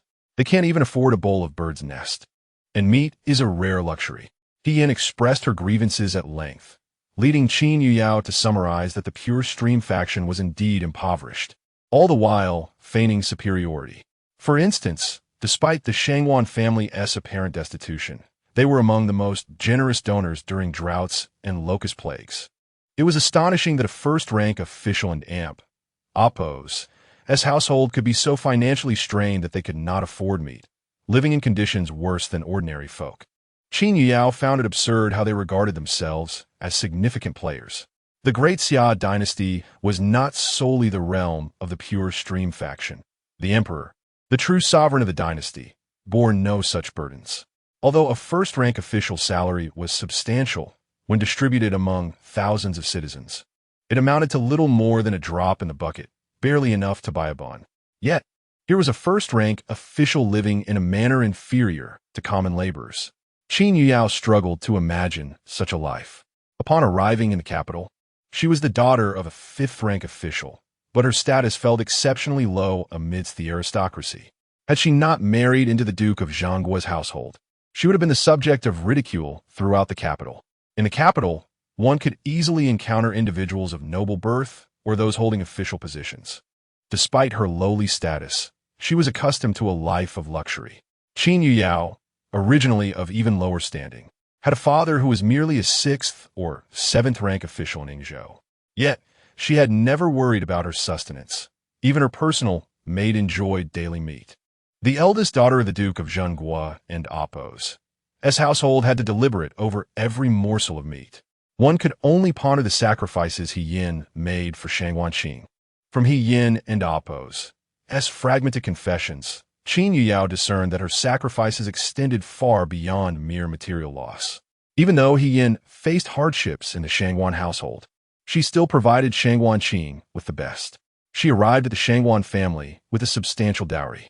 Despite their poverty, ever since He Yin and Appo's marriage, Shangguanqing's attire and appearance rivaled those of the capital's elite. In matters of sustenance, He Yin often utilized her private savings to prepare special meals for Shangguanqing. Yet, instead of gratitude, he reprimanded her, saying, "He Yin, I am not as delicate as you think. If we are to improve our meals, we should do so together. You need not go out of your way for me." He Yin bitterly confided to Qin Yao, Do you know that I deprive myself of good food just to nourish him? And yet, how does he repay me? Qin Yuyao understood that He Yan's suffering was far more profound than this. For instance, although He Yan was married, she frequently visited the Duke of Zhengguo's household, always bringing something back with her. Such behavior was looked down upon, and had Lady Zhou not been the matriarch, He Yan would have likely become a laughingstock, lacking even the qualification to enter the Duke's residence. Previously, He Yan often quarreled with Qin Yuyao, not out of malice, but merely to acquire some clothing and jewelry from her. In comparison, Qin Yuyao felt that she had been somewhat fortunate in her previous life. At the very least, in the Duke of Zhengguo and Appo's household, she lived in luxury. Although He Feng harbored feelings for another, he remained faithful to her, never straying. At least until the moment of Qin Yuyao and Appo's death, He Feng was innocent. To outsiders, it appeared that He Feng had bestowed upon Qin Yuyao exclusive affection, granting her wealth and power. A sweet smile graced Qin Yuyao and Appo's lips as she mused. He Feng is doing quite well. She momentarily lost herself in thought before returning to the banquet at hand. At this moment, He Yan had greeted several other members of the Duke of Zhan and Appo's household. In truth, apart from her own sister He Qing, the others harbored a distinct disdain for He Yan. After exchanging a few words, the entourage of the Duke of Zhan parted ways with the Shangwan family, as their social circles diverged significantly. The Shangwan family and their associates were known for their integrity, while the Duke of Zhen's faction was rife with sycophants. The individuals aligned with the Duke were not of the same ilk as those associated with the Shangwan family. Furthermore, Shangwan Qing currently held the esteemed position of third-rank Minister of Personnel, wielding considerable authority.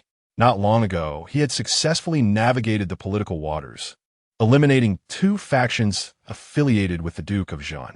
It could be asserted that Shangwan Qing and Appo's ascent was, in part, built upon the ruins of the Duke and Appo's influence. Naturally, his actions were in accordance with court laws, yet they seemed rather devoid of human compassion. While the 2 families conversed, Qin Yuyao unexpectedly spotted Xiao Ruiyun. Today, she was adorned in a strikingly vibrant manner, a stark contrast to her usual preference for understated elegance. What could have prompted such a transformation? Perhaps it was the recent scheme she had endured, compelling Xiao Ruiyun to seek He Feng and Appo's attention today, or to compete with the future princess consort. Regardless of her intentions, Qin Yuyao harbored no illusions about Xiao Ruiyun's motivations. It was entirely plausible that she was concocting some scheme against her. Reflecting on Xiao Ruiyun, Qin Yuyao recalled that in her previous life, during this winter banquet, Zhengguo had not been wed. Xiao Ruiyun had undoubtedly played a role in that outcome. Understanding that with Qin Yuyao and Appo's status, even if she did not consummate her marriage, she would not pose a significant threat. However, Zhengguo was different. A marriage meant responsibility, particularly when dealing with a high-ranking official from court. Xiao Ruiyun, undoubtedly, wished to prevent her beloved from entangling himself with another woman. Moreover, in her past life, He Feng had not consummated his marriage with Qin Yuyao, leading Xiao Ruiyun to believe that He Feng did not truly love her, but merely viewed her as a substitute, often speaking in her favor. At the winter banquet, Xiao Ruiyun had subtly suggested that He Feng refrain from marrying Zhengguo. What would unfold in this life remained uncertain. Qin Yuyao felt an unsettling intuition that Xiao Ruiyun harbored resentment towards her, perhaps even jealousy. This time around, she merely hoped that Xiao Ruiyun would not seek to sabotage her. In the Duke of Zhen's estate, this year-end Appo's banquet exceeded the grandeur of previous winter gatherings. Only individuals of significant status were invited. Had the banquet not been orchestrated by the future princess consort, the guest list might have been less exclusive. However, a banquet hosted by the princess consort was always distinctive. Most attendees were the legitimate sons and daughters of 4th-rank officials or higher, along with their spouses. Qin Yuyao mingled briefly with the women of the Duke of Zhan and Appo's household before retreating to a quieter corner, as she preferred solitude amidst the revelry. Unfortunately, the more she sought tranquility, the more interruptions she encountered. Xiao Ruiyun approached her, issuing a warning. I once underestimated you, Qin Yuyao, but I assure you, you will come to regret your past actions towards me. Qin Yuyao replied with a cold laugh. What have I done to you?" At that moment, Xiao Yun lacked her usual grace, her demeanor overshadowed by jealousy and rage. "You shamelessly pursue He Feng, fully aware that he loves me." Qin Yuyao could not contain her laughter at the absurdity of Xiao Yun's claims. After all, she had not prevented Xiao Yun from marrying He Feng. It was only after Xiao Yun and He Feng had parted ways, and she had lost all hope, that she began to pursue him. Though she had initiated the courtship, Xiao Yun had already been betrothed to the crown prince by that time. It was Xiao Yun and Amp, Appo's character that was truly lacking. She was well aware of her engagement, and He Feng's marriage, yet continued to entangle herself with him. Such behavior was nothing short of frivolous and distasteful. In truth, when Xiao Yun was betrothed to the crown prince, He Feng had indeed suffered, striving to sever ties with her. Otherwise, he would not have allowed Qin Yuyao to pursue him, creating the illusion of mutual affection. Yet, Xiao Yun refused to let He Feng forget her, persistently keeping him ensnared in her web. It could be said that He Feng and Amp, Appo's genuine feelings for Xiao Yun only emerged after her engagement, as they had merely shared a youthful infatuation at that time. During the 3 years when Qin Yuyao pursued He Feng, Xiao Yun resorted to every tactic imaginable to win him back, even leveraging the crown prince to incite jealousy in He Feng. Such profound entanglements ensured that He Feng would always remember Xiao Yun, loving her deeply. Qin Yuyao saw no value in conversing with Xiao Yun, for she deemed her unworthy. She actively avoided her, seeking the company of the women from the Duke of Zheng's household instead. Perhaps due to her relatively favorable position within the Duke's estate this time, several of the elder sisters treated her with care, at least superficially.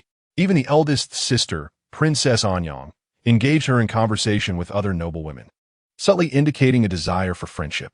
Yet, Qin Yuyao felt little enthusiasm. In her previous life, she had faced scorn from these so-called noble women and ladies.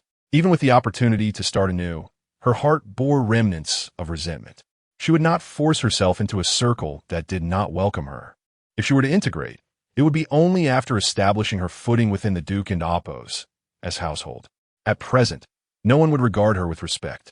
Qin Yuyao found the winter banquet utterly uninspiring, merely a venue for social climbing. After a brief period of mingling, she retreated to a secluded spot to admire the blossoms.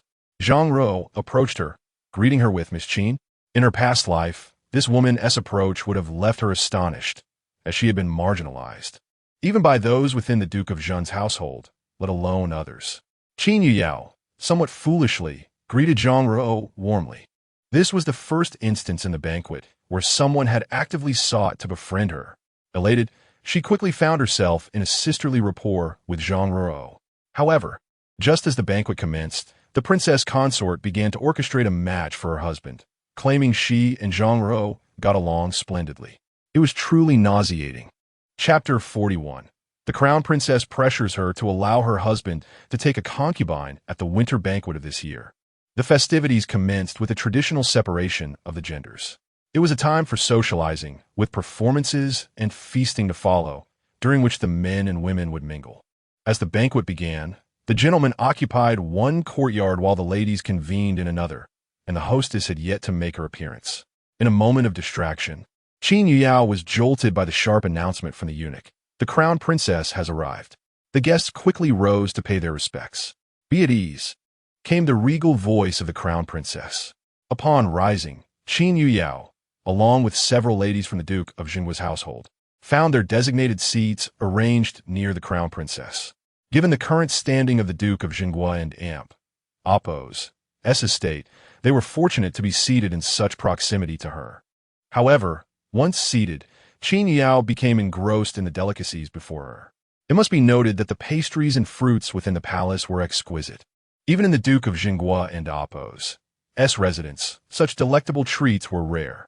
Though the Duke and Appo's household held power, it lacked in wealth. And while they fared better than the common folk, they still could not compare to true affluence, especially when it came to the imperial kitchen and Appo's offerings. While Qin Yuyao indulged, the crown princess's voice broke through. "Is Madame of the Duke of Zhengguo present?" Her hand froze. The inevitable had arrived. Qin Yuyao rose to greet the crown princess, Qin Yuyao pays her respects to the crown princess. The crown princess nodded slightly and then exchanged a knowing glance with Zhang Ruo, who promptly stepped forward. The crown princess took Zhang Ruo and Appo's hand and smilingly addressed Qin Yuyao. Madam Qin, today I wish to act as a matchmaker. The fifth young master of the Duke of Zhengguo has saved the daughter of the Inspector Zhang, and I would like to propose her as his secondary wife. What say you, Madam Five? What would she possibly say? Setting aside the fact that the fifth young master had a legitimate wife, the statuses of those present far surpassed her own. Did she possess the right to refuse? At that moment, Zhang Ruo coughed softly, her voice sweet and frail. I am afraid my health is not robust. I worry I may not bear children and have hesitated to consider this. Now that the fifth young master has taken a proper wife, I find myself contemplating this notion. At this juncture, a lady of the court interjected. A life-saving grace warrants a promise of devotion. It is indeed a beautiful tale. Another noblewoman expressed her envy. To willingly become a secondary wife for one as beloved is true love. Madam Five, you must acquiesce. Qin Yuyao remained silent, and the crown princess's eyes flashed with annoyance, tinged with a hint of coercion. I have observed Miss Zhang and Madam Five interacting like sisters. It would be best to agree. Zhang Ruo coughed again, tears glistening in her eyes. If Madam Five is unwilling to have me as a secondary wife, I would not mind entering as a concubine. She lowered her posture sufficiently. At this moment, a noblewoman defended Zhang Ruo. The legitimate daughter of Inspector Zhang should not be reduced to the status of a concubine. Even more boldly, another noblewoman mocked. Some, with lowly status, are envious and spiteful. This sentiment resonated with Qin Yuyao. Ultimately, the crown princess dared to pressure her at the winter banquet solely due to her inferior status. The noble women's audacity towards her stemmed from the same reason. With a smile, Qin Yuyao said, as the crown princess and esteemed ladies have stated, I, Qin Yuyao, possess a lowly status and cannot dictate the affairs of my husband or the Duke of Zhengguo's household. This matter rests solely upon my husband's consent. I have no objections. Her words caught the assembly off guard. Who among them would dare to force the fifth young master into marriage? Not even the crown princess would likely possess such audacity. Meanwhile, Xiao Riyun observed the unfolding scene with a sense of satisfaction. Yet, recollections of her prior encounter with He Feng left her feeling aggrieved. Today, she had adorned herself splendidly, all for He Feng, eager to reveal to him the venomous nature of Qin Yuyao. However, when Xiao Riyun recounted her grievances, your wife slapped me, and my father has confined me for a month due to her actions. She was met not with sympathy, but with He Feng's stern inquiry. Why would you provoke her by discussing such matters in front of Qin Yuyao? Who do you belong to in the Duke of Zhengguo's household? His barrage of questions left Xiao Riyun bewildered. Before marrying, He Feng had always stood by her side during their disputes, even when the fault lay with her. It was this unyielding favoritism that led her to accept He Feng's marriage to Qin Yuyao, for she believed that, in his heart, Qin Yuyao held a special place. If she could not wed him, Xiao Riyun still hoped for someone, even if slightly favored by He Feng, to be near him, as long as that person did not surpass her. As long as she wished it, He Feng could cast aside his legitimate wife and stand by her side. If He Feng could do that, Xiao Riyun would be willing to grant him some freedom, as she too was destined to marry another. Yet, everything shifted after He Feng and Appo's marriage. Was it truly due to their consummation, or had He Feng never loved her as deeply as she believed? In that moment, Xiao Riyun felt an unsettling realization that perhaps He Feng had fallen for Qin Yuyao long before, but had been unwilling to admit his betrayal of their childhood bond. Every time they quarreled, He Feng's unwavering support for her felt oddly out of place, as if he were attempting to distance himself from something. In that moment, panic seized Xiao Riyun. Tears streamed down her face, softening He Feng's heart. He comforted her. Yin'er, no one compares to you in my heart. This assurance brought her some solace. However, the thought of He Feng spending every night in the Nishiang courtyard left her feeling despondent. She even tentatively asked him, what if I were to express jealousy and insist you take another concubine? He Feng's brow furrowed, his voice edged with coldness. Yun and Appo's. You know I agreed to marry her only because she bears some resemblance to you. Others would not suffice." Upon hearing this, Xiao Yun felt a mixture of jealousy and heartbreak. Yet, she refused to relent, half-jokingly stating, "Brother Feng, what if I were to threaten my life to compel you to take a concubine?" Feng fell silent for a moment before responding. "You need not resort to such threats. If you desire me to take a concubine, I shall do so willingly. You need only name her." At this, Xiao Yun and Appo's expression brightened considerably. In Feng's heart, she remained the most important person. At the banquet, upon hearing Qin Yuyao insist that Feng should decide, Gu Qingsheng felt a twinge of apprehension. After all, her audacity to pressure Qin Yuyao into marriage under the crown princess and Appo's name was predicated solely on Qin Yuyao and Appo's lowly status, and Feng and Appo's indifference toward her. Yet, Feng was indeed a cherished gem of the Duke of Zhengguo and Appo's household. Gu Qingsheng hesitated to confront Feng directly, but today marked her debut as the host of the winter banquet and her first public appearance before the noble ladies. With Qin Yuyao having spoken so boldly, if she did not summon Feng to resolve the matter, she risked leaving a poor impression on her peers. Furthermore, if someone of Zhengguo and Appo's standing was willing to be Feng and Appo's secondary wife or concubine, it would indeed be a boon for him. With this thought in mind, Gu Qingsheng found her resolve and instructed those nearby. "Go summon the fifth young master." A eunuch was dispatched immediately to relay the message. Originally, the winter banquet was meant to be a gathering of both men and women. However, at present, the guests are separated by gender for a brief moment. Thus, when she summoned Feng, it was not deemed overly impolite. On the other side, today's winter banquet is hosted by the crown prince and his consort. Ever since Feng entered this royal residence, he has felt an overwhelming sense of nausea. The crown prince has taken his beloved. Were it not for the occasion of the winter banquet, he would have certainly refrained from attending. Yet, even in attendance, his countenance remains dark and brooding. He had previously encountered Xiao Yun, who pressured him into making certain commitments he had no intention of agreeing to. However, declining her would seem to betray the feelings between him and Xiao Yun. He understands her temperament well enough, since she has suggested taking a concubine for him, or perhaps even prepared a woman for that purpose. How would he explain this to Qin Yuyao? What a vexation! Since his arrival, Feng has been drinking alone. Suddenly, a eunuch approached him with a message. "Fifth master, the crown princess requests your presence." Feng scoffed. "It is not yet the time for men and women to mingle. I fear my presence might tarnish the crown princess's reputation. It is better to wait until we are all gathered." The eunuch insisted, "This matter concerns fifth madam. It would be wise for you to attend." Feng was displeased by the eunuch and Appo's tone. It is true that one's servants often reflect the nature of their masters. The very manner of his address was irksome. Nevertheless, given the involvement of Qin Yuyao, Feng resolved to go. After all, she had been quite irritable with him over the affair of the winter banquet, and he worried she might indeed be mistreated during the gathering. Upon his arrival, the crown princess reiterated her earlier statements. "Fifth master, you once saved Zhengguo and Appo's life, and she harbored feelings for you from that moment. Due to her circumstances, she has refrained from mentioning it.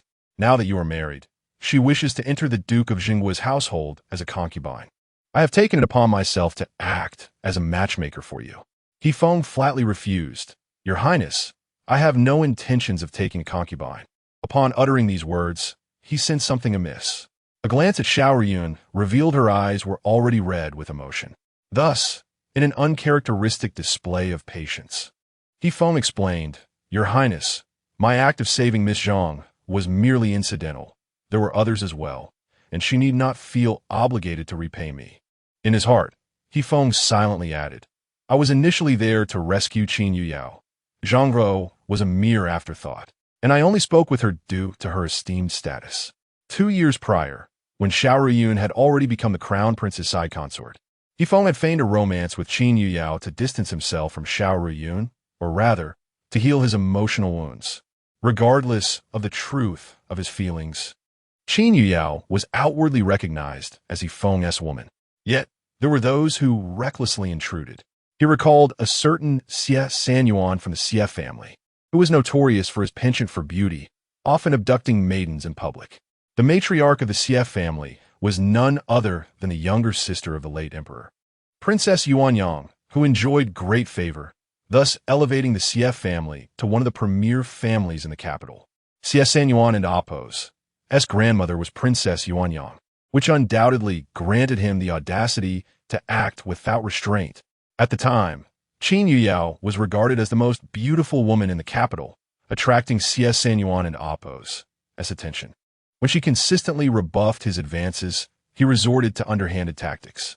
In truth, Xie Sanyuan and He Feng did not usually run in the same circles and had little interaction. However, due to Qin Yuyao, their paths crossed multiple times. In each confrontation, Xie Sanyuan found himself at a disadvantage.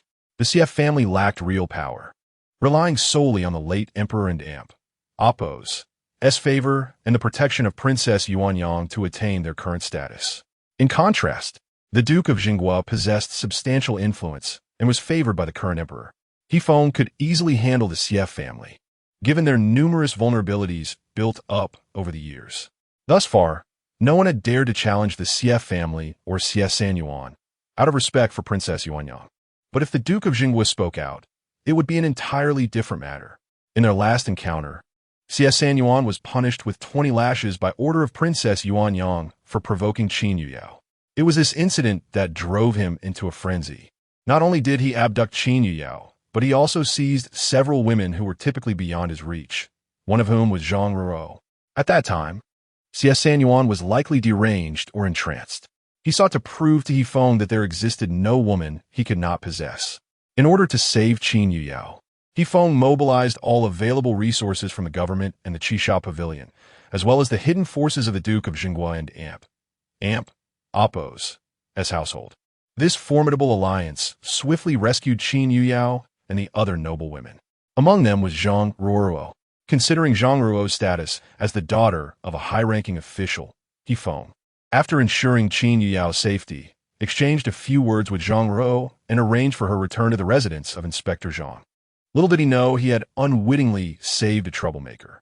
Had he foreseen the outcome, he would have preferred Zhengguo perish alongside Xie Sanyuan. Indeed, Xie Sanyuan was the legitimate grandson of Princess Yuanyang. Even if this incident were to be exposed, he would likely retain his life. However, He Feng would not let him off so easily. The power of the Duke of Zhengguo could easily orchestrate a quiet demise for anyone. 3 months after the incident, Xie Sanyuan met his end, and it was amidst a throng of women that he perished. Reflecting on these memories, He Feng realized that, at that time, Qin Yuyao had indeed held different feelings for him. Otherwise, why would he have gone to such lengths to eliminate a rival? Just as He Feng was contemplating his debt of gratitude to Zhengguo, the crown princess, somewhat reluctantly, stated, "Fifth Master, your wife has already consented to allow Zhengguo to enter." Upon hearing this, Qin Yuyao clenched her teeth. "Is that what I meant? I neither expressed dissent nor agreement. I merely stated that my husband should decide." He Feng looked at Qin Yuyao, his eyes filled with confusion.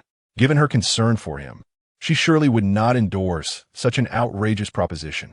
In her heart, Qin Yuyao silently urged, "What are you staring at? Hurry and refuse."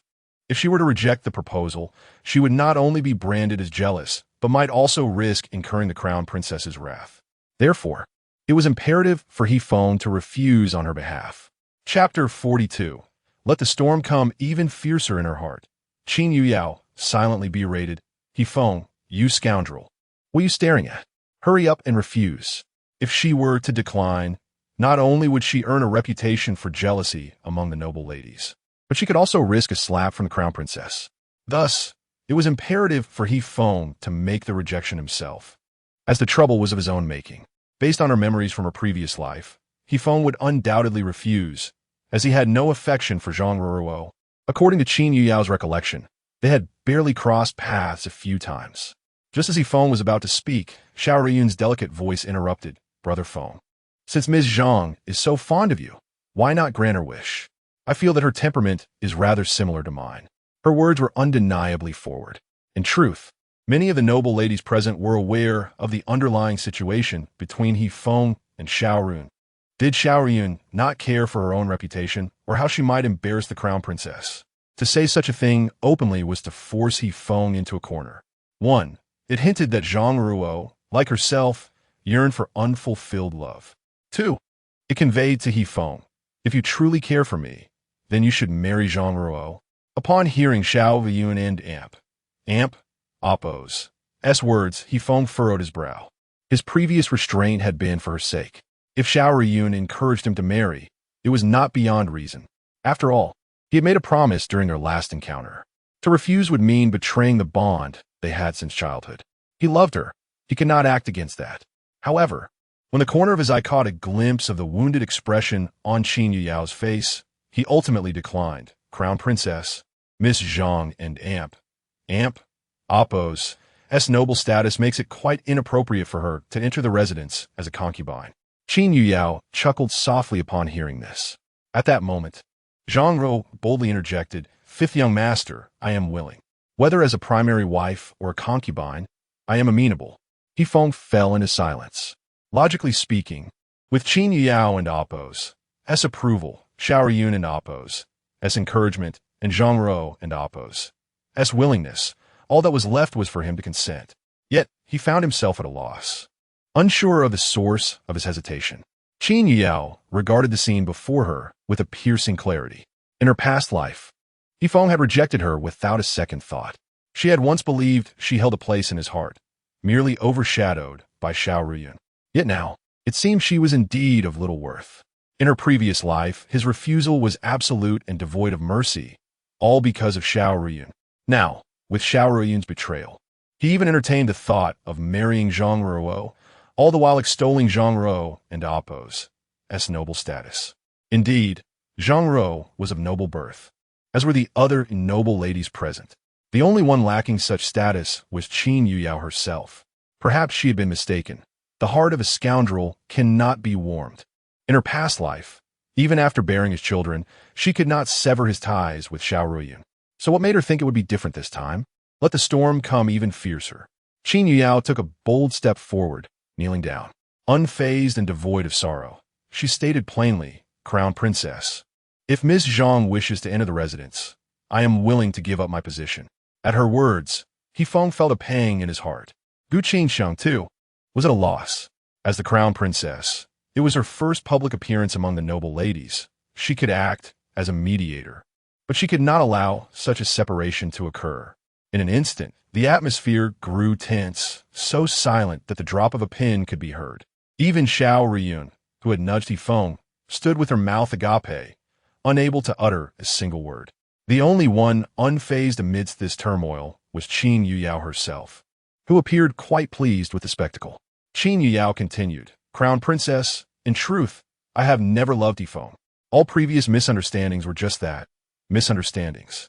Since He Feng has caused me such humiliation today, I shall return the favor, and I shall do so thoroughly." Having been reborn, she was not one to endure indignities. Within her limits, she would allow He Feng to play his tricks. However, should he dare to cross that line, she would not hesitate to confront him, even at the cost of her life. The noble ladies were left in shock. What? She had never loved him? Just a short while ago. Everyone in the capital believed Qin Yuyao was madly in love with the fifth young master of the Duke of Zhengguo's residence. In truth, these noble ladies were most eager for such gossip. A smirk of vengeance curled at the corner of Qin Yuyao's lips. 3 years ago, everyone assumed I was smitten with the fifth young master, but the truth is, I was merely fulfilling a wager. What she said was indeed true. Initially, her affection had stemmed from a bet. Yet, as time passed, she genuinely fell for He Feng. If she had not loved him, how could she have shamelessly pursued him for 3 years? However, she would never admit that now. She openly humiliated He Feng before everyone. The wager was that if I could win the fifth young master's heart, my friend would give me a 1,000-year-old 7-colored flower. Such a flower is rare, and as someone from a family of medicine, I was thoroughly enchanted. You may not be aware of the 7-colored flower and Oppo's significance. Each flower represents a different hue, some antidotal, some poisonous, and others for beauty. In essence, these 7 colors symbolize 7 extraordinary medicinal materials. Qin Yuyao smiled. This seven-colored flower is of utmost importance to me, significant enough that I would sacrifice my emotions to obtain it. There was a time when the fifth young master tacitly accepted our ambiguous relationship. During that period, I received the seven-colored flower from my bedding companion and chose to leave. No longer entangled. As she spoke, Qin Yuyao laughed, a mocking grin on her face.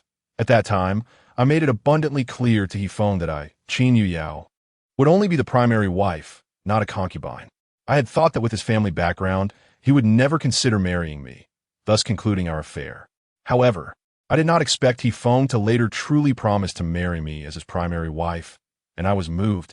At this point, a look of guilt crossed Qin Yuyao and Appo's face. In truth, I had a childhood sweetheart back in Zhengguo who cherished me as a precious gem. I should have been with him. After this moment of guilt, Qin Yuyao and Appo's expression shifted to one of sweetness.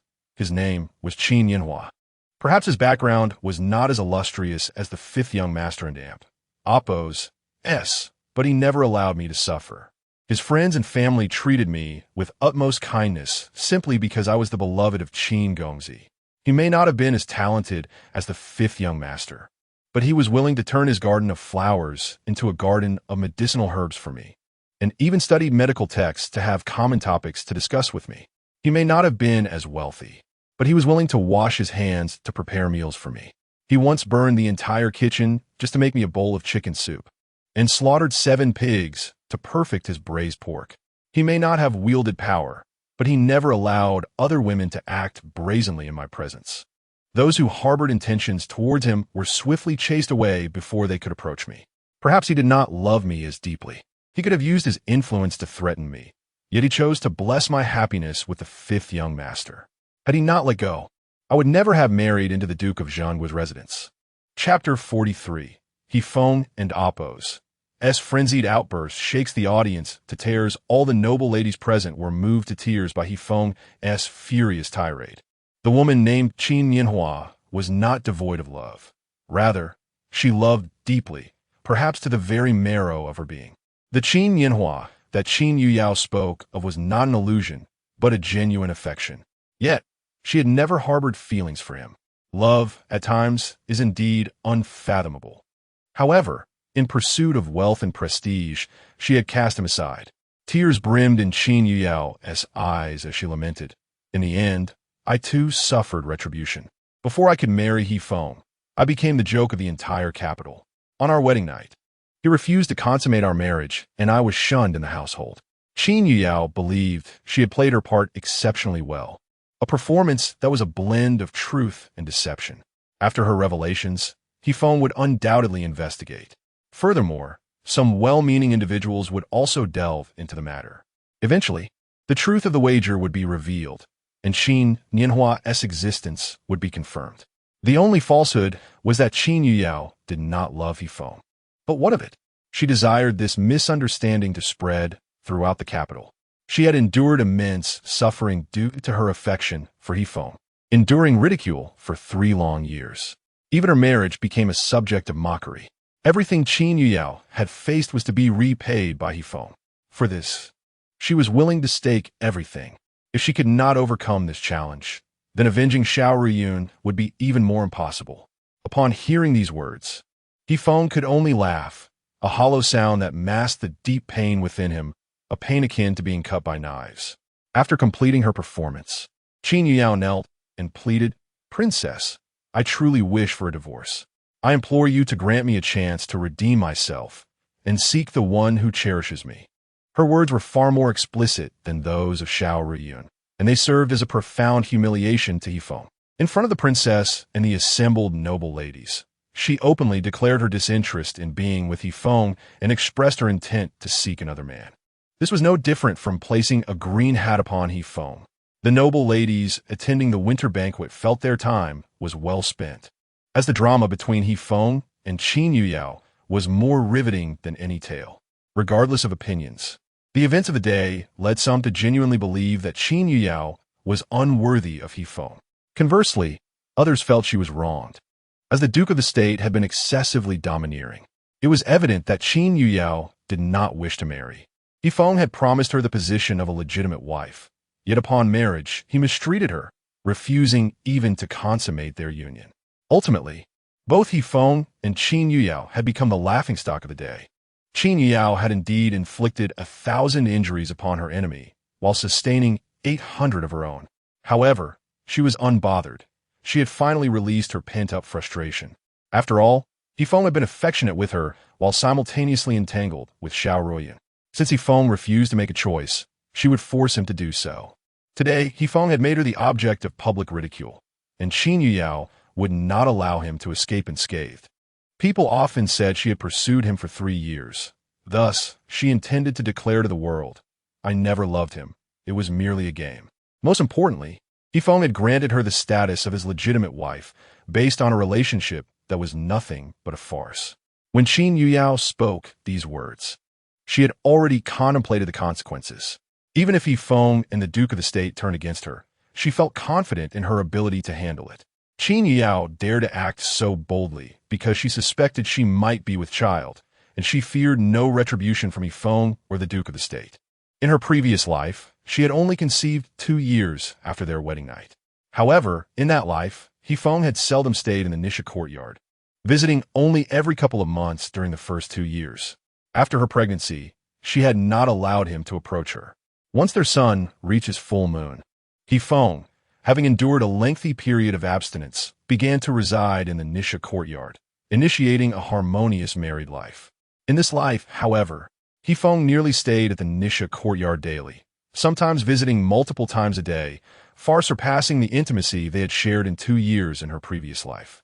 Qin Yuyao believed that her pregnancy was a natural expectation, although it remained mere speculation. She had a slight feeling that she was pregnant, yet it had not been confirmed. Calculating the days, even if she were indeed with child, it would be less than a month, and her pulse could not yet be discerned. Nevertheless, she felt a strong conviction. Her cycle was typically very accurate, arriving between the 1st and the 5th of each month. Additionally, due to having suffered from a chill, she experienced significant discomfort in the days leading up to her cycle. For instance, if her cycle began on the 3rd, she would feel discomfort on the 1st. However, today was the 1st day of the 12th month, and not only had she not started her cycle, but she had also experienced no signs that typically preceded it. If the 5th passed without her cycle, it would surely indicate pregnancy. By then, a month would have passed, and she could confirm it. While Qin Yuyao contemplated her potential pregnancy, He Feng was engulfed in rage. His first outburst was directed at Qin Yuyao, regardless of the past. "You are now married to me. Living or dead, you are mine. Even if you do not love me, I shall bind you to the Duke of the State for life, ensuring you suffer." His second bout of anger was aimed at Zhengguo, a lady of noble birth, willingly becoming a concubine. "The Zhang family must have raised you well. You know, I have saved your life. Is this how you repay my kindness?" His third wave of fury was directed at Gu Qingsheng. "Princess, your residence has already humiliated me once. Now you dare to do so again? It appears you have no regard for the Duke of the State, nor for the 30,000 soldiers stationed at the border." He Feng's words were grave, and Gu Qingsheng was taken aback, momentarily at a loss for how to respond. The wrath of the 5th son of the Duke of the State was not something to be easily borne, and even the crown prince might find it difficult to remedy. In her panic, Gu Qingsheng hurriedly sent for the crown prince. Meanwhile, He Feng had no desire to remain any longer. He was nearly driven to madness. In truth, the loss of face was not the most significant issue. Becoming the laughingstock of the entire capital was not the worst of it. The hurtful words spoken by Qin Yuyao were the deepest wounds. He Feng approached Qin Yuyao, lifting her to her feet, and declared loudly, "On our wedding night, I was unwilling to consummate our marriage, yet you forced me to. Subsequently, you begged me to stay at your Nisha courtyard, fearing that your Qin suitor would no longer want you." He intended to convey to everyone present that Qin Yuyao had long been his wife, and he would not relinquish her. He grasped her hand and began to lead her away. "It hurts. Let go," Qin Yuyao exclaimed, unable to contain her cries. Chapter 44. Qin Yuyao refused to kneel at this moment. He Feng was consumed by rage, his sanity on the brink of collapse. He had no regard for Qin Yuyao and Appo's pain. He himself was tormented by her words. After venting his fury, Feng disregarded the onlookers and furiously dragged Qin Yuyao away from the scene. The ladies of the Zhengguo residence followed suit, their spirits dampened by the day's events. After such a significant upheaval, they had little desire to remain at the banquet. Yan, the wife of the Marquis of Wenyang and the legitimate daughter of the Zhengguo, felt compelled to return with her kin to assess the situation. Once Feng and his party departed, the crown princess promptly reported the incident to the crown prince. The uproar at the women's banquet had reached a scale that had not gone unnoticed at the men's banquet, especially among those close to Feng. At this gathering, not only did the fifth young master attend, but also the third and fourth young masters. With Feng humiliated and driven away, the third and fourth young masters were naturally united in their indignation. Despite the internal strife within the Zhengguo residence, they were keen to maintain an appearance of harmony before outsiders. Hence, the fourth young master rose to take his leave, addressing the crown prince. "Your Highness, my fifth brother has been insulted here today. We cannot remain at the banquet. We bid you farewell." The third young master stood silently, offering a bow, but no words. In truth, he relished the spectacle of Feng's disgrace, but dared not express such sentiments openly. For he was acutely aware of the stigma attached to being the son of a courtesan. He preferred to remain inconspicuous. As the women and men of the Zhengguo residence departed, other factions allied with them began to leave as well. Zhengguo, the source of today and Amp, oppose, as turmoil, along with her father, Inspector Zhang, found themselves unable to linger in the aftermath of such disgrace. The departure of these individuals prompted others involved in the incident, including noble ladies and their husbands, to withdraw hastily, fearing repercussions from the Zhengguo and the fifth young master. They needed to return home and strategize. With each wave of departures, it became untenable for the remaining guests to stay at the banquet. Ultimately, within half an hour of Feng's exit, most attendees of the winter banquet had vacated the premises. In light of these developments, the crown prince decided to cancel the winter banquet altogether. As the guests dispersed, Gu Qingsheng remained in a state of panic, only to be met with a harsh slap from the crown prince. "Gu Qingsheng, Feng is someone whom even I must defer to. How dare you provoke him?" Gu Qingsheng, accustomed to indulgence and never having faced such reprimand, found herself at a loss. Instead of retaliating, she sought to appease him. "Your Highness, I was momentarily foolish, merely wishing to act as a matchmaker for Zhengguo. Please do not be angry with me." The crown prince glanced at the mark on her face and sighed. "Very well. Feng's ire was not solely directed at you. I too bear some responsibility. I must visit the palace." Given the magnitude of the incident that had led to the cancellation of the winter banquet, he anticipated a mountain of petitions awaiting him the next day. It was prudent to consult with the emperor first. In the Zhengguo residence, Feng and Qin Yuyao returned by carriage, soon followed by the ladies of the household, including the married Yan. Subsequently, several young masters from the family and Feng and Amp, oppose, as friends joined them. The situation was far from trivial. After disembarking the carriage, Qin Yuyao made her way directly to the Nishan courtyard. The harshness of Feng and Oppo's grip had left red marks and bruises on her skin. She needed to tend to her wounds. Meanwhile, Feng found himself preoccupied with a multitude of tasks, investigating Qin Yuyao and Oppo's statements at the banquet and plotting retribution against those who had humiliated him. He felt no inclination to address her at that moment. In truth, Feng was uncertain of how to confront Qin Yuyao. Any potential retaliation or disciplinary action would have to wait for the report from the Seven Kills Pavilion. He needed to uncover the truth. At the CI and Oppo's and courtyard, the gravity of the scandal compelled the ladies to report to Madame Zhou upon their return. Upon hearing the news, Zhou was nearly overcome with rage. Not only did she resent the crown princess for her actions, but her ire was also directed at Qin Yuyao. Feng had treated her with such kindness, disregarding Qin Yuyao and Amp, Oppo's status and the mockery she endured, elevating her to the position of legitimate wife. Was this how Qin Yuyao repaid him? Today, she had caused her son great embarrassment, and for that, she would pay the price. Surveying the gathered company, Zhou noted Qin Yuyao's absence and inquired of Princess Anyang. "Where is Qin Yuyao? After such an incident, she hasn't returned?" The princess trembled as she replied, "Mother." I saw her return. She was acutely aware of Zhou's temperament and had led the group to the winter banquet, fearing that Zhou's wrath might be directed at her. Ting stepped forward to placate.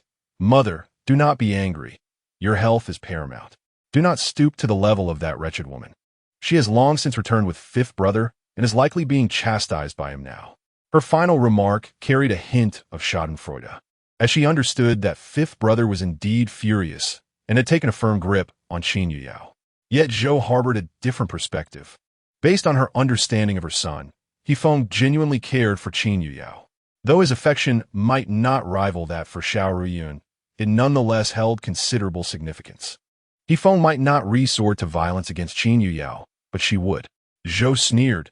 She still dares to linger in the Nishan courtyard? "Zhou Mama, bring her here." "Yes." Zhou Mama acknowledged, taking two capable young maidservants with her. Having served closely at the side of the madam for so long, she understood her intentions well. In the Nishan courtyard, just as Qin Yuyao finished applying her medicine, Zhou Mama and her entourage arrived. "Qin, the madam requests your presence." The tone and attitude conveyed a distinct lack of regard for her status as fifth madam. The Zhou Mama, serving in the Nishan courtyard, and the one attending to Madame Zhou were sisters. Curious about the commotion, the Nishan courtyard and Amp, Oppos, Zhou Mama approached her sister. "Sister, what has transpired?" The other replied with a forced smile, "You should ask your mistress." Qin Yuyao merely chuckled nonchalantly. She was unperturbed. Upon returning, she had not only treated her wounds, but had also taken certain precautions to ensure her pulse appeared favorable. The household physician of the Zhengguo Gong would not discern anything amiss, although she was reasonably certain of her pregnancy. The timing was such that a typical physician would not be able to diagnose it. Upon her arrival at the Xian courtyard, she found it teeming with people, including the ladies and the third and fourth young masters. As soon as Zhou laid eyes on Qin Yuyao, her fury ignited, and she shrieked, "Kneel!" Qin Yuyao, with a defiant smirk, retorted, "I will not kneel." Furious, Zhou commanded Zhou Mama, "This is preposterous. Bring forth the family law." Two maidservants skilled in martial arts moved to apprehend her, while several sisters looked on, eager to witness the unfolding drama. Chapter 45. My pregnancy is my greatest fortune particularly. Gao Xinyue from the third household could hardly conceal her gleeful smile. Unlike other sisters-in-law, who, even when delighted, merely kept their joy to themselves, Gao Xinyue openly displayed her emotions, even sarcastically commenting, "Fifth sister-in-law, how could you speak to mother like that, even if you intend to part ways with fifth brother?" Her tirade continued, but Qin Yuyao, disinterested, did not deign to respond, not even with a glance. However, Gao Xinyue's words incited resentment within Madame Zhou, who silently thought to herself, "Truly, she is unworthy of respect, just like the daughter-in-law of a courtesan." Madame Zhou was keenly aware of the mockery embedded in Gao and Amp, Oppos, as statements. Yet the pressing matter was to address the situation concerning Qin. "Qin Yuyao, you have brought such humiliation upon my fifth brother, enraging my mother. Today, I shall ensure you regret it." Qin, irate, attempted to slap Qin Yuyao. However, as she approached, Qin Yuyao and Oppos, maid, Zir, intervened, stating, "My lady is with child and cannot endure any violence." This was a directive Qin Yuyao had given Zir upon her return to the Ni Chong courtyard. Should anyone seek to trouble her, they were to assert her pregnancy as a shield. An immediate hush fell over the gathering. Madame Zhou was the first to change her expression, admonishing Qing and Amp, Oppos, "How dare you raise your hand against your sister-in-law? Hurry, fetch a chair and apologize." "Mother, Qing began, only to falter under the weight of Madame Zhou and Amp, Oppos, glare. Complying obediently, she fetched a chair for Qin Yuyao. The sisters-in-law and aunts, who had initially gathered to spectate, suddenly wore expressions of dismay. Some turned pale, like Gao Xinyue, who had hoped this incident would tarnish Qin Yuyao's reputation, perhaps even driving her from the household. To her shock, the revelation of Qin Yuyao and Amp, Oppos, pregnancy had emerged instead. Would she seek vengeance in the future? The more Gao Xinyue pondered, the more apprehensive she became. Nearly staggering, Qin Yuyao observed the unfolding drama with a sense of satisfaction. The others in the fourth household were likely thinking, Qin Yuyao is actually pregnant? If she bears a legitimate son, the positions of Yifeng and Madame Zhou will be further solidified. This was not welcome news for them. Even the third and fourth young masters appeared dismayed upon hearing of Qin Yuyao and Appo's condition, their faces falling. Silence enveloped the room. In this moment, Qin Yuyao felt a sense of triumph.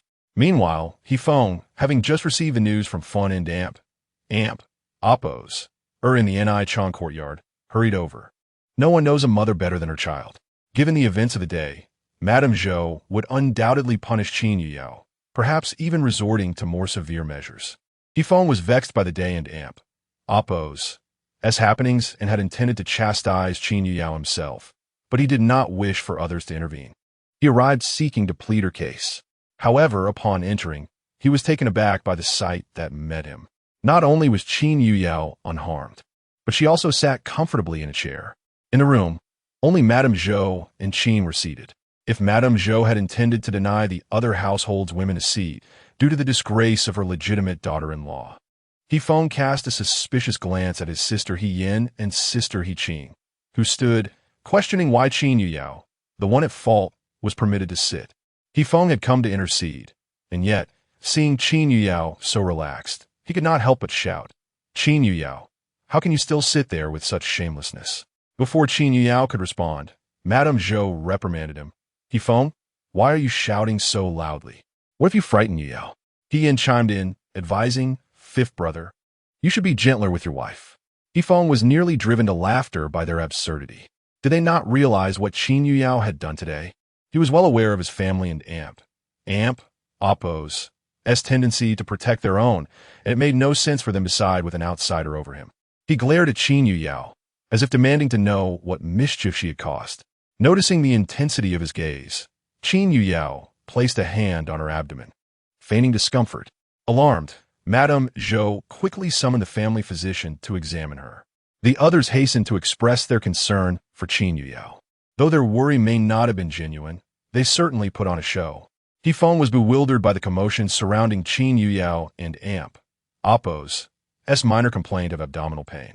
However, when the physician arrived and examined her, he announced, congratulations to both the lady and fifth young master.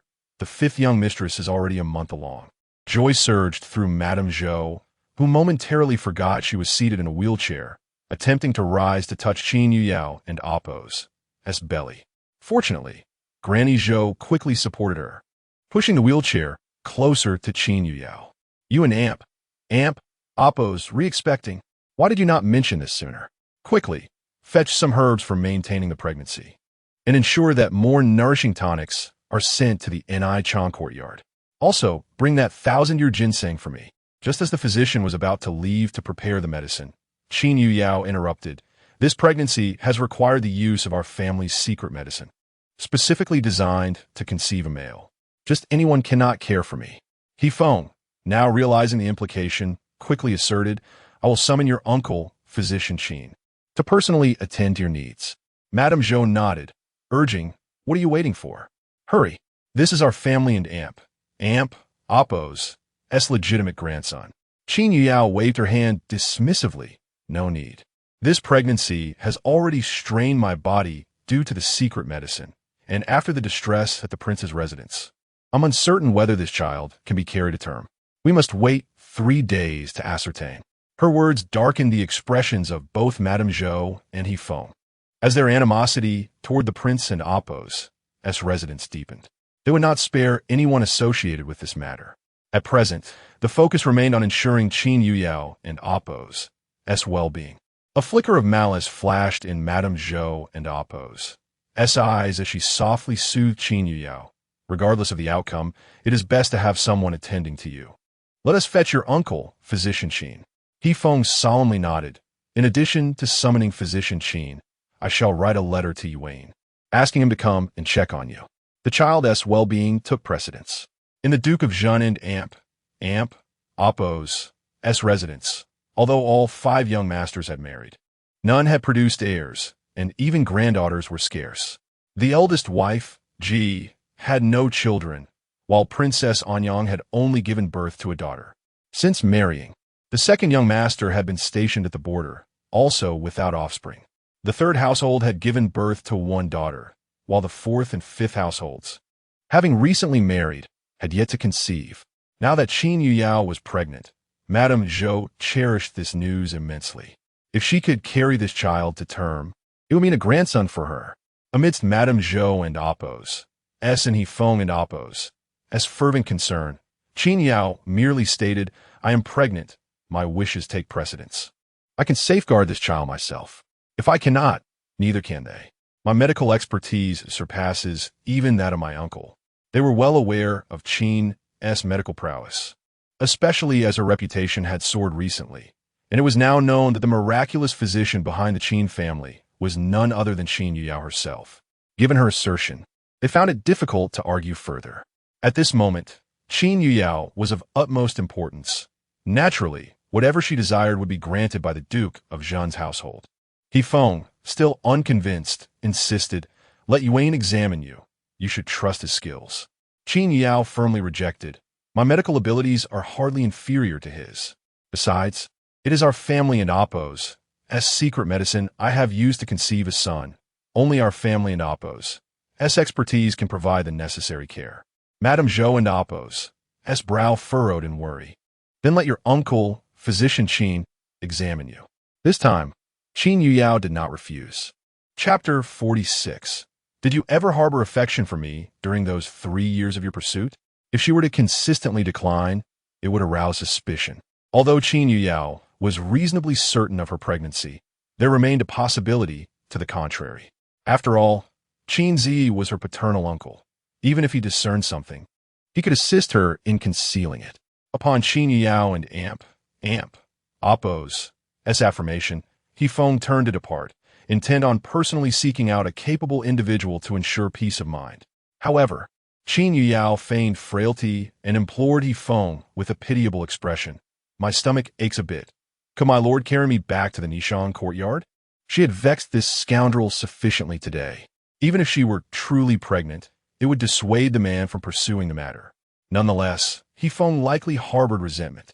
Moreover, whether she had conceived remained uncertain for another 3 days. Therefore, Qin Yao naturally sought to appease Hifeng, having already avenged herself for the winter solstice banquet. Meanwhile, upon hearing Qin Yuyao and Appo's coquettish plea for a carry, Hifeng rolled his eyes.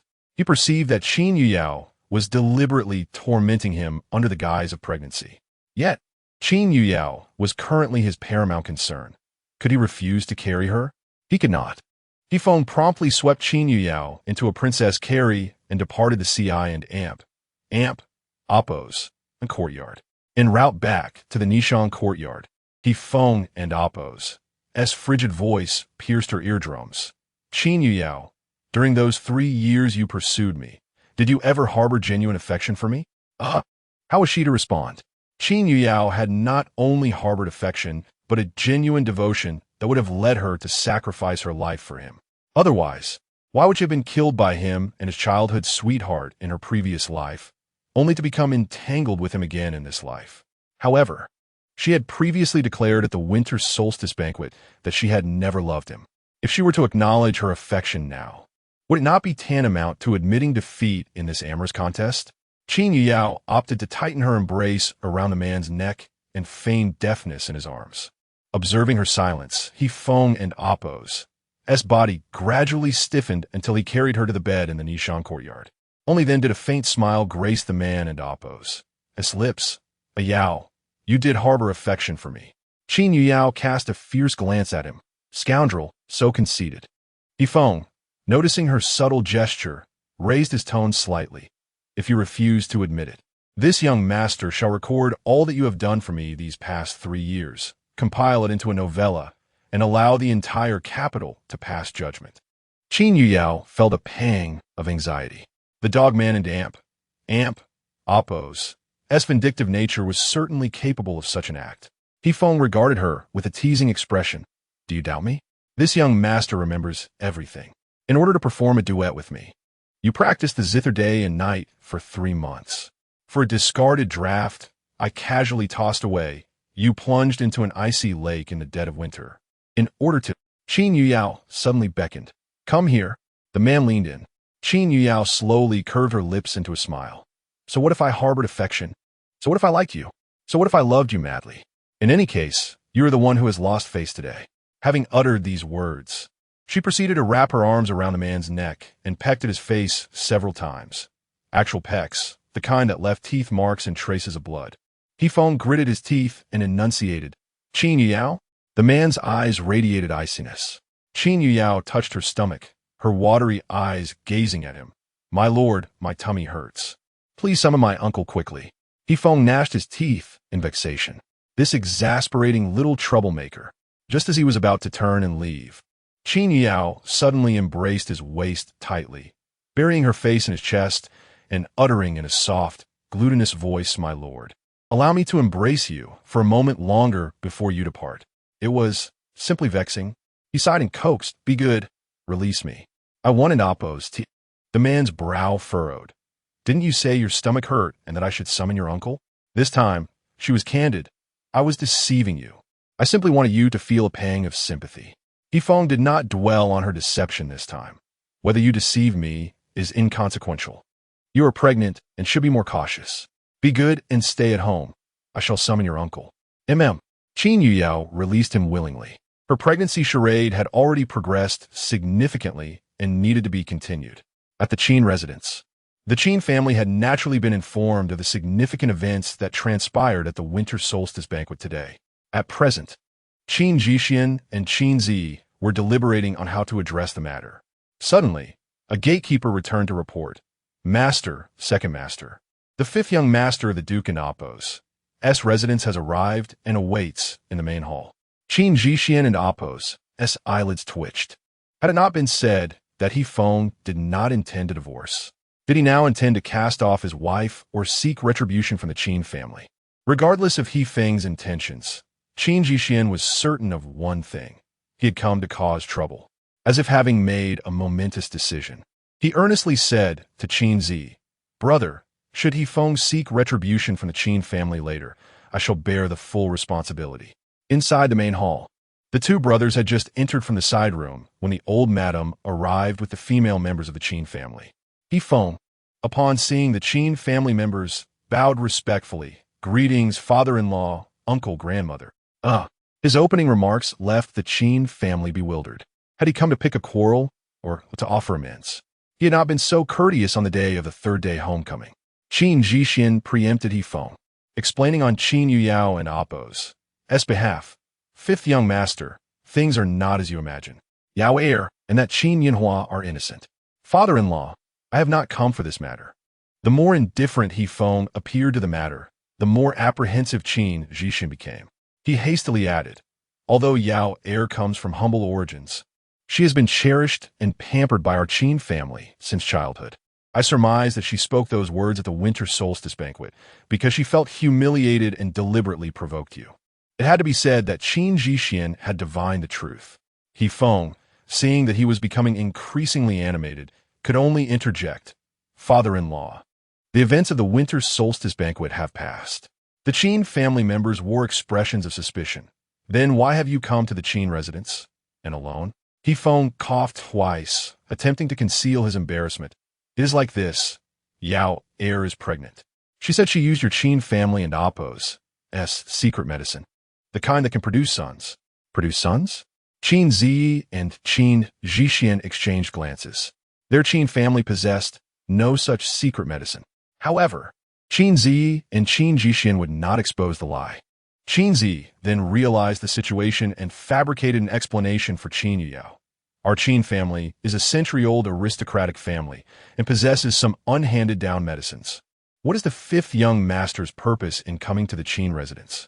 Uncle, you may call me Feng Er. Hefeng adopted a humble attitude.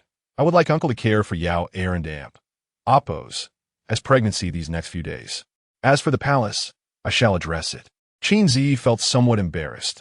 In truth, Yao Er and Appo's medical skills surpass mine.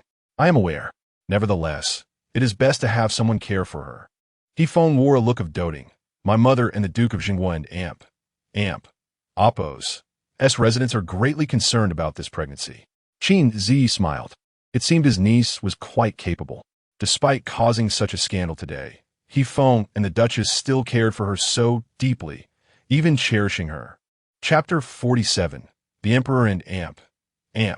Oppo's compensation to the Duke of the State He Feng, having discerned their awareness of his purpose, grasped Qin Zi and Amp. Oppo's arm and headed towards the carriage of the Duke of the State. "Let's go, Uncle Qin," he declared, bewildered. In truth, Qin Zi yearned to accompany the fifth young master, as this presented an opportunity for intimacy and a chance to forge connections with the Duke and Amp, Oppo's household. However, as a physician, it was customary to carry a medical kit, and to appear without one would surely invite ridicule.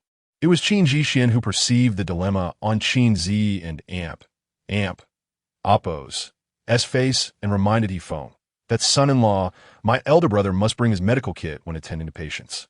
Feeling somewhat embarrassed, He Feng released Qin Zi and Oppo's arm. "My apologies, uncle.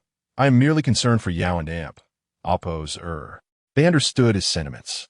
A flicker of regret crossed the eyes of the old matriarch of the Qin family. In the wake of the earlier incident, she had contemplated expelling Qin Yuyao from the residence should the Duke and Oppo's household pursue accountability, to spare the Qin family from any repercussions. She had even voiced her thoughts before the ladies and servants of the Qin residence, and had taken steps to disseminate this resolution to the outside world, hoping to convey the family and Oppo's determination. Now, she wondered if it was too late to intervene. In the Nijong courtyard, upon He Feng and Oppo's arrival with Qin Zi, the atmosphere was suddenly bustling with activity. It turned out that while He Feng was at the Qin residence, Madame Zhou had arrived with her two daughters, accompanied by over a dozen servants bearing various nutritious dishes and delectable delicacies. After Qin Yuyao and her husband had departed from the Xian courtyard, Madame Zhou had instructed the ladies of the other four branches to return and had personally supervised the preparation of nourishing meals suitable for women, as well as Qin Yuyao's favorite pastries and side dishes. She had made meticulous arrangements in the Nijong courtyard, well aware of Qin Yuyao and Oppo's preferences. As Qin Zi entered the Nijong courtyard, he immediately spotted Madame Zhou and quickly bowed in greeting. "Greetings, Madame Duke." Madame Zhou waved her hand with a smile, saying, "There is no need for such formalities, my dear-in-law. Please attend to Yao's pulse. That is of utmost importance." The term-in-law bestowed considerable honor upon Qin Zi. However, observing the concern expressed by He Feng and Madame Zhou for Qin Yuyao and Oppo's condition, he furrowed his brow. From He Feng and Oppo's previous remarks, Qin Zi sensed an underlying issue, necessitating a private conversation with Qin Yuyao.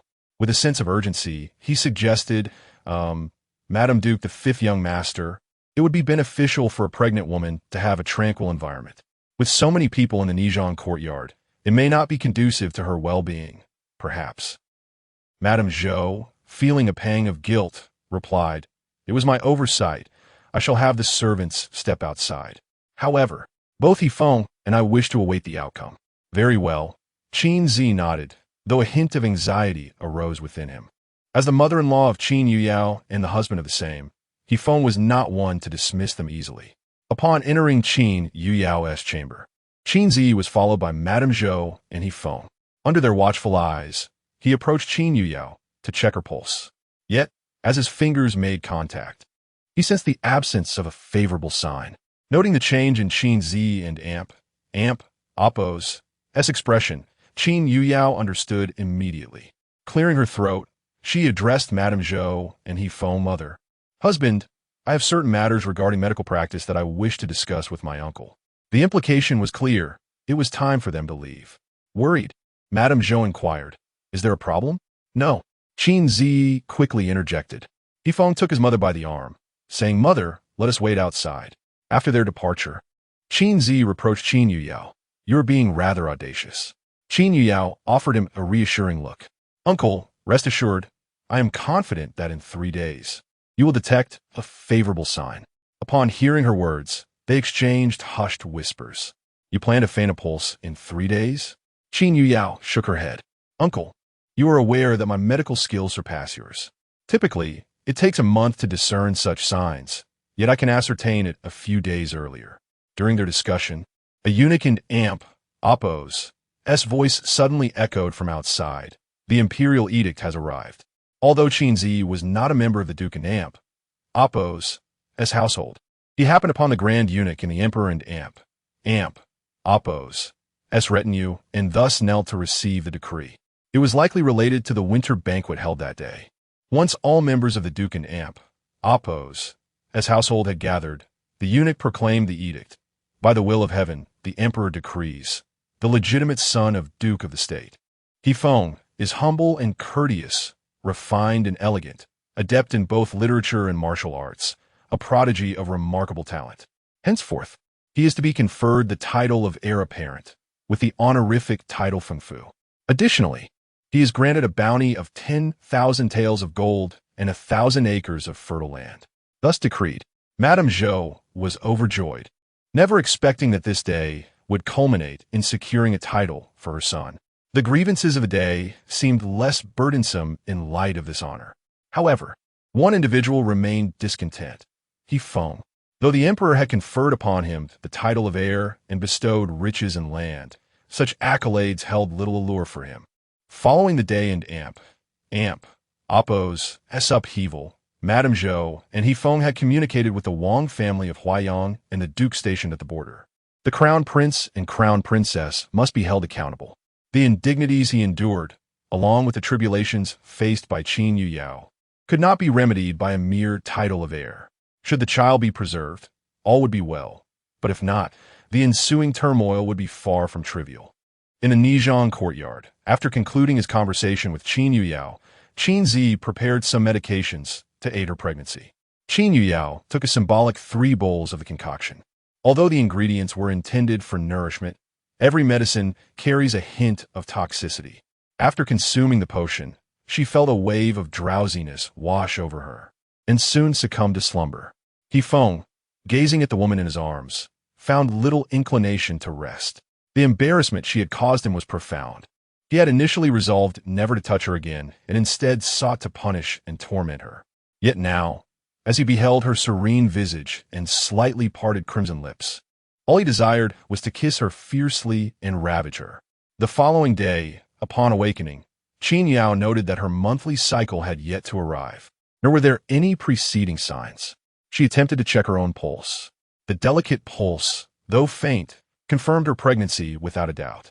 A skilled physician would certainly recognize it. Just after she concluded her self-examination, her uncle arrived, summoned by Feng to specifically care for Qin Yuyao's condition. Having also reported to the emperor, as was customary, Qin Zi came to ascertain her well-being. However, after a brief examination, his expression shifted dramatically. He then turned to Qin Yuyao, exclaiming, "Congratulations!" Qin Yuyao was elated, relieved that she could finally provide an explanation to Feng and Madame Zhou. Qin Zi hurriedly conveyed the joyful news to Feng and Madame Zhou. This pregnancy is secure. Madame Zhou was beside herself with joy, anticipating the arrival of her legitimate grandson. On the 2nd day of the 12th month, the anticipated heavy snow fell in the afternoon. Many were captivated by the beauty of the snow, particularly poets and scholars, who were inclined to compose verses in honor of the first snowfall each year. However, their delight would soon wane, for in a matter of days, this initial snowfall would transform into a calamity. On the border, the events concerning Qin Yuyao and Feng transpired on the 1st day of the 12th month. Chapter 48. All tenderness given to her on the evening of the 2nd day of the 12th lunar month. Feng's letter reached the frontier. Traveling in snowy weather is arduous.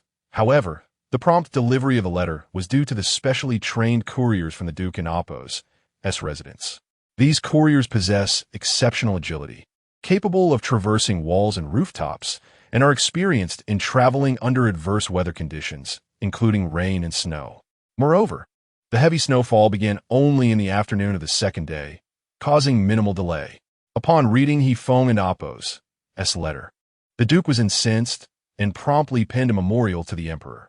Although the letter did not explicitly demand accountability from the crown prince and his consort, it sought an explanation. By the 5th day of the 12th month, the snow continued to fall. The Duke and Amp, Oppo's grievance was duly submitted to the Golden Hall. With the new year approaching, the Duke and his eldest son seized the opportunity to propose to the Emperor an early return home for rest. Traditionally, they would request leave only after the 20th day of the 12th month. After the Lantern Festival, they were expected to return to the frontier, leaving them with merely 1 month of respite throughout the year. This year, however, they anticipated a slightly extended break. The Emperor granted the Duke and his eldest son, Yu, permission to return to the capital early. However, the second son, Qian, would not be returning this year. Recently, Feng had wed, and Qian had taken leave to rest for over half a month. Furthermore, with the Duke and his eldest son returning, someone needed to remain behind to oversee affairs. The command of 400,000 troops necessitated a presence from the Duke and Amp, Oppo's household for reassurance. It was also time to promote Qian and Amp, Oppo's rank. In reality, the frontier housed a total of 600,000 troops, with 400,000 under the Duke and his eldest son, while the remaining 200,000 were commanded by the current second-rank general, Su Laiken. Not only was he a second-rank general, but he was also the legitimate son of the Emperor and Oppo's elder sister, the Gulun princess, and had been bestowed the title of first-rank heir at the tender age of 8. Typically, heirs and princesses enjoy privileges befitting first-rank officials, particularly those who wield genuine power and favor. Conversely, those who lack favor may receive treatment inferior to second-rank officials, often relegated to third-rank status. However, Su Laiken enjoyed first-rank privileges, placing him on par with princes and princesses, even surpassing some lesser-favored royals, showcasing the Emperor and Amp, Oppo's fondness for him. Su Laiken was also a confidant of the Emperor, thus holding oversight authority over the Duke. Despite his status as a second-rank general, his position granted him the power to act on the Emperor and Amp, Oppo's behalf during times of crisis. The royal family is notoriously suspicious. Even as they relied heavily on the Duke and Amp, Oppo's household, they maintained vigilance, which justified Su Laiken and Amp, Oppo's station at the frontier. Previously, the Emperor had already compensated Feng. However, following the Duke and Amp, Oppo's memorial, it was imperative for the Emperor to provide an explanation. Consequently, he bestowed upon the second son, Qian, the title of third-rank general of Wei Yuan, commanding 50,000 troops. These soldiers were newly recruited, and the Emperor had originally intended to allocate half of them to Su Laiken. However, the recent events inadvertently favored the Duke and Amp, Oppo's household. Accompanying the decree to appoint the third-rank general, the Emperor also granted a monetary reward of 100,000 taels of silver. This generous sum was not solely a gift to the second son, but also to support the training of the newly recruited soldiers. At the Ci and Amp, Oppo's courtyard, on the evening of the 5th day of the 12th month, the Duke and his eldest son returned. Lady Zhou expressed her dissatisfaction with the Emperor's reward, glaring at the man before her. "My son has suffered a grievance, yet the compensation falls upon the second house." The Duke frowned. "At your age, must you still engage in jealousy?" "Jealousy?" Lady Zhou scoffed. "Do you even deserve to speak of it? I merely pity my son. As for where you choose to sleep, that is your affair." Yang and Oppo's expression darkened. "Lady Zhou, I spend scarcely a month at home each year, most of which is here with you. What more do you desire?" Lady Zhou retorted, "Of course, I am dissatisfied. My legs are weak, and I do not wish to serve you. Nor can I do so adequately. Go to another woman. I shall not be jealous, even if it is with Hua." Yang felt a pang in his heart. Over the years, his only transgression had been to love a courtesan and to indulge in a mistress at the expense of his wife.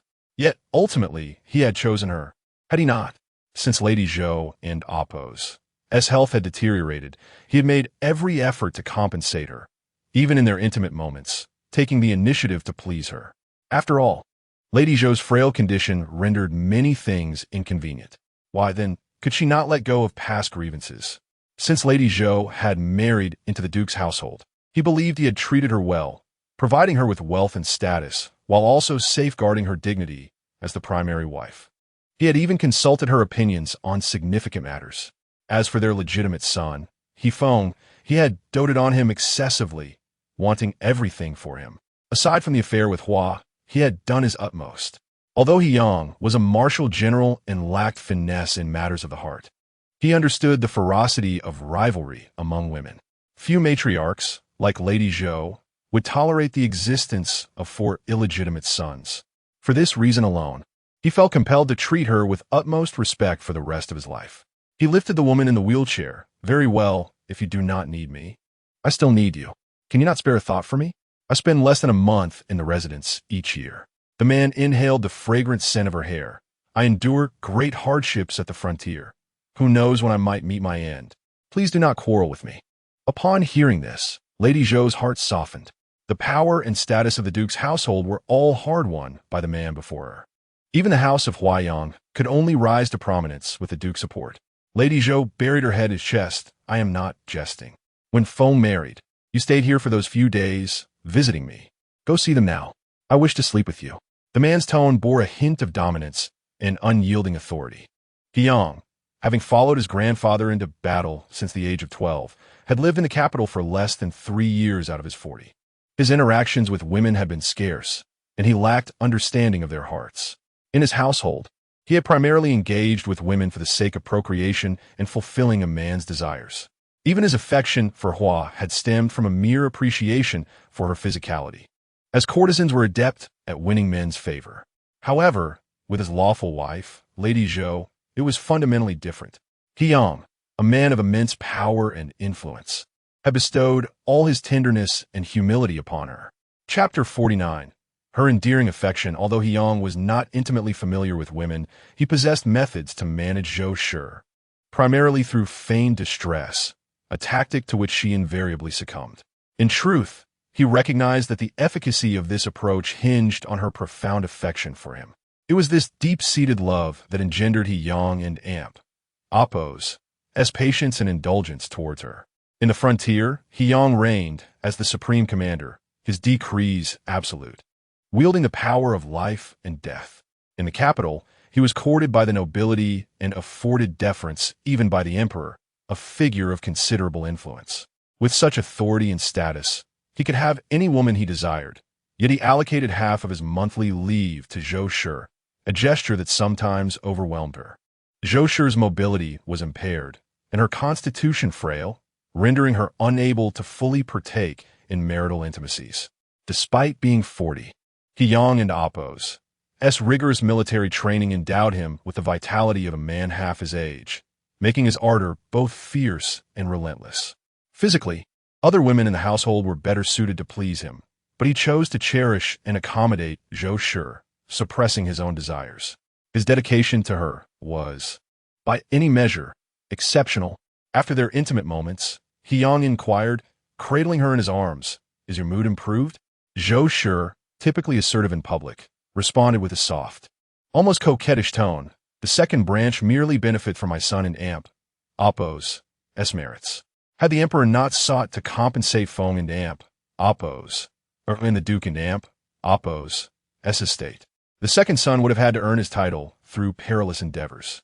"Indeed, my dear," Yang concurred, intertwining his fingers with her delicate hand. "What do you desire?" He was particularly captivated by her hands, which, owing to her noble status and pampered upbringing, were exquisitely maintained. Her skin was remarkably youthful, retaining a tender, smooth texture that belied her age. These hands held a particular allure for him, a privilege unmatched by the other women in the household, who lacked the refinement to warrant his self-denial. Only Zhou Shi possessed the grace to stir his heart with her touch. Nuzzling against Yang's shoulder, Zhou Shi whispered, "My lord, I desire the 1,000,000 taels of silver." His eyes darkened as he drew her closer. "Knowing what I cherish most, you still speak such words? Was I perhaps too gentle earlier?" Yang relished hearing Zhou Shi address him as my lord, reminiscent of the enticements offered by courtesans in brothels. "My lord, you have been absent for so long. I have missed you dearly." While his household included Hua Shi, a former courtesan, and 2 renowned prostitutes procured by Zhou Shi, the fact that Zhou Shi, a princess, used such endearments created a unique and intoxicating sensation. His voice husky, laden with emotion, Yang responded, "My dear, you know such matters are of no consequence to me. Your happiness is paramount." Zhou Shi gazed at him adoringly, her ivory fingers tracing the contours of his throat. Yang caressed her lips, saying, "Zhou Shi, it is not that I fail to cherish your well-being, but you offer yourself willingly." The night passed without slumber, a scene unseen in the Qin courtyard for over a decade. The attending maids were gladdened by the evident joy of the Duchess. The following morning, upon the return of Yang and Yu, the Duke and Apos, estate was abuzz with activity, and the family gathered for breakfast in the main hall. During the meal, Zhou Shi informed the second son and Apos' wife, Murong Shi, the 1,000,000 taels awarded to the second son are to be contributed to the estate as compensation from the emperor. Even so, Zhou Shi felt aggrieved. The imperial court was indebted to He Feng, yet the second son received both an official title and a monetary reward. Murong Shi retorted, displeased, "Mother, does this mean that the 10,000 taels of gold and the 1,000 acres of fertile land bestowed upon the fifth son should also be forfeited?" Murong Shi and Damp, Apos' defiance stemmed from her influential lineage, her father being a high-ranking official with substantial power. While not as formidable as the Duke and Amp, Apos' estate, she dared to challenge Zhou Shi, primarily because her husband was in dire need of funds to bolster his influence within the military. Zhou Shi scoffed. He Qian and Amp, Apos' appointment as a general without military achievements was solely due to He Feng and Amp, Apos' merits. Now, she merely sought to allocate the 1,000,000 taels to the estate. Yet Murong Shi dared to object? Did she presume that Zhou Shi's ill health diminished her authority, or that her husband's potential to inherit the estate allowed her such insolence? Aside from the presence of the eldest son, there was also the legitimate son, He Feng, and Qin Yuyao and Amp, Apos' pregnancy, which could produce the eldest grandson, ensuring Qin and Apos' control over the estate. What then was Murong Shi and Apos' basis for such audacity? Initially inclined to rage, Zhou Shi restrained herself in the presence of the Duke, stating, "Murong Shi, this decision was made by the Duke. If you disagree, you may address your concerns to him." Daring to question the Duke was beyond Murong Shi and Amp, Apos' courage. Yet the seizure of her husband and Amp, Apos' rewards provoked her ire. In the Nishang courtyard, the 6th day of the 12th month was marked by a slight abatement in the snowfall. Xian Wu, the manager of Qin family cuisine, sent word through the guards of the Duke's estate, requesting an audience with Qin Yuyao, accompanied by Xia Chonggong. Qin family cuisine was flourishing, and Xian had already been vetted by He Feng. Zhou Shi was aware of this, and Qin Yuyao had instructed him to seek her out at the Duke and Apos' estate if necessary. Following the incident at the winter banquet, the Xia family had grown concerned and dispatched Xia Chonggong to gather information. However, Qin Yuyao's seclusion made it difficult to contact her, and Xia Chonggong hesitated to visit the Duke and Amp, Apos' estate without invitation, fearing it might adversely affect Qin Yuyao. It was only when Xian Wu sought a recipe from Qin Yuyao that he dared to accompany him. Qin Yuyao received them in the Nishang courtyard. She provided Xian Wu with the requested recipes, emphasizing the need for confidentiality. While Qin family cuisine had previously relied on her personally concocted recipes, her pregnancy prompted her to prioritize the well-being of her unborn child. Additionally, Qin Yuyao provided Xian Wu with 2 more recipes, stating, "Snowfall increases the risk of colds and epidemics.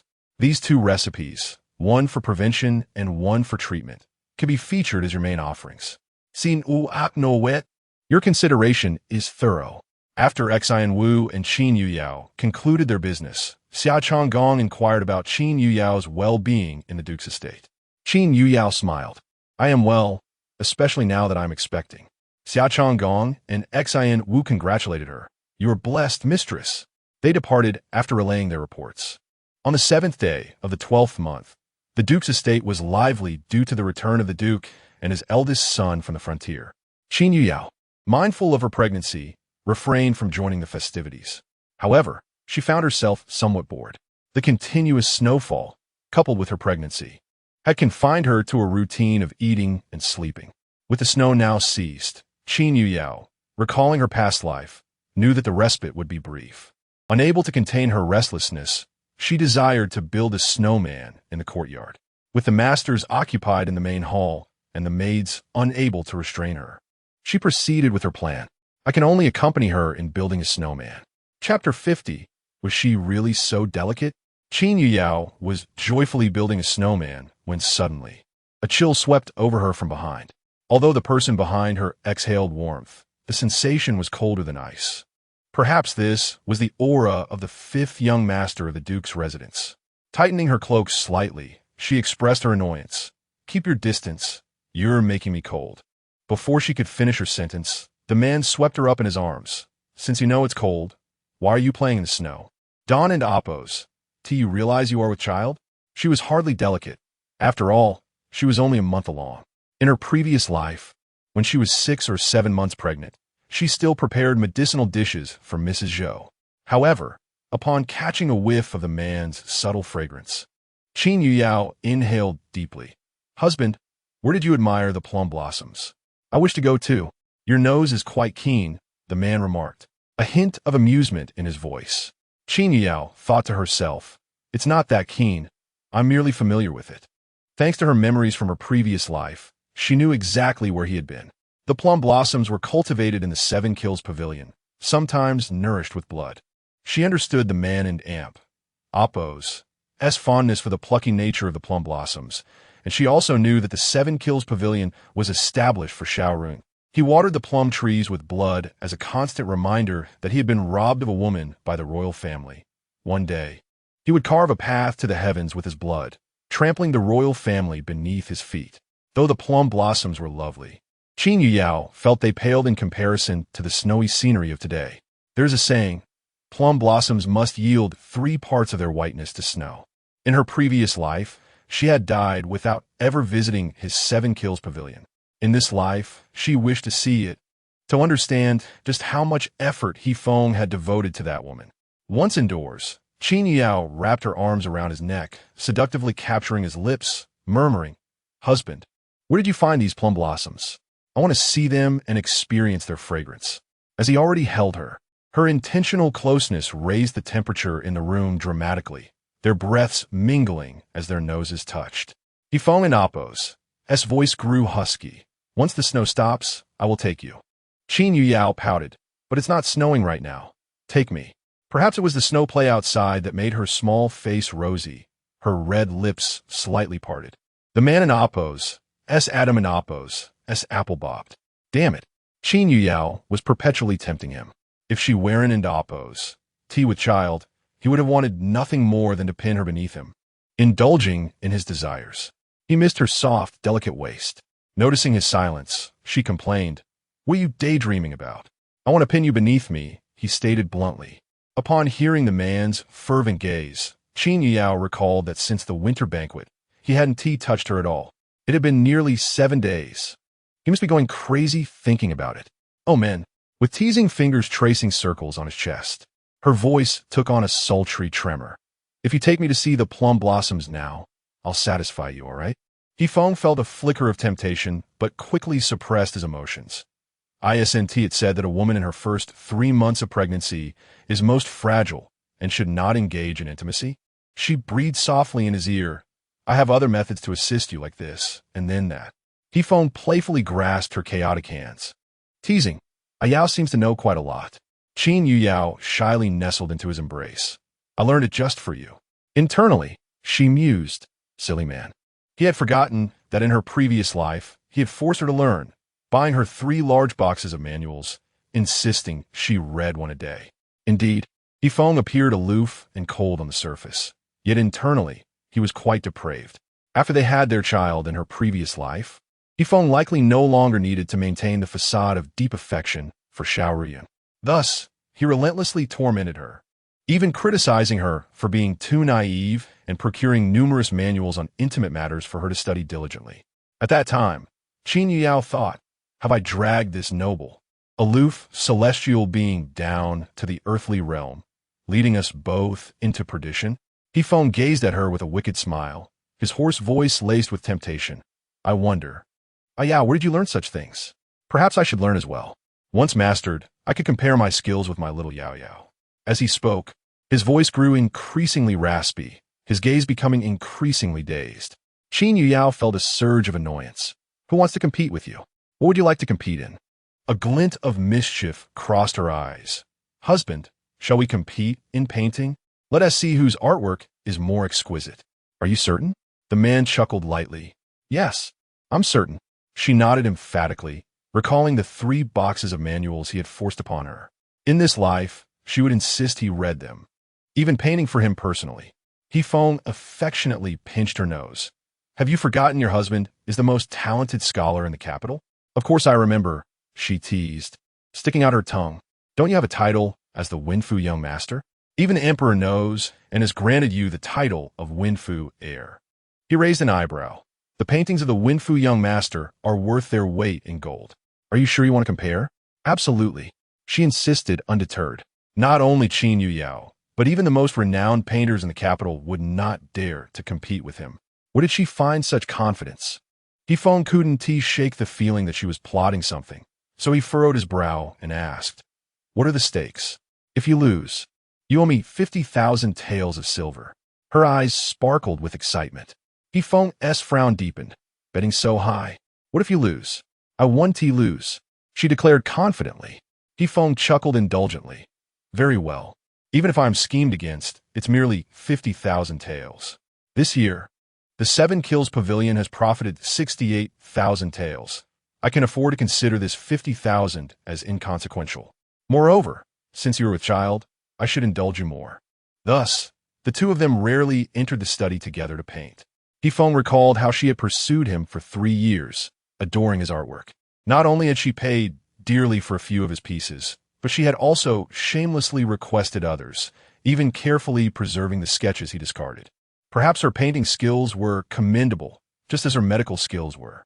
Otherwise, she wouldn't dare to provoke him so boldly. For a moment, their competitive spirits ignited, and Feng immersed himself in painting with unprecedented seriousness, capturing her from their wedding night. Meanwhile, Qin Yuyao and Appo's painting skills were admittedly rudimentary. Fortunately, in her previous life, she had diligently honed her skills to match the first scholar, and after marriage, Feng had personally tutored her for a few years. Although her current painting level couldn't compare to Feng and Appo's, she could still express her thoughts on canvas. An hour later, they both completed their paintings. Feng was the first to unveil his work, depicting her from their wedding night. Clad in red, with alluring eyes and slightly parted lips, every expression was breathtaking, revealing the artist and Appo's affection for her. Qin Yuyao stared at the painting, somewhat entranced. Feng, this portrayal resembles me so closely. She wrapped her arms around his waist, pressing for an answer. Is it true that my every smile and frown has long been etched in your mind? Chapter 51. You actually created such a painting? The man coughed softly twice to mask his embarrassment. This demonstrates my exceptional artistic skills. Even if it were not you, I could portray anyone with equal vividness. How pretentious.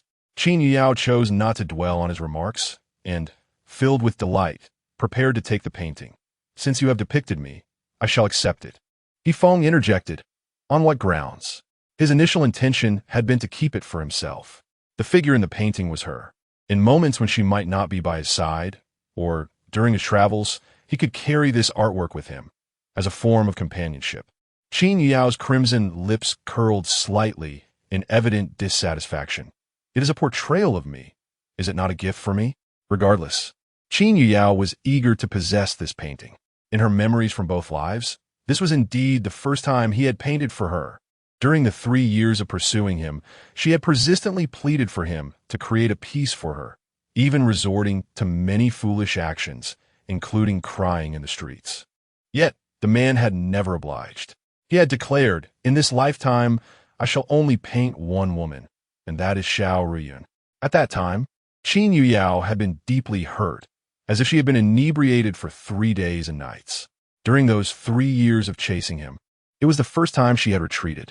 After her drunken stupor, she had not shown herself before Feng for nearly a month. Despite her relentless pursuit, she had her own principles. After being deeply wounded, she had truly resolved to cease her advances, even pretending not to recognize him when they crossed paths. When Yifeng deliberately flaunted himself before her, she maintained her composure, treating him as a stranger. Eventually, it was Yifeng, that dog of a man, who gifted her a portrait of himself, which brought her some solace. A man gifting a woman his own likeness is tantamount to a token of affection, is it not? Thus, in her previous life, it was not merely self-degradation. Each time she contemplated giving up, Yifeng would come to console her, creating an illusion that he harbored feelings for Qin Yuyao. However, this affection appeared rather insipid. In their previous life, they had even had a son together. Now, Qin Yuyao yearned for him to paint for her once more. How had that dog of a man responded then?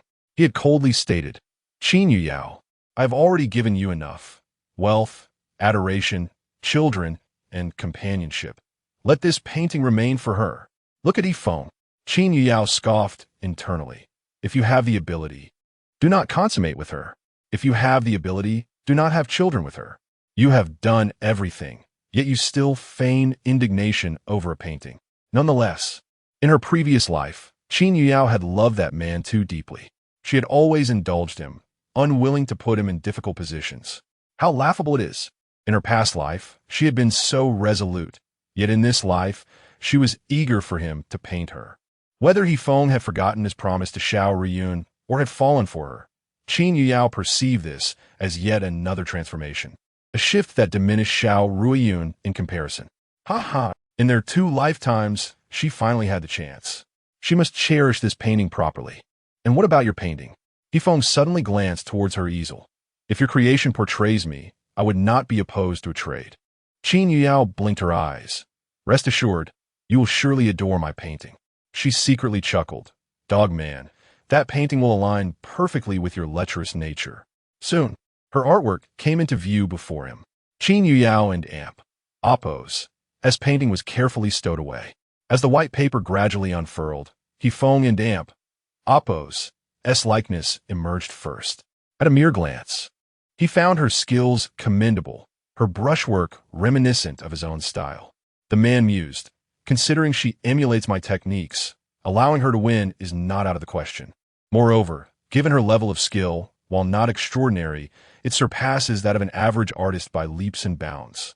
Yet, as the paper fully unfolded, Yifeng beheld not only himself, but also her. Had it merely been a simplistic depiction of a couple, it would not have incited his ire. However, the content of the painting was utterly inappropriate. Both figures, clad in scant garments that were little more than a thin veil, presented a provocative scene. In the painting, Qin Yuyao reclined upon Yifeng's waist, her alabaster hand grasping his. The man had never realized that her crimson lips could possess such allure. Upon viewing the piece, a faint crimson hue swiftly spread across Yifeng and Amp, Oppo's cheeks, even tinting the roots of his ears. Meanwhile, Qin Yuyao maintained an expression of calm.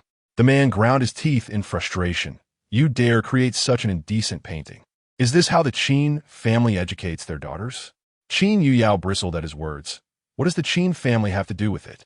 Does your conduct reflect the demeanor of a gentleman? She retorted, Yifeng, I am now your wife. Yifeng raised an eyebrow.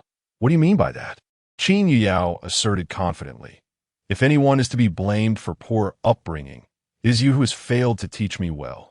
Upon hearing this, the man and Amp, Oppo's lips curved slightly, a slow smile forming. Indeed, it is my fault. I've been too indulgent, allowing you to create such shameless art. Yet you remain unrepentant and brazen. She interrupted him directly. You like it? Yifeng, infuriated, exclaimed, Where do you see that I like it? Qin Yuyao contemplated for a moment. The man, still in the bloom of youth, was likely too naive to accept such a painting. After all, in their previous life, he had only lost his virginity in his 20s. By the time he fully embraced his desires, he would be in his mid-20s. Perhaps his tender age rendered him incapable of such indulgence? Qin Yuyao, disinterested in further debate, shifted the topic. Yifeng, let us not dwell on the painting. Tell me, who won our contest? The man and Oppo's tone grew more severe. You dare to inquire about this now? What of it? Who do you claim emerged victorious? This time, Qin Yuyao placed a hand on her abdomen, as if to suggest that should he utter a word of dissent, she would be in pain. He Feng, exasperated, chuckled. Given how beautifully you have painted, naturally, you are the victor.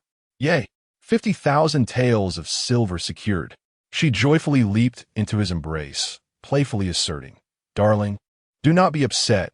Tonight, I shall repay you, just like the person in the painting, shall I? Yifeng's breath hitched, suddenly heavy. He had intended to tear the painting apart, yet for some reason, he could not bring himself to do so. Embarrassed, he accepted her artwork. Unable to meet Qin Yuyao's gaze, I shall take this painting to destroy it.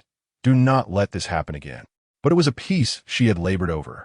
Her voice carried a tinge of grievance. If you do not like it, let me keep it for myself. The man turned away, threatening. Do you no longer desire the silver? She donned a charming smile. As long as there is silver to be had, I shall gladly part with the painting. On the other hand, Yifeng brought the painting to the bedroom of Fengyuan Tower, hesitating to open it, feeling it might be inappropriate. He contemplated finding a box to conceal it, but thought it a waste not to admire it a few more times after spending 50,000 taels. Previously, at the Yichang Pavilion, he had only glanced at it and had not examined it closely. Chapter 52. Aunt who presents her niece to compete for favor after several struggles. Yifeng finally opened the painting. Gazing at Qin Yao as cherry-red lips, a rush of blood surged through him. Should he give it a try? The man quickly shook his head, no. He was not as helpless as the figure in the painting. He couldn't bear to treat her so unjustly. He closed the painting, yet the scenes within his mind replayed incessantly. She appeared so enticing, and he found it increasingly difficult to suppress the wicked fire within him. Since the winter banquet, Yifeng had refrained from touching her for nearly 8 days. Naturally, his body craved her intensely. Yet here was Qin Yuyao, so audaciously presenting him with such a painting. Her soft, sweet voice echoed in his ears, enticing him. Tonight, may I compensate you like in the painting? He felt as though he would be driven mad. He closed his eyes. The more he tried to forget the scene from the painting, the clearer it became in his mind. Once a small flame ignites, it cannot be extinguished. He had just turned 18, at a time when youthful passions were at their peak. How could he resist Qin Yuyao's deliberate seduction? Yifeng admitted he deeply desired to enact the events depicted in the painting. Yet, he genuinely felt pity for Qin Yuyao. It seemed too indulgent, but he yearned to try. After repeated internal battles, Yifeng realized he had succumbed, overwhelmed by the allure of that little enchantress. After all, she had declared, I am willing to compensate you with the things from the painting. Humph, her discomfort was self-inflicted. Who could blame her for being so alluring? Though he thought this way, Yifeng contemplated that he would only test the waters. If Qin Yuyao showed even the slightest reluctance, he would stop. Half an hour later, Yifeng prepared 50,000 taels of silver notes and re-entered the Nizhang courtyard. Here, as you requested. The man feigned seriousness while delivering the wager money. Yet inwardly he mused, Yao's crimson lips are truly mesmerizing, naturally rosy, but perhaps a tad small. Upon seeing the silver notes, Qin Yuyao joyfully leaped into his arms. Husband, you are truly wonderful. She nestled comfortably within his embrace, happily counting the money. Was it merely a simple hug? The man's expression darkened. What he desired was not just this. Noticing her lack of movement, Yifeng softly reminded, 50,000 taels, and this is all I get? Qin Yuyao chuckled. Seeing his deliberate attempt to hide his thoughts, it was evident he was pondering the painting. No laughing, he said, shyly turning his head away, unable to meet her gaze. Qin Yuyao couldn't help but pinch his cheek. Just moments ago, weren't you scolding me for being shameless, for being... What was it? Suddenly, the man pulled her into his embrace, holding her tightly without leaving a sliver of space. You are too tormenting. Hold me, she commanded. Yifeng frowned. Qin Yuyao huffed. It's cold. Even if you wish to try, we must go to the bed. Before she could finish, she was swept up, and his hands roamed over her through the fabric. As her crimson lips kissed his brow, then his neck, and then, throughout the night, Yifeng's voice never ceased. Ayao, my yaoer. Ayao. The following day, after a night of indulgence, the man appeared to maintain a serious facade, yet inwardly. Last night, his behavior resembled that of a servant seeking his master's favor. Feng was likely exhausted, or perhaps the sweetness of the previous night kept him from sleeping. In any case, Qin Yuyao, the slumbering pregnant woman, had already awakened, while Feng remained in bed. Upon rising, her maid Zier approached, reporting, "Madam, something has happened. It's quite a commotion in the main hall. You should go take a look. It seems the Duchess is very upset." Zier then whispered a few words in Qin Yuyao's ear. She was momentarily taken aback. It turned out that while she and Feng were indulging last night, a significant incident had occurred in the Duke and Appo's residence. Last night, Duke Yang, after consuming some alcohol, inadvertently fell asleep in Aunt Hu and Appo's courtyard, only to awaken in the company of Aunt Hu and Appo's niece Hu Yaoyao. Aunt Hu was the biological mother of the eldest son and second daughter, hailing from a merchant family. Early in the morning, this uproar had already begun. Typically, one would expect Aunt Hu to be the most furious. Yet, she demanded an explanation from Yang for both herself and Hu Yaoyao, claiming that Hu Yaoyao was an untouched maiden. Matters of the backyard were generally overseen by the Zhou family. Yang, however, had delegated everything to his mother. Strangely, he acted as if nothing had occurred. Zhou, understandably furious, had to handle the aftermath while Yang remained indifferent. Thus, the commotion erupted early in the main hall. This situation was quite absurd. Qin Yuyao furrowed her brows. Hu Yaoyao had only arrived at the Duke and Appo's residence after the death of Zhou in her previous life. Moreover, before arriving, she had been engaged to someone else, only to break off the engagement later. How had she ended up entangled with Yang? At that time, Qin Yuyao had been entirely focused on Feng, showing little interest in her father-in-law and his women. Furthermore, she had grown weary of Yang and Appo's numerous relationships.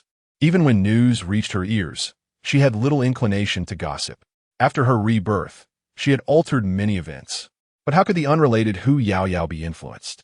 It must be noted that Hu Yaoyao was not a simple figure.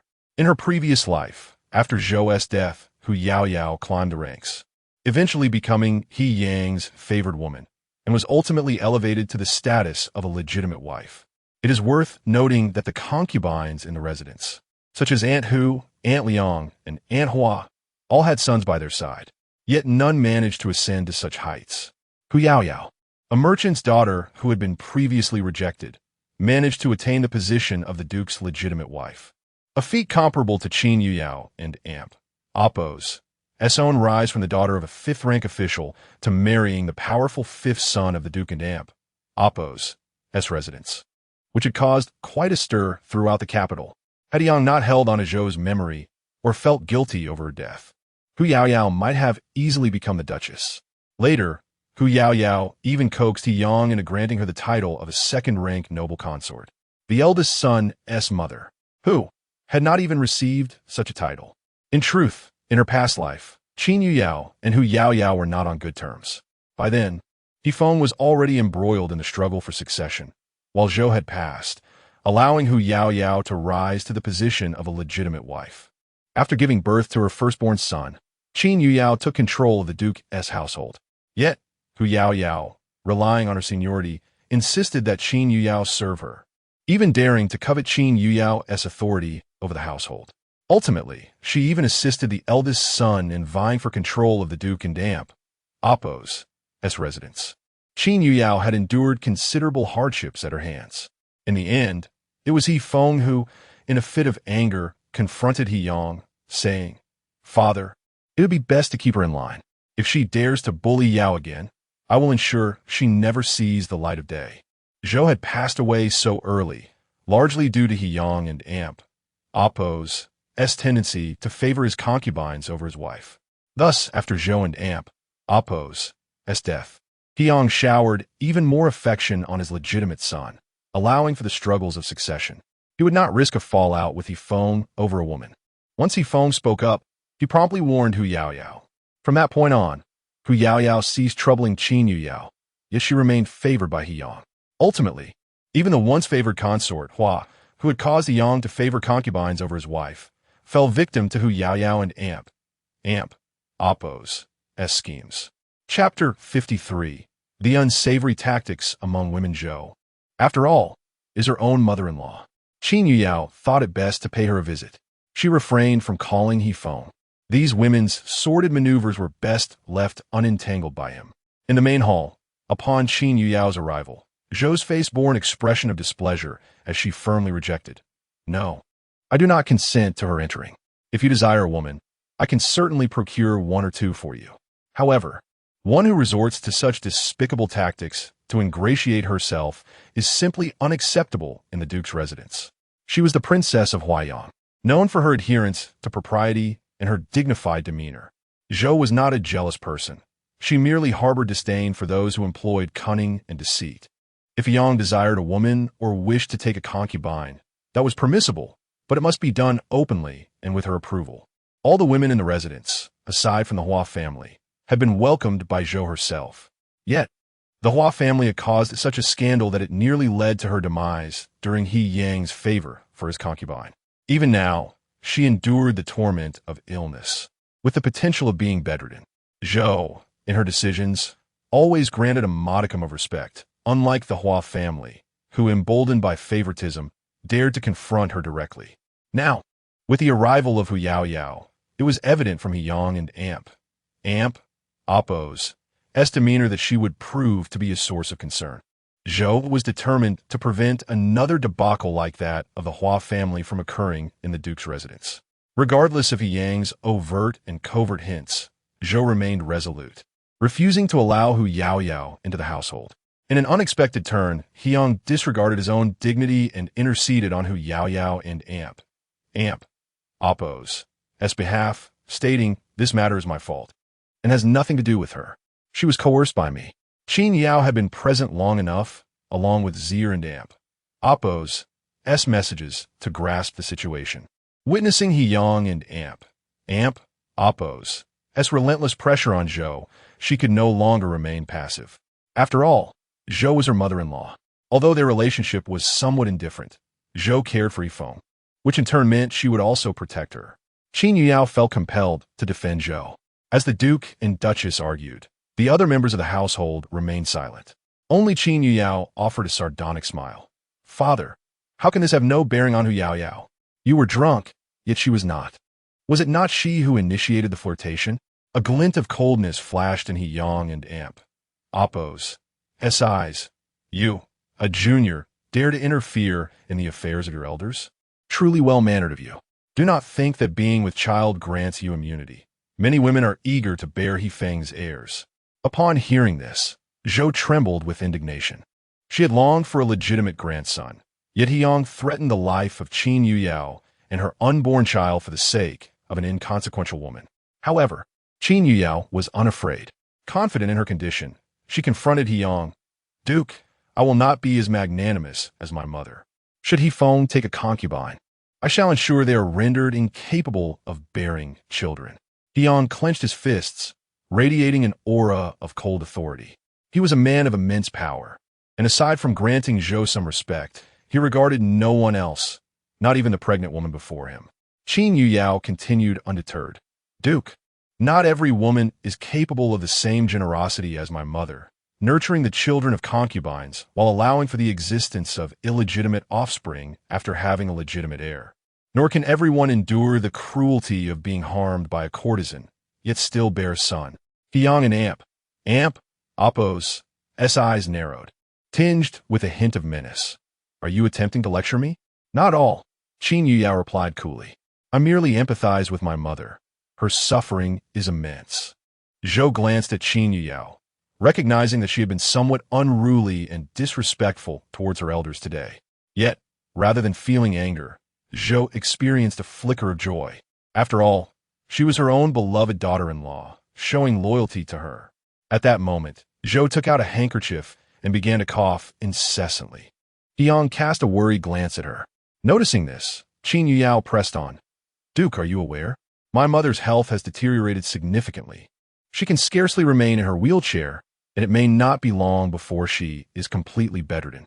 Everyone in the household was aware of this, but for Qin Yuyao, to voice it held a different weight.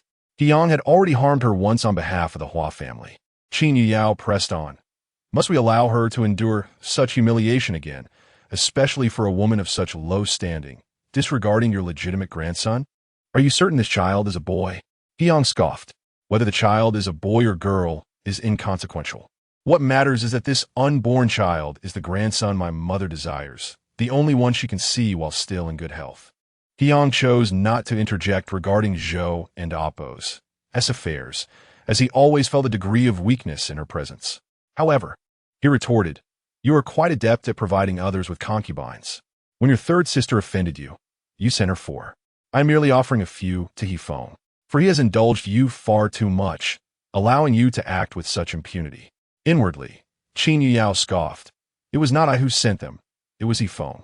Zhou, rarely expressing anger towards Hyang, finally spoke up. "Enough. If you wish to vent your anger, direct it at me. Why must you take indirect jabs? If you believe I am mishandling matters, then perhaps you should dismiss me entirely. If you refuse to accept her, then do not." Hyang, feeling frustrated, retorted and stormed off. This uproar at such an early hour had thoroughly enraged Zhou. She could not believe that the primary purpose of their family was merely to provide Hyang with a woman. Perhaps they aimed to prevent Qin Yuyao and Appo's child from being born. Regardless of whether Hu Yaoyao was accepted or not, Zhou felt deeply aggrieved to the point of spitting blood. Hyang, upon hearing this, went to the San courtyard to explain to Zhou, "It is not as you think. I was intoxicated and mistook her for Hu.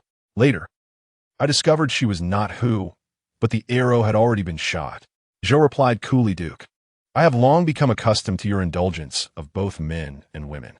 Hyang was about to offer further explanations when Zhou, uninterested, interjected, "I suspect that Hu Yinyang was complicit in this matter. If you believe there are issues with her, then summon her and inquire." Hyang was not oblivious. The events of the previous night had clearly been orchestrated. Yet, he genuinely enjoyed Hu Yaoyao and Appo's company, as she was the only one, aside from Hua, who could incite such fervor in him. Before long, Hu Yinyang arrived at the CI and Appo's courtyard. As for why Zhou summoned her, Hu Yinyang could only speculate. Upon her arrival, she hurriedly knelt. "Madam, this is all a misunderstanding." "A misunderstanding of what?" Zhou sneered. "Are you not simply afraid of my potential to bear a legitimate grandson? Thus you hasten to vie for favor?"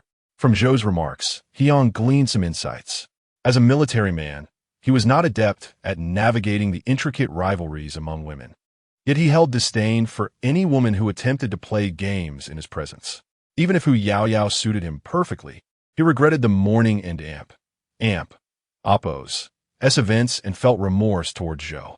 Unable to punish Hu Yaoyao directly, he vented his frustration on Hu Yinyang.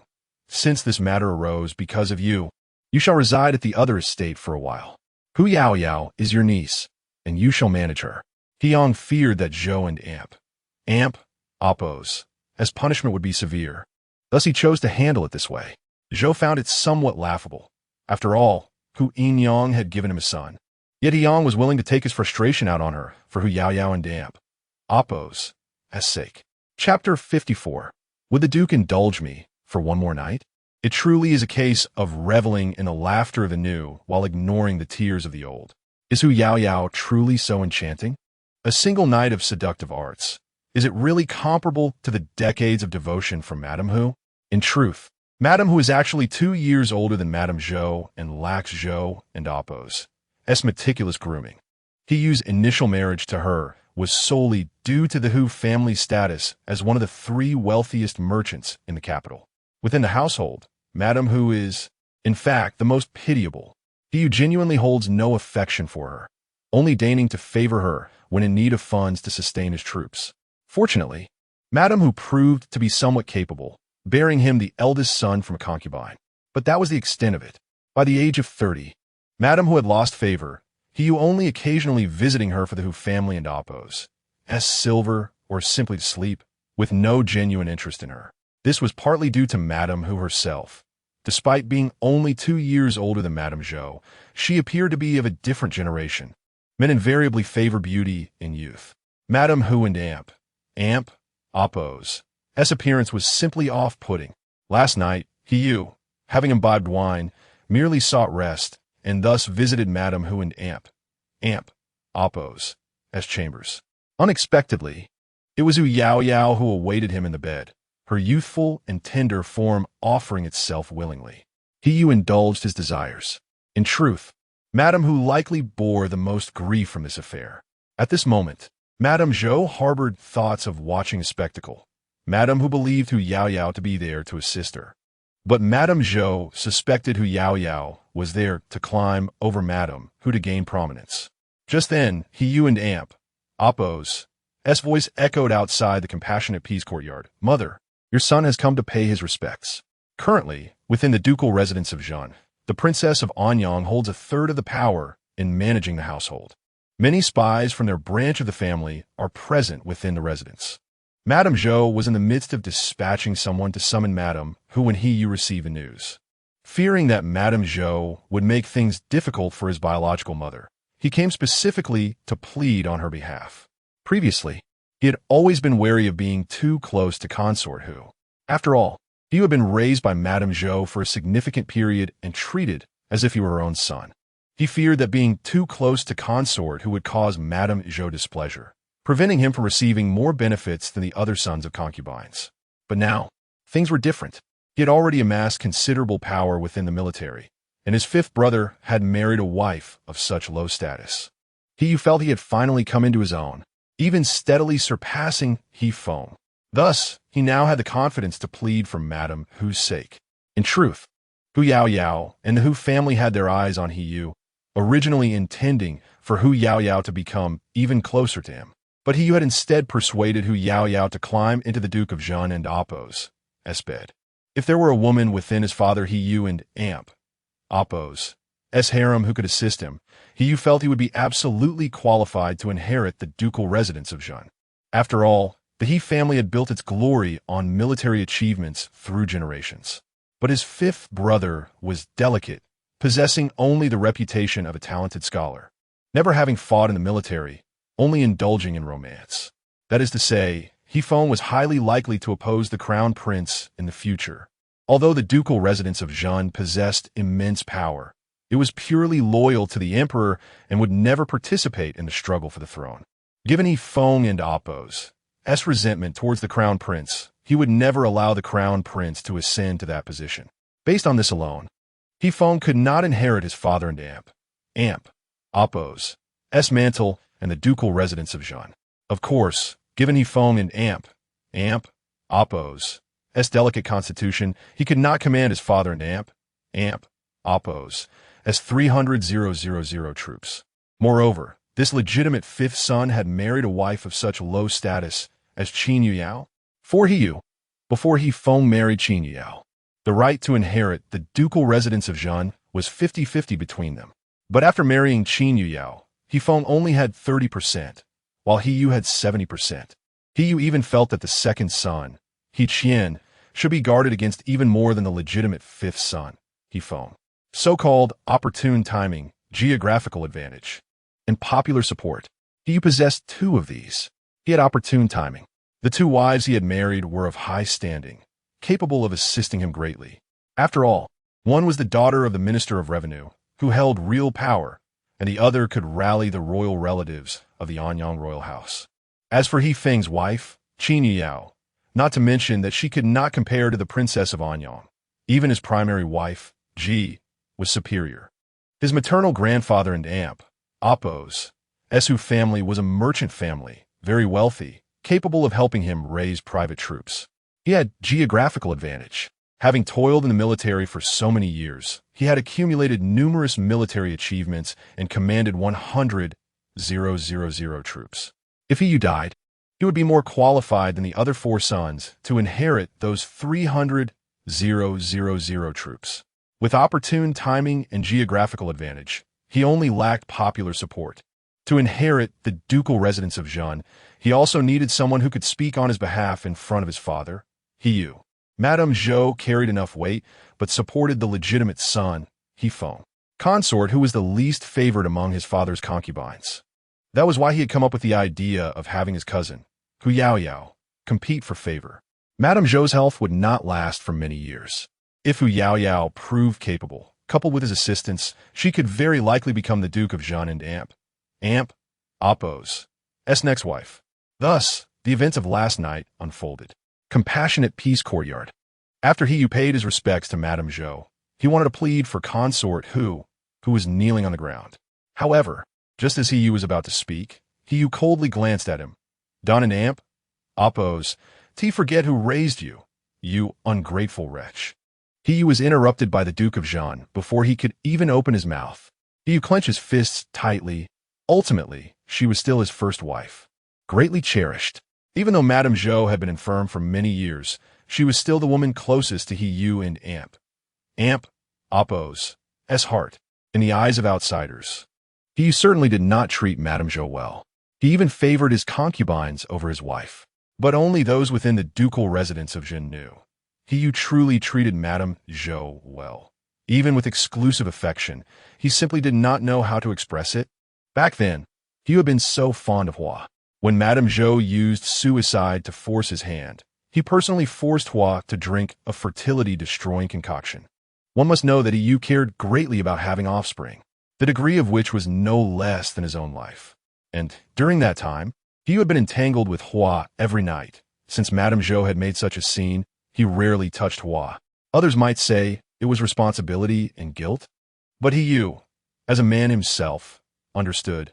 For a man to suppress his desires for a woman, to not touch other women, was it really as simple as guilt? He had a strong physique and was also strong in certain aspects. His needs for women were also greater. But looking at the women in the residence, they could only enjoy temporary glory. Who could climb above Madame Zhou? He had always been self-centered towards others. Only towards Madame Zhou did he always yield 3 points. From Hua in the past to Hu Yaoyao today. In fact, judging from his father's attitude towards Hu Yaoyao today, he was extremely fond of her, even infatuated. But so what? Once Madame Zhou made a fuss, he still obediently relented. The matter ended just like that. None of the main characters benefited, and everyone felt stifled. Consort who was to be sent to the estate, as decreed by He Yu. No one except Madame Zhou could change He Yu and Amp. Amp, oppose, as decision. However, it had been snowing recently, making it difficult to move. Consort Hu and He Yu pleaded with Madame Zhou to wait until the snow stopped before leaving. Madame Zhou was not unreasonable. She agreed. However, Hu Yaoyao had to get out of the ducal residence of Zhen immediately. Madame Zhou did not want to see her at all. So what if Hu Yaoyao had lost her virginity? She had brought it upon herself. Madame Zhou was so harsh towards Hu Yaoyao this time for another reason. That was because Hu Yaoyao had almost caused He Yu to take action against Qin Yuyao and her son. This was what Madame Zhou could not forgive the most. Hu Yaoyao was driven out of the residence. He knew about it. He secretly went to see her, hiding it from Madame Zhou. Hu Yaoyao was just a young girl of 15 or 16. Last night, she had been tormented to the point of near death. And today she had been kneeling and crying. Upon that delicate form lay the imprints of his presence. Gazing at the frail silhouette against the snowy backdrop, He Yang felt a pang of compassion. He disregarded the possibility of the Zhou family becoming aware of his actions and approached her, inquiring, "What compensation do you desire?" Fearing she might not comprehend, He Yang exhibited an uncommon patience, whether it be monetary gain or bestowing power upon your kin. Anything within the realm of the Duke's capabilities shall be granted to you. Hu Yaoyao gently bit her lip, her eyes glistening with tears, and bashfully replied, "If the Duke wishes to provide me with compensation, might you consider spending another night with me?" Another night? Might you consider? He Yang felt as though something had grazed the very edge of his heart. Chapter 55. She plans to host a banquet for the noble women of the capital. He Yang often sweet-talked the women of the household after his more intense moments, asking, "What do you desire? I shall compensate you." Some women, aware of their desires, would directly ask for clothing or jewelry, or seek positions for their brothers. Others, more coy, would shyly respond, "To serve the Duke is our honor. No compensation is needed." Each time, He Yang found their pretenses insincere. Yet none were as bold as Hu Yaoyao, who simply declared, "I only want you." This declaration satisfied his male pride. He Yang knew he should not acquiesce. If Zhou Shi were to discover this, she would be furious, perhaps even confrontational, as Qin Yuyao had warned. Zhou Shi had little time left, and he did not wish for her final days to be marred by regrets. However, the fluttering emotions Hu Yaoyao stirred within him could not be quelled.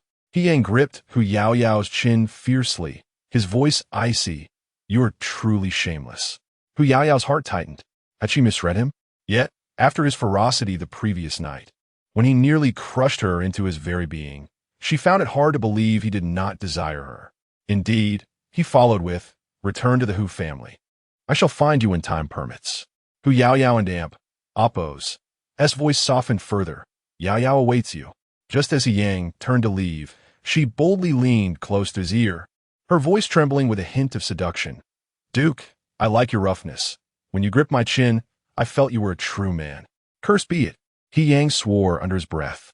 Were it not within the Duke's residence, and were it not for his concerns for Zhou Shi, he would have taken her fiercely, leaving her bedridden for days. "You are truly reckless," he chided, even as he felt himself drawn into a daze. After Hu Yaoyao departed, He Yang felt as though his heart had taken flight. Yet no matter how enamored he became, he would not allow himself to humiliate Zhou Shi openly. From that day forth, He Yang refrained from seeking out the other women in the residence, choosing instead to remain with Zhou Shi. Outsiders, even Zhou Shi herself, believed he was merely compensating and appeasing her. Only He Yang understood that, apart from Hu Yaoyao, he seemed to have lost interest in all other women. However, there was one exception, Zhou Shi. He had never grown weary of her, much like in the past when he had adored Hua Shi. No other woman could take away his affections, nor could they stay the night. Only Zhou Shi could. Yet, He Yang found himself perplexed by his feelings for Zhou Shi. In moments of fervor for another woman, she could claim a portion of his affection, but Zhou Shi had never driven him to madness. Even during their sweetest moments, he frequently lavished attention on other women, never granting her his undivided love. On the 15th day of the 12th month, after several consecutive days of snow, the prices of grain and medicinal herbs soared. Between the 2nd and 15th days of the 12th month, prices had already tripled. Meanwhile, Xia Changgong of the Xia family found himself intrigued by Qin Yuyao. Was she truly as simple as she appeared? Xia Changgong sensed that Qin Yuyao was a formidable individual. After all, at the winter banquet, she had humiliated the 5th son of the Duke's residence without facing any consequences and had been treated like a treasure by the entire household. During his first venture into business, the stored grain and its prices had skyrocketed. During this period, Xia Changgong had sent word to Qin Yuyao, asking, "Given our ample grain reserves, is it time to act?" Qin Yuyao simply replied, "Wait a bit longer." The peak prices for grain and herbs would arise after the 24th of the 12th month. She intended to wait for that moment. However, Qin Yuyao had more pressing matters at hand. The heavy snowfall would cease around the 16th day of the 12th month, allowing for 5 days of respite. During this time, she planned to host a banquet to entertain the noble women of the capital. She still recalled her previous life, when, after the 24th day of the 12th month, the prices of medicinal herbs skyrocketed, especially as those noble women sought to procure remedies for the plague. She owned 2 apothecaries and had stocked some herbs, intending to host a banquet under the auspices of the 5th lady of the Duke and Oppo's residence, offering free medicinal herbs to those noble women while also seeking to foster good relations with them. But alas, not a single noble woman attended that banquet. Not only did outsiders snub her, but even the direct relatives of the Duke's residence refused to lend her any dignity. Only her family and a few sisters-in-law who wished to witness her embarrassment came to her banquet. It was truly humiliating. Recalling the previous life's banquet, Qin Yuyao had been filled with joy. She spent 7 days preparing for the event. The medicinal packages sent to the noble women were personally crafted by her, each package meticulously assembled, sewn with fine silk thread and exquisite embroidery. The food and drink for the banquet were funded from her own purse. She waited eagerly at the residence, but after an hour, not a single noble woman arrived. After 2 hours, still no one came. Though the banquet was set to commence at noon, only the women from the Qin family showed up, and even they arrived late, remarking with condescension, "What a bunch of nobody-s thinking they can mingle with the capital-s elite." Ultimately, the sisters-in-law took away her carefully prepared medicinal packages, which were worth several dozen taels of silver each. They feigned reluctance, saying, "Fifth sister-in-law, it would be a waste for these packages to go unwanted. We might as well take them off your hands." That banquet revealed the true nature of the Qin family women, who initially greeted her warmly, but later shunned her, avoiding her entirely. A favored fifth lady of the Duke and Amp, Oppo's residence could provide them with benefits, but a fifth lady who had become a laughingstock brought only disgrace and ridicule, leaving them to avoid her. This only deepened Qin Yuyao's insecurities, making her increasingly reluctant to face others, trapping her within the confines of the Duke and Oppo's residence for her entire life. In her previous existence, she rarely ventured out unless absolutely necessary. Had she been more sociable and made more friends, perhaps her burdens would not have been so heavy and she would not have met an early demise. In this life, Qin Yuyao resolved to host another banquet. If in her previous life the noble women had refused her free offerings, this time she would not only draw them in, but would also sell her herbs at exorbitant prices. She intended to invite all the noble women of the capital and make it a grand affair. Chapter 56. From where did you acquire the scent of a woman? The date for the banquet was set for the 18th day of the 12th lunar month. The snow would cease by the 16th, pausing for 5 days. This would allow ample time for the noble women to prepare gifts and decide whether to attend her gathering. Qin Yueying sat in the study, gazing out at the vast expanse of white. The relentless snowfall had continued for over 10 days, causing disasters across the nation, yet the capital remained largely unaffected. The majority of its inhabitants were affluent. Even beggars in the capital were better off than the common folk in remote areas. This was primarily due to the city and Amp, Oppo's charitable nature, with noble women often organizing events to distribute porridge and buns. Additionally, when a noble or wealthy family celebrated a marriage, they would host a flowing banquet, open to all. Particularly, the young ladies of high status would occasionally venture out, expressing sympathy for the beggars with generous donations. Perhaps they were driven by a desire for reputation. Yet it must be acknowledged that their actions did indeed lessen the number of impoverished souls in the capital. Qin Yueying frequently observed beggars dining and drinking in taverns after a day's alms, living quite comfortably. It was undeniable that the capital, beneath the emperor's feet, was the most prosperous and thriving locale in the Great Xia dynasty. Throughout the city, she had yet to encounter a thatched cottage, save for a few in the outskirts where farming was practiced. The homes in the capital were predominantly built of sturdy blue bricks and red tiles, resilient enough to withstand the heavy snow. Only the impoverished in the countryside suffered the collapse of their humble abodes. For the nobility in the capital, the snowfall had merely caused road closures, with the prices of grain and medicinal herbs fluctuating daily. Such trivialities were of little concern to the lords and ladies. Recalling her memories, Qin Yueying knew that by the morning of the 16th, the snow would cease, and by afternoon, the roads would be cleared. Within 2 days, the capital would return to its former splendor. With the snow expected to stop tomorrow, Qin Yueying felt it imperative to finalize the guest list for her banquet. In her previous life, when she hosted gatherings, many of the noble women she had invited held lower status than the Qin family, yet no one attended. This time, she resolved to assert the dignity of the fifth lady of the Duke's residence. She would only extend invitations to the wives and legitimate daughters of officials of the third rank or higher, with the possibility of including some distinguished individuals, such as the women of the Ouyang family. The Ouyang family was the wealthiest in the Great Xia dynasty, and their eldest son was a close friend of Yifeng, making their attendance essential. At the Nizhang courtyard, Yifeng returned from outside only to discover that Qin Yueying was not in the main hall. After inquiring with the servants, he learned she had gone to the study. Curiosity piqued. He wondered how his wife had suddenly changed her demeanor. Since their marriage, she had spent her free time either preparing herbs or traveling to gather them. He stood outside the study, affectionately watching as she wrote with a brush. Indeed, she possessed a certain serene elegance. He stepped inside, teasingly remarking, "Ah, our fifth lady is diligently practicing to improve her handwriting, is she?" In Yifeng and Oppo's recollection, Qin Yueying had never excelled in poetry, music, or painting. The painting she had done previously was acceptable, though it lacked seriousness. Qin Yueying shot him a glare, aware that he often mocked her abilities. In truth, she believed her talents in these arts were rather decent, if not remarkable. Back in her hometown of Zhengguo, she was considered a minor talent. However, upon arriving in the capital, where Yifeng and his circle of acquaintances resided, she felt outclassed. Yet could she be blamed?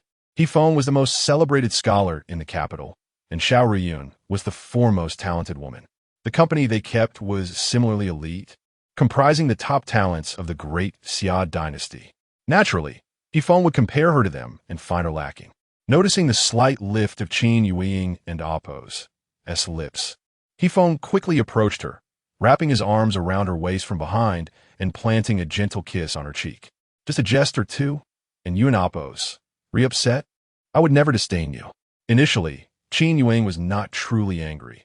However, as he embraced her, she caught a whiff of an inferior rose fragrance that irked her. Instantly, she pushed him away, standing up in annoyance. He Feng, mistaking her irritation for lingering anger from his teasing, muttered, "Your temper is rather fierce, is it not?" Qin Yuiying laughed, but the laughter was laced with a chilling undertone. "From where did you acquire the scent of a woman?"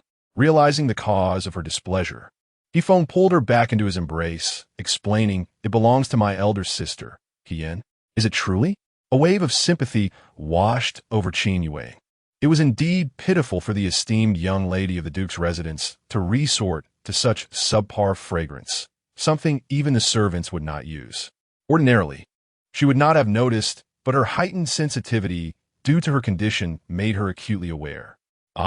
Being a virtuous wife is truly challenging. Curiosity piqued, she inquired, "What does she want from you?"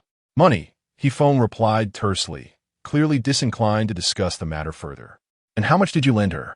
"Not a single tael," He Feng responded with an air of certainty. "I now have a wife and child to support. How could I possibly lend her money?"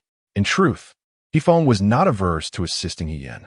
However, she had approached him with a request. "Fifth brother, many regions have suffered disasters. My husband wishes to aid some victims and needs 200,000 taels. Could you lend it to me?" The audacity of asking for such a sum was astounding, especially when it was intended to bolster the reputation of her husband, the Marquis of Wenyang. Naturally, He Feng was unwilling. Recently, the Marquis had embarrassed the He family by appointing 2 officials under the Duke and Appo's banner and publicly humiliating them.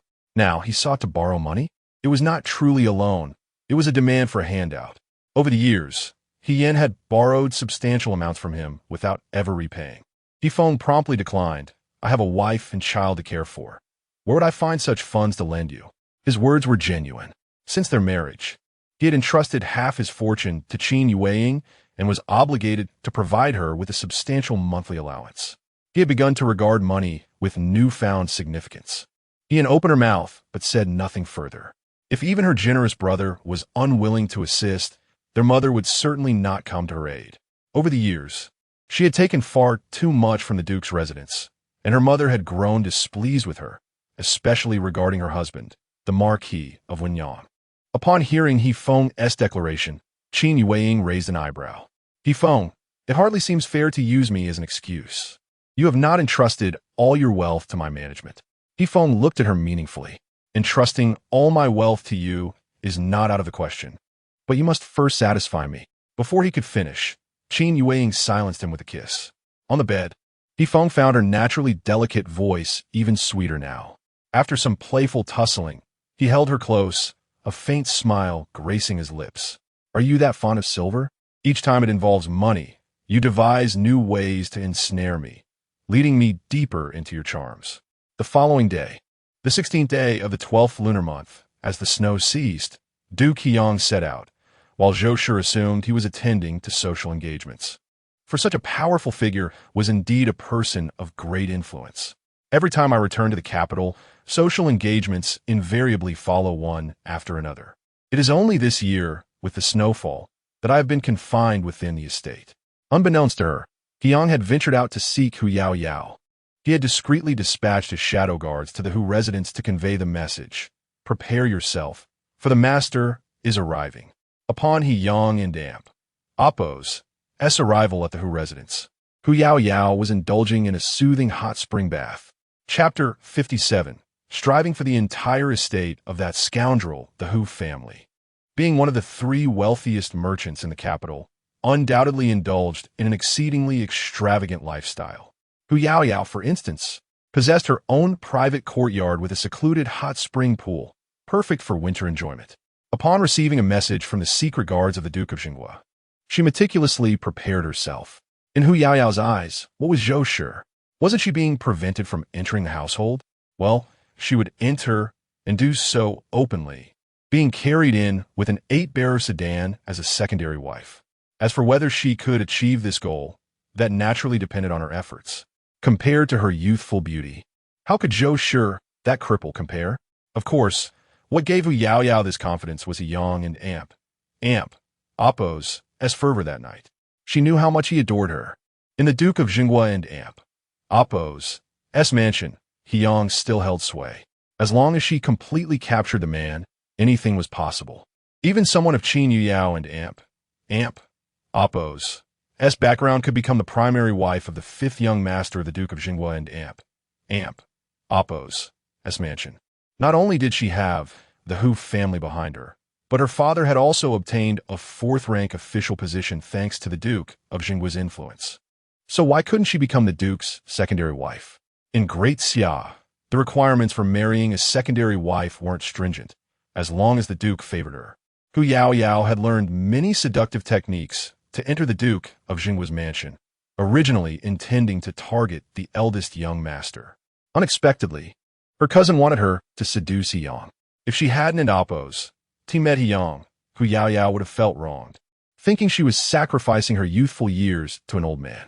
But because of the heavy snow, she had seen Yang at the Duke and Appo's mansion. Although he was 40 years old, he was still handsome and imposing. Most importantly, whenever Yang appeared, he was undoubtedly the center of attention. Even in snowy weather, many dignitaries still visited the Duke of Zhengguo's mansion. These dignitaries, whom Hu Yaoyao and the Hu family usually had to curry favor with, were remarkably humble before Yang. From that moment on, Hu Yaoyao became infatuated with Yang. Compared to the eldest young master, she was more captivated by someone as powerful as Yang. Moreover, the eldest young master and Appo's primary wife, Ji Shi, and his secondary wife, the Princess of Anyang, were still young, making it difficult for her to gain favor. But Yang was different. His wife, Zhou Shi, was a cripple, and it was questionable whether they could even consummate their marriage. She was no match for her at all. Even if Yang had many women in his harem, they were all older, mostly over 30. The 2 slightly younger ones were also 25. They couldn't compare to her tender youth. Hu Yaoyao lay in the hot spring, envisioning a bright future. In the misty hot spring water, her hazy figure was a fatal attraction for Yang. It was also at this moment that Hu Yaoyao sensed a strange man approaching. She knew her sugar daddy had arrived. Hu Yaoyao struck a most alluring pose and gave Yang a flirtatious glance. "Your Grace, you've arrived. Yaoyao has been thinking of you every night these past few days." Yang was so captivated by Hu Yaoyao's charm that his heart fluttered. His breathing quickened instantly. Seeing the man stunned, Hu Yaoyao took the initiative to stand up and place his rough hand on her waist. "Your Grace, would you like to bathe with Yaoyao?" At that moment, Yang experienced the meaning of smooth as ointment, washing congealed fat. He took a deep breath, directly pushed Hu Yaoyao into the hot spring pool, stripped himself naked in a few strokes, and jumped in. Beside the hot spring pool, Hu Yaoyao and Appo's voice rose wave after wave. "Your Grace, please have mercy on me." Afterward, no matter how much Hu Yaoyao begged for forgiveness, Yang didn't and Appo's let her go. He even made her faint in the hot spring pool. Nishan Courtyard. She should have finished writing the banquet guest list yesterday. But he phoned that scoundrel, tempted her with his entire estate. To please the man, Qin Yuyao truly used all her skills, with both hands and feet and her cherry red lips. In short, for he phoned and Appo's entire estate, she was willing to do anything to please him. In a word, striving for the entire estate of that scoundrel. Fortunately, he phoned, mindful of her pregnancy, didn't end Appo's torment her too much, but he still dragged her to stay in bed together. Qin Yuyao didn't and Appo's know if she was pregnant or if the pampered 5th young master was pregnant. He was getting more and more fond of staying in bed. Every time, he had to drag her with him. He phoned and Appo's staying in bed was truly just that, doing nothing, just holding her while sleeping. It wasn't until the sun was high in the sky that Qin Yuyao angrily pushed the man's hand away. "The snow has stopped." And you're still in the mood to sleep in? TCH. The man pulled the woman back into his arms. Taking a deep sniff of her hair, whether it snows or not, it and amp. Amp? Oppose. That's not important to this young master. It and amp. Amp? Oppose. That's not important to you. But it and amp. Amp? Oppose. That's important to me, okay? Qin Yuyao said grumpily. The man lay on his side, looking languid. Then tell me, Yao, how is it important to you that the snow has stopped? I want to hold a banquet and invite all the noble women in the capital to attend. Qin Yuyao pointed to her belly. I and amp. Amp? Oppose. Am pregnant, so we should celebrate. The man nodded. Then, by the way, invite all the nobles in the capital as well. I've been granted the title of Feng Fu heir, so we should also hold a banquet. Yifeng seemed to have thought of something. Yesterday, were you writing the guest list for the banquet? Yes. Qin Yuyao nodded emphatically. Don and Oppose. T bother with it. I and Oppose. LL write the guest list. Yifeng touched her belly. As for the rest, feel free to ask the Princess of Anyang for help. She has been managing the household for your mother for many years and had a lot of experience in organizing banquets. You and Oppose. Re-pregnant, so you shouldn't and Oppose. T overwork yourself. Qin Yuyao glared at him grumpily. What is the Princess of Anyang and Amp? Amp. Oppose. S status and what is mine? How can I order her around? I and Amp. Amp. Oppose. Am the heir. So you and Amp. Oppose. Re the heir and Amp. Oppose. S wife. Why can and Amp. Oppose. T you order her around? Yifeng looked puzzled. Besides, what you and Amp. Oppose. Re-carrying in your belly is much more precious than her. Qin Yuyao wanted to say something more. Yifeng smiled dotingly. Don and Oppose. T worry about those things. At worst, I and Oppose. LL asked mother to ensure that everything is handled properly. Qin Yuyao pouted. But I want to do it in Qin Yuyao's name. Okay. The man planted a kiss on her forehead. Don't worry. Your husband will make sure that you appear as the mistress of the Qin family on that day. That and Amp. Oppose. It's not what she meant at all, okay? But since her man was willing to stand up for her, she would gladly accept his kindness. Actually, Qin Yuyao was a little apprehensive about doing it in Qin Yuyao and Oppo's name. Originally, she wanted to use the name of charity to force those noble women to buy her medicine pouches at high prices, and then donate all the proceeds to the refugees affected by the snow disaster. But doing it in the name of the fifth young master of the Duke of Zhengguo and Oppo's mansion seemed more appropriate. Qin Yuyao thought about it. Besides writing invitations to those noble women, she also had to write one for her family. The women of the Xia family and the women of the Qin family. She would help them as much as she could. This was an opportunity for them to appear in front of the noble women and young masters. Chapter 58, Behave, or I'll bite you in the enchanting courtyard of the rainbow attire. Yifeng personally penned the invitation. Yet, Qin Yuyao remained somewhat apprehensive, primarily due to her few adversaries. She contemplated inviting them all, wondering if she was being overly sensitive. Now that she was with child, she felt an irresistible urge to stir up trouble.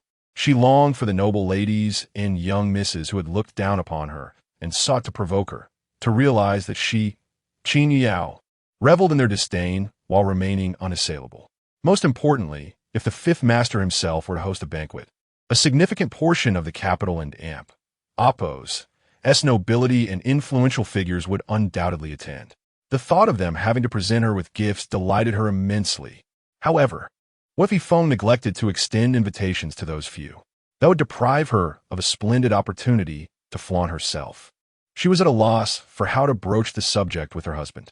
Would she truly have to plead with Yifeng in a coy manner, saying, "Husband, I have a few enemies. Would you kindly invite them?"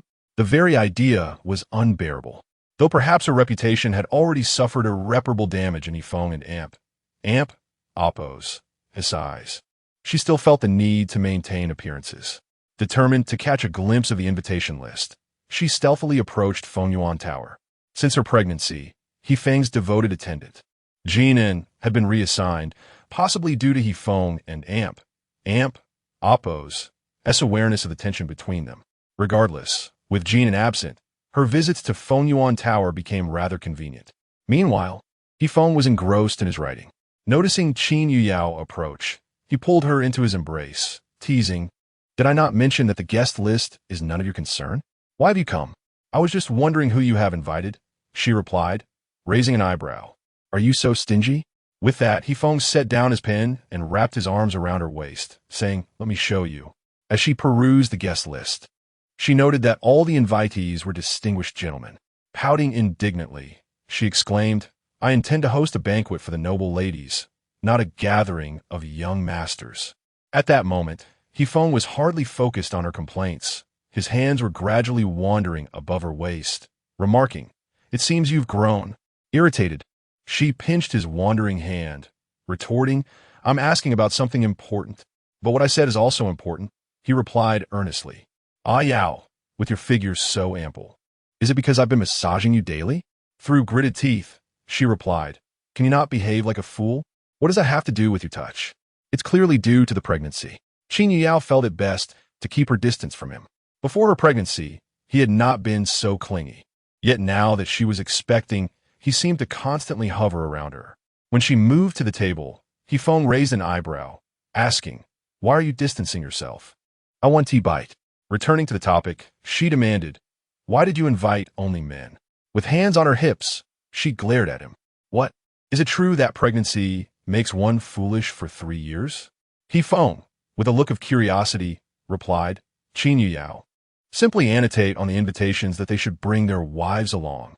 That would be utterly embarrassing, she exclaimed, before sneaking away under Feng and Appo's watchful gaze. His teasing voice echoed behind her, no worries. You may be foolish, but I am clever. In the CI and Appo's courtyard, after Zhou Shi had finished her evening meal, Yang returned. He had been staying with her for several days, and she had grown accustomed to his presence. However, something about him seemed amiss today.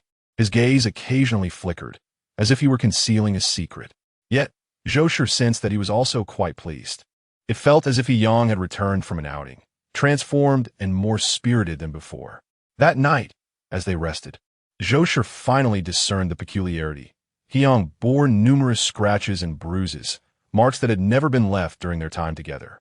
She would never harm him, especially after what had happened to Yang and Appo's previous beloved, which had left her so deeply affected. As the matriarch of the Duke's residence and a princess of the Huayang royal family, she was aware that eliminating a courtesan would require no personal involvement. The Huayang royal family could assist her. In the past, her brother, the Huayang heir Zhou Yuno, had asked her, Fei, I can ensure that the courtesan is dealt with without any trace for Yang to discover. Zhou Shi, whose birth name was Zhou Yufei, had declined, no brother. Even if there are no traces, it would create a rift between me and the Duke. Zhou Yufei genuinely loved Yang, loving him enough to trample her own pride beneath her feet without hesitation. Yang sensed the disquiet in Zhou Shi and Appo's eyes. Fei, it is not as you think, he said, using her given name for the first time in a long while. Upon hearing this, an indescribable emotion welled up within Zhou Shi. Since entering the Duke's residence, few had called her by name. Outsiders addressed her as the Duchess, while within the household, she was simply referred to as Madam. Even Yang seldom called her by name, preferring to address her as Zhou Shi. If not for today's mention of Fei, she might have forgotten that she possessed a name.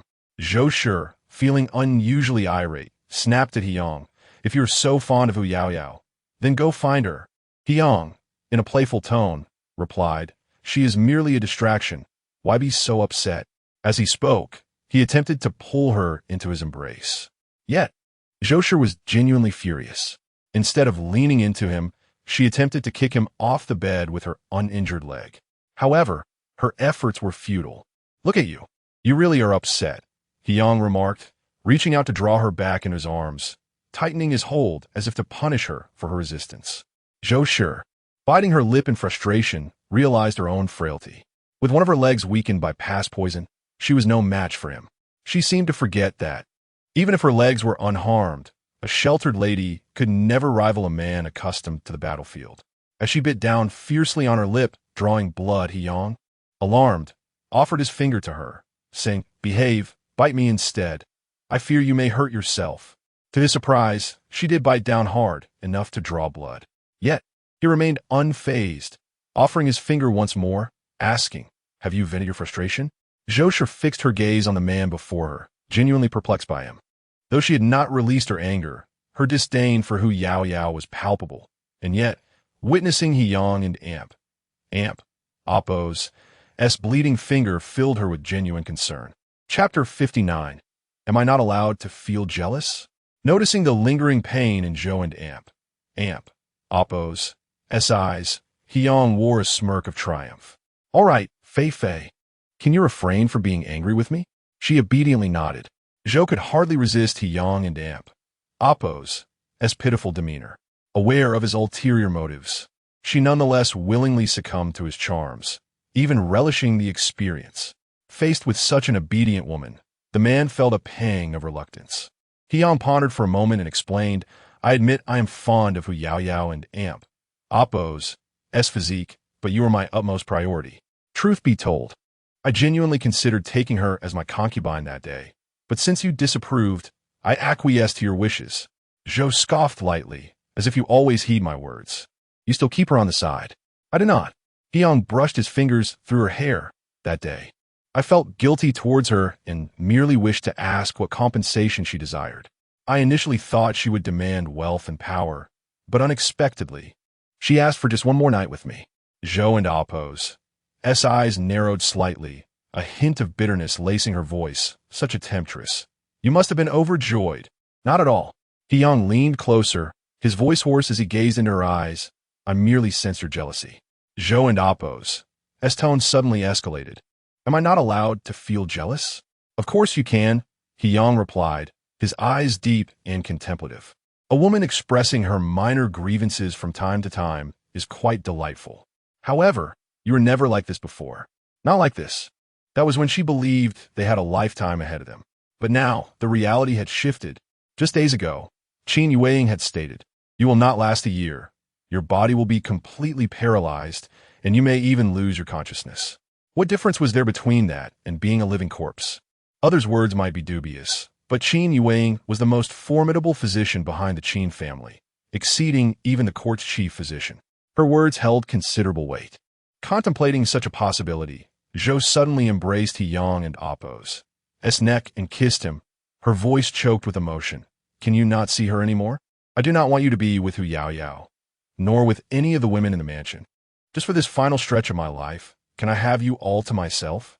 Previously, she would never have uttered such sentimental words. According to the rules Zhou had learned, as a lady of high standing, she was expected to embody the grace of a matriarch, not to compete with those insignificant concubines over affection. Thus, she often pretended to be magnanimous in bed, urging Hiyang, go see them if you wish. But who could fathom how deeply those words pained her? Now, aware that her time was limited, she craved to be a little selfish. Zhou and Appo's simple words stirred a tempest of emotions within Hiyang. He smirked mischievously, his hands growing bolder, since Fei desires my sole attention. Are you prepared for the consequences? Noticing his intentions, Zhou and Appo's eyes brimmed with disdain after spending the entire day with that little vixen Hu Yaoyao. Do you still have the energy? Hiyang silenced her with a kiss, brushing against her slightly parted lips. Let me demonstrate whether I have the energy.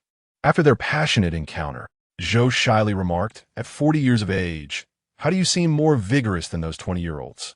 Huh, Hiyang scoffed. Those weaklings cannot compare to a noble lord like me. Not only ordinary folk, but even the young commanders in the army are no match. Zhou playfully shot him a glare. Do not be so arrogant. And Appo's, as if you and Appo's, competed with them. Hiyang fell silent. He indeed had, but he chose not to disclose that, fearing Zhou would grow jealous again. Although Hiyang spent most of his time in the military camp, he occasionally took breaks. Every 2 to 3 months, they had the opportunity to scout the surroundings, typically lasting half a day to a day. In such brief intervals, returning home was impractical. Thus, they would seek amusement in the nearest locales. Some would rent a courtyard in the closest village or town to the camp, accommodating their concubines there.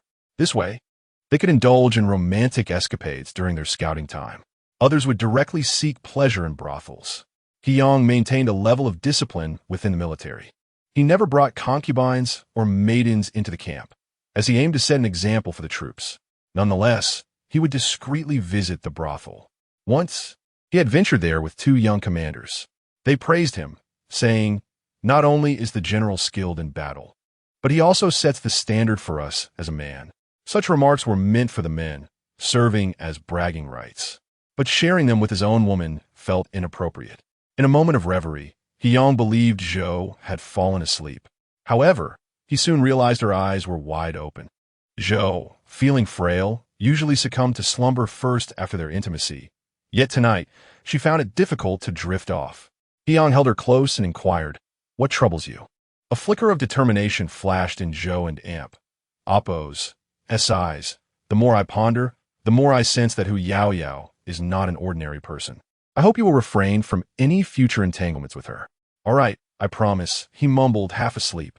Having exhausted himself throughout the day, and now soothing Zhou, Hyang truly felt fatigued. After all, even a resilient body could not withstand the demands of day and night. On the 17th day of the 12th month, having finalized the guest list for the banquet yesterday and discussed the pretext with Qin Yueing, he phone reported to his mother, Zhou, this morning, requesting Princess Anyang and Amp, Oppo's assistance in the preparations. He was reluctant to burden his wife with such toil. However, upon receiving Zhou and Amp, Oppo's command, Princess Anyang felt as if she could tear her handkerchief in frustration. How dare she, of all people, serve that Qin Yueing? Princess Anyang and Oppo's eyes seemed venomous as she thought. Qin Yueing, just wait. One day, I shall make you repay every ounce of this indignity.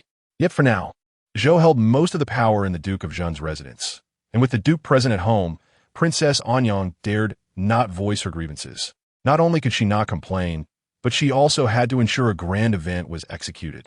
What was most infuriating was that Zhou insisted all expenses for the banquet be covered by the public treasury. At the brocade-clad pavilion, Hyang rarely accompanied Zhou on a shopping trip. Tomorrow, Qin Yueing was to host a banquet, claiming it was to bless the child she carried. Zhou was overjoyed, insisting on purchasing a festive outfit. Typically, Zhou would have garments made at home, but this time, the timeline was too tight, and she lacked the luxury of waiting for the seamstress to finish. Moreover, with Hyang present, she yearned for his company during this outing.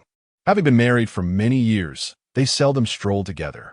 Now that they had the rare opportunity, Zhou wished to savor the joy of a couple shopping together. The brocade-clad pavilion specialized in ready-made garments, particularly renowned for their exquisite New Year and Oppo's attire. Chapter 60. The unconscionable woman, staring and pinching him. For Hyang, this rugged man, it was his first venture into a ready-made clothing store. Throughout his life, he had never purchased clothing for himself. In his childhood, his mother dictated his attire. Later, in the military, he wore the armor provided by the state. After marriage, Zhou meticulously arranged his wardrobe, even ensuring his undergarments matched perfectly. Logically, Hyang should have loathed such frivolous places. Yet, accompanying Zhou, he found the experience rather pleasant. Observing the smile on her face, a subtle grin crept onto his lips. The Genie Pavilion was quite renowned in the capital. Typically, only those of stature frequented such establishments. Hyang glanced around, noticing the shop was elegantly decorated, exquisite and resplendent. The festive atmosphere was palpable, with red lanterns and New Year paintings adorning the space, befitting a shop specializing in holiday attire. Perhaps due to the heavy snowfall over the past 10 days, which had confined the populace to their homes, the store was particularly bustling today, with a continuous stream of customers. In the crowd, several noble ladies and young misses were engaged in laughter and chatter, often accompanied by their maids and attendants.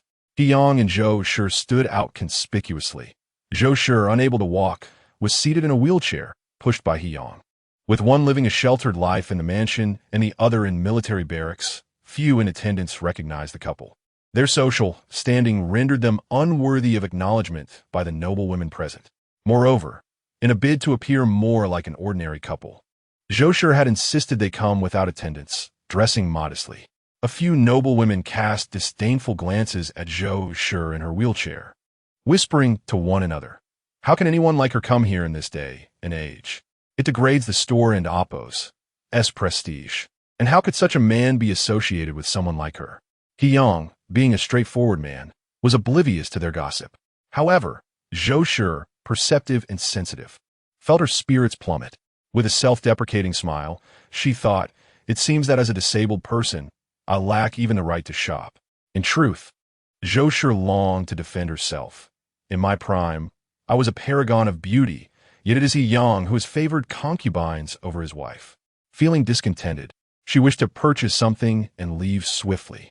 Thus, she casually pointed to a dark red, plum blossom jacket nearby and inquired of the shop assistant, "How much is this garment?" 10 taels of silver, but that is the cheapest item in our store. It may not even be in your size," the shop assistant replied, casting a glance at Zhou Shi's legs. Zhou Shi recognized the underlying mockery in his words, a derision of her poverty and a jibe at her disability. He Yang, unaware of the tension, assumed it was merely a routine exchange and continued to admire the shop's layout. After enduring repeated insults, Zhou Shi's temper flared. "Is it just money?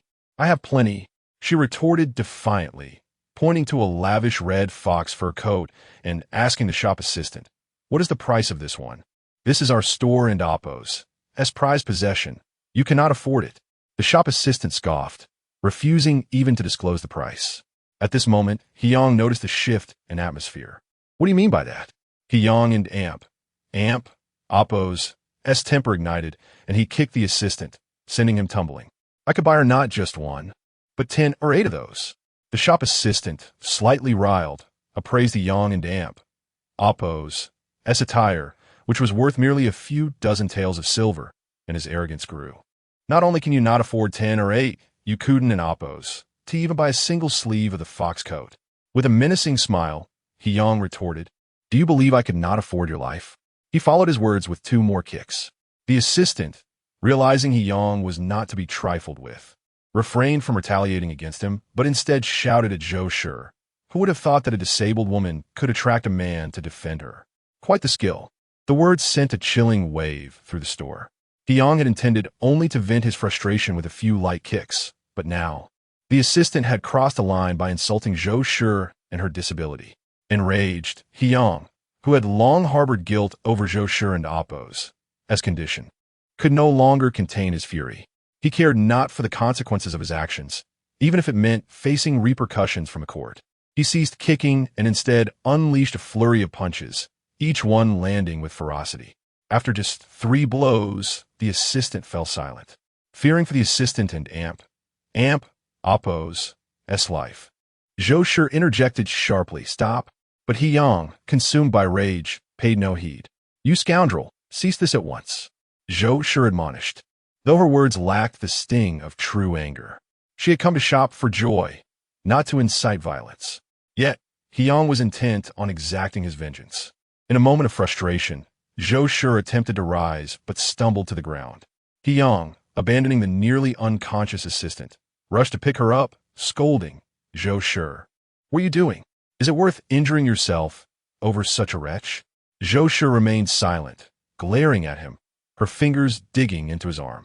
If it weren't and Oppo's, for the fear of him killing someone. If only he had listened better, she wouldn't and Oppo's have had to injure herself. Originally, He Yang was indifferent to her pain, but her lack of gratitude only stoked his ire. He felt a surge of frustration and, in his anger, carried her to the carriage, unceremoniously dropping her on one side as he sulked on the other. Zhou Shi and Oppo's anger flared further. She was not his rough-and-tumble man. Did he not see her injuries? This treatment was absurd. Zhou Shi glared at the man beside her, while He Yang and Oppo's temper escalated. What was that look? How could she still glare at him? He had defended her. Enraged, He Yang bolted from the carriage, leaving Zhou Shi behind in disbelief. She was still injured, yet he had abandoned her? It was utterly absurd. They had come out in high spirits, only for her to return alone, wounded. Fortunately, He Yang had the decency to leave the carriage. Back at the residence, Zhou Shi sulked alone, locking herself in her room, refusing to summon the physician. Was she punishing He Yang or herself? Suddenly, she heard someone banging on the door. It was a familiar act of He Yang, in broad daylight, before the servants. Zhou Shi wished to avoid such a public spectacle. As she prepared to open the door, she felt herself lifted off the ground. He Yang and Oppo's arms encircling her. Startled by the abruptness of his actions, Zhou Shi exclaimed, "Hyang, put me down. There are so many people watching." Yet Hyang paid no mind, carrying her into the inner room, his gaze icy as he warned her, "If you dare to mistreat yourself again, I will. I will take a knife to myself." At his words, Zhou Shi and Appo's cheeks flushed crimson. What had Hyang just said? Chapter 61. Qin Yuyao was genuinely incensed, the kind of anger that could not be easily appeased. I shall inflict a wound upon myself. I shall forego sustenance. I shall kneel here. If I am not permitted to rest upon the couch, I shall freeze to death.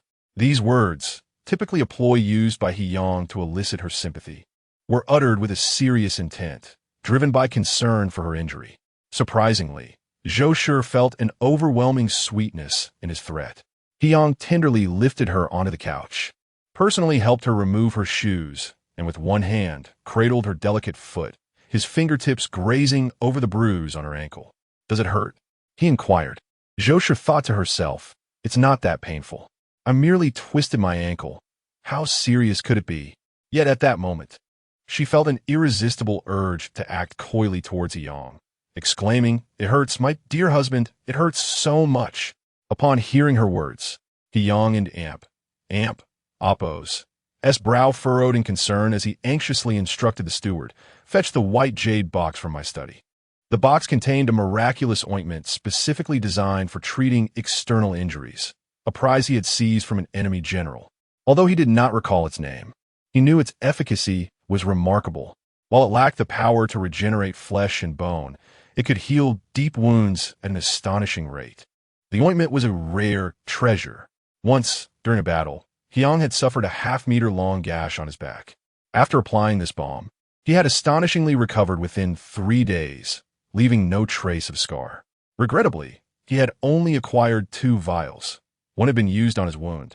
While he had cherished the remaining vial, using it sparingly, even to the extent of only allowing a fingertip and Appo's worth for application.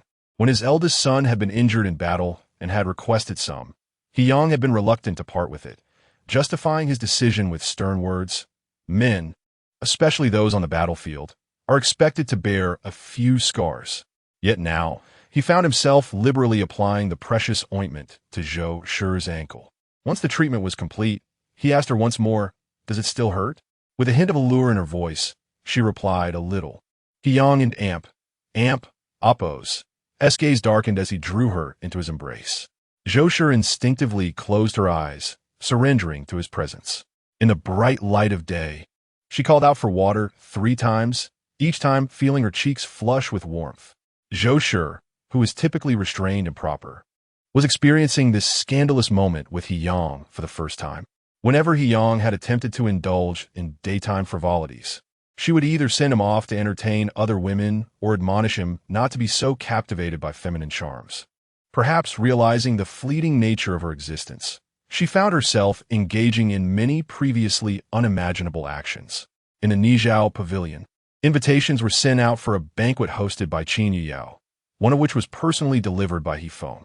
The guest in question was none other than the young Master Rong. Hifeng, perplexed by his growing intimacy with Qin Yuyao, felt increasingly affected by Rong's presence.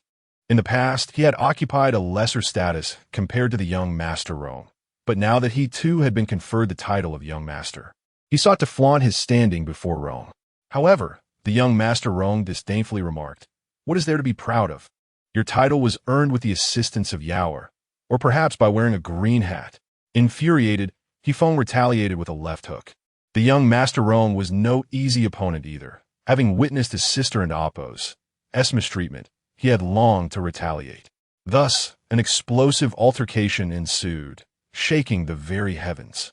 Ultimately, Hifeng emerged victorious from the skirmish, yet a sense of discomfort lingered within him.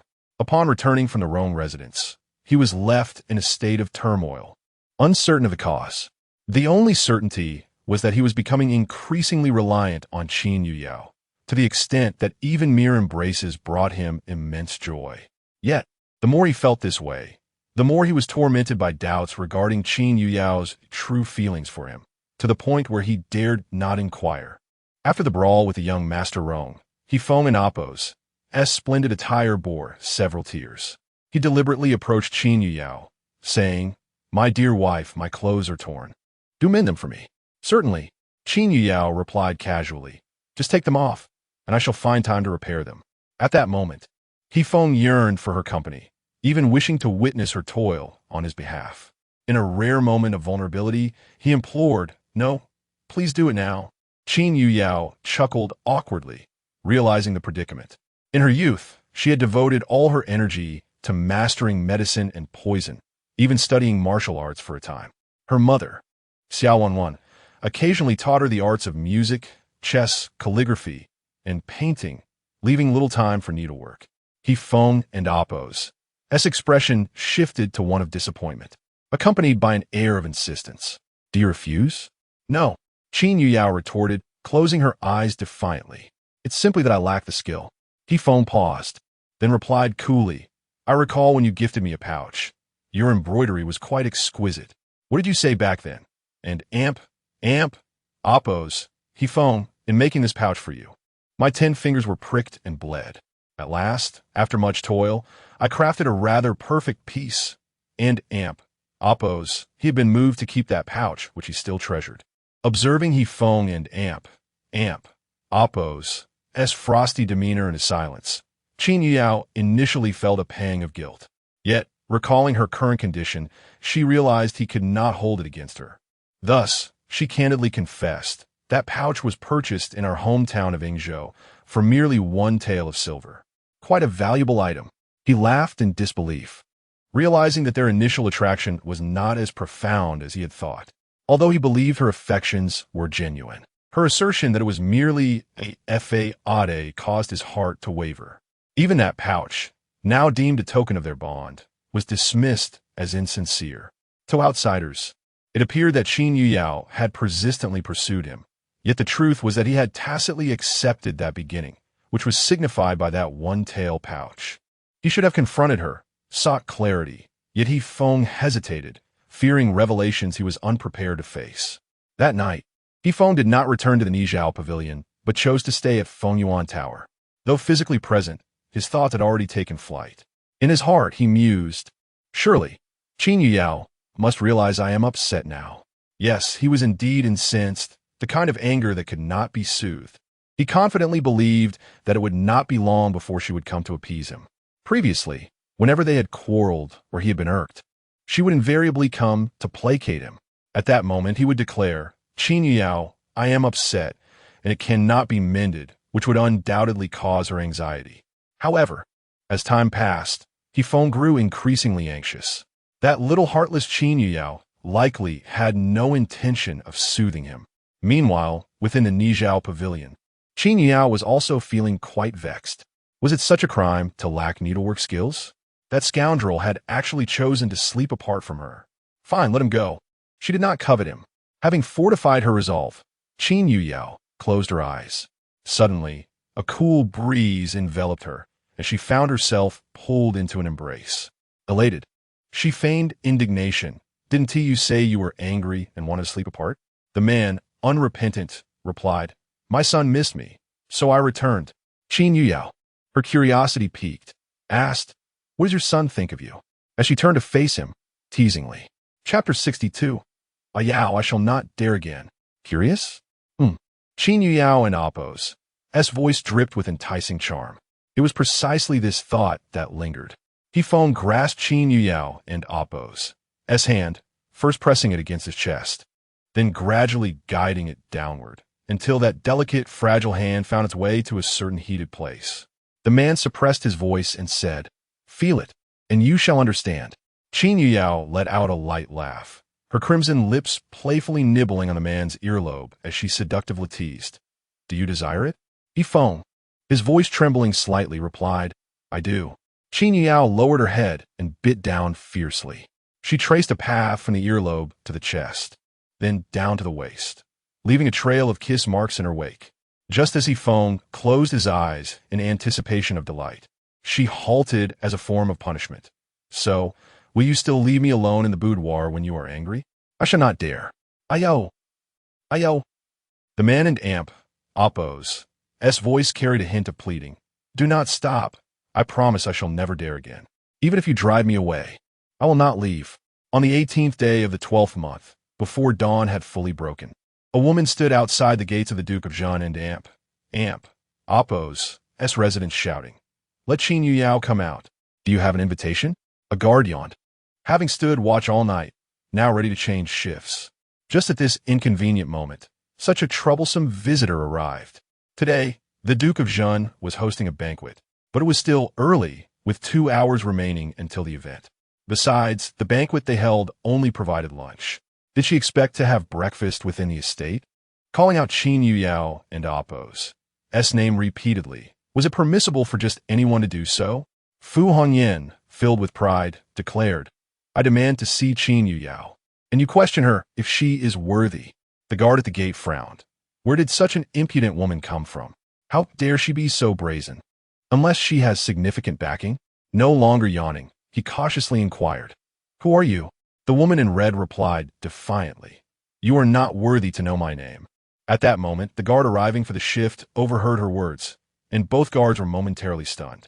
How long had it been since they began guarding the Duke and Oppo's residence?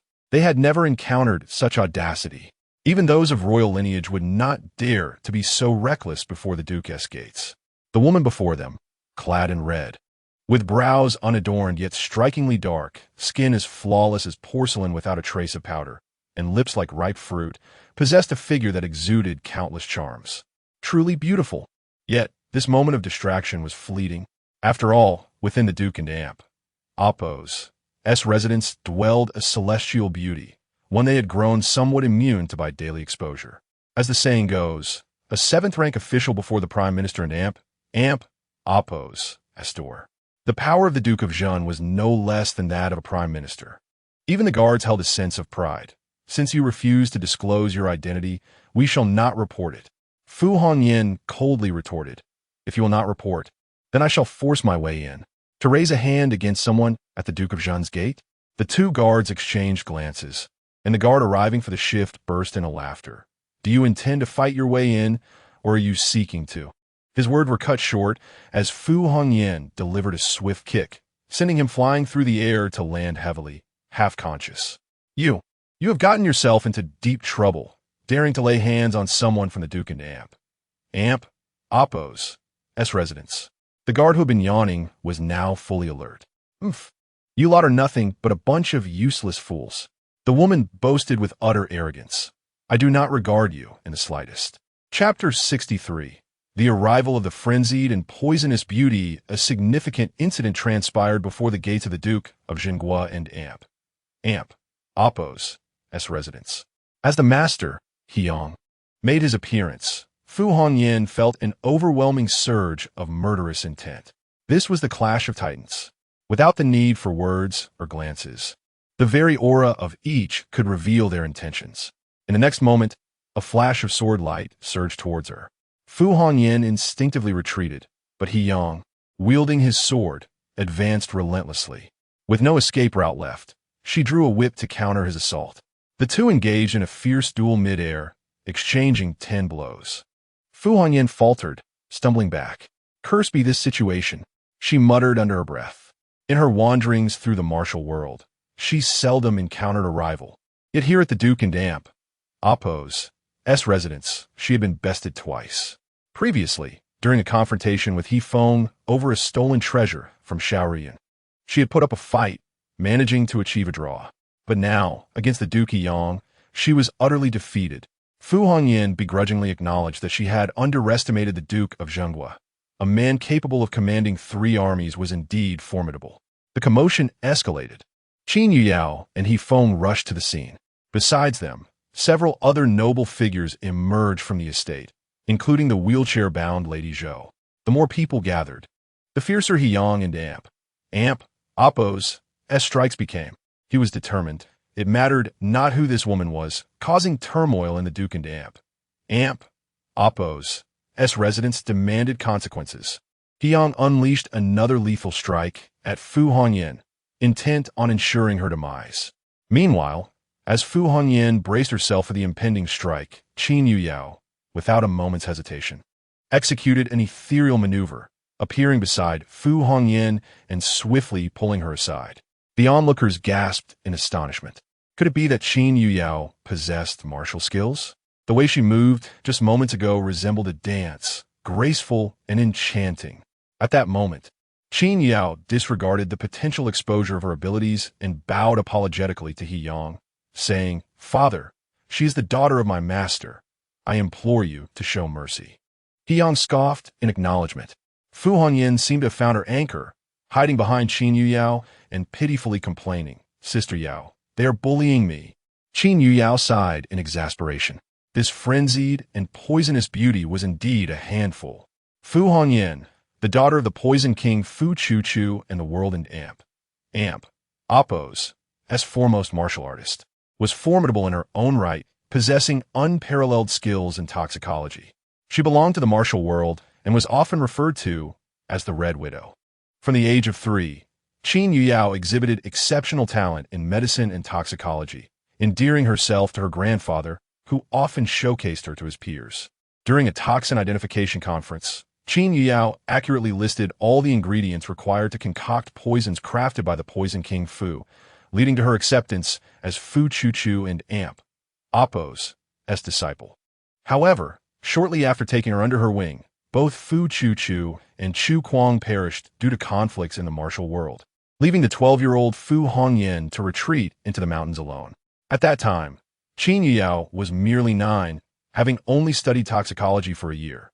When Qin Yuyao became a disciple, the whirlwind Amp, Oppos, as number 1 martial artist, Chu Kuang, who was also Fu Chuchu and Amp, Oppos, as husband, and thus Qin Yuyao and Amp, Oppos, as master, gifted her a manual on lightness skills for self-defense, known as stepping on snow without a trace.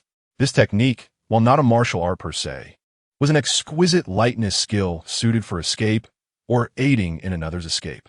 Its execution resembled a dance, making it particularly suitable for young women. However, Fu Hongyan never learned it, as she lacked an affinity for dancing. Rather than those evasive maneuvers, Fu Hongyan preferred lethal martial arts. Before turning 13, Qin Yuyao often accompanied her 3-year-older senior sister in the mountains near their hometown of Yingzhou. The two girls, of similar ages and shared interests in toxicology, developed a close bond. During a winter banquet, Qin Yuyao revealed that her pursuit of He Feng stemmed from a wager. Fu Hongyan was the one who had initially wagered a 7-colored flower, urging Qin Yuyao to pursue He Feng. As for how she crossed paths with He Feng, it seemed to be connected to Xiao Ruoyun. On one occasion, Fu Hongyan and Xiao Ruoyun both coveted the same item, but Xiao Ruoyun paid first. Enraged, Fu Hongyan attempted to seize it. At that time, Xiao Ruoyun had He Feng, her childhood protector, who not only thwarted her attempt but also bested her in combat. Seeking vengeance, Fu Hongyan offered her family heirloom, the 7-colored flower, in exchange for Qin Yuyao and Oppos as assistants. Initially, Fu Hongyan envisioned having Qin Yuyao ensnare He Feng, only to abandon him later, thus avenging herself while simultaneously disrupting Xiao Ruoyun and Amp, Oppos, as burgeoning romance. Yet, her plans backfired. He Feng remained unscathed by the snares of love, while Qin Yuyao fell headlong into the trap. Fu Hongyan lamented, "Truly, I have lost both the lady and the soldiers." This led to a prolonged Cold War with Qin Yuyao.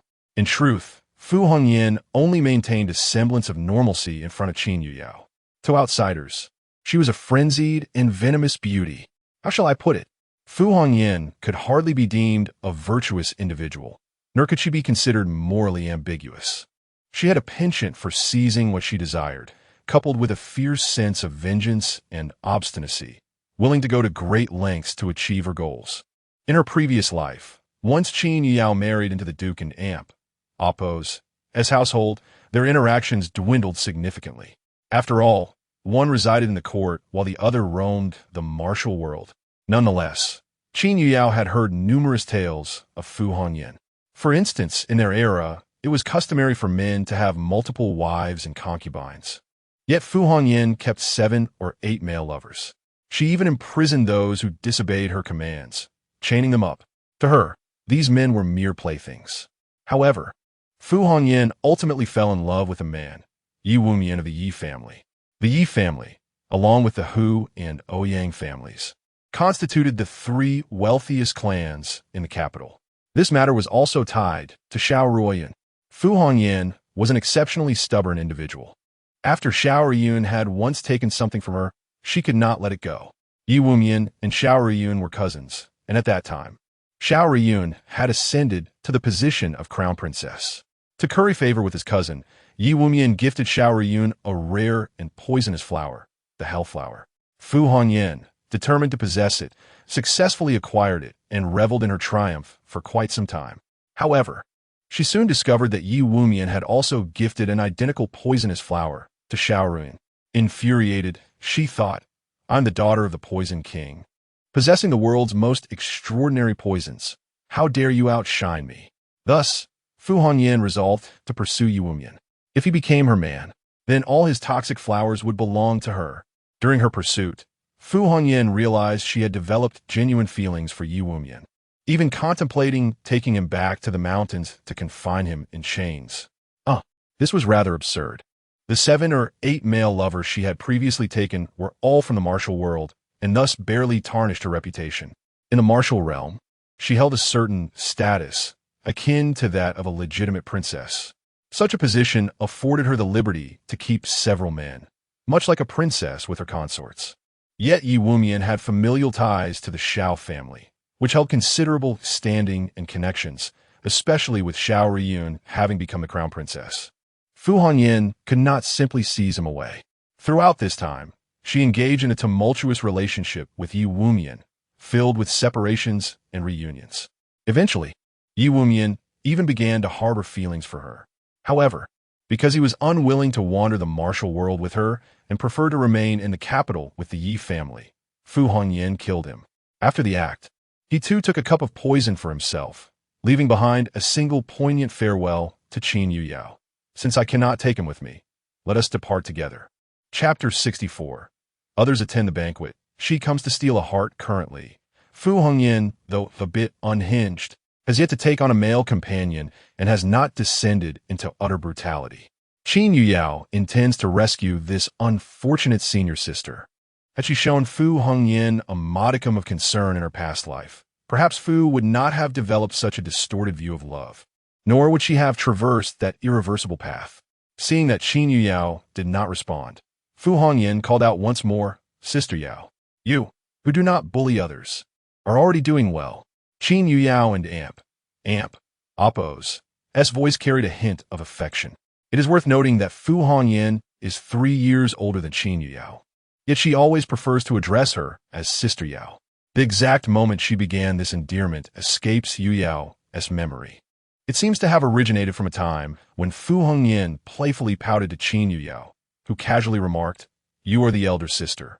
You should care for me instead of acting spoiled." To which Fu Hongyan blinked innocently. "If I call you Sister Yao, can I then act spoiled?" At the time, Yuyao thought it a jest, never anticipating that Fu Hongyan would continue to address her as such. In her heart, Qin Yuyao mused, "Do not attempt to fathom the thoughts of the unhinged. They are beyond comprehension." Meanwhile, on the other side, he foamed, having been thoroughly astonished by the revelation of Qin Yuyao's martial prowess, had momentarily forgotten her delicate condition. Fu Hongyan's call of Sister Yao served as a timely reminder. He Feng hastily approached Yuyao, gently placing his hand on her belly, inquiring with concern, "Are you all right?" She shook her head in response. At this juncture, Mrs. Zhou furrowed her brow and spoke up, "Yuyao, you must take care of yourself during this delicate time. Do not run about carelessly." "Indeed," Qin Yuyao replied with a sweet smile, "Mother, your admonitions are wise." Only then did He Yang notice Mrs. Zhou. Sheathing his sword, he pushed Mrs. Zhou and Appo's wheelchair slightly forward, his tone tinged with reproach. "Why are you dressed so lightly in this chilly weather?" A smile of contentment graced Mrs. Zhou's face as she replied softly, "I was worried about you." Upon noticing her in-laws had entered the estate, Qin Yuyao welcomed Fu Hongyan inside, with Yifeng closely following. The spectators who had come to witness the commotion also retreated within, as the main players of the drama had departed, rendering their presence outside meaningless. After this uproar, dawn broke, and various households began to partake in breakfast. In the Nishang courtyard, ever since her pregnancy, Qin Yuyao had grown lethargic, often rising only when the sun was high. Today, waking at such an early hour, she felt somewhat disoriented, yawning repeatedly. He Feng, feeling sympathetic, suggested Yao. Why not rest a little longer? Qin Yuyao nodded, and He Feng assisted her into the chamber. To his surprise, Fu Hongyan followed closely behind. The man's expression darkened as he sternly addressed Fu Hongyan. You should leave. Why should I? Fu Hongyan retorted, raising a fist in defiance. If anyone needs to leave, it should be you. I should leave? He Feng gritted his teeth. Do you not realize that we are husband and wife? I do, she replied. So why should I go? He Feng's tone grew firmer. I refuse to leave, Fu Hongyan declared, linking her arm with Qin Yuyao and Appo's, possessively asserting, she is mine. Mine. He Feng and Fu Hongyan exchanged heated words. Mine. Fu Hongyan insisted. Qin Yuyao, feeling exasperated, interjected, enough of this quarrel. I shall rest alone. You both may leave for now. Increasingly spoiled, she felt a slight headache emerging from her lack of rest and genuinely wished to lie down again. Then I shall accompany you in your slumber, Fu Hongyan proclaimed. He Feng, bewildered, retorted, my wife needs your company? Before Fu Hongyan could respond, He Feng threatened. This is the Duke of the State and Appo's residence. You cannot steal my wife from me, or I shall have you expelled. Upon hearing this, Fu Hongyan radiated an icy demeanor. He Feng was insufferable. Previously, he had aided Xiao Ruiyun in confronting her, and now he attempted to take away her beloved sister Yao. Fu Hongyan bore grudge. Suddenly, a mischievous smile crossed her lips as she blinked innocently. Fifth young master, were you not most fond of Xiao Ruiyun? You even claimed that if I laid a hand on her, it would cost me dearly. The moment these words left her lips, He Feng and Appo's expression faltered as he glanced at Qin Yuyao. Indeed, her face had soured considerably, and she did not afford He Feng the opportunity to speak. Promptly ushering him out, you may leave.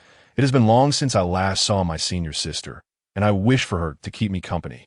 Fu Hongyan, triumphant, stuck her tongue out at He Feng. How foolish to challenge her. Once He Feng departed, Qin Yuyao truly managed to steal a moment of rest, while Fu Hongyan remained at her side. An hour later, she arose, and the servants began to serve breakfast.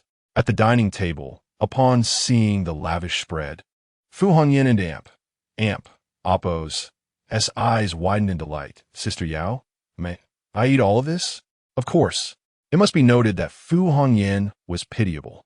Having lived alone since the age of 12, she had likely never enjoyed such a sumptuous breakfast.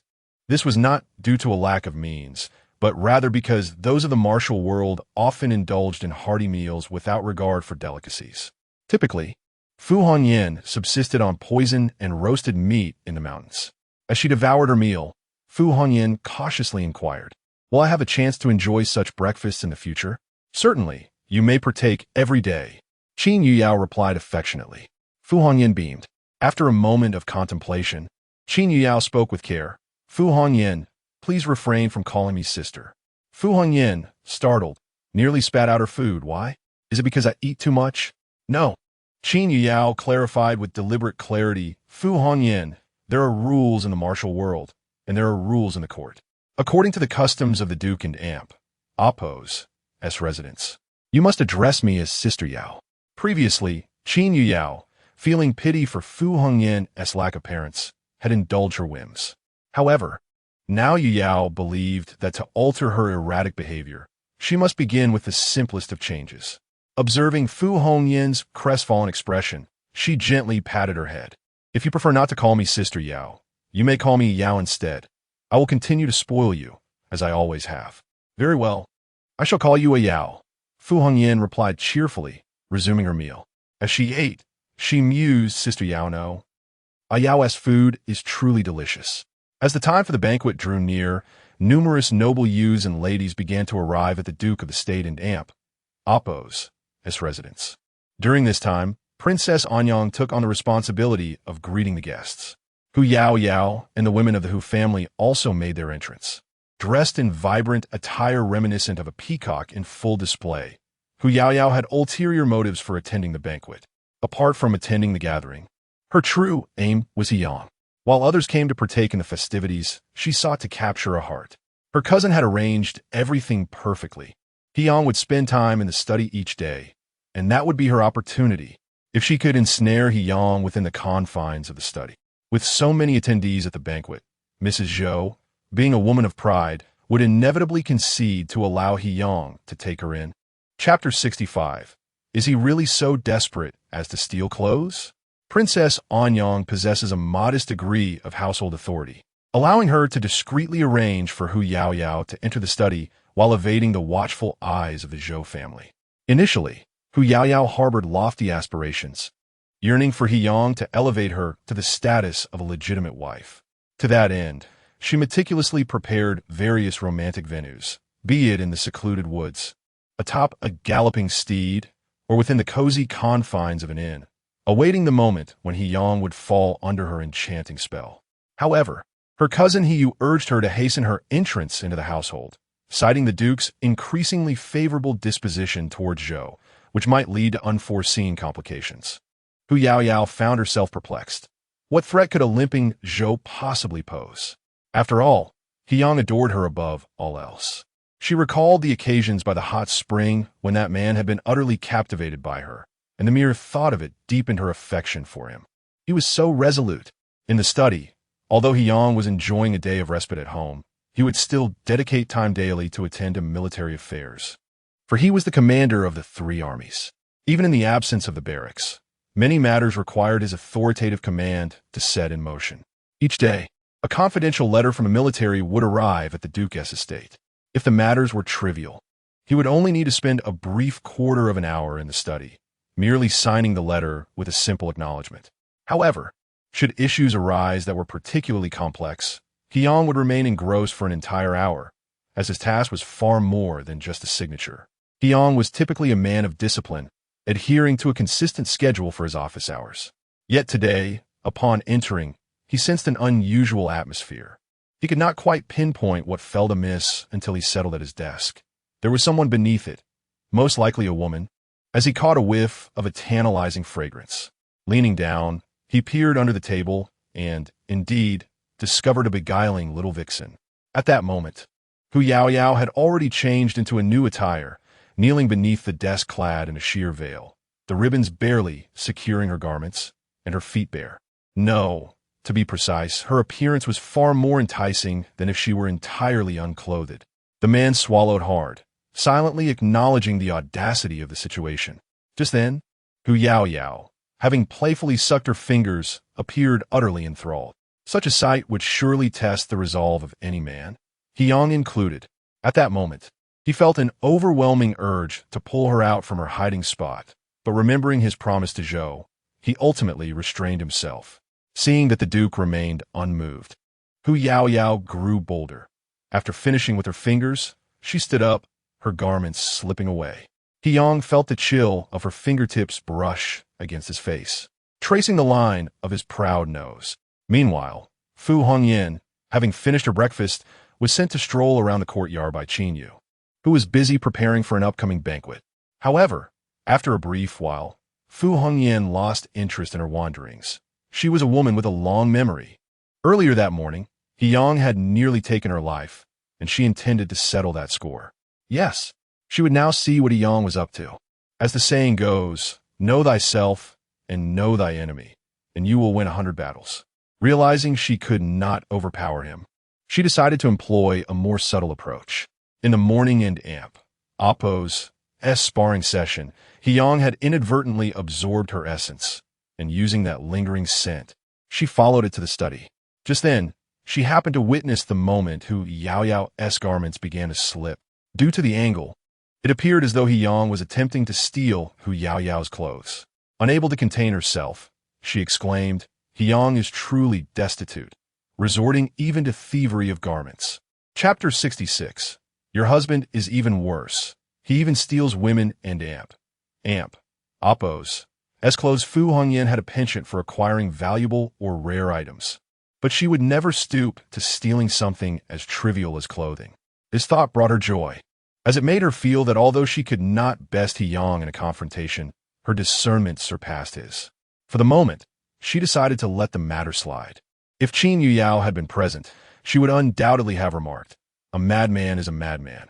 Who could predict such audacious antics from Fu Hongyan? As Fu Hongyan exited the study, she cast a knowing glance at the concealed guards hidden among the trees and rooftops, signaling them with a gesture unique to the martial world, which conveyed, "You two inept fools, I have already discovered your presence." The two guards exchanged glances, each recognizing a shared sentiment, the urge to subdue Fu Hongyan. However, the mere fact that she had detected them indicated that they would likely be unable to overpower her even if they joined forces. Thus, they opted to feign ignorance. If this incident were to reach the ears of Duke Yang, they would face severe punishment, perhaps even a beating, or worse, be sent back to the guard camp for retraining. Meanwhile, with her spirits lifted, Fu Hongyan felt inclined to stroll through the courtyard. However, the estate was bustling with people, so she sought a quiet corner. Suddenly, she spotted a little girl, around 5 or 6 years of age, munching on a bunch of grapes that looked utterly delectable. Fu Hongyan licked her lips. What to do? She too desired some. Although she had enjoyed grapes before, she had not tasted them during this frigid winter. The temptation to seize them arose. Typically, Fu Hongyan would never stoop to pilfering such inexpensive items, let alone take food from a child. Yet, recalling how Yang had brazenly stolen clothing from a girl barely in her teens, she felt justified in her impulse. After all, the Duke and Amp, Oppo's actions were far more disgraceful than hers. Counting on her fingers, she realized she was still under 20, only slightly older than the child, while Yang was over 20 years her senior. With this reasoning, Fu Hongyan approached the little girl and snatched the entire bunch of grapes without leaving a single one behind. "Mine," exclaimed the child, whose name was Helanchi, the cherished granddaughter of Duke He and Princess Anyang, being the first descendant of the Duke and Oppo's lineage. When Fu Hongyan ignored her, the little girl puffed her cheeks and protested. "Those grapes are mine." However, Fu Hongyan, not one to be swayed by sentiment, plucked a grape from the bunch and handed it to the girl before indulging in one herself. Fu Hongyan and Oppo's eyes lit up as she tasted the grape. It was unlike any she had previously encountered, sweet and utterly delightful. After finishing her grape, Helanchi timidly tugged at Fu Hongyan's sleeve, saying, "Flying Annie, may I have another?" If it had been anyone else taking her belongings, the little girl would have summoned help or wielded her status to demand, "How dare you steal from me?" Yet, having witnessed her mother and father at the Duke and Oppo's estate earlier that morning, she recognized the formidable woman before her, who could very well contend with her grandfather. Thus, she refrained from voicing her displeasure at the theft of her grapes. Fu Hongyan, having relished the grapes, was unwilling to part with even one more. The little girl's eyes glimmered with unshed tears as she softly pleaded, "Flying Annie, please give me just one more." At that moment, Madame Zhou happened to pass by and witnessed the scene unfold. Initially, she contemplated instructing the maid, Zhou, to expel Fu Hongyan from the estate. But recalling that she was Qin Yuyao and Amp, Oppo's senior disciple, she held back. After all, the paramount concern was the welfare of the child in Qin Yuyao's womb. Madame Zhou, with a stern expression, reprimanded Fu Hongyan. "How can you steal from a child?" Unfazed, Fu Hongyan continued to enjoy the grapes, thinking to herself, why not? Helanchi, emboldened by the presence of her grandmother, quickly reported, "Grandmother, she is mean. Stealing my food." Madame Zhou, ever patient with her grandchild, replied, "Yes, she is a bad person, but do not worry. I will ensure Zhou brings you more from the pantry." While the child's accusation stung, Fu Hongyan conceded that she had indeed taken the grapes. Yet, how could Madame Zhou dare to speak so? Fu Hongyan retorted, "Your husband is far worse. He even steals women and Amp, Oppo's clothing. What nonsense are you spouting? Do not tarnish my husband and Amp, Oppo's reputation," Madame Zhou admonished coldly. She had initially assumed Fu Hongyan and Amp, Oppo's words stemmed from resentment over the incident earlier that morning when Yang nearly harmed her. However, Fu Hongyan continued, I am not lying. I just witnessed He Yang strip a woman bare. She propelled Madame Zhou and Amp Oppo's wheelchair toward the study with haste, adding, if we hurry, you might still catch a glimpse of that woman. A pang of bitterness surged within Madame Zhou at Fu Hongyan's words. He Yang had promised her that her final days, she would be the sole woman in his life. No, that could not be. Fear gripped her as she approached the study, dreading the possibility of encountering an unspeakable scene. Yet, Fu Hongyan misinterpreted Madame Zhou and Oppo's increasingly ashen countenance as distrust. In a moment of impulsive determination, she scooped Madame Zhou into her arms, declaring, you do not believe your husband is that wicked? Then let me show you. Fu Hongyan raced off, with the maid Zhou trailing behind, calling for Qin Yuyao, wondering if the daughter of her master was indeed of sound mind. In the study, Hu Yaoyao was growing anxious. She had exhausted all her seductive tactics, yet had received no response from He Yang. Based on past experiences, he would have already taken her into his embrace by now, perhaps even breathing heavily in the throes of passion. It was impossible to believe that He Yang had lost interest in her. After all, the moment he had spotted her beneath the table, his desires had stirred profoundly. Unbeknownst to her, He Yang was engaged in a battle of his own. He was drawn to Hu Yaoyao, not merely attracted, but infatuated, even more so than he had been with the Hua family. He would gladly endure suffering for a chance at their intimate entanglement. However, if Madame Zhou were to discover today and Amp Oppo's events, the consequences would be far graver than mere apologies. He Yang sensed Madame Zhou and Amp Oppo's intense animosity toward Hu Yaoyao. If not for his presence, she would likely have taken drastic action. Yet, he had no intention of sending Hu Yaoyao away, relishing her enchanting yet provocative demeanor. It was a deliciously tormenting sweetness that he could not resist, his affection for her allure, her charm, her beguilement. Chapter 67. Qin Yuyao, my heart yearns for you. Due to his promise to the Zhou family, He Yang refrained from taking any action. Yet, he allowed Hu Yaoyao to act recklessly, as if by doing nothing, he could absolve himself of any betrayal towards the Zhou family. Observing the man and Amp Oppo's intense restraint, Hu Yaoyao suddenly laughed. Did she think that his inaction meant she had no means to confront him? Just as Hu Yaoyao squatted down, burying her head against the bulge at He Yang and Amp Oppo's waist, Fu Hongyan arrived, bringing Zhou Shi with her.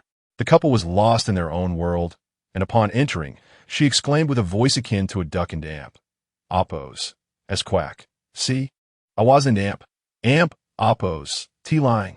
Your husband is a scoundrel. That woman is kneeling and begging him for his clothes. Upon hearing this, Hu Yaoyao and Amp Oppo's legs weakened, and she collapsed to the ground. She shot Fu Hongyan a glare. What kind of fool are you? Was that a kneeling gesture? It was merely a beautiful moment between a man and a woman. Zhou Shi initially thought Fu Hongyan was merely causing a scene. Even though Fu Hongyan spoke with conviction, she held on to the last shred of hope. However, when she opened the study door and beheld the chaotic scene, even the air was thick with the scent of a seductress. He Yang and Oppo's expression shifted dramatically upon seeing Zhou Shi. Although he had prepared an excuse for himself, that was only after the fact. Being caught red-handed was undeniably awkward and left him feeling guilty. Fei, let me explain. The man hurriedly approached Fu Hongyan, taking Zhou Shi from her arms. Speak, Zhou Shi said flatly. She had expected to feel heartbroken, but perhaps after being hurt too many times, her heart had grown numb. Zhou Shi and Amp Oppo's calm demeanor only amplified He Yang and Amp Oppo's unease. He said, what did he say? At this moment, Hu Yaoyao had donned a sheer fabric that hardly qualified as clothing. Granny Zhou also wheeled herself over. He Yang and Amp Oppo's gaze shifted. He could hardly sit in the wheelchair. How furious could she be? Gently, he placed Zhou Shi in the wheelchair, ready to speak when she interrupted. The banquet is about to begin. The Duke should go out and entertain the guests. We could discuss our matters later. She referred to him as Amp Oppo's Duke and Amp Oppo's in such a detached tone. He understood that Zhou Shi was genuinely angry, to the extent that even kneeling in apology would not earn him her forgiveness. At that moment, Yang chose not to provoke her further. Nodding obediently to Zhou Shi, he exited the study. Yet, just as he reached the doorway, he hesitated. Hu Yaoyao was bound to suffer the consequences. After Yang left, Zhou Shi cast a glance at Fu Hongyan. You should return to Qin Yuyao as well. Now you believe your husband is a villain. Don and Amp, oppose to you? She still insisted. Ah. At this point, Granny Zhou was genuinely convinced that this woman in red was unwell. What normal person would behave in such a manner? Seeing this, Granny Zhou approached, forcing a smile to send Fu Hongyan away. The fifth madam is waiting for you at the Nizhao courtyard. Who is the fifth madam? Granny Zhou's expression darkened, and without caring for decorum, she blurted, It is Qin Yuyao. In an instant, Fu Hongyan vanished. The occupants of the study could only hear a voice. A Yao is looking for me. Why didn't it Amp? Amp? Oppose. Do you say so sooner? Fortunately, Zhou Shi and Granny Zhou had more pressing matters to attend to and couldn't afford to deal with this erratic individual. Inside the study, after Fu Hongyan's departure, Zhou Shi exchanged a glance with Granny Zhou. Hu Yaoyao clutched the sheer fabric tightly. Fear etched on her face as she looked at Zhou Shi. What do you intend to do? Zhou Shi cooed in and Amp, oppose, to even be bothered to respond. It was time to teach Hu Yaoyao a lesson. Did she truly believe that her position as the matriarch of the Duke's residence granted her the right to be virtuous and benevolent? Granny Zhou stepped forward, pushing Hu Yaoyao down and administering a private punishment. Having come from a noble family, she had many methods of discipline, though she had grown somewhat rusty from not having practiced them in the Duke and Appo's residence for so long. Hu Yaoyao and Appo's screams echoed. Upon hearing these sounds, a chilling smile crept onto Zhou Shi's lips. It has been a while since I've heard such melodious cries. After a quarter of an hour, having listened enough, Zhou Shi finally spoke. Granny Zhou, you may leave. I wish to have a word with her. Once alone with Hu Yaoyao, she swiftly rose from the ground. Standing over Zhou Shi's wheelchair, Zhou Shi, the tighter you squeeze, the more you think you've won. Do you really believe you have the upper hand? Winning or losing is irrelevant. Zhou Shi pierced straight to the core. As long as I refuse to nod in agreement, you will never step foot into the Duke and Amp, Appo's residence. Not even as a concubine. Ha! Hu Yaoyao laughed maniacally. And what of that? A silence followed. Zhou Shi wore a smile that masked her true intentions. Despite having done nothing, Hu Yaoyao believed Zhou Shi was mocking her, and thus she launched into scorn. You won and Amp, Appo's. T live much longer anyway. When the time comes, Yang will still be with me. Such confidence? Zhou Shi maintained her composed smile. Of course, once you are gone, I shall undoubtedly be He Yang's most beloved woman. Zhou Shi replied lightly, offering no further retort. Hu Yaoyao yearned to tear that smile from her face, further provoking Zhou Shi. You and Amp, Appo's, ve feigned virtue your entire life. Why not drop the act in your final days and let Yang loathe you? What purpose does it serve? Loathe me? Zhou Shi finally spoke. How about a wager? Hu Yaoyao. What? I and Amp, Appo's. LL go out and tell Yang that and Amp, Appo's. It's either your demise or mine. A teasing smile graced Zhou Shi and Amp, Appo's face. Who do you think you will choose? Hu Yaoyao and Amp, Appo's complexion drained of color. If Zhou Shi truly forced a choice between their lives, he would likely choose her. After all, she had yet to fully capture Yang and Amp, Appo's heart. And Zhou Shi had the support of her legitimate son and the child growing within Qin Yuyao. Seeing Hu Yaoyao frightened, Zhou Shi felt satisfied. She exited the study, even sending Hu Yaoyao a set of clothing. However, once outside the door, her expression darkened considerably. The flattering scene in the study was likely orchestrated by the main house. She had yet to meet her end, yet they reveled in their triumphs.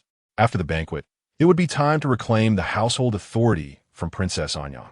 In the Nizhao courtyard, since Fu Hongyan mentioned Xiao Riyun and Amp, Appo's name that morning, Qin Yuyao had been ignoring him. Feng felt a pang of distress. Seizing the opportunity, while Fu Hongyan was absent, he sought to appease Qin Yuyao, wishing to lift her spirits. Yet, inexplicably, he sensed a barely perceptible murderous intent in her gaze. Previously, He had not cared much for Qin Yuyao, thus he had overlooked that underlying threat. But now, Yifeng felt a sense of dread, as if he were on the brink of losing something precious. To be honest, he had not thought of Xiao Ruoyun for quite some time. Since that winter banquet, he had sensed the looming loss of Qin Yuyao. She had stated that her pursuit of him over the past 3 years was merely a gamble. Some matters were beyond his control. As Qin Yuyao attempted to evade him once more, Yifeng forcefully pulled her into his embrace, holding her tightly as he choked out, "Qin Yuyao, my heart yearns for you." Chapter 68. A whimsical notion of affection, a profound sensation resonated within Qin Yuyao and Amp. Oppo's heart, akin to an effervescent explosion. A sweet sentiment, hitherto unknown in her 2 lives, blossomed as the man uttered his affections for the very first time. Nestling her face against Yifeng and Amp, Oppo's chest, she murmured softly, "My love." "What'd you say?" "I didn't in Amp." "Amp?" Oppo's quite catch it. "Say it again." With a deliberate cadence, the man and Amp, Oppo's voice rose, enunciating each word with unmistakable clarity. "Qin Yuyao, I adore you, deeply and passionately." Her face alight with a radiant smile. Qin Yuyao responded, "I adore you too." Though he had long been aware of her feelings, the present moment carried a unique significance, filling her heart with an overwhelming sense of bliss. Yifeng playfully tweaked her nose, his eyes filled with adoration. "Didn't end Amp? Oppo's you once claimed you didn't end Amp? Oppo's loved me, that the 3 years you pursued me were merely a wager?" A blush crept upon her cheeks as she mumbled, "Well, who told you to consider taking a concubine? I was simply trying to provoke you." Whether affection or indifference reigned, the man embraced her even tighter, declaring, "From this moment forward, I shall never release your hand. For all eternity, you shall be my wife, Yifeng and Amp, Oppo's wife, and you shall be my husband, and mine alone." Qin Yuyao rose onto her tiptoes, gently pulling the man and Oppo's head down to meet her lips. As she kissed him, a beguiling tremor ran through her voice. "My love, you taste so sweet that it melts my heart." Returning from the study to the rainbow skirt courtyard, Fu Hongyan witnessed this intimate exchange. Are his lips truly that delectable, that sweet? Yao would never deceive me. Should she, too, seek out a man to engage in this kissing game? To experience the rumored delight of such an act? This notion consumed Fu Hongyan and Amp, Oppo's thoughts, and she resolved to act upon it. A creature of impulsive whims, she had always been one to pursue her desires without hesitation. The banquet had yet to commence in earnest, with most guests congregating in small groups with acquaintances. However, a distinction existed between the male and female attendees. The womenfolk, for the most part, gathered in the Duke of Zhengguo and Amp, Oppo's reception hall, sipping tea and nibbling on pastries while they awaited the festivities. The men, on the other hand, roamed more freely, finding spots within the Duke and Amp, Oppo's estate to engage in jovial conversation, impervious to the biting wind. Within a pavilion in the garden, EW was engrossed in a discussion with several signs of noble families regarding the anticipated rise in medicinal herb prices this year. The Yi family, renowned as one of the 3 wealthiest merchant clans in the capital, held the esteemed position of imperial merchants, surpassing the other 2 in status. Half of the imperial court's provisions, including clothing, food, and lodging, were supplied by the Yi family, with their monopoly on medicinal herbs and spices being particularly noteworthy. Many of the noble scions present sought to cultivate a rapport with EW, as such a connection could yield substantial benefits. Igrekev, the direct descendant of the Yi family and Amp, Oppo's third branch, had recently been designated by the family and Amp, Oppo's patriarch as the future head of the clan. He rarely engaged in social gatherings, preferring to tend to his beloved flora, particularly rare medicinal herbs. Amidst the gathering, one individual jested, with the recent surge in herb prices, "Your Yi family must be amassing a considerable fortune." EW responded with a smile as gentle as a spring breeze. Good fortune. It was this very smile that caught the attention of Fu Hongyan, who had ventured out in search of a man. Without a word, she strode into the pavilion. 4 or 5 men stood within, all of considerable status in the capital. They exchanged puzzled glances, wondering who this woman might be. Had she lost her way, or was she attempting to flirt with them? To their astonishment, Fu Hongyan made her way directly to Yi W. This man exudes a scent that appeals to me. If Fu Hongyan and Appo's instincts were correct, he must spend a great deal of time in the company of poisonous plants. This was precisely the kind of man she desired. Without hesitation, she wrapped her arms around Yi W and Appo's neck and kissed him. If my memory serves me correctly, this is how a Yao kisses her man. After a few clumsy pecks, she frowned. Why aren't Appo's to you sweet at all? Yi W and Appo's face flushed crimson. This was his first kiss, and it had been stolen by this brazen woman before him. Fu Hongyan and Appo's martial prowess and swiftness had left him no time to react. Not only him, but even the onlookers were stunned into silence until after the kiss had concluded. What angered Yi W most was not the kiss itself, but the fact that, despite her act of impropriety, she offered no apology, instead displaying an air of disdain. Shame and indignation welled up within him as he scrutinized the woman before him, clad in vibrant red, exuding a captivating and unrestrained aura. Why you? Why did you kiss me? Yi W stammered, his ears turning scarlet. Should he have asked such a question? It sounded as if he were offering her an opportunity to confess her affections. What does it mean when a woman kisses a man? It must be love, of course. Yi W possessed a respectable lineage, handsome features, and a remarkable talent for cultivating herbs and studying fragrances. Many women had expressed their admiration for him, but none had been as audacious as the woman before him. However, instead of a declaration of love, Yi W received the following remark. I thought you would be sweet, but you're not sweet at all. Fu Hongyan and Appo's tone was laced with evident disappointment. Yi W felt utterly humiliated, wishing the ground would swallow him whole. What does she mean by that? Was she implying that he was a poor kisser? The onlookers struggled to suppress their laughter, mindful of their desire to curry favor with the future head of the Yi family. Meanwhile, Fu Hongyan remained oblivious to the magnitude of her actions. In her eyes, Yi W was merely a dish that she found unpalatable and thus lost interest in. As Fu Hongyan turned to leave, Yi W stopped her once more. You must give me an explanation. Although he was a man, he deserved an explanation for being kissed in broad daylight. Explanation? You and Appo's not delicious at all. What explanation do you want? However, noting the scent of poisonous herbs emanating from him, Fu Hongyan blinked and retrieved a delicate sugar cube from her pocket, placing in Yi W and Appo's palm. This particular sugar cube differed from the ones she usually consumed. Ayao had given her only 5 of them, and she cherished them dearly. Now, she was willing to share one with him, which should surely please him. Yi W stared at the sugar cube in his hand, his face darkening. Are you trying to pacify a child? Suddenly, Fu Hongyan recalled something. Ayao said that he phone was sweet because he had eaten this sugar. Ayao has a lot of sugar. With this realization, Fu Hongyan halted her departure and declared earnestly to Yi W, if you eat this sugar, perhaps you and Appo's tastes sweeter when kissed. Her intention was to kiss him again after he had consumed the sugar. The onlookers were utterly bewildered by Fu Hongyan and Appo's actions. They understood each word she spoke, but the combination of them made no sense.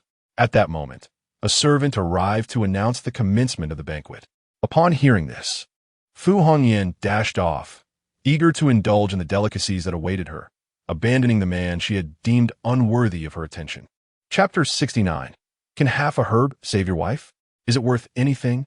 Fu Hongyan was fixated on the banquet, spurred on by Qin Yuyao and Appo's remark during breakfast that there would be an abundance of delectable dishes at the gathering, far more sumptuous than her morning meal. After she departed, the conversations in the pavilion erupted.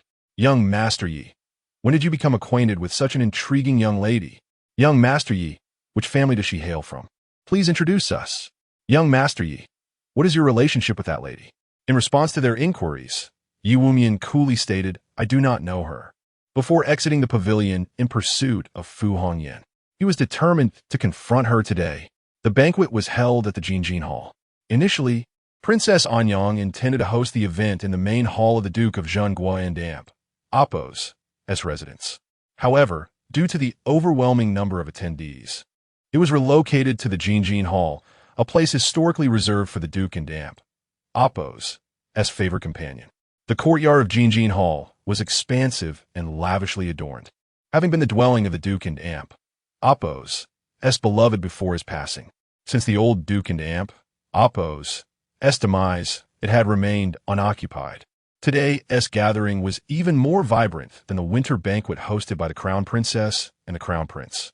The royal banquet had stringent criteria for attendee status, while the Duke of Zhengguo and Appo's residence, despite its immense power, was still that of a subject, thus less concerned with social hierarchy.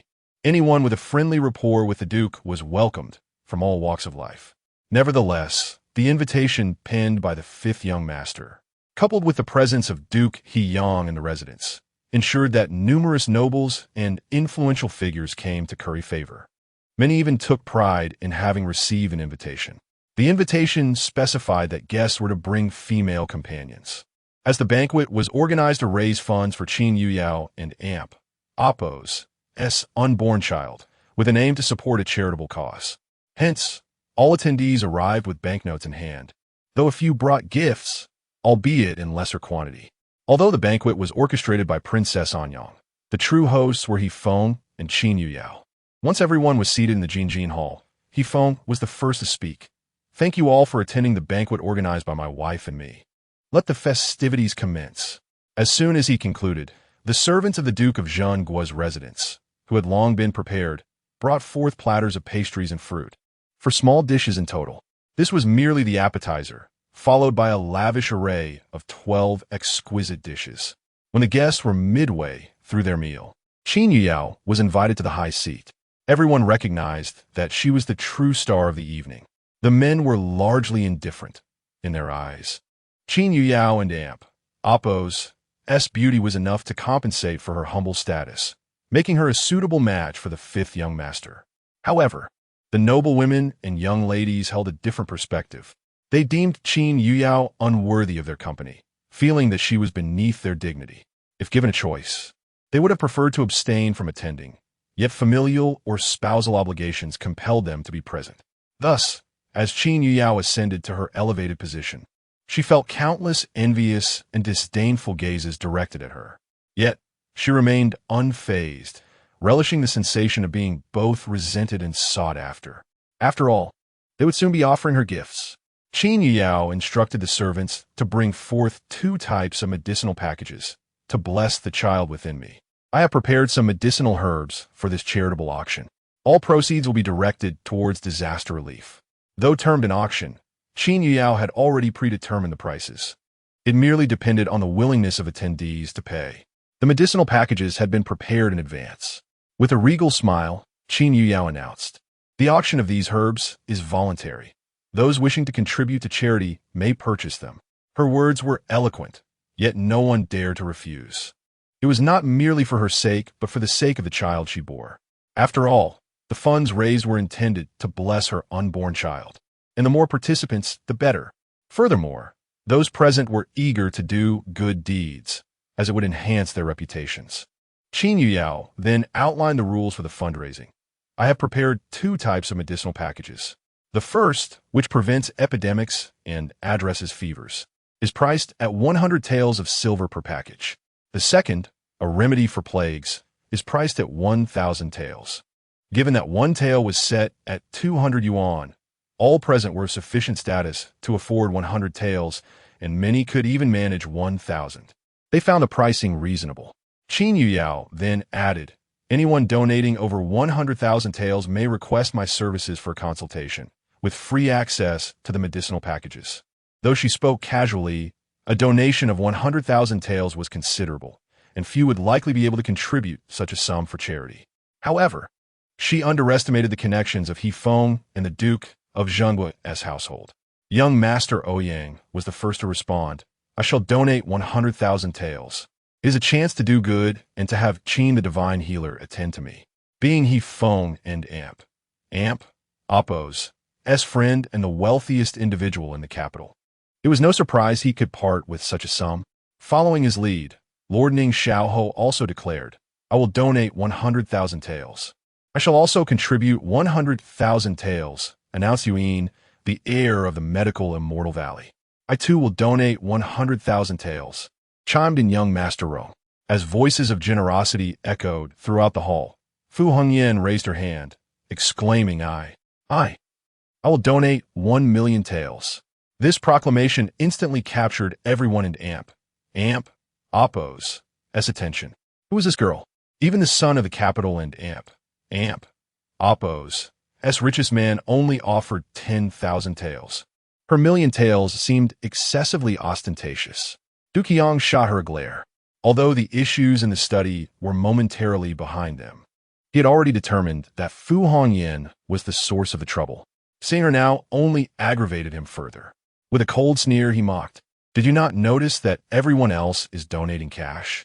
You are empty-handed, yet proclaiming 1,000,000 taels? Do you not fear the repercussions? Fu Hongyan, enraged, slammed her hand on the table, retorting, When I say I will donate 1,000,000 taels, I mean it. What I am giving is worth even more than that. From this morning until now, Du Qiang had sensed that Fu Hongyan was behaving unusually. However, no matter her actions, whether it was the altercation earlier or her attempts to sow discord with the Zhou family, he could not forgive her. He threatened her, if you lack the funds, you need not donate, but deceiving the Duke of Zhengguo and Appo's household will have dire consequences.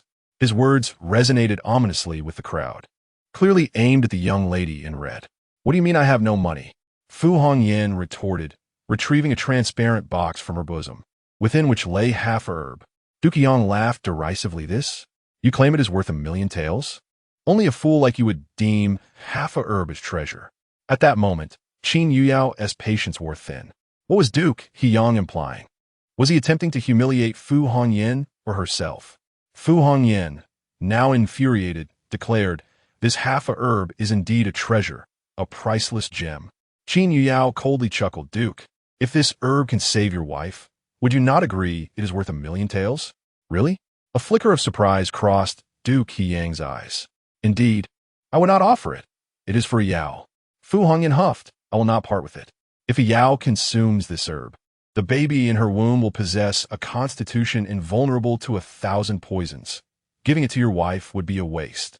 Hope ignited in Zhou and Appo's heart, only to be extinguished once more. She would never engage in a dispute with her own grandson. Chapter 70. Do not cry. I shall not touch you. Qiang gazed at Qin Yuyao, and his meaning was unmistakable. Since this half herb is meant for you, why not speak up? Yet, Qin Yuyao chose to ignore him. Observing his daughter-in-law and Appo's disregard, Qiang wore a facade of eager submission, saying, Yuyao, your mother is in dire need of that herb. If you are willing to part with it, I, as the Duke, can offer any price. She continued her silence.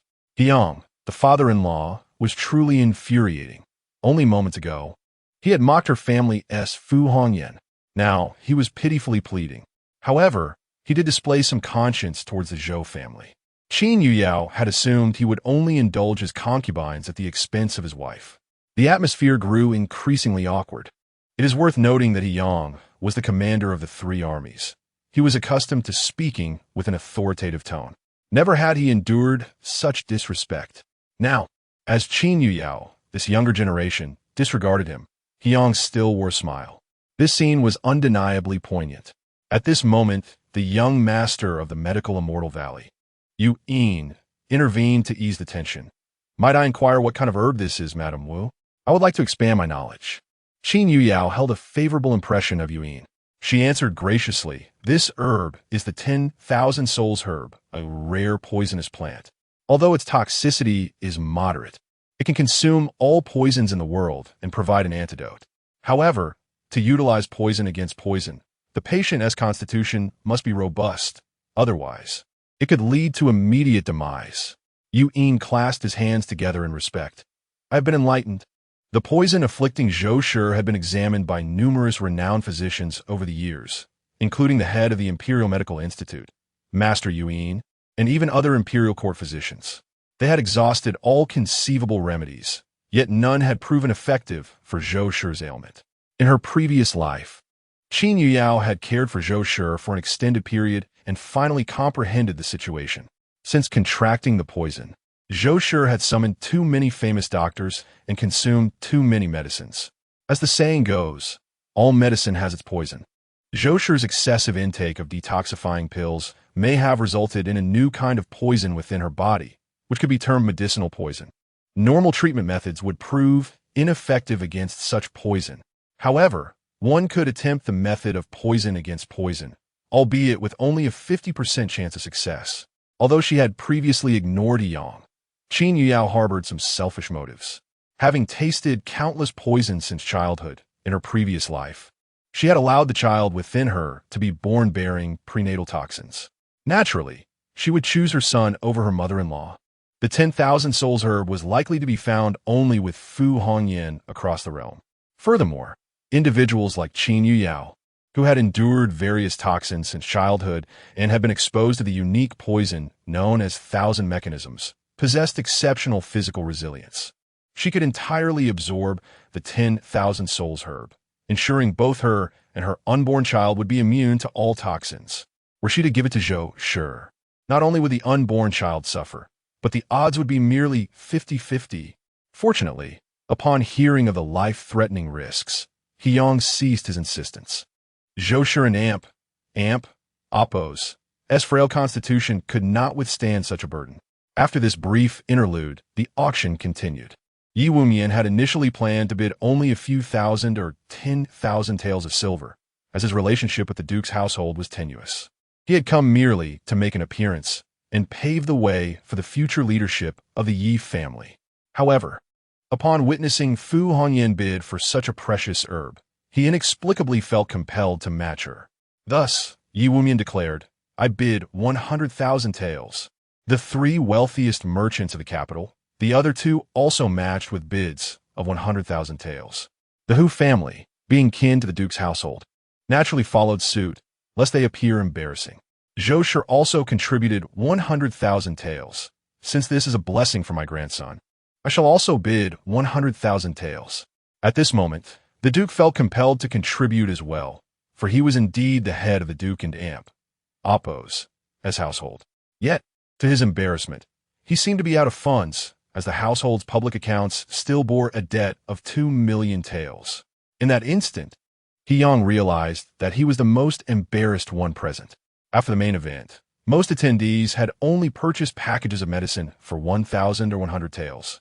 Ultimately, the total sum collected amounted to 152 million taels. He Feng then spoke up, "Since this is a blessing for my unborn child, as the father, I shall add 10,000 taels, bringing the total to 168 million taels. A staggering sum of 168 million taels. Qin Yuyao could hardly contain her joy. In her previous life, she had hosted a banquet and lost several thousand taels. Yet in this life she had profited immensely. Although it was publicly stated that all funds raised would be used for disaster relief, she had provided so many medicinal materials and promised to treat others. She certainly needed to recoup some costs. After the auction of the medicinal packages concluded, most attendees had their fill. Those who wished to depart did so, while others lingered to foster connections. Yi Wumian approached Fu Hongyan, who was then with Qin Yuyao. He slightly inclined his head to Qin Yuyao, saying, "Madam Wu, I have a question regarding the woman in red beside you." Qin Yuyao and Oppo's expression darkened. In her previous life, Yi Wumian had directly caused Fu Hongyan's demise. Even though he had ultimately met his end as well, she could not shake her disdain for him, harboring a hint of wariness.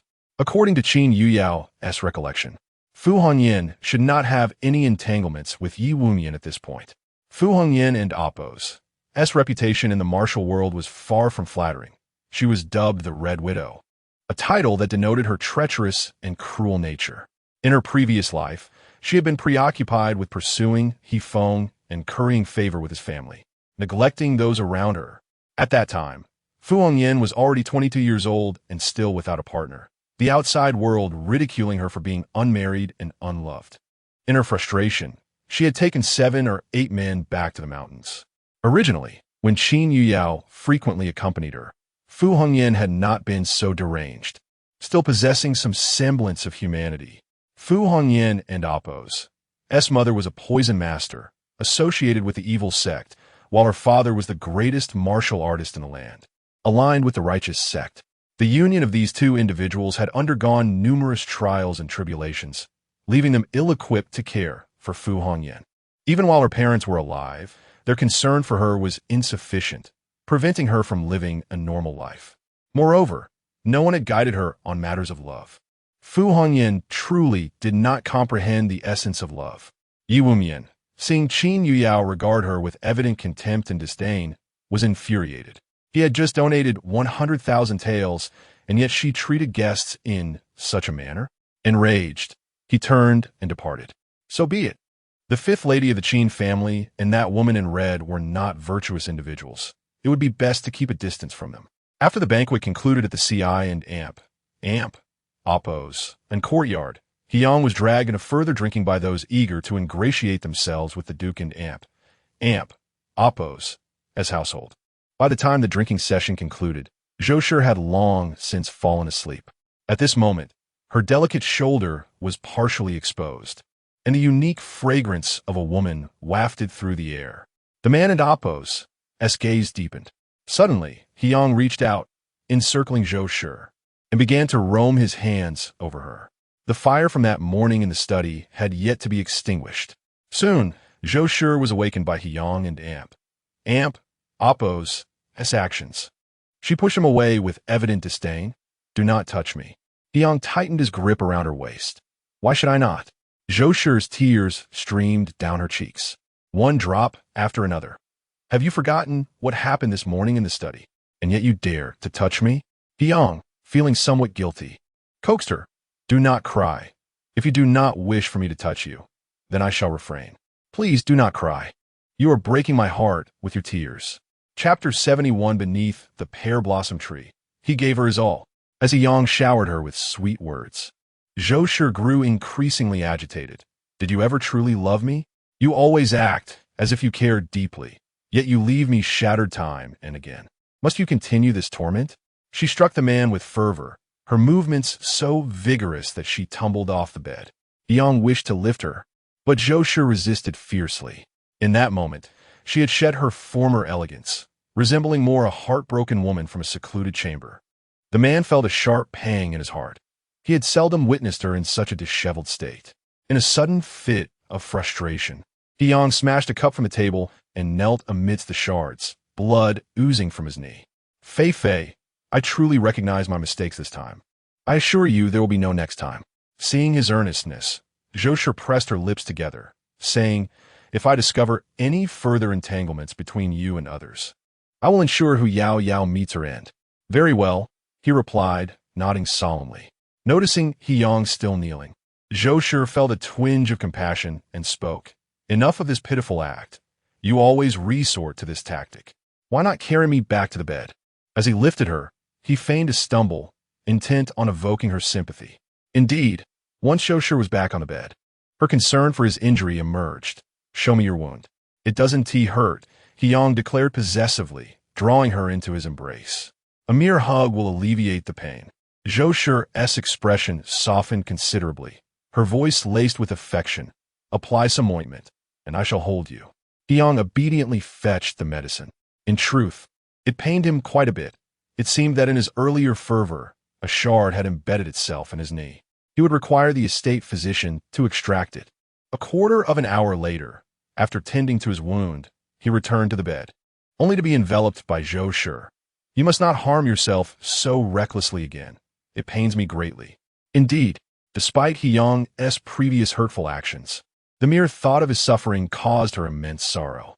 Hyang comforted her by resting his forehead against hers. It's nothing, just a minor injury.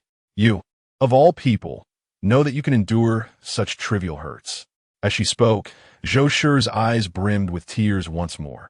Do you despise me? Never. Hyang felt a strange heaviness in his heart. His Fei was far too kind and loved him too deeply. It was she who had indulged him into his current state.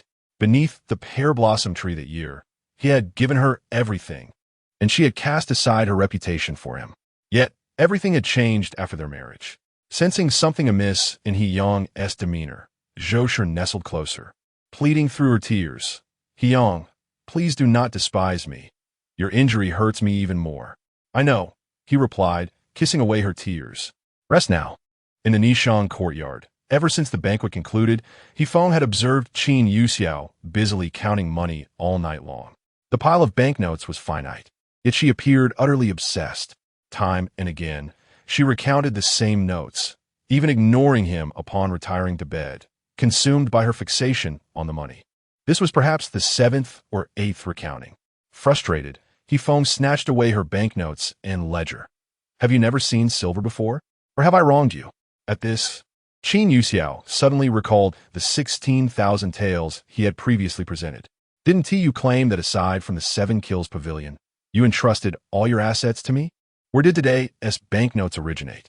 The audacity of the man to deceive her infuriated her, especially since she had toiled half the night for his entire fortune. Hyung glanced at her, a hint of guilt washing over him as he lowered his gaze. Well, a husband must retain a bit of personal savings. How much?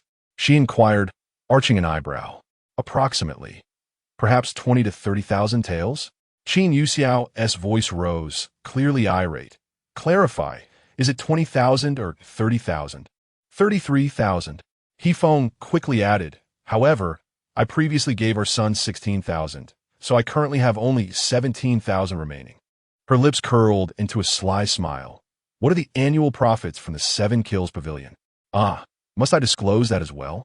Hyung cautiously assessed her expression before reluctantly admitting. The 7 kills pavilion sends me 5,000 taels each month, with the remaining profits distributed at year's end.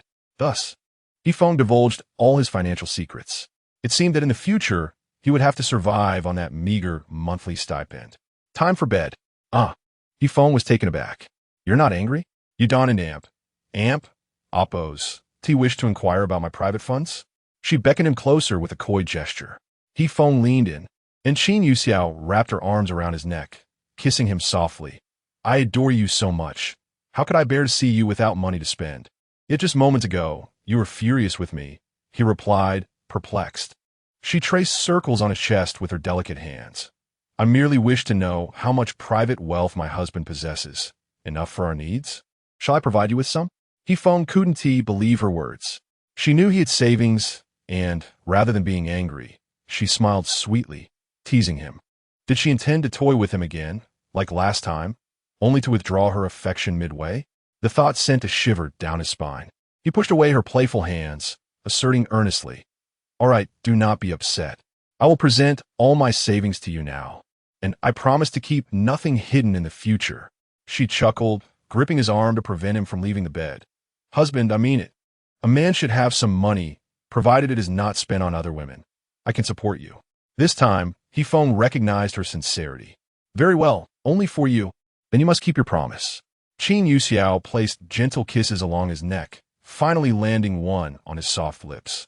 Hyung smiled, his voice husky. Yao. This is still insufficient.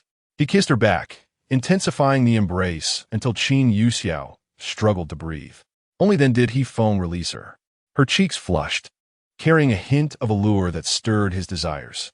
Hyung felt his throat tighten, his hand wandering to her abdomen. Yao, how long until 3 months? Now would be the right time. Would it affect the child? With slightly parted red lips, she replied, half jokingly. Hyung, you are the one I cherish most. No one can compare to you, not even our son. To see you happy, I would disregard our child's well-being. Unable to suppress himself, the man captured her lips once more. What nonsense about the child not being able to compare. Was she merely trying to flatter him, hoping to elicit more affection? Yet, he reveled in it. Chapter 72. On what grounds do you strike my man? The following day, before dawn had fully broken, Fu Hongyan stood outside the dormitory, calling out, Ayao, Ayao, you promised to take me out today. Hearing the voice, Qin Yuxiao stirred, but was swiftly pulled back into the embrace of Hyung, who insisted, You can't end amp, oppose. Tigo, you've never taken me out to play. With a hint of exasperation, Qin Yuxiao replied, Why are you jealous of a girl? His voice dripped with jealousy as he retorted, Well, who told you to be so kind to Fu Hongyan? As he spoke, he took her hand and placed it against his chiseled abdomen, asking, Is it more enjoyable with her than it is with me? What a dog of a man, she thought, seducing her so early in the morning. Reluctantly, Qin Yuyao snuggled back in his arms and gently coaxed. I'll accompany her today and you tomorrow, all right? Yifeng remained silent, clearly displeased. Each time she was with Fu Hongyan, he felt overshadowed. Noticing his sulkiness, Qin Yuyao placed her hand on his waist, her lips teasingly whispering, "Is that acceptable?" After a lengthy moment, she wiped her hands, and he grumbled, "Fine." Once she had appeased him, she finally stepped outside. At that moment, Fu Hongyan had just returned from breakfast with Zier.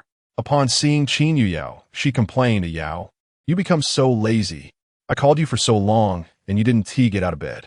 If it weren't for the maid from the Ni Chong courtyard, I would have barged in and pulled off your covers." Blushing, Qin Yuyao replied, "You'll understand once you get married." Fu Hongyan shook her head defiantly. If marriage makes one lazy, then I'd rather not get married at all. She was a disciplined person, rising early each day to practice martial arts. If she became lazy after marriage, she would have less time to train, and wouldn't be the most formidable woman in the martial world. Changing the subject, Qin Yuyao asked Sister, "Are you planning to spend the new year in the capital?" She intended for Fu Hongyan to stay and celebrate in the city, as her sister lived alone in the mountains, making the holiday quite lonely. However, she wanted to consult her opinion before making any plans. Fu Hongyan, known for her stubbornness, would not be easily persuaded if she disagreed.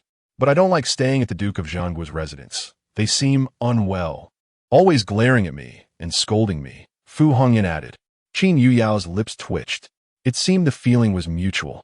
To be frank, Fu Hongyan's wild temperament truly did not suit life in the estate. Qin Yuyao envisioned purchasing a courtyard for her in the capital, preferably one with a large open space for planting poisonous flowers and herbs, as well as a place to practice martial arts. This arrangement would allow her to care for and teach Fu Hongyan while still giving her a sense of living in the mountains. "Sister, how about I buy you a courtyard in the capital?"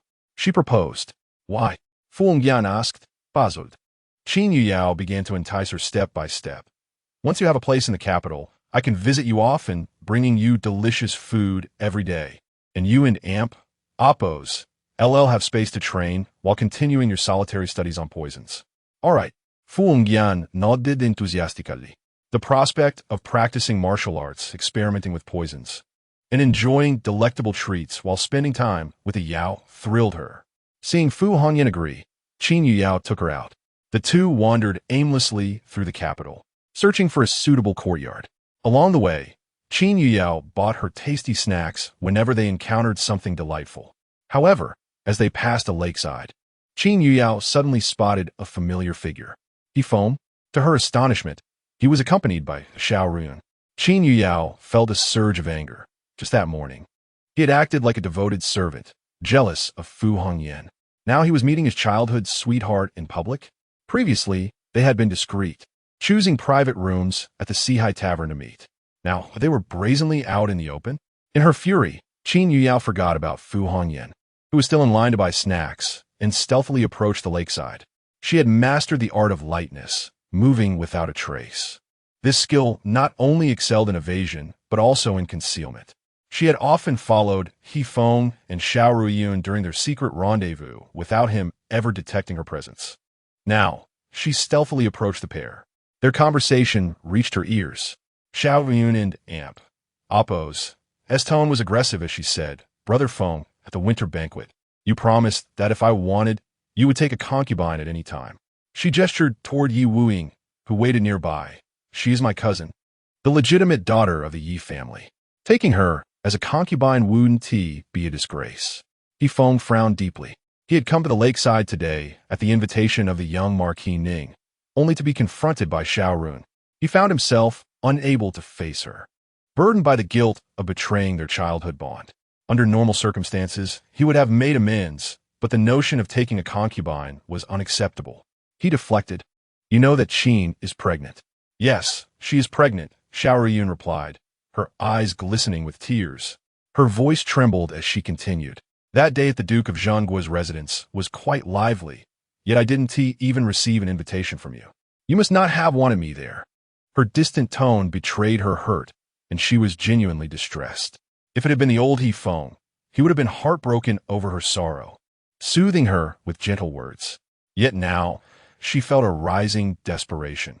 So, just because she is pregnant, you intend to break your promise to me? Seeing Feng remain silent, Xiao felt increasingly suffocated. After her outburst, she cautiously added, "How about this? Once she has the baby, you can take Wu Ying as a concubine. I promise I won't take any concubines in the future." "Why? Have you truly betrayed our feelings?" Feng took a deep breath, closed his eyes, and with a heavy heart admitted, "Yes, I have fallen for her, deeply." "You, how could you betray our bond?" Xiao stepped closer and slapped him across the face. "You scoundrel." Surprisingly, Feng felt a weight lift from his chest. "If hitting me makes you feel better, then go ahead." At that moment, Qin Yuyao could no longer restrain herself and stepped out from the shadows. Approaching Xiao, she delivered a sharp slap back. "On what grounds do you strike my man?" Feng was taken aback by Qin Yuyao and Appo's sudden appearance, and even more so by her retaliation against Xiao. He could only grasp her hand and say, "This is my debt to her. Do not interfere." Xiao, now furious, retaliated not at Feng, but at Qin Yuyao, swinging her hand to slap her. "You wretched girl, you're the one who stole my brother Feng." Chapter 73. Let Feng's eyes and heart be filled with her as Xiao raised her hand, poised to strike. Qin Yuyang smirked with a hint of mockery. This woman truly has a short memory, does she not? Has she forgotten the last time she was met with her own reckoning?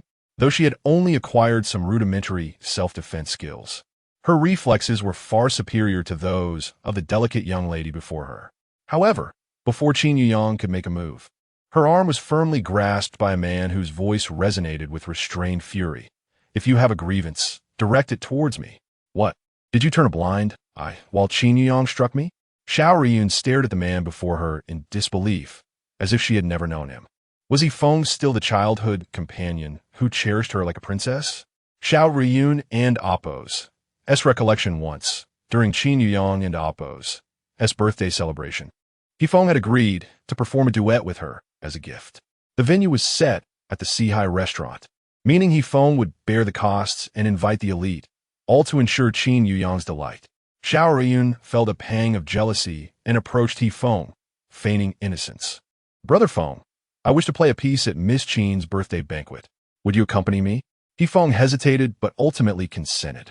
The piece she performed mirrored the one Qin Yuyang played, with Feng providing the accompaniment.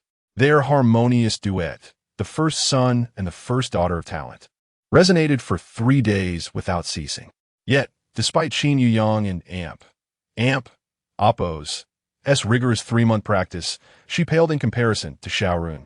Indeed, because Xiao played first, Qin Yuyang faltered, hitting several wrong notes during her turn. This performance further diminished Qin Yuyang and Appo's standing in the upper echelons of the capital. Soon rumors spread. This imitation, after all, is but an imitation. How could it possibly compare to the original? If it were me, I would choose the talented and beautiful Xiao over a mere pretty face like Qin Yuyang, who can only serve as a plaything or a concubine. Some truly overestimate themselves, daring to play the same piece as Xiao. Xiao recalled how, after completing her performance, Qin Yuyang could no longer bear the whispers and abruptly ended the banquet. On another occasion, Qin Yuyang yearned for a delicacy from the Seahai restaurant, a dish the chef prepared only thrice a month, every 10 days, and even Feng could not compel him to make more. Each time it was served, it was swiftly claimed by those in the Tianzi. At that time, Qin Yuyang had yet to qualify for and, desperate to savor the dish, pleaded with Feng for a long while. He agreed, and as soon as the chef finished, he took all of it away. By chance, Xiao encountered them. Although she had grown tired of the delicacy, she felt compelled to snatch it from Qin Yuyang. Feng obliged her. How wonderful Feng had been to her in the past. Why had he changed? Recollection concluded seeing the question in Xiao and Appo's eyes. Feng gripped her arm and struck his own face. "Is this satisfactory? She struck you, and I returned the favor." "Return the favor? On what grounds?" At that moment, Xiao felt utterly defeated, realizing that the man before her no longer loved her. Perhaps he had never truly loved her at all. She had been clinging to the thread of their childhood bond. The moment He Feng expressed his intention to marry Qin Yuyang as his legitimate wife, everything had shifted. Her lowly status could never match the formidable power of the Duke of the State. Surely He Feng had labored diligently to win over the Zhou family. She could not believe that the ever-proper Duchess of the Duke would easily acquiesce. It was merely because he had taken a liking to her. Xiao Ruoyan laughed. A manic laugh. He Feng, do not regret this. With that, she left, her fists clenched in resolve. On her way home, she wept, vowing, since you wish to protect this woman, I shall destroy her. Xiao Ruoyan could accept He Feng marrying and having children, but she would not allow anyone to surpass her in his heart. That was her bottom line. After all, He Feng was the man she loved most. From this day forth, she would diligently prepare for her wedding, and once she entered the Prince and Appo's residence, she would seize his heart with utmost speed. Ascending to the position of the Crown Princess, could the power of the Duke of the State surpass that of the Crown Prince? He Feng had betrayed her. Therefore, she would not only ruin Qin Yuyang, but also bring down the Duke and Appo's house.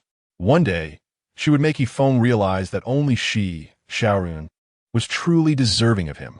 After Xiao Ruoyan departed, Qin Yuyang returned with He Feng. It was not that she had forgotten Fu Hongyan intentionally. Rather, Fu Hongyan had a unique ability to track her by scent. Given that she had yet to find her, she was likely off frolicking somewhere. Upon returning to the Duke and Appo's estate, He Feng went directly to Fengyuan Tower, apologizing to Qin Yuyang. I need some time alone. He understood that he was momentarily reluctant to part with the bond of childhood affection. Qin Yuyang was unconcerned. Men, after all, required a measure of freedom. They cannot be tethered too tightly, lest it yield the opposite effect. Strangely enough, this was the first time the man had defended her in front of Xiao Ruoyan.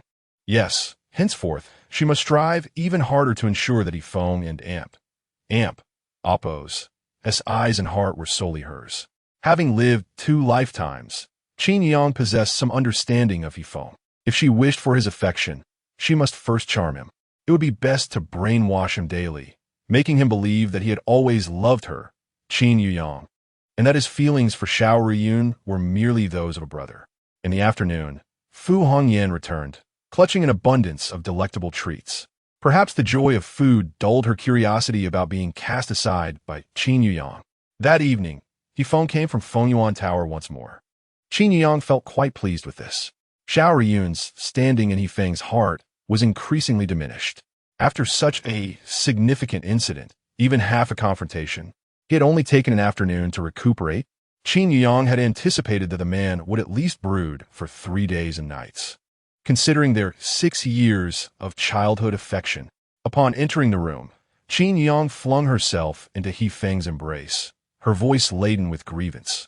Husband, you frightened me today. I was so scared you might take a concubine. He seemed utterly unfazed by her fear, even lingering to watch the drama unfold. Perhaps in the past, He Feng would not have detected her concealed emotions. But now, after so long as husband and wife, he was intimately familiar with her every move. Yet, since Qin Yuyang was willing to be coy, he was more than happy to indulge her. His heated breath cascaded over her fair neck. I only love a Yao. Only a Yao. She knew that, at this moment, He Feng and Appo's heart must be heavy, for he had harbored secret affections for so many years. To claim indifference was utterly impossible. Chapter 74. Whispering the softest words while wielding the sharpest blade, He Feng had promised her, I only love a Yao, only a Yao. Yet, Qin Yuyang discerned a flicker of sorrow in his eyes. In a bold act, she pressed her lips against his. Noticing his distraction, she bit down fiercely until blood surfaced, admonishing, you are being disobedient. He Feng's countenance shifted to one of discomfort. Yao, I'm a bit tired today. Let us rest. This marked the first time he had turned down her advances. It was evident his heart was not as tranquil as he pretended. Though physically present, his heart remained distant. This was not what Qin Yuyang desired. Very well, let us rest. She extended her arms, playfully demanding, then hold me. Without a word, he swept her into his embrace and onto the couch. Cuddling her close, He Feng coaxed, sleep now. Sleep? How could she? It was not enough that he was there. She demanded that his heart belong solely to her, devoid of any rival. Initially, Qin Yu Yao feigned compliance, nestling in his arms. It was not long before her soft whimpers of grievance pierced the air. Yifeng furrowed his brow, gently inquiring, "What is wrong?" "My lord, I am in pain." Alarmed, Yifeng sprang up to dress, exclaiming, "What is it? I shall fetch someone to attend to you." But Qin Yu Yao took his hand and placed it over her heart. "It is this that hurts." A hint of helplessness flashed in his eyes. She was merely sulking. Yet, she wielded her gentle blade with precision. Yifeng, probing her heart, spoke in a teasing tone, "Does it hurt? Let me see if it has grown larger."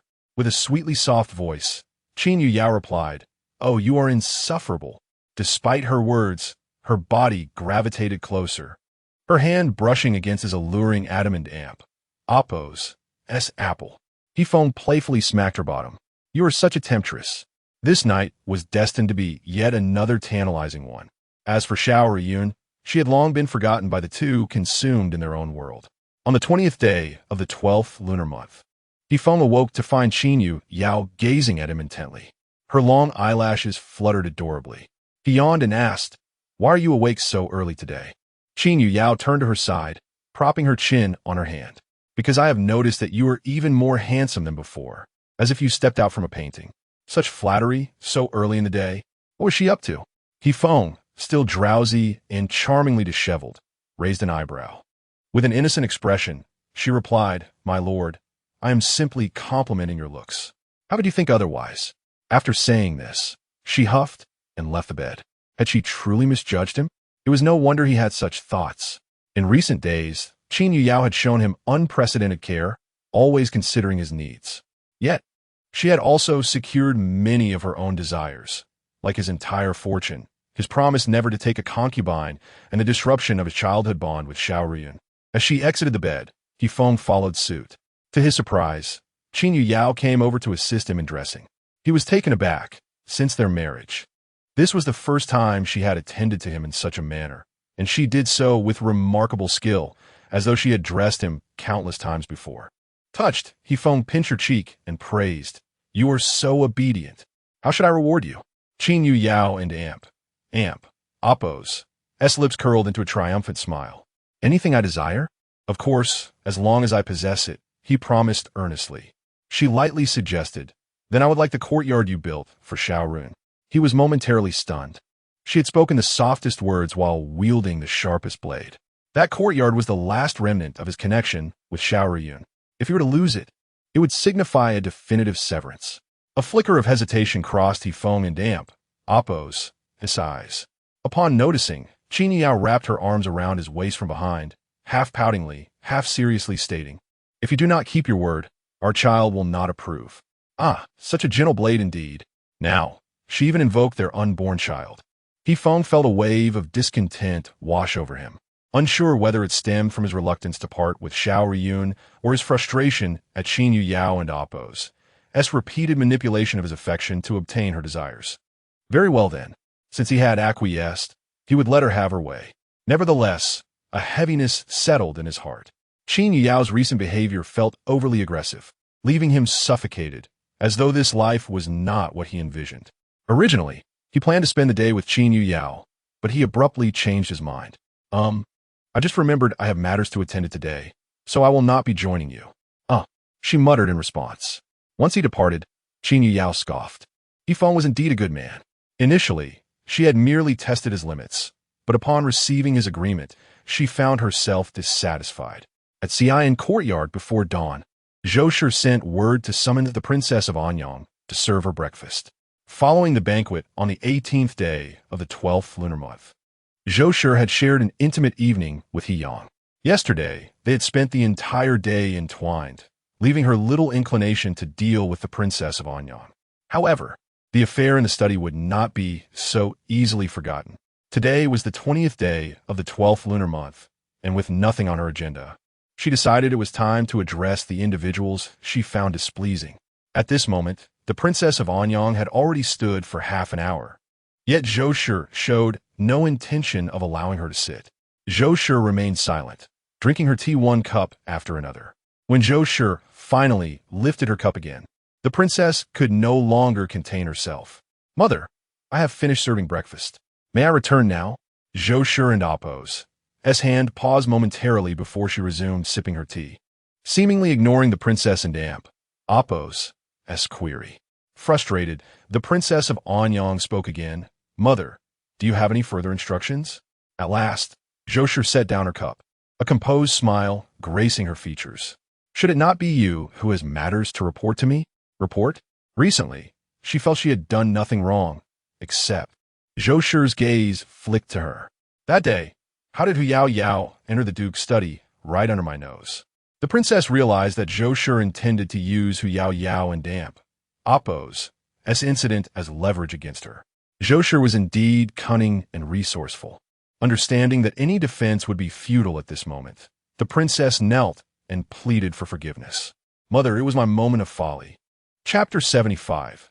Reclaiming control and instigating conflict between the first and second branches. Since you cannot manage the household effectively, I shall reclaim the authority of the family, said Zhou with a hint of delight in her voice.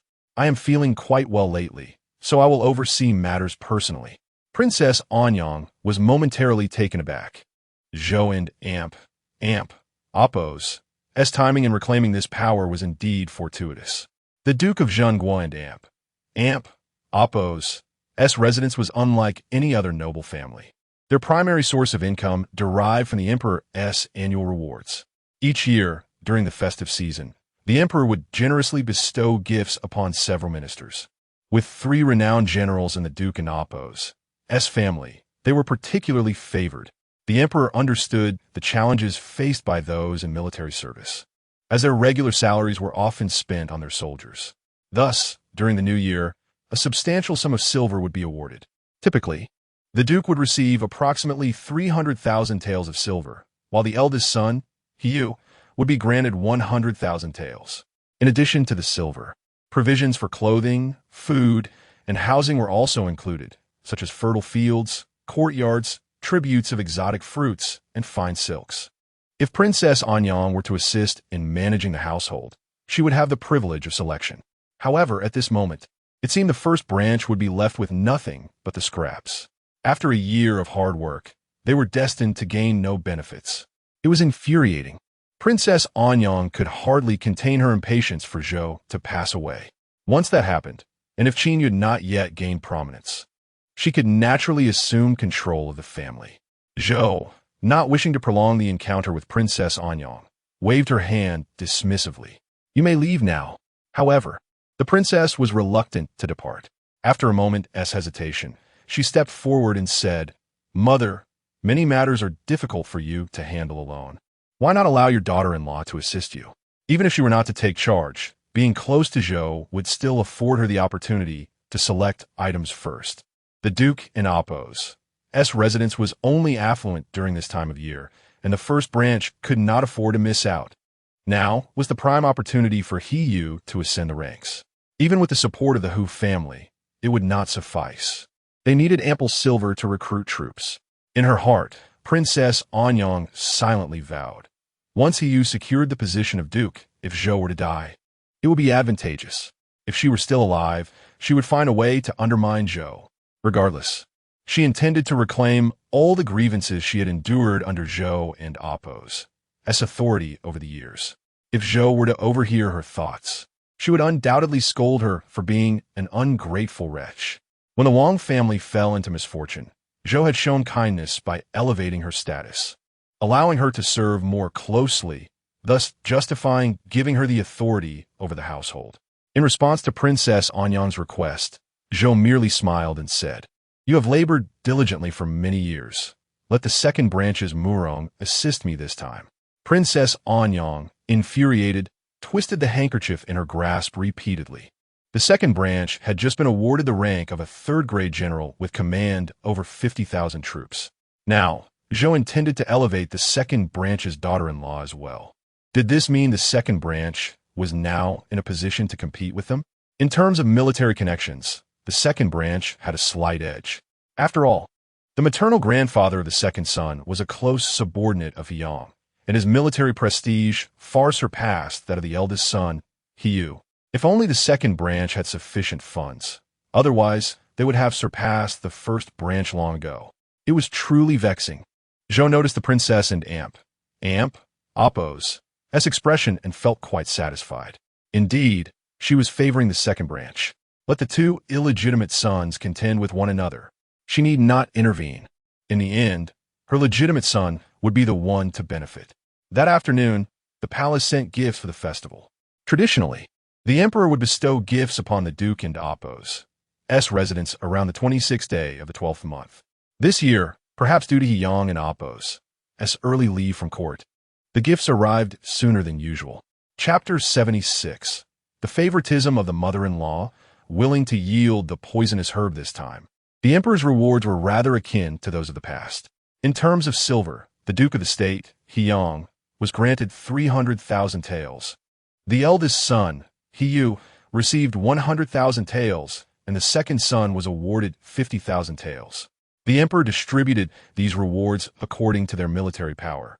The remaining gifts consisted of various smaller items. Among the silks and satins, 2 white furs were particularly precious.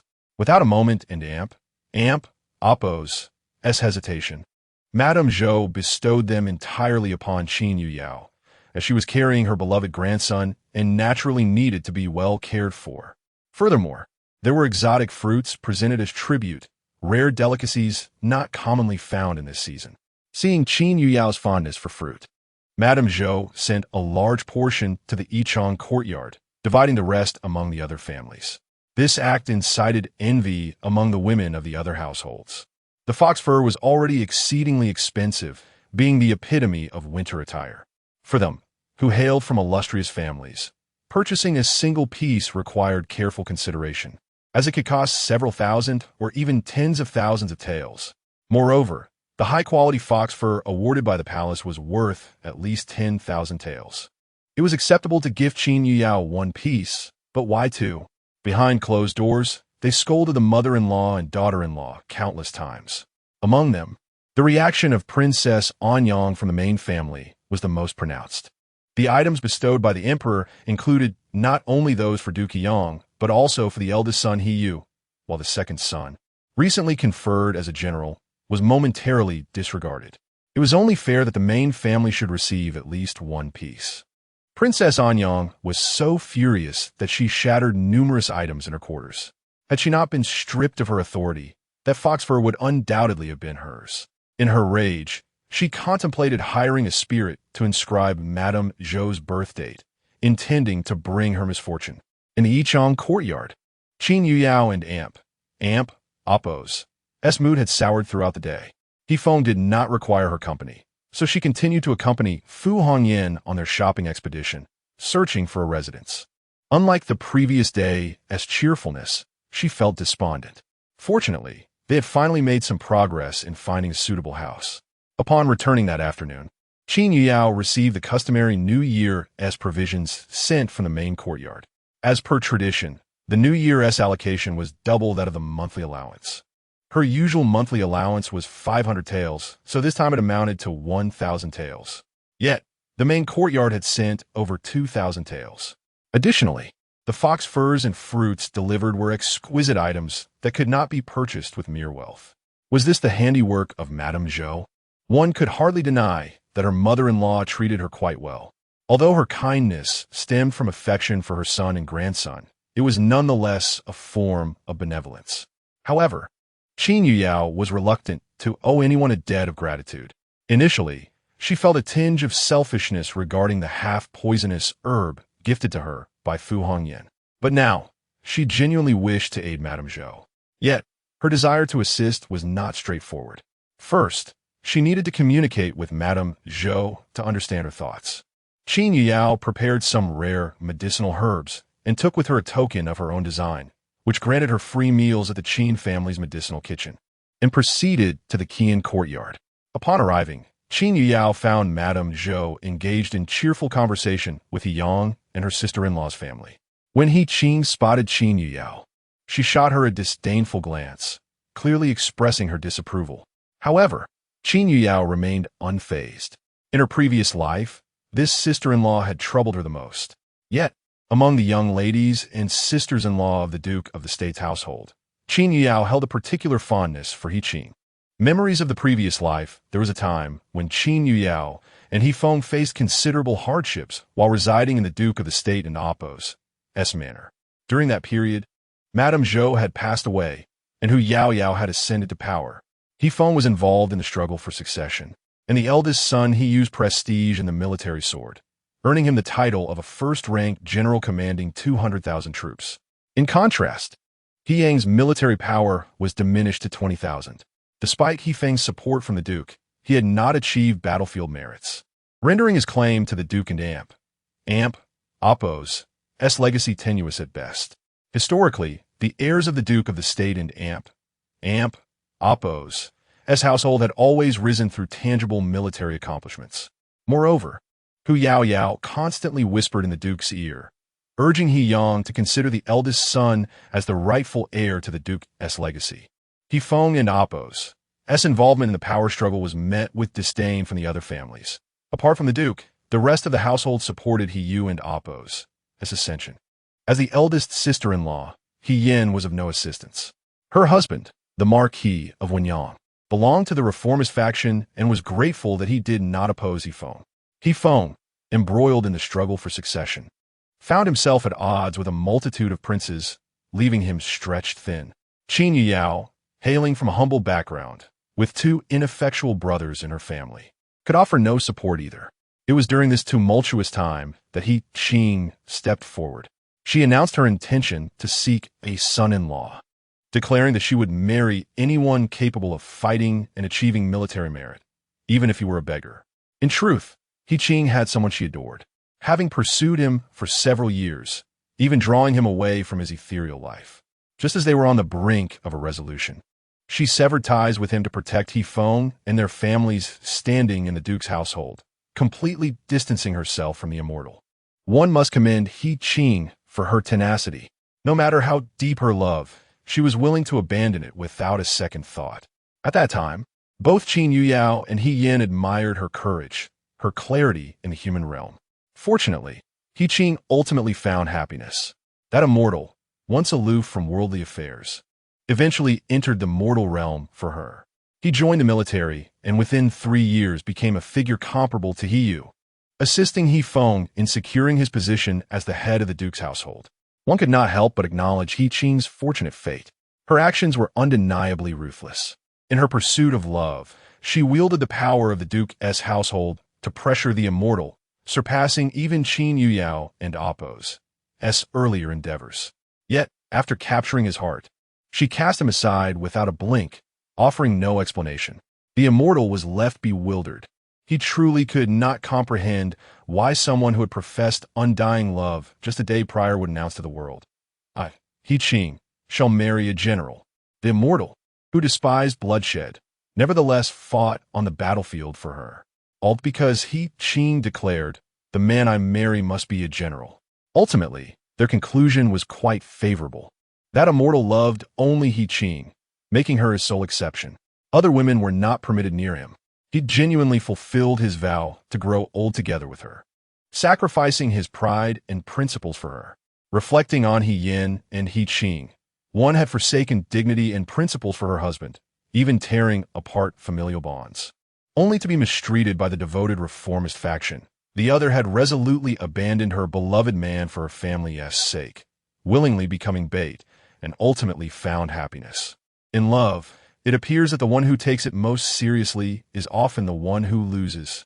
Chapter 77, Xiao Yun and Appo's place in his heart. He Yang and Appo's demeanor towards Qin Yuyao was notably frigid, scarcely better than the disdainful glance he had cast earlier. However, upon her greeting, he merely acknowledged her with a non-committal sound. Qin Yuyao was unperturbed. Within her recollections, He Yang exhibited a certain coldness towards everyone except for Zhou Shi. In her former life, she noted that even after Zhou Shi and Appo's demise, no one remained to oversee He Yang, and his patience for the Hua family and Hu Yaoyao had waned considerably. Of course, there were moments of indulgence, yet those were oftentimes motivated more by concern for their well-being than genuine affection. This man, He Yang, had truly illustrated to Qin Yuyao that men are creatures governed by their baser instincts. In contrast, He Feng, despite being a rather insufferable man, was infinitely more commendable. Though he harbored feelings for a childhood sweetheart, he had never strayed to other women. Once, she had playfully accused him, insinuating that since his father was a notorious philanderer, he too must be untrustworthy, often cavorting with other women. He Feng had shot her a sidelong glance, defending himself. He Feng, do not indulge in just any woman. I only favor those of exceptional merit. Moments later, he added, Qin Yuyao, you are the only one I have ever been involved with. At that confession, Qin Yuyao and Appo's heart fluttered. Upon reflection, it made sense. Every woman entangled with He Feng was either the greatest talent in the capital or its most exquisite beauty. With his proud disposition, he would only aspire towards the heights, never deigning to look downwards. Among the trio, only Zhou Shi displayed a modicum of kindness towards Qin Yuyao. You are with child. Why have you come personally? You could have sent a servant to relay your message instead of tiring yourself. Such words, while concerned, implied that her pregnancy did not render her incapable of walking. However, Qin Yuyao understood Zhou Shi's intentions were rooted in care. She smiled gently. Mother, I have brought you some rare medicinal herbs that will be beneficial for your health. I suggest having the servants prepare a broth with them every 5 days. As soon as she finished speaking, Zier stepped forward, presenting a box made of sandalwood, accompanied by a token. Zhou Mama accepted it on behalf of Zhou Shi.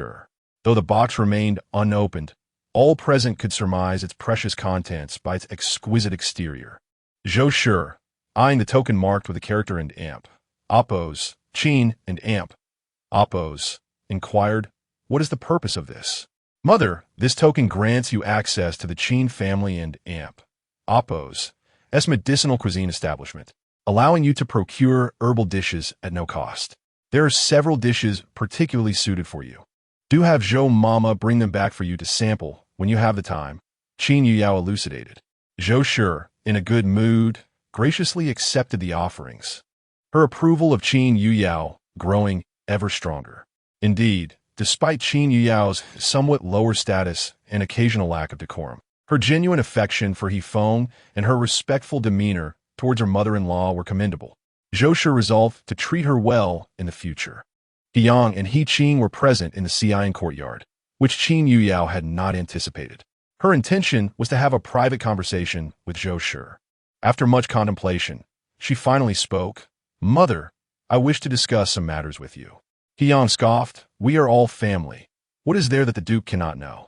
Despite the Duke and Amp, Appo's imposing presence, she remained undaunted. Father, it concerns Mother and Amp, Appo's health, and I prefer to speak with her alone. Upon hearing this, He Yang and He Qing instinctively withdrew. In truth, both father and daughter desired Zhou Shi and Amp, Appo's recovery, and they knew they had to seize any opportunity to explore potential remedies. Once they departed, Zhou Shi initiated the conversation. Are you proposing to give me that half of the poisonous herb? Yes, but I have my conditions. Zhou Shi was curious to know what Qin Yuyao desired. With rare seriousness, Qin Yuyao replied, if there comes a day when I have a falling out with He Feng, I hope Mother will persuade him to grant me a letter of divorce. Zhou Shi's brow furrowed. Is this because of Xiao Ruoyun? Qin Yuyao nodded. Mother, I have an intuition that one day my conflict with Xiao Ruoyun will reach a fatal climax, and He Feng may not side with me. Zhou Shi neither agreed nor disagreed. She simply retorted, have you ever considered that Xiao Ruoyun does not hold a more significant place in his heart than you do? How could that be? Qin Yuyao found it hard to believe. In her previous life, He Feng had wagered his fortune and life to assist Xiao Ruoyun and Appo's son in seizing the throne. This time, even with her utmost efforts, including leveraging her unborn child as a threat, Xiao Ruoyun still seemed to hold weight in He Feng and Appo's heart. Qin Yuyao was genuinely fearful that should she take action against Xiao Ruoyun in the future, He Feng might turn against her. Zhou Shi sighed. I cannot acquiesce to your condition, for I cannot persuade He Feng regarding your matters. After a moment, she continued, initially, I did not wish for you to enter this residence, but He Feng assured me he would not pursue another woman nor leave any heirs to threaten me. And what of that? Qin Yuyao queried. Is this all merely because of Xiaoruoyan? A bitter smile curled Qin Yuyao's lips on the night of our wedding. He was also reluctant to consummate our union. It was I who compelled him. Zhou Shi shook her head. There is no one in this world who can force him. It must be of his own volition, or he must seek an excuse from others. Qin Yuyao remained unconvinced. The significance of Xiao Riyun in He Feng's heart was something all who mingled with him were likely aware of. Zhou Shi regarded Qin Yuyao with a complex expression. You may find this absurd, but to him, Xiao Riyun truly does not hold that much importance. At least not during the betrothal. Qin Yuyao became increasingly bewildered, gazing up at Zhou Shi in confusion. If He Feng had refused Xiao Riyun, he would be forever unmarried or without heirs to threaten him, Zhou Shi asserted. The Wang family of Anyang and the Duke of Zhengguo would exert pressure on the emperor, ensuring that the crown prince could not seize this marriage. Qin Yuyao's brow knitted deeper. She felt as if she grasped something, yet remained in the dark. Did He Feng truly not harbor deep affections for Xiaoruoyan? Yet from her perspective, he seemed to love her immensely. Zhou Shi rubbed her aching forehead. Enough. You should return now. As for that poisonous herb, unless you are absolutely certain of success, I will not compete with my own grandson for it. Very well. Qin Yuyao nodded. Using poison to combat poison is indeed perilous. We shall wait until mother can no longer bear it before discussing it further. Zhou Shi and Amp, Oppos, as condition could withstand for a while longer. They would wait until she was on the brink of collapse to consider the option. After all, with a 50-50 chance, it was plausible that Zhou Shi might not endure and could perish outright. It was better to remain in the present, enjoying a few more days of tranquility. However, as Qin Yuyao walked back to the Ni Chang courtyard, her heart was heavy with worry. Was she truly more important than Xiaoruoyan? It appeared that He Feng could have thwarted the emperor's betrothal, but had chosen not to burn his bridges. Yet, for her sake, he had threatened Zhou Shi. Chapter 78. She is here again to steal a man. Some matters, once they take root, become uncontrollable. Qin Yuyao is now desperately trying to ascertain her standing in He Feng's heart. The Zhou family claims she holds more significance in the heart of that scoundrel than Xiaoruoyan. If that is the case, isn't it permissible for her to demolish the abode he constructed for Xiaoruoyan? Upon returning to the Nishan courtyard, the more Qin Yuyao reflects on Zhou's words, the more her restless heart cannot be quelled. Asking He Feng for the courtyard this morning has already displeased him. If she proceeds to destroy it, the scoundrel will likely be infuriated. Yet, Qin Yuyao is exceedingly eager to cause a ruckus. She paces back and forth within the room, unable to calm her emotions. Ultimately, she decides to go ahead and wreak havoc in that courtyard. After all, she is with child and cannot tolerate any grievances.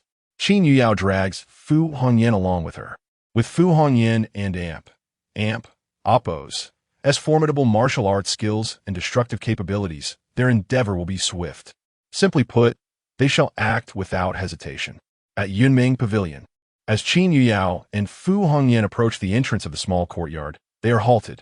The guard at the gate, with an air of arrogance, addresses the two women dismissively. Fifth madam, this is a restricted area. Without the permission of fifth young master, no one is allowed to enter. This courtyard now belongs to me, she exclaims, her voice filled with excitement. Your fifth young master gifted it to me this morning. Without orders from fifth young master, the madam's words are of no consequence, the guard replies coldly. Qin Yuyao retorts sharply, what if I insist on entering? The guard arrogantly responds, then I must be rude. What does that imply? Is he intending to confront her? Even if He Feng himself were present, he would not dare to speak so. How unfortunate. Not only is Yunming Pavilion bothersome, but even its guards seem to be at odds with her. It is likely that these guards are loyal to He Feng and Xiao Riyun, much like Jinan. A flicker of anger flashes in her eyes. Since they refuse to let her in, then she shall force her way. Qin Yuyao has come prepared for a fight. She tugs at Fu Hongyan's sleeve. Sister, this guard is bullying me. You take care of him. Fu Hongyan obediently nods. All right. With that, she immediately strikes. The guard, though skilled in martial arts, can only withstand 3 moves before collapsing to the ground, unable to rise again. No sympathy is felt by Qin Yuyao. Since they do not regard her, as their mistress. She sees no reason to consider them her own. As someone breaks in, the guards stationed at Yunming Pavilion rush out in droves. Including the one just defeated, there are a total of 9. They encircle Fu Hongyan, observing the approaching guards. Fu Hongyan licked her lips. Interesting. It's been several days since I've had a good fight. Today seems perfect for a brawl. The 8 guards engage in a fierce skirmish with Fu Hongyan. Though their combined strength is commendable, it pales in comparison to hers. Within mere moments, they are all laid low by Fu Hongyan. Now, there is no one left to obstruct them. A smirk graces Qin Yuyao's lips as she strides triumphantly into the courtyard. However, her joy is short-lived as her expression suddenly shifts. Looking around the courtyard, she realizes that every flower, every blade of grass, every tree has been carefully curated. There's not only a hot spring, but also a handcrafted swing. Her Nishan courtyard has none of this. She recalls a night when she lay in Hifeng's embrace, playfully suggesting, "Husband, winter is perfect for soaking in hot springs. Let's go together sometime."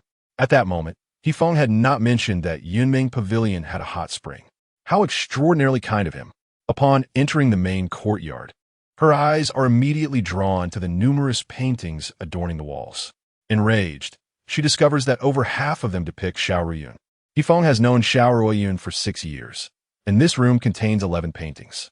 That amounts to roughly 2 paintings per year, with one likely missing since the year has not yet concluded. Recalling how she had once cried and pleaded for him to paint her portrait, resorting to all manner of theatrics, only to receive a portrait of himself in return, she lingers before the 11 paintings. Each one portrays Xiaoruyun with bright eyes and a charming smile. Naturally, being cherished and adored by Hifeng, how could she not be happy?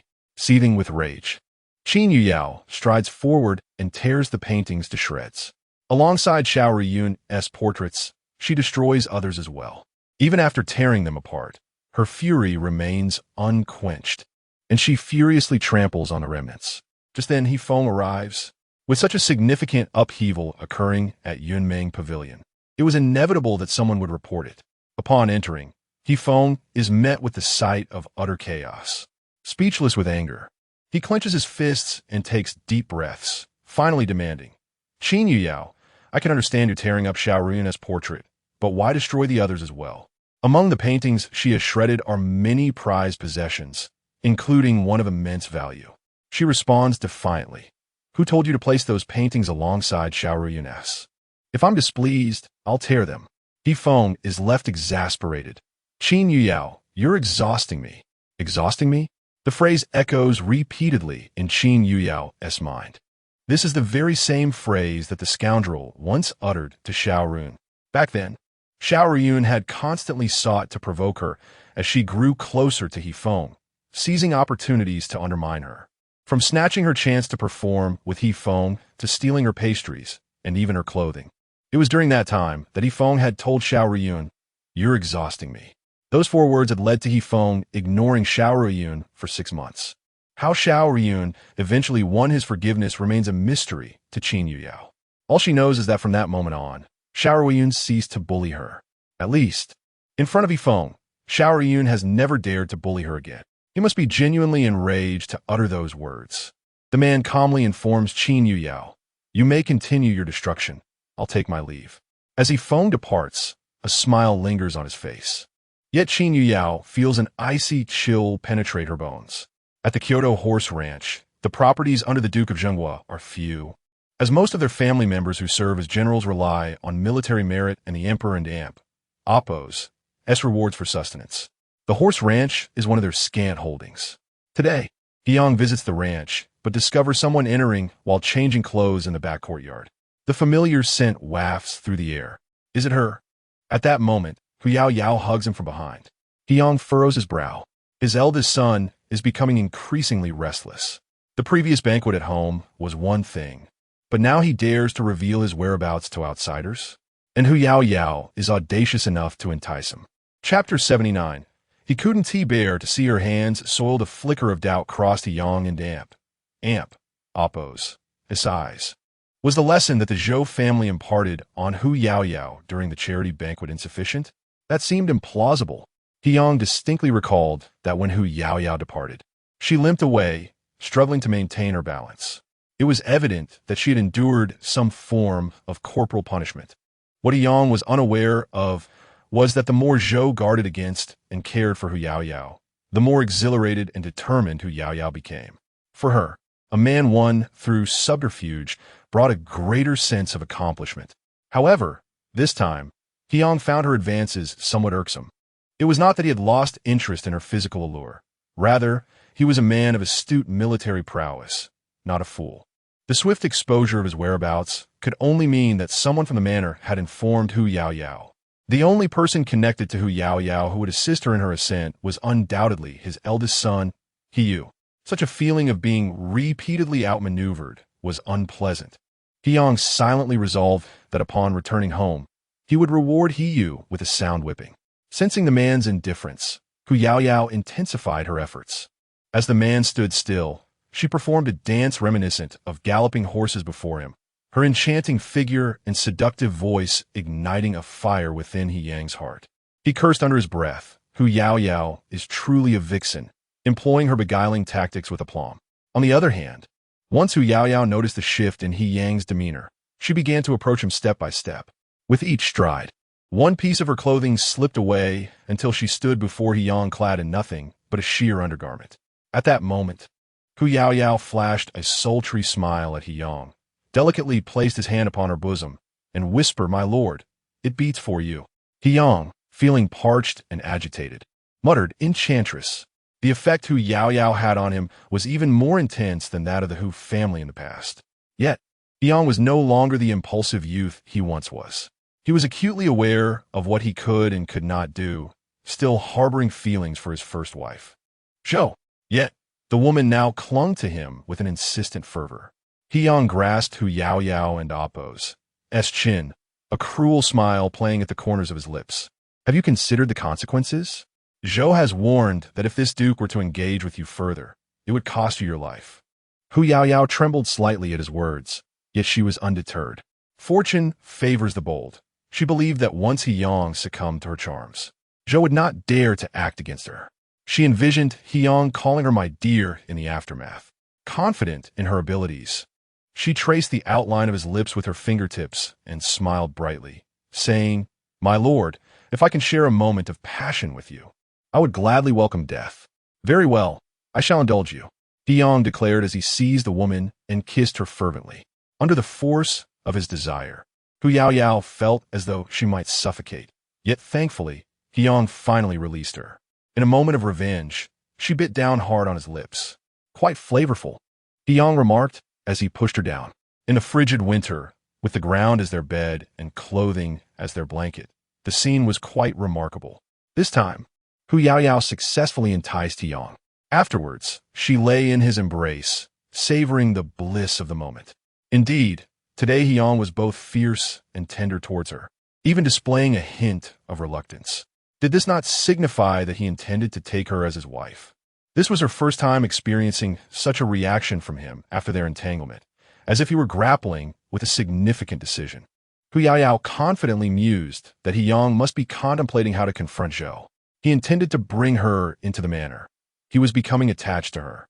She smiled sweetly at the thought of having tamed a man like Yang, bringing him to his knees before her.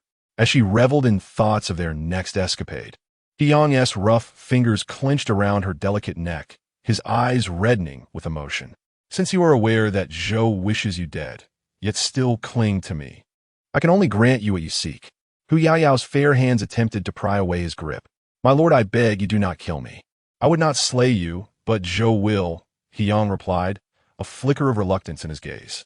"Yet I cannot bear to have my hands sullied by your blood." With those words, her breath ceased. Yang, a seasoned general, had taken many lives, and in the act of killing Hu Yaoyao, he was swift, so swift that she could scarcely comprehend how the man who had just shared such intimacy with her could turn so cold. Later that night in the Xian courtyard, upon lying down, Yang was met with the unmistakable scent of a woman clinging to him. And it was none other than Hu Yaoyao, whom Zhou despised most. You dare to betray your promise to me once again?" Zhou seethed, yanking a hairpin from her head and aiming it at Yang's chest. "Yang, must you be so vile? As she spoke, she pressed it deeper. As husband and wife, in the final days of my life, could you not even feign fidelity? Yang seized Zhou's wrist, forcing the pin deeper. This is the only way to find relief, he smirked. In an instant, blood stained the sheets crimson. Zhou trembled in shock. Mama quickly summoned the physician. Her voice quivered. Do not, Zhou. Fetch Qin Yuyao instead, Zhou insisted, realizing that only Qin Yuyao could treat such a grievous wound. In the Nizhao courtyard, since the afternoon when the man departed from Yunming Pavilion, Qin Yuyao had not seen He Feng again. He had neither come for dinner nor returned for the night. Qin Yuyao surmised that he was intent on giving her the cold shoulder, perhaps for a prolonged period. Zhou's words held no credibility. In the man's heart, where could she possibly stand in comparison to Xiaoruoyan?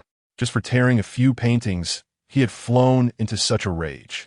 While Qin Yuyao mulled over these thoughts, Zhou's servant unexpectedly arrived, requesting her assistance in treating the duke's wounds. Qin Yuyao frowned. What injury? Is there anyone in the capital bold enough to lay hands on He Yang? The servant whispered a few urgent words into her ear.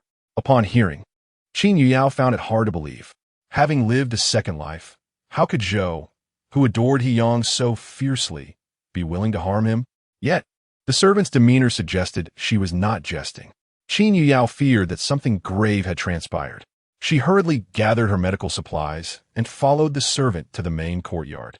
Upon arrival, the scene was so gruesome that she could hardly bear to look. He Yang, despite his grievous injuries, still found the strength to comfort the weeping Zhou. It is nothing. I am fortunate. These are mere trifles. Qin Yuyao and Appo's lips twitched at this display. He Yang still had the presence of mind to sue the woman. Very well, for his display of masculinity this night, she would grant him an extra point. After spending considerable time tending to He Yang and Appo's wounds, she realized that if she had arrived even a quarter of an hour later, his life would have been in grave danger. Chapter 80. How did that dog of a man grow a mouth? A significant incident had occurred at the residence. Even though the main courtyard had taken great care to conceal the matter, those who needed to know were already well aware. As Qin Yuyao emerged, she found a considerable crowd gathered at the entrance of the main courtyard, with nearly everyone except the third branch present. Aunt Hua and her son, He Yin, had always been rather inconspicuous, living by the creed of minding their own affairs and remaining indifferent to others. Of course, the third branch lacked the capability to contest against such events. Hua Shi, a woman from a brothel, had offended the matriarch and was also despised by He Yang. Her mere survival was miraculous. As for He Yin, he was neither accomplished in literature nor in martial arts. Remaining in the shadows was the most prudent choice for both Hua Shi and those from the third branch, as it guaranteed a life of comfort and ease. Qin Yuyao cast a glance at the people from the first and second branches. Although they feigned concern for He Yang and Appo's injuries, their ulterior motives were clearly written on their faces. Aside from the direct lineage genuinely expressing their sympathy, the other branches were undoubtedly eager to witness how He Yang would deal with the Zhou family. Whether it was the eldest or the second son, they now felt they had risen in stature. Without the presence of their biological mother, Zhou, both believed themselves to be the rightful heirs of the Duke of Zhengguo's estate. If word of Zhou's passionate betrayal of He Yang were to spread, it was likely that the first to seek punishment against Zhou would be the emperor himself. After all, the status of the princess Zhou paled in comparison to that of the illustrious He Yang, commander of the three armies. For the stability of the entire great Xia dynasty, the emperor might very well take drastic measures. Indeed, He Yang was a figure who inspired fear among the neighboring dynasties surrounding Great Xia. It could be said that as long as He Yang remained, the peace of Great Xia would be assured. Furthermore, even if the emperor were to overlook the matter, Zhou's jealousy toward the concubine leading her to harm her husband would irreparably tarnish her reputation, which she had built over the years. This would not only turn Zhou into a laughingstock, but also greatly affect He Feng. A smirk of mockery crept onto Qin Yuyao's lips. They would likely be disappointed. Judging by He Yang and Appo's demeanor, he would not seek retribution. In fact, he might grow even fonder of Zhou. As long as He Yang desired to silence the tongues of those within the estate, the truth would never escape. Even if it did, so what? As long as He Yang denied it, and protected Zhou, the reality would be dismissed as mere gossip. At that moment, Qin Yuyao found herself envying Zhou. Yang might be a notorious flirt, yet he treated Zhou with genuine kindness, always appearing to be less than her in stature. In the memories of her 2 lifetimes, whenever conflict arose between them, it was always Yang who pacified Zhou. Take this instance as an example. Even with his life hanging by a thread, he still consoled Zhou, urging her not to cry. In contrast, Yifeng had grown cold towards her over a few paintings, showing her indifference. Without comparison, there would be no pain. Qin Yuyao felt that she was far more pitiable than Zhou at this moment. Pregnant women are naturally prone to fatigue and drowsiness. After expending so much energy to save Yang, Qin Yuyao now felt utterly exhausted, physically and mentally. She had no desire to engage with the other branches. All she wanted was to return to the niche of elegance and sleep. No one noticed her departure, save for Yifeng, who quietly followed her and asked, "Are you all right?" It was a concern-laden inquiry, yet the tone carried an air of deliberate aloofness. Qin Yuyao wished to avoid conversation with him, hastening her steps towards the niche of elegance, as if Yifeng were a ferocious beast. Yifeng's heart tightened. It was truly his fault. He had lowered himself first. How could Qin Yuyao still throw a tantrum? He considered turning away from her, yet ultimately chose to follow in her footsteps. What could he do? Even while feeling aggrieved, his concern for her well-being lingered. He had been thoroughly captivated by this little enchantress, Qin Yuyao. Upon returning to the niche of elegance, Qin Yuyao immediately lay down to sleep. To her surprise, Yifeng followed her inside. She shot him a suspicious glance, and he haughtily replied, "I'm not here for you. I merely noticed your pallor and was worried about the little one in your womb." Humph! How did that dog of a man grow a mouth? Qin Yuyao turned away in irritation, presenting her back to him. Fine, if it wasn't for her, then let the Cold War continue. After all, she was too fatigued to engage in any disputes with him. Yifeng felt quite uncomfortable with Qin Yuyao and Appo's attitude. It was evident she had made a colossal mistake, and yet she had not even offered an apology. He had extended an olive branch. Couldn't and Appo's she at least appease him a little? The room was silent, yet Yifeng and Appo's heart was in turmoil. Suddenly, he reached out to tug at Qin Yuyao and Appo's hair playfully, coaxing, "Qin Yuyao, if you act a little sweet, I might forgive you for tearing up that painting this afternoon." Her inner monologue was filled with disdain. "You must be dreaming. You are even worse than your scoundrel father and expect me to act sweet?" However, on the surface, Qin Yuyao turned obediently to face him, their noses nearly touching. The moment her unique fragrance enveloped him, Yifeng could feel their breaths intertwining, her luscious lips awaiting his taste. Just as the man leaned in closer to kiss her, Qin Yuyao deliberately shifted away, creating distance between them. She was not even attempting to placate him, nor could she muster any sweetness. His voice was tinged with a hint of grievance. Qin Yuyao blinked innocently. "Which of your eyes saw me acting sweet? I merely wished to distance myself from you." Yifeng inched closer again. As their faces nearly touched, he attempted to kiss her, but she conveniently turned away. Qin Yuyao was being intentionally provocative. Yifeng was infuriated. He had yielded time and again, yet she remained obstinate. If she continued to be so petulant, he would leave and not return for the night.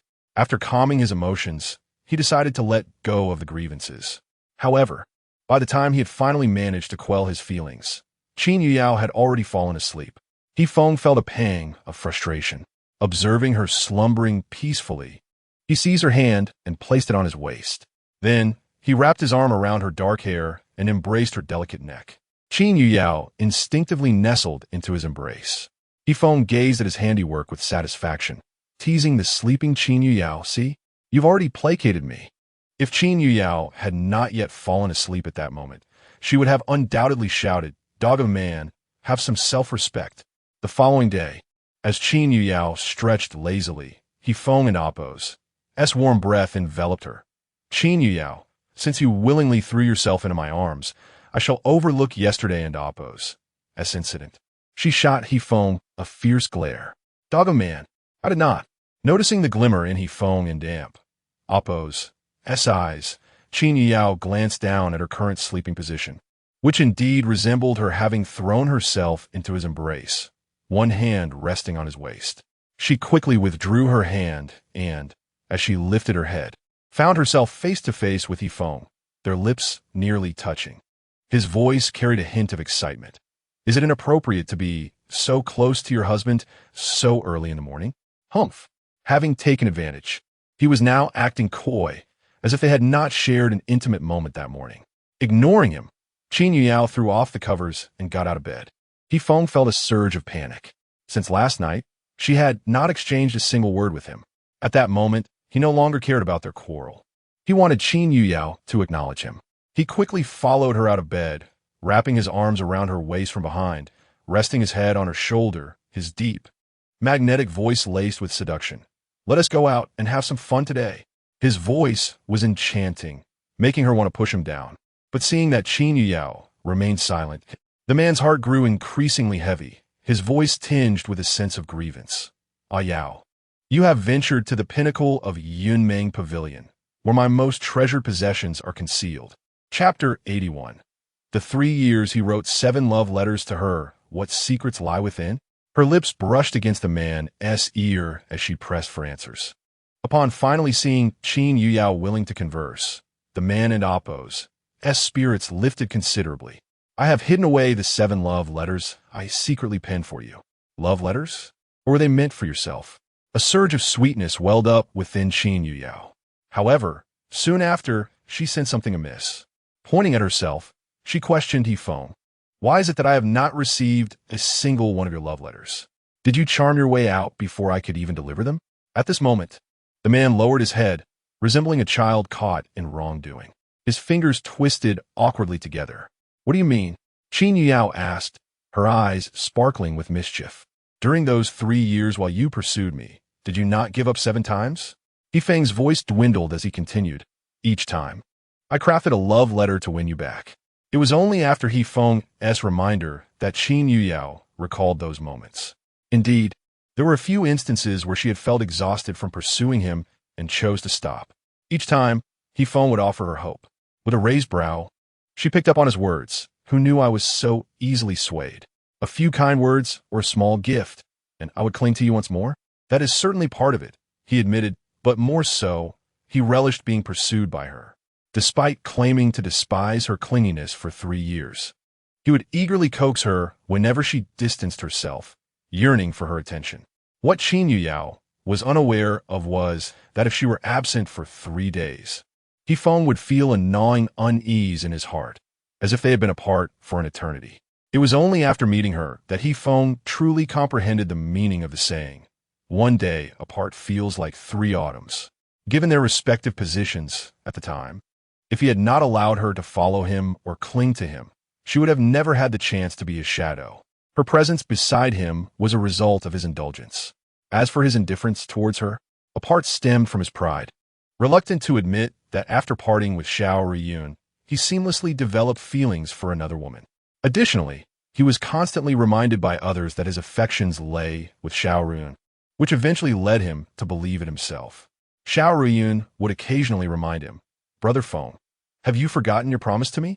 In the past, he could feign indifference, but ever since their marriage, Yifeng could no longer maintain that facade. He longed to cherish her, to dote upon her, and indeed, to be intimate with her. He gently caressed her slightly flushed cheek, pressing his nose against hers. "Io, I've always liked you, from the very moment we met, though I dared not confess it." Qin Yuyao smiled, feeling as though the very air around them was sweetened. She wrapped her arms around his sturdy waist, nestling into his embrace. For a time, Qin Yuyao had been able to perceive the depth of his affection.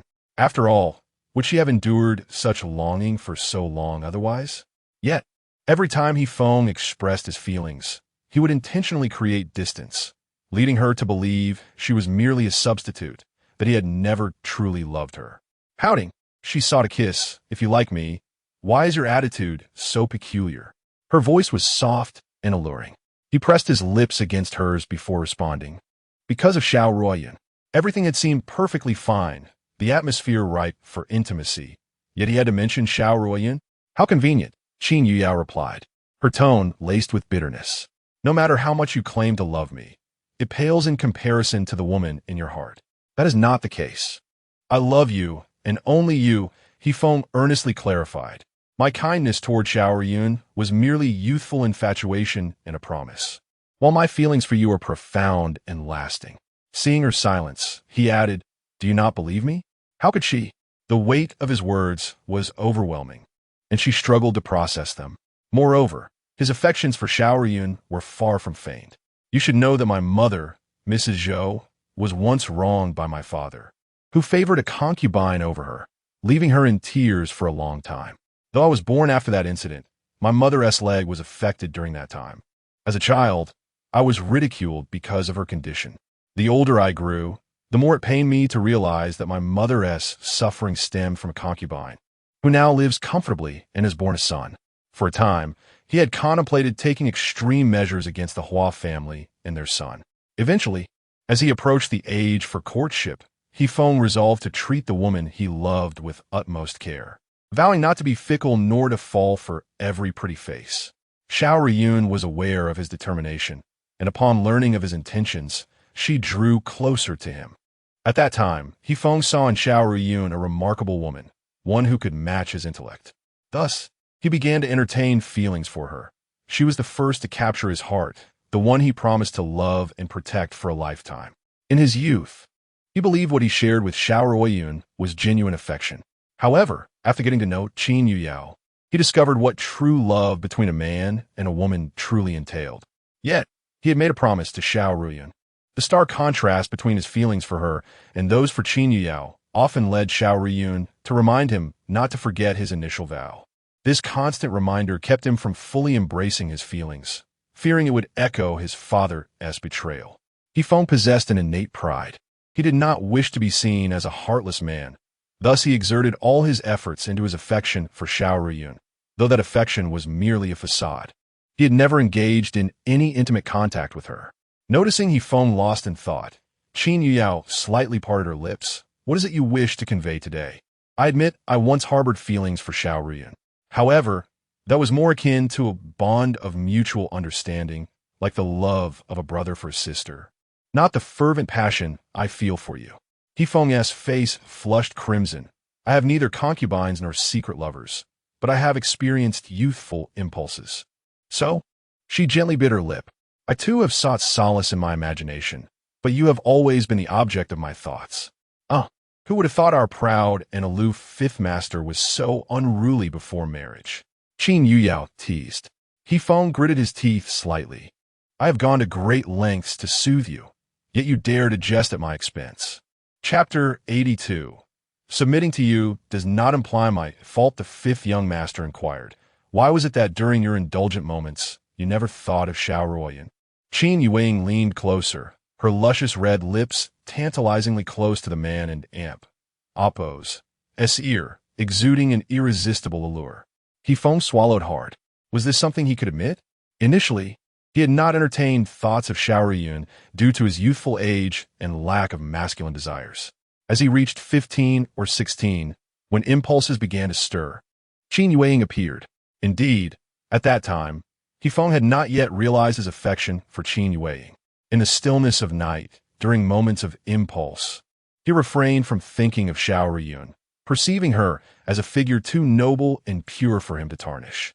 Qin Yueying was different. At first, her pursuit of him was relatively normal and restrained. However, she soon began to tease him both intentionally and inadvertently.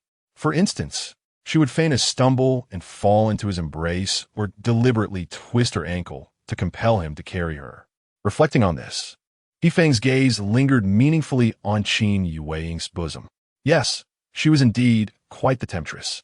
While he carried her, she would often playfully jab him with her feminine charms. Though soft and painless, it ignited a fire within him. As he began to relieve his own urges, it was Qin Yueying who had sparked that flame. Thus, it was only natural that she should assist in extinguishing it. Each time he felt impulsive, he did not merely think of her. He would curse her as a shameless enchantress. Yet, the more he cursed, the more he yearned to have her beneath him, feeling an undeniable connection as if they were destined for each other. How to describe it? He was outwardly aloof, yet internally wild, while she was a brazen temptress. They seemed quite well matched. Noticing his distraction, the woman playfully bit down on He Feng's earlobe, her teasing voice laced with a seductive tremor. Have you been pondering for so long? Are you concocting a tale to deceive me? With Qin Yueying and Apos, allure tugging at him, He Feng dared not speak the truth.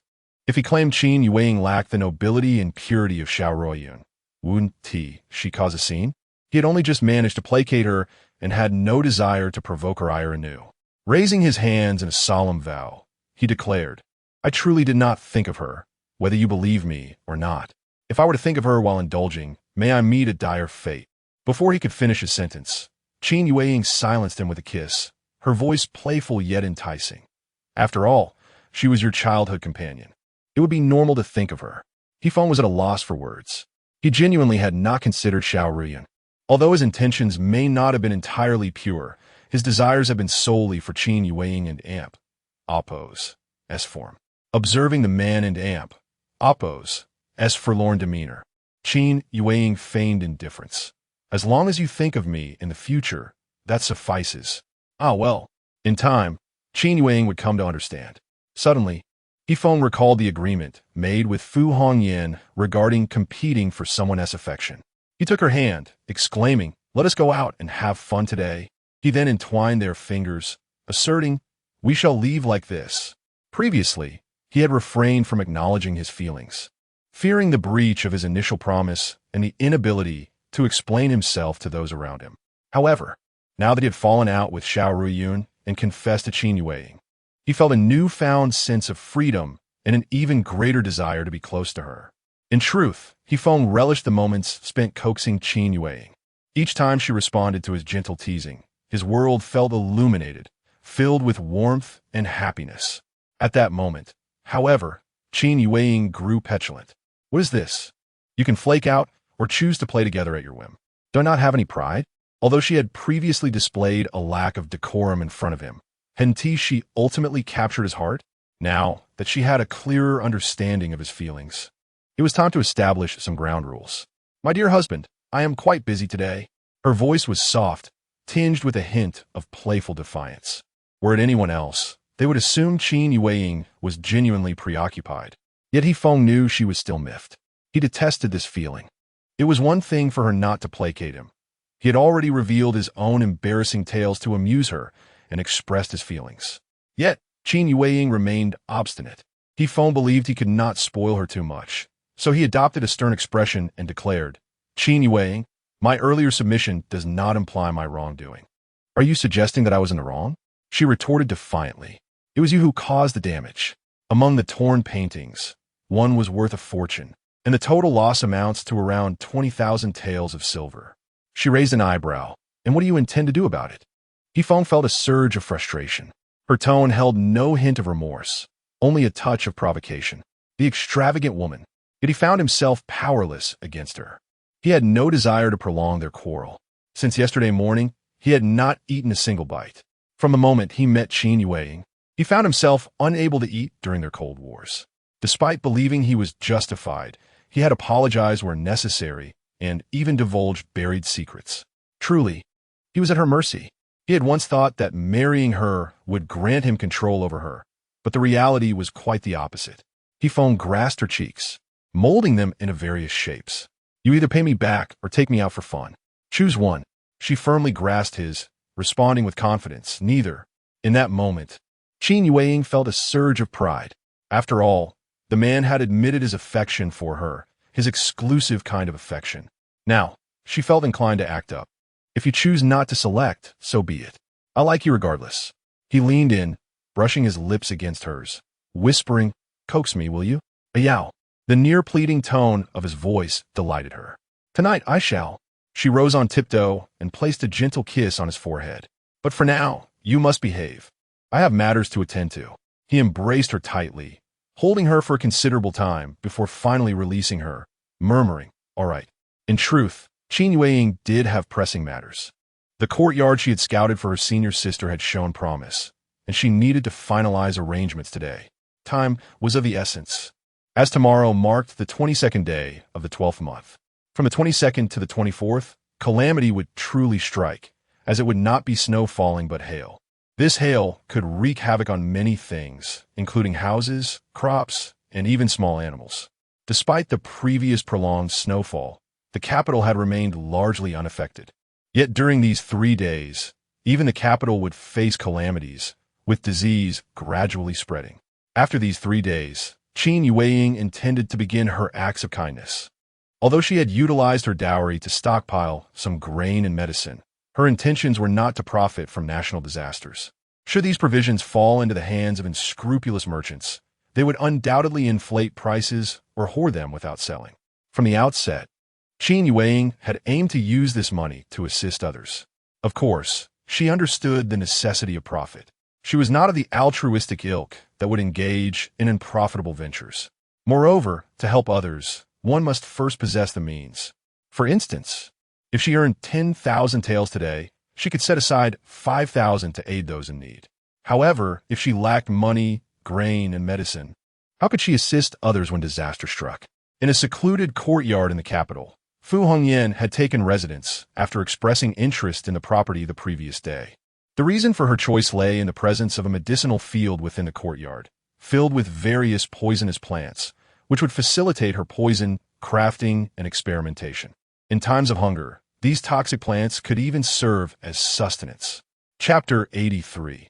If you don't kiss me, then return my candy upon hearing a knock at the door. Fu Hongyan initially thought it was a Yao. In an instant, she soared over from the medicinal field, certain it must be a Yao. After all, a Yao had promised to bring her delicious treats today and to purchase the yard, which would henceforth belong to her. To her surprise, when she opened the door, it was none other than Yi Wumian. Seeing him, Fu Hongyan was not only unfazed but genuinely delighted as she inquired, "Did you eat the candy I gave you that day?" Yi Wumian frowned deeply. Indeed, her mind seemed somewhat muddled. Why did she not ask him about the purpose of his visit? Instead, she opened with such familiarity, noticing Yi Wumian and Appo's as silence. Fu Hongyan and Appo's as tone unconsciously took on a hint of playful coaxing. "Did you eat it or not?" "No," Yi Wumian replied, still frowning. Before she inquired about whether he had eaten the candy, did she not consider whether she had brought any? Yet, he had actually brought it with him. Yi Wumian mused that perhaps it was a reminder of the humiliation he endured that day, compelling him to carry it.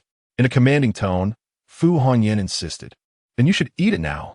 Fully aware of her peculiar mindset, Yi Wumian nonetheless consumed the candy. Even he could not comprehend why he complied. Much like the medicinal garden, he found himself quite fond of it.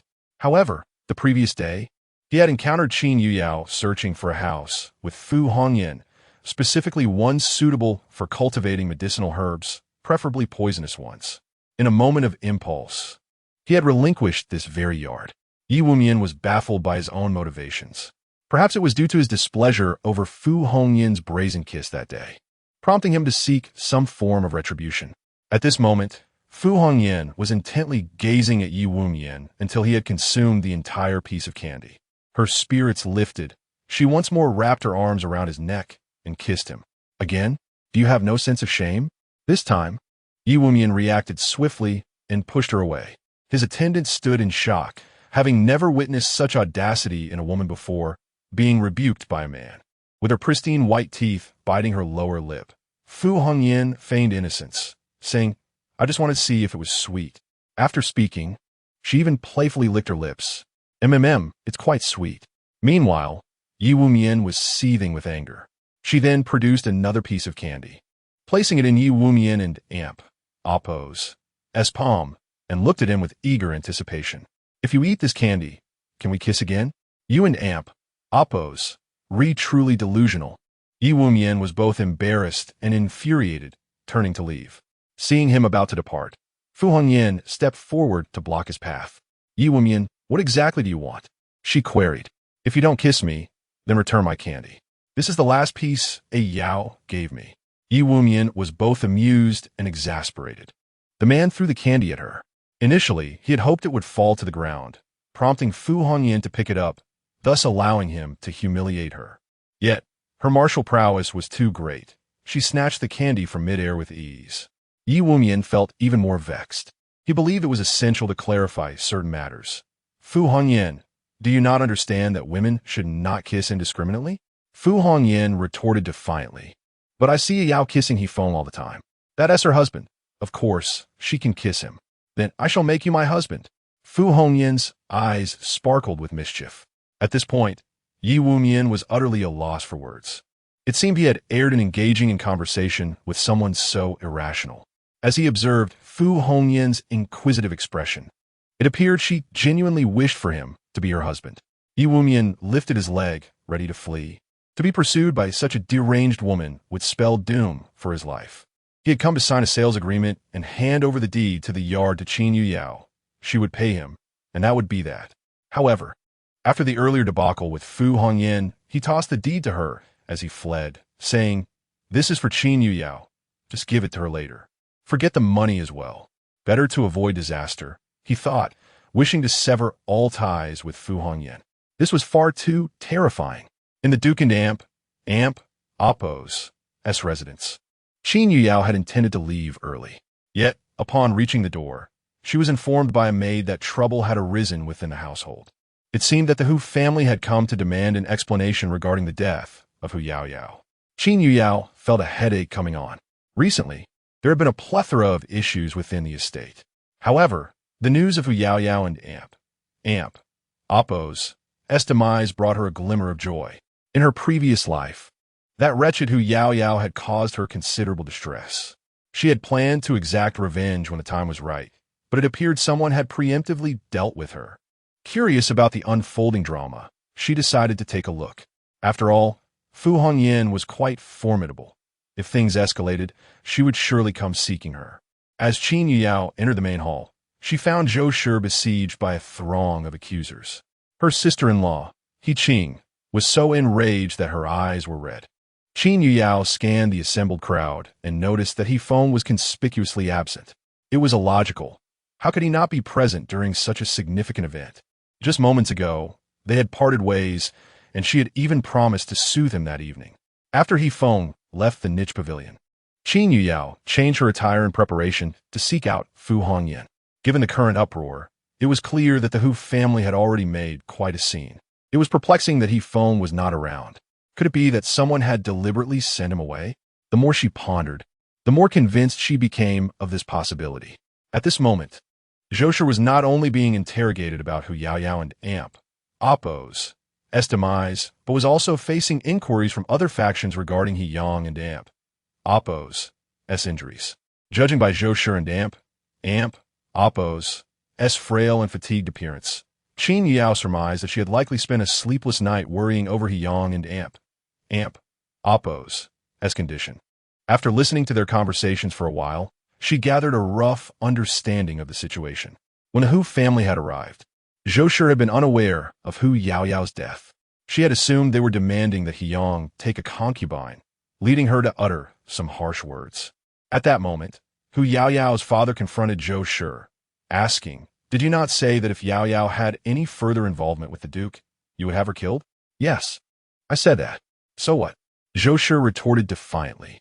A glimmer of hatred flickered in Hu Yaoyao and Oppo's father and Oppo's eyes. "So, you were indeed aware of my daughter Hu Yaoyao's predicament yesterday?" Zhou Shi nodded. "Of course I knew. How could I not? It was entirely because of that wretched Hu Yaoyao that I nearly killed He Yang. In that case, we demand that you, as the Duchess, provide our Hu family with an explanation. Otherwise, we will have no choice but to escort you to the Jingzhou prefecture." At this juncture, Zhou Shi began to sense something amiss. Why would such a sordid affair require a visit to the Jingzhou prefecture? If things escalated, would it not be Hu Yaoyao and the Hu family who would be humiliated? After a careful inquiry, Zhou Shi learned of Hu Yaoyao and Amp, Oppo's death and could not suppress a smirk of triumph. With Hu Yaoyao gone, how would she dare to seduce He Yang? Yet, this fleeting sense of satisfaction only solidified Zhou Shi's culpability in Hu Yaoyao's death. They all assumed that Zhou Shi had orchestrated the act, and rather than feeling shame, she took pride in it.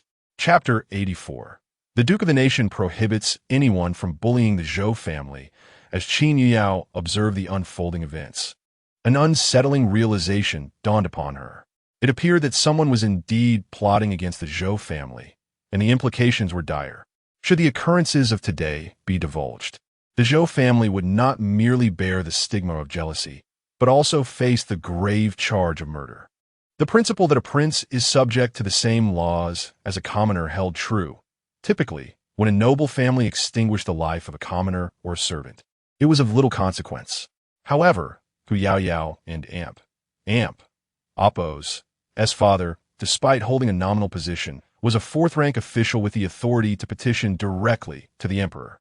The ramifications of a confirmed accusation against the Zhou family were too harrowing to contemplate. Who could harbor such malevolence? Fully aware that the Zhou family had but a few years left to live, yet still chose to strike with such ferocity? At that moment, a maid from the Nizhang courtyard unexpectedly entered the main hall. Qin Yuyao had always known her to be associated with Yifeng, and her appearance now was anything but trivial. Just as Qin Yuyao had suspected, the maid approached and whispered in her ear, "Fifth madam, the young master has instructed me to inform you that with the incidents at the Seven Kills Pavilion and concerning Madame Zhou, it would be prudent for you to exercise caution and refrain from leaving the estate today." Indeed, Yifeng was ensnared in this predicament. It was quite sudden. In her previous life, at this juncture, the other branches of the family had remained relatively peaceful. Was it her reincarnation that altered the course of events? Or were there other factors at play unknown to her? Amidst the tumult outside, with the Zhou family being so severely oppressed, the master of the Duke and Appo's residence, Hiyang, was conspicuously absent. Perhaps he had sustained grave injuries the previous night and had succumbed to unconsciousness due to blood loss. Qin Yuyao concluded that resolving this matter would necessitate the intervention of Hiyang. Presently, the attention of the other branches was fixated on the Zhou family, allowing her to slip away unnoticed. Upon arriving at Xiayan Courtyard, she was taken aback to find unfamiliar guards stationed at the entrance. A wave of unease washed over her. Was this confinement or something more sinister? As she approached the door, she was intercepted. Taking the initiative, Qin Yuyao declared, "How audacious! I have come to treat the Duke's ailments. Do you dare obstruct me?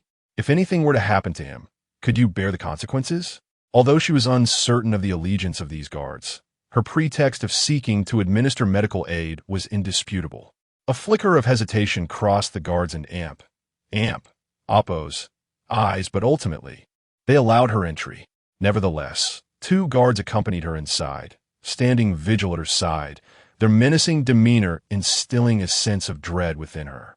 As she neared the bed, she confirmed that Hiyang lay in a deep stupor, her brow furrowed with concern. Hiyang was of robust health, and his injuries, though significant, had not struck a vital point, merely a considerable loss of blood. Qin Yao discreetly approached Hiyang, resuming her examination. Suddenly, her brows knitted tightly together. His unconsciousness was not due to injury, but rather a result of poisoning. Fortunately, the poison was not lethal. It simply induced a slumber lasting 3 days and nights. 3 days would suffice for numerous events to transpire. The Zhou family's culpability was assured. Whether for Hu Yaoyao and Appo's murder or for the emotional turmoil that led to Hiyang and Appo's incapacitation, the Zhou family was doomed. Thankfully, the antidote for such a simple toxin lay within Qin Yuyao's own blood. Having previously encountered the rare and formidable poison known as Qinjiyin, she had been saved by the secret elixir of the renowned healer, Yu Yin. Thus, her blood could neutralize most common poisons. However, the pressing issue was that she was under surveillance, and she could not ascertain whether she would be able to exit safely after administering the antidote. With a sigh, Qin Yuyao found herself yearning for her elder sister.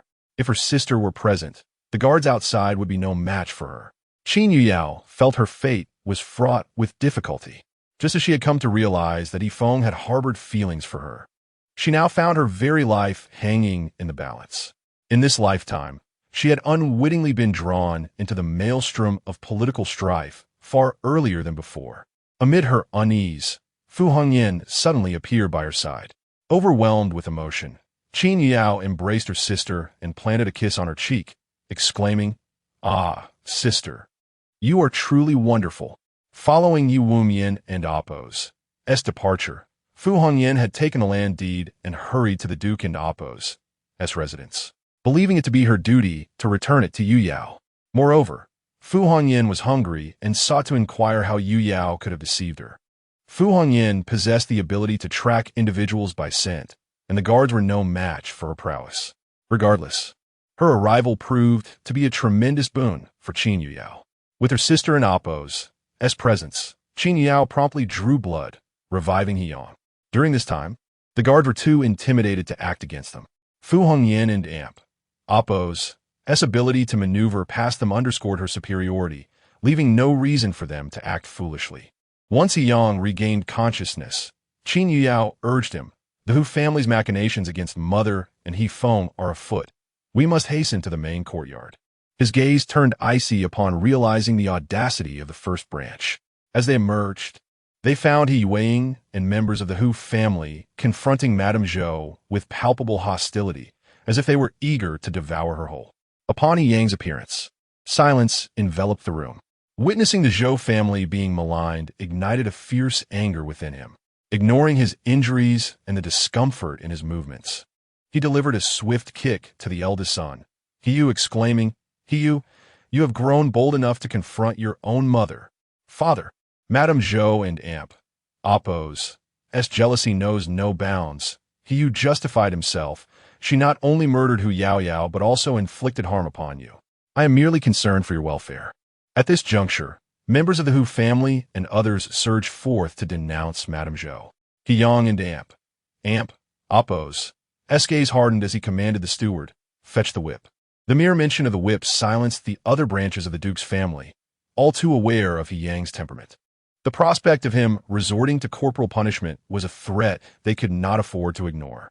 Hiyang, disregarding his injuries, unleashed 30 lashes upon Hiyu, leaving him bloodied and bruised. Throughout this ordeal, no one dared to intercede on Hiyu and Appo's behalf. Once the punishment was meted out, Hiyang turned his cold smile upon the Hu family, declaring, "I'm the one who killed Hu Yaoyao. Do you have any further questions?" How could this be? When the body was returned to the Hu family, it bore numerous marks left by a man, indicating a passionate encounter. It was clear that the Duke held a fondness for Hu Yaoyao. This incident was undoubtedly orchestrated by Madame Zhou. Yet, the Hu family dared not confront Hiyang directly, knowing they had suffered a significant loss. As the Hu family continued to stir discontent, Hiyang and Appo's lips curled into a sinister smile. "Perhaps you would prefer to report this matter to the Emperor, claiming that your family conspired against the Duke to eliminate me using the allure of beauty." With this declaration, the Hu family hastily retreated, realizing that to remain would only seal their fate alongside Hu Yaoyao. Should Hiyang impose such severe accusations upon them, it would likely lead to their utter annihilation. Madame Zhou was not someone they could easily intimidate. After the Hu family departed, Hiyang surveyed those present, warning, "Should I discover any of you harassing her or causing her distress again, you shall be expelled from the estate." His words held a weight of severity. As the saying goes, it is good to have the support of a great tree. As long as they remained within the Duke and Appo's residence, they were afforded a measure of protection. However, once separated, Chapter 85, Mother, I desire her after the division of the family. They belonged to the collateral branch of the Duke and Appo's household. Not only would they be deprived of the monthly allowances provided by the Duke, but their status would also diminish significantly.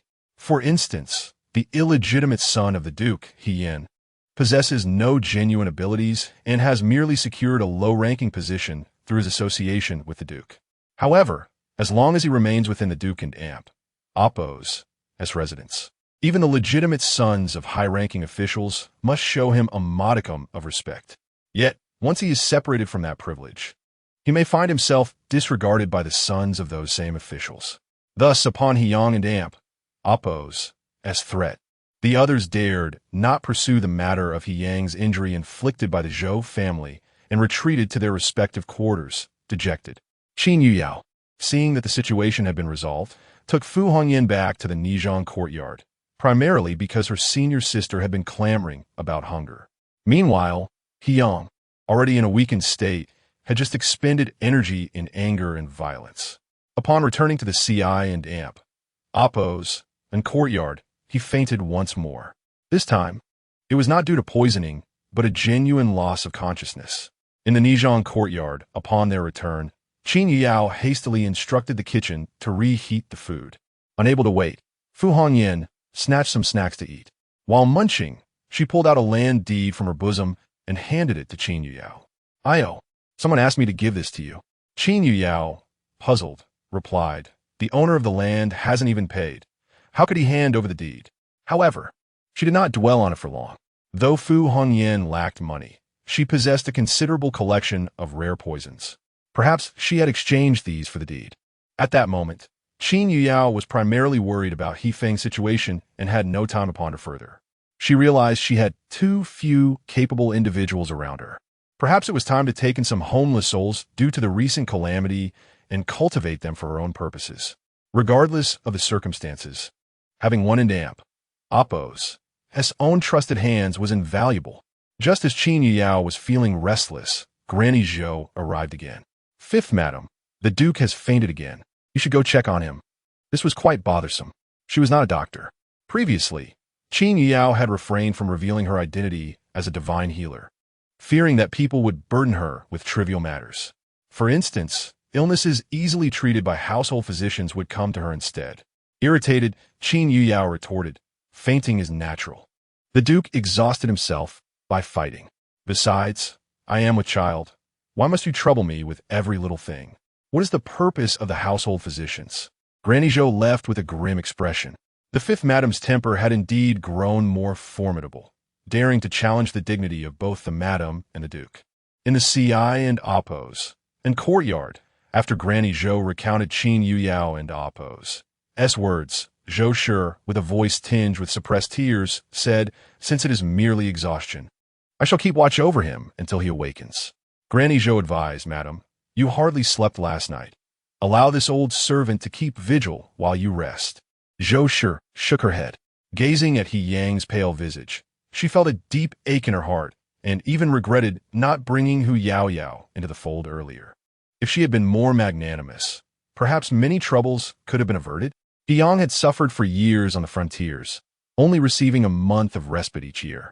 Even this year, he had endured injuries. Most painfully, these wounds were all born out of her own jealousy. With tear-filled eyes, Zhou Shi asked Granny Zhou, "Do you think I have erred?" Granny Zhou was taken aback. How could she respond to such a question?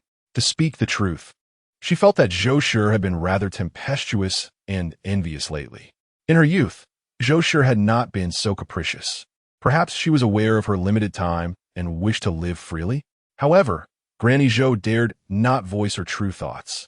Instead, she offered comfort, saying, "Madam, it is merely that you love the Duke too dearly. There is no fault in that."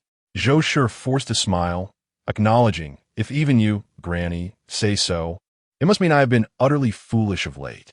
In truth, he had once loved her dearly and had offered her the world. Yet she had driven him into the arms of another.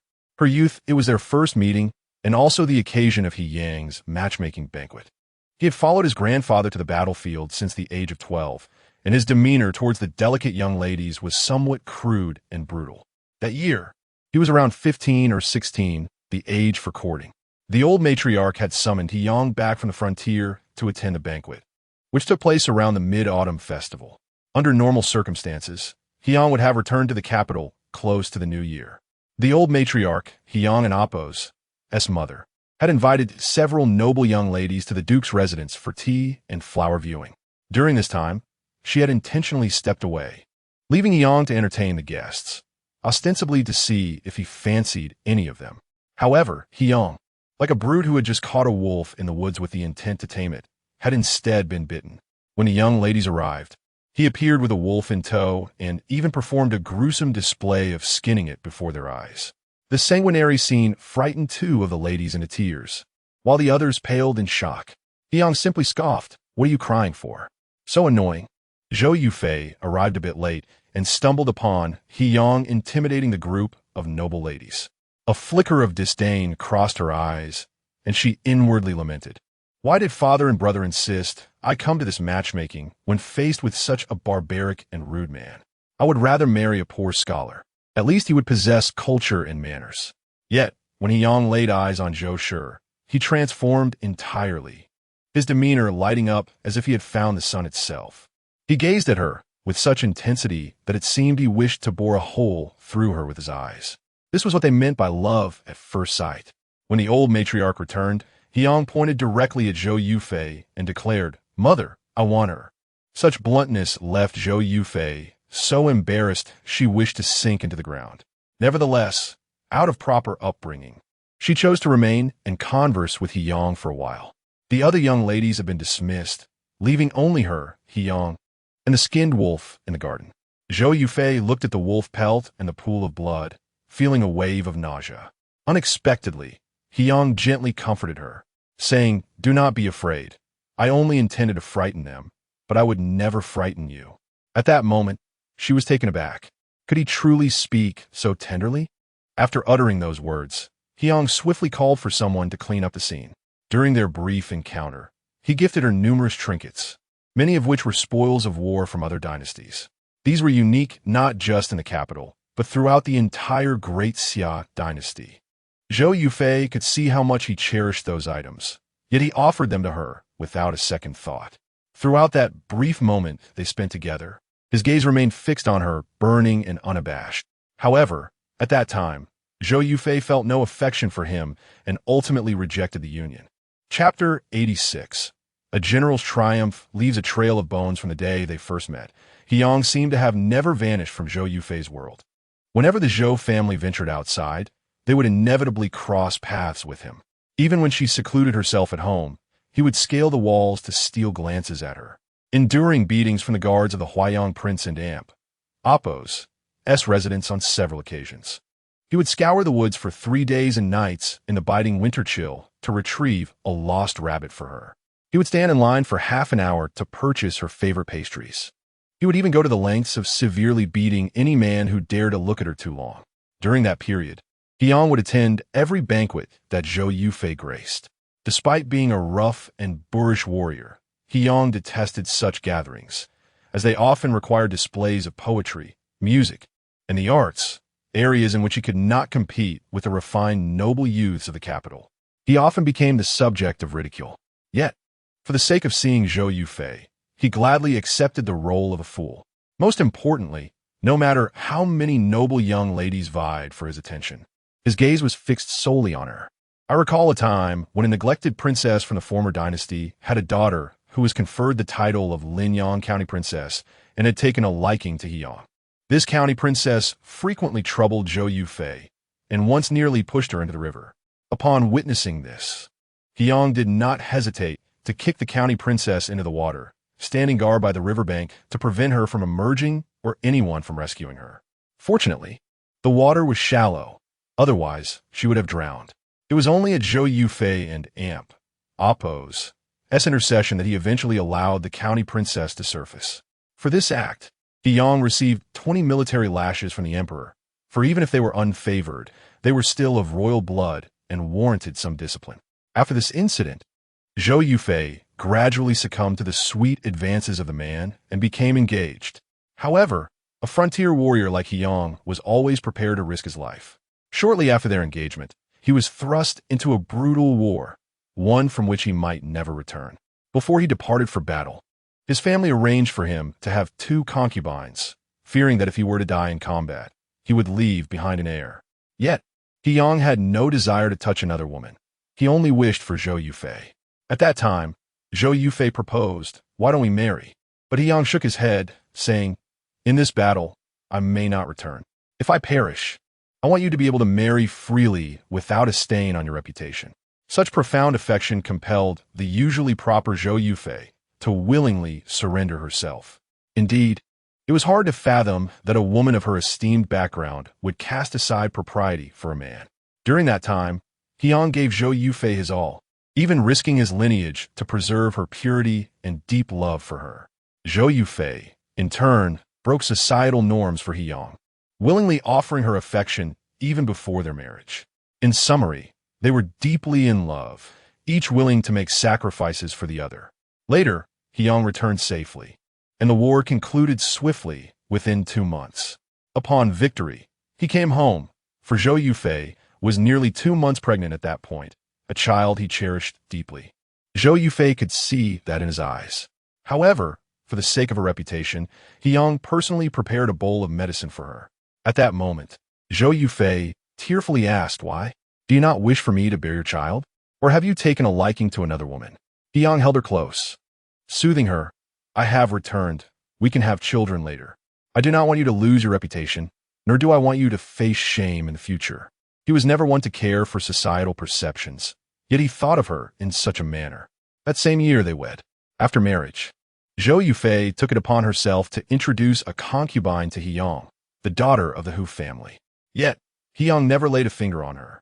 He even expressed his displeasure to Zhou Yufei, saying, This time, I will let it pass, but do not make decisions without my consent.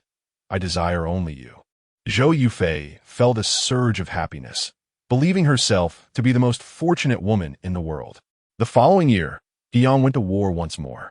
At that time, he had an elder brother and a younger brother. However, in that battle, He Yang's father, brother, and younger sibling all perished. As the saying goes, a general's success is built upon the bones of countless others. The glory of the Duke of the State was indeed earned atop the graves of their ancestors. Suddenly, the Duke and Appo's household was left with only He Yang as its sole descendant. Meanwhile, Zhou Yufei, likely due to having taken abortifacients before marriage, was unable to conceive. He was deeply afraid that, should He Yang never return, he would leave behind no offspring. Thus, on the night He Yang returned home, Zhou Yufei administered medicine to both him and the Hu concubine, enabling them to consummate their marriage. Later, she arranged for another concubine for He Yang at the border, the Liang family's daughter. She undertook all these actions for He Yang's sake, desiring for him to have heirs. Yet, it seemed to inadvertently push him away. A man, if he has never tasted another woman, might endure, but once he has, he finds the allure of variety difficult to resist. Fortunately, He Yang harbored no feelings for them. He merely sought physical companionship. Zhou Yufei occasionally felt jealousy, yet for the most part, she still felt blissful until the arrival of concubine Hua. Initially, Zhou Yufei regarded this woman with disdain, viewing her merely as a plaything from a brothel. But this seemingly inconsequential figure captured He Yang and Appo's heart, even pushing Zhou Yufei to the brink of suicide to prove her innocence. From that point on, the dynamic between her and He Yang shifted. He felt remorse and guilt towards her, while she experienced a tumult of love and resentment, even at times intentionally harming the woman he cherished most. As life swirled around them, it was nearing its end. Now, on the brink of death, she felt sentimental. Zhou Yufei longed for that singular place in his heart. Had she not been magnanimous enough to allow him to pursue other women? Would things have turned out differently? In a Nizhang courtyard, uncertainty loomed regarding He Feng and Appo's whereabouts. The night had deepened, and he had yet to return. Qin Yueying tossed and turned restlessly in bed, unable to find solace. Suddenly, she caught a whiff of the distinctive scent of the man she adored. Without a moment's hesitation, Qin Yueying embraced him, fervently tugging at his clothes. Ayao, so eager to undress your husband? The man's magnetic voice held a teasing lilt. At that moment, Qin Yueying paid no heed to his words. She was consumed by fear and concern, longing to pin him beneath her, engaging in countless rounds of passion to quell her anxieties.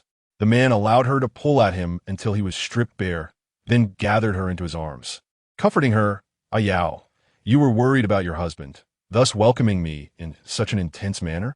Qin Yueying said nothing, burying her head in his embrace. Chapter 87. Loving her to the extent that she could claim his life.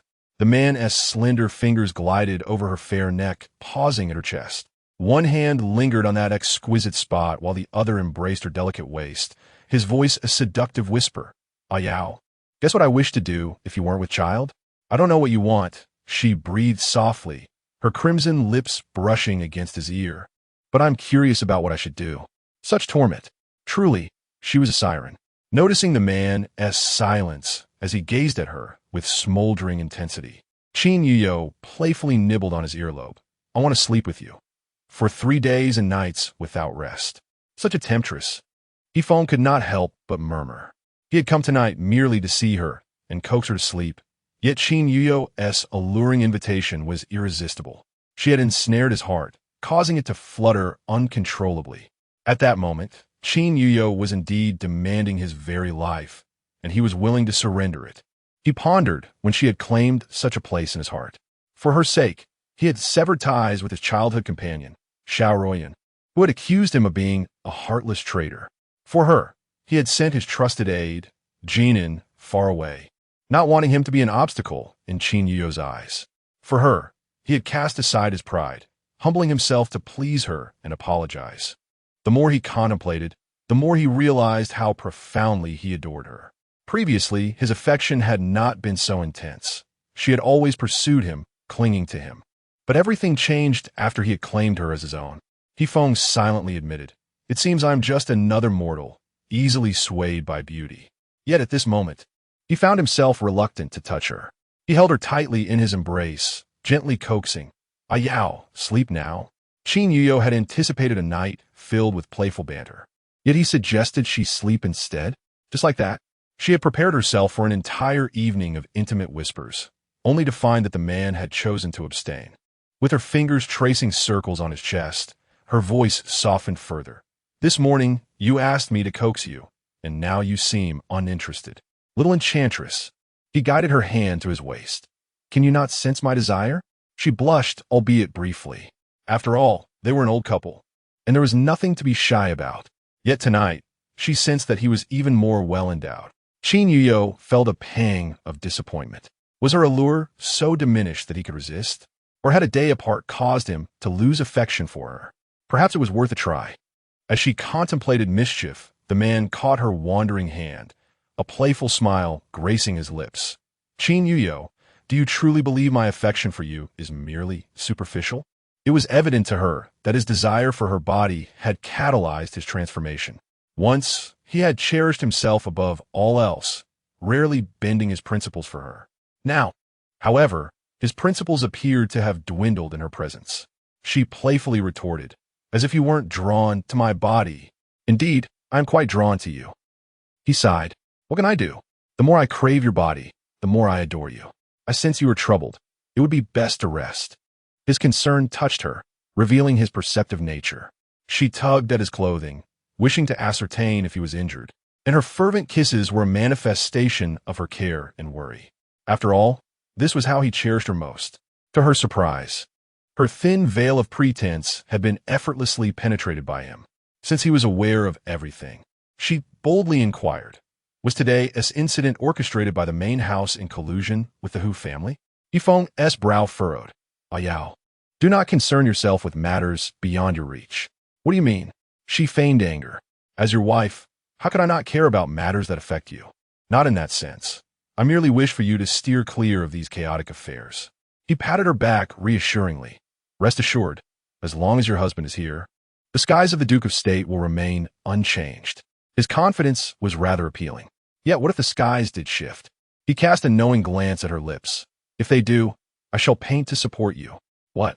Noticing her confusion, he elaborated playfully.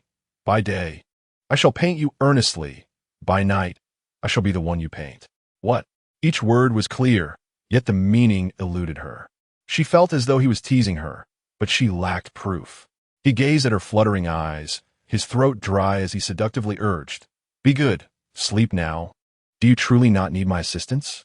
Her gaze drifted to his burgeoning desire.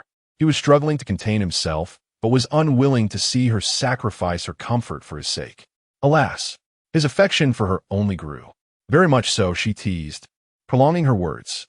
He cradled her face in his hands. "But you have been startled today and are exhausted. I do not wish for you to suffer." What to do? The man's restraint was all for her sake. Her fondness for this man deepened. He was adept at comforting her, making her heart flutter with joy. Qin Yuyo placed a tender kiss on his lips. But what if I desire it?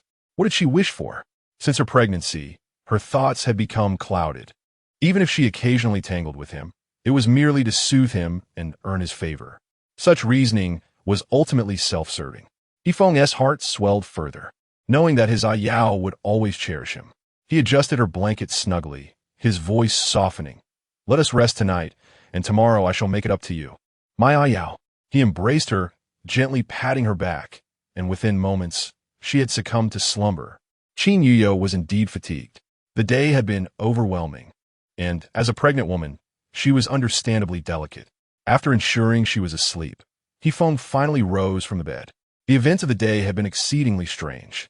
With the U.S. capabilities, even if he sought to manipulate the Hu family, he could not possibly disrupt his 7-kill pavilion. There might be royal involvement at play. Ultimately, the Duke of State's accomplishments had unsettled the throne. In truth, over the past few years, among the younger generation of the Duke of State, only 2 girls had been born. Not a single boy had emerged. He Yang and Lady Zhou had previously harbored suspicions. Chapter 88. He must regain the man and Appo's dignity. It is understandable that the Duke and Duchess of the State have grown suspicious. Some matters are indeed too peculiar. The legitimate wife of the eldest son, Hiyu, Ji Shi, was found to be unable to bear children only a year after their marriage, following an examination by the Imperial Medical Bureau. Yet, Ji Shi had previously assured them, "Before our marriage, I consulted a physician who confirmed my health was sound." That physician was highly skilled, rivaling the standards of the imperial doctors.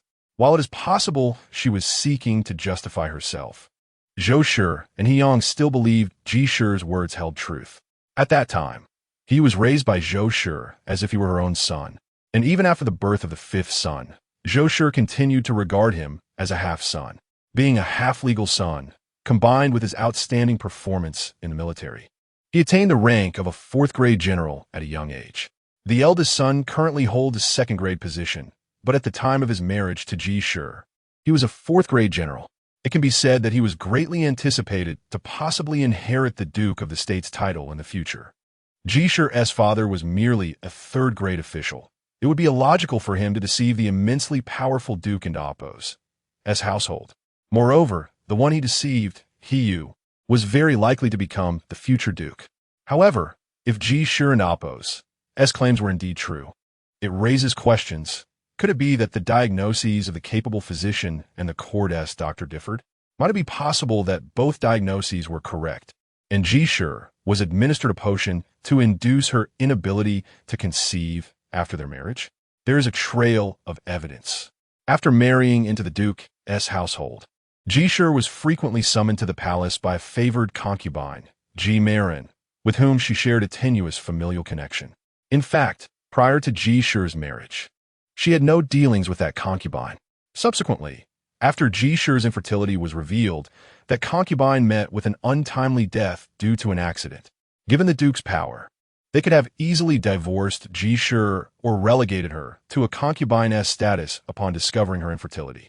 Yet, both He Yang and Zhou Shi suspect that the emperor had interfered, as they not only refrained from dismissing her, but allowed her to maintain her position as the legitimate wife even after the arrival of Princess Anyang. Later, when Princess Anyang became pregnant and gave birth to a daughter, He Yang and Zhou Shi dismissed their suspicions, perhaps believing they had overreacted. Those coincidences might have been mere accidents. Just 2 or 3 years after the Duke and Duchess of the State set aside their doubts, a similar situation arose. The legitimate wife of the 2nd house, Murong Shi, also bore no offspring. While no evidence surfaced to suggest that Murong Shi was harmed, everyone presumed it was due to the 2nd son's prolonged absence at the borders. Yet, Zhou Shi felt that something was amiss. Wasn't He Yang also rarely at the borders? He would return once a year, resting for a month, yet he fathered 5 sons. The 3rd son, on the other hand, had a rapid succession of births, but he was neither skilled in literature nor martial prowess, and his mother was a courtesan. Even if he were to have a son, it would not make much of a difference. As for He-Feng and the 4th son, they had only recently married, making their situation negligible. Currently, the power of the Duke's household has indeed grown, yet throughout these years, they have remained loyal subjects, with each generation contributing to the defense of the nation. In He Yang's generation, 4 of the 5 sons went to battle, with only He Yang returning, leaving him as the sole survivor. How could the emperor so quickly forget the sacrifices made by the Duke and Appo's household for the great Xia dynasty? After lulling Qin Yuyao to sleep, He-Feng entered Fengyuan Tower, keeping a vigilant eye on He Yang and Appo's situation. Once He Yang awoke, Feng intended to have a serious discussion with his father regarding the identity of the guards who appeared at the Xi'an courtyard today. Why could they not be found after the incident concluded? Before arriving at the Nizhang courtyard, Feng specifically inquired of Yu, eldest brother, were the guards stationed at the entrance of Xi'an courtyard or men? Absolutely not. He replied emphatically. If it is not you, then who else could command the Duke and Amp? Oppos, guards. Feng scoffed. Yu, incensed, retorted, fifth brother, if I could command the Duke and Amp. Oppos, guards. Then the position of Duke would belong to me, and you would not be in a position to dictate terms to me. Observing Yu's demeanor, which did not appear feigned, Feng ceased further questioning. The Duke and Amp, Oppos, guard belonged to Yang as private army, and only he, as the legitimate son, or Yang, could command them. However, reports from the household spies indicated that Yang had not summoned these individuals. In fact, when Yang emerged with Qin Yuyao and Oppos as assistants, he believed it was the work of the eldest son, Yu. A cold smile crept across Feng and Amp, Oppos' lips. Perhaps it was his second brother and Amp, Oppos' doing. The second brother and Oppos' father-in-law is a direct subordinate of Yang, likely capable of mobilizing a portion of the Duke and Oppos' guards. How audacious they are, treating Feng with such disregard. Half an hour later, word arrived from the CI and Oppos' and courtyard that Yang had awakened and wished to speak with him. Their conversation lasted until dawn. Regarding this incident, both father and son reached a consensus. This farce undoubtedly bore the Emperor and Amp, Oppos' fingerprints. Furthermore, the eldest and second brothers had become too restless and needed to be dealt with. Lastly, there was the matter of Qin Yuyao's pregnancy.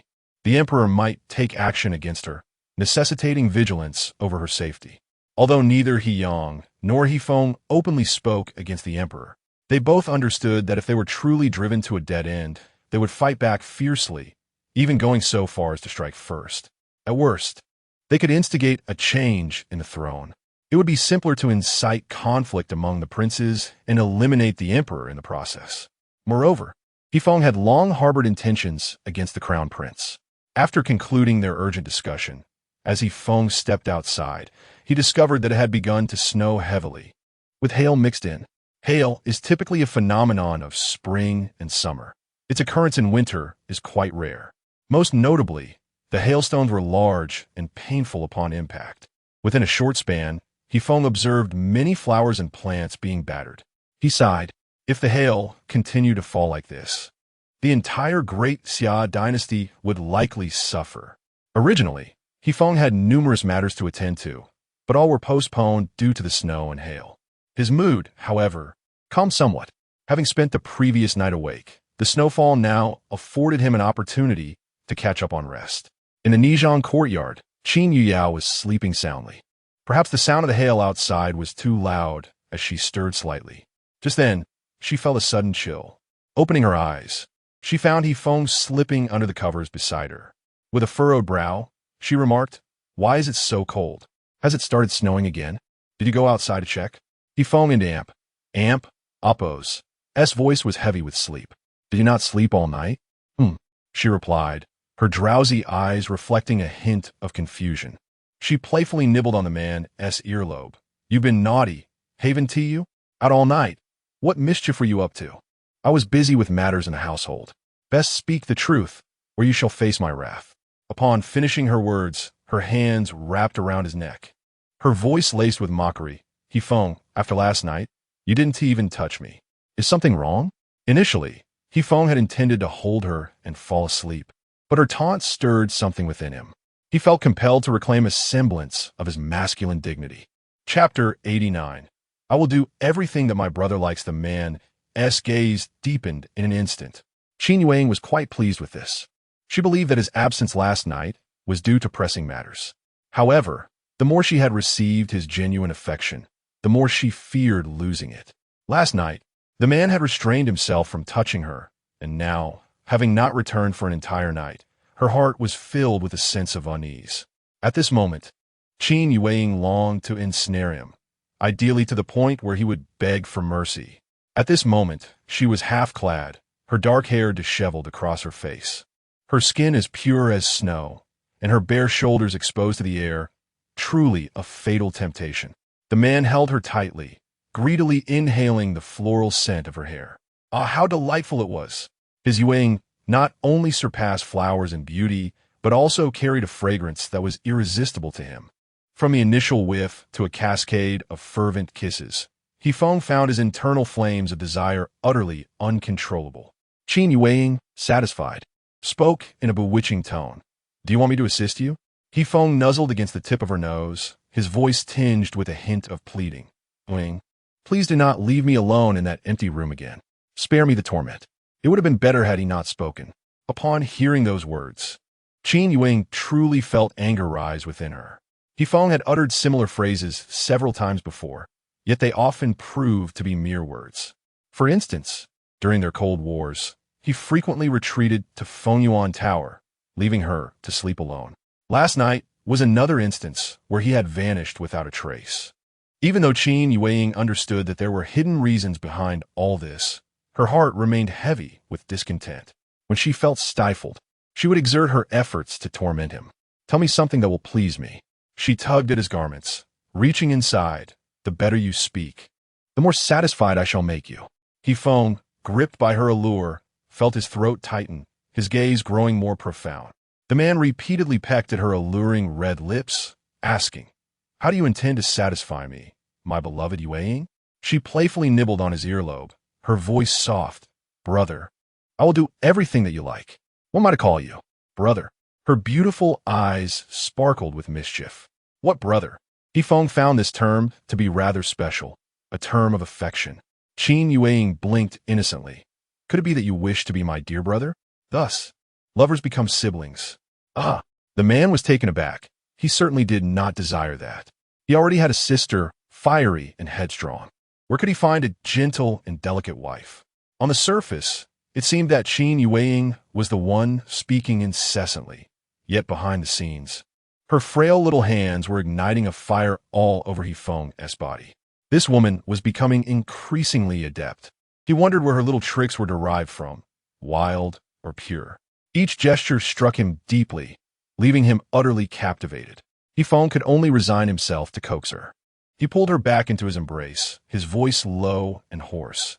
"Yuang, have you ever been to the top level of Yunming Pavilion?" "Not yet." Qin Yuang raised an eyebrow, clearly displeased. "You're not planning to bring that courtyard up again, are you?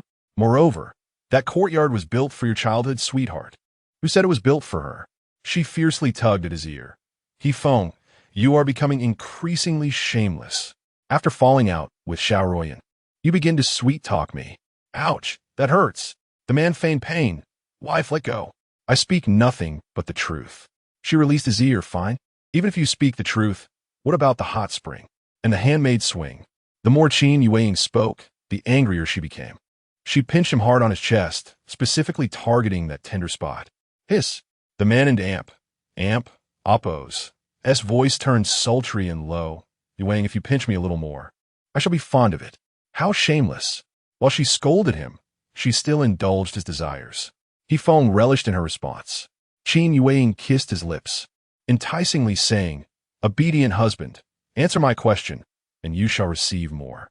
Although the courtyard was named after her, it was not as deeply sentimental as he imagined. Yifeng sighed. "I have said that she holds no place in my heart compared to you, yet you still cling to the past, you little jealous one." "Oomph." Qin Yuang spoke with a hint of threat. "Speak properly, or I shall kick you off the bed." Yifeng hastily clarified.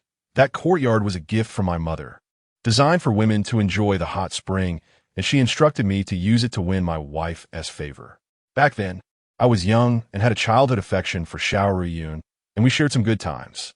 As he spoke, he carefully observed Qin Yuang's expression, only continuing when he sensed she was not too upset. Though called Yunming Pavilion, it was only because she was the woman I intended to spend my life with. After saying this, the man took her hand, intertwining their fingers. Yet she is now the prince's concubine, so that courtyard no longer belongs to her, but to my future wife. Well spoken. Qin Yuang pinched him even harder. "What nonsense! You claim that courtyard belongs to your future wife, yet you still keep her portrait? The day I smashed that courtyard, you were furious with me. Have a conscience, will you?" The man winced from the pain. Raising his tone, Xiao Yun's temperament is not as wild as yours. She does not enjoy swinging.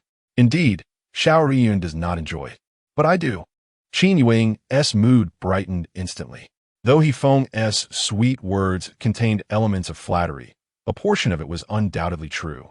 For instance, the swing was indeed her favorite. She poked his chest. So from that time on, you treated me so well. Why did you still maintain a cold demeanor? Perhaps you thought I was unworthy of you, or... He Feng abruptly halted mid-sentence. Why did he stop? Qin Yuang felt a pang of anxiety. The man lowered his head, like a child who had made a mistake. Yuang, I do not wish for you to be sad in the future. There are some matters I want to clarify with you. Intuition told her this was not a good sign. Just as Qin Yuang was about to say, can I choose not to listen? The man continued, I once had feelings for Xiao Yun. She was exceptional at that time, and I believed she was a suitable match for me. Before you appeared, she was always the most important woman in my life. After uttering these words, He Feng seemed to breathe a sigh of relief, raising his head to look at Qin Yuang earnestly. Yet my feelings for her do not compare to the intensity of what I feel for you. Since meeting you, my affection for you has become an uncontrollable passion. Hearing this, Qin Yuang's emotions grew complex. After a long silence, she said, somewhat sadly, so, it seems I am the villain, the one who intruded upon your relationship with her. No, the man tightened his embrace, comforting her. The only villain is me. You are innocent. At that time, she was already betrothed to the prince. Your pursuit does not count as intrusion. It was I who was torn between two loyalties, unwilling to betray my promise to Xiao Yun while also reluctant to let you go. Chapter 90. May I sleep, Yao? Qin Yao felt quite displeased. The entanglement among the three of them was a result of two people's faults. It was either her mistake or He Feng's. Was Xiao Yun entirely blameless? Regardless of others' opinions, Qin Yao firmly believed that among the three, Xiao Yun was the most absurd. 3 years ago, He Feng was single. 3 years ago, so was Qin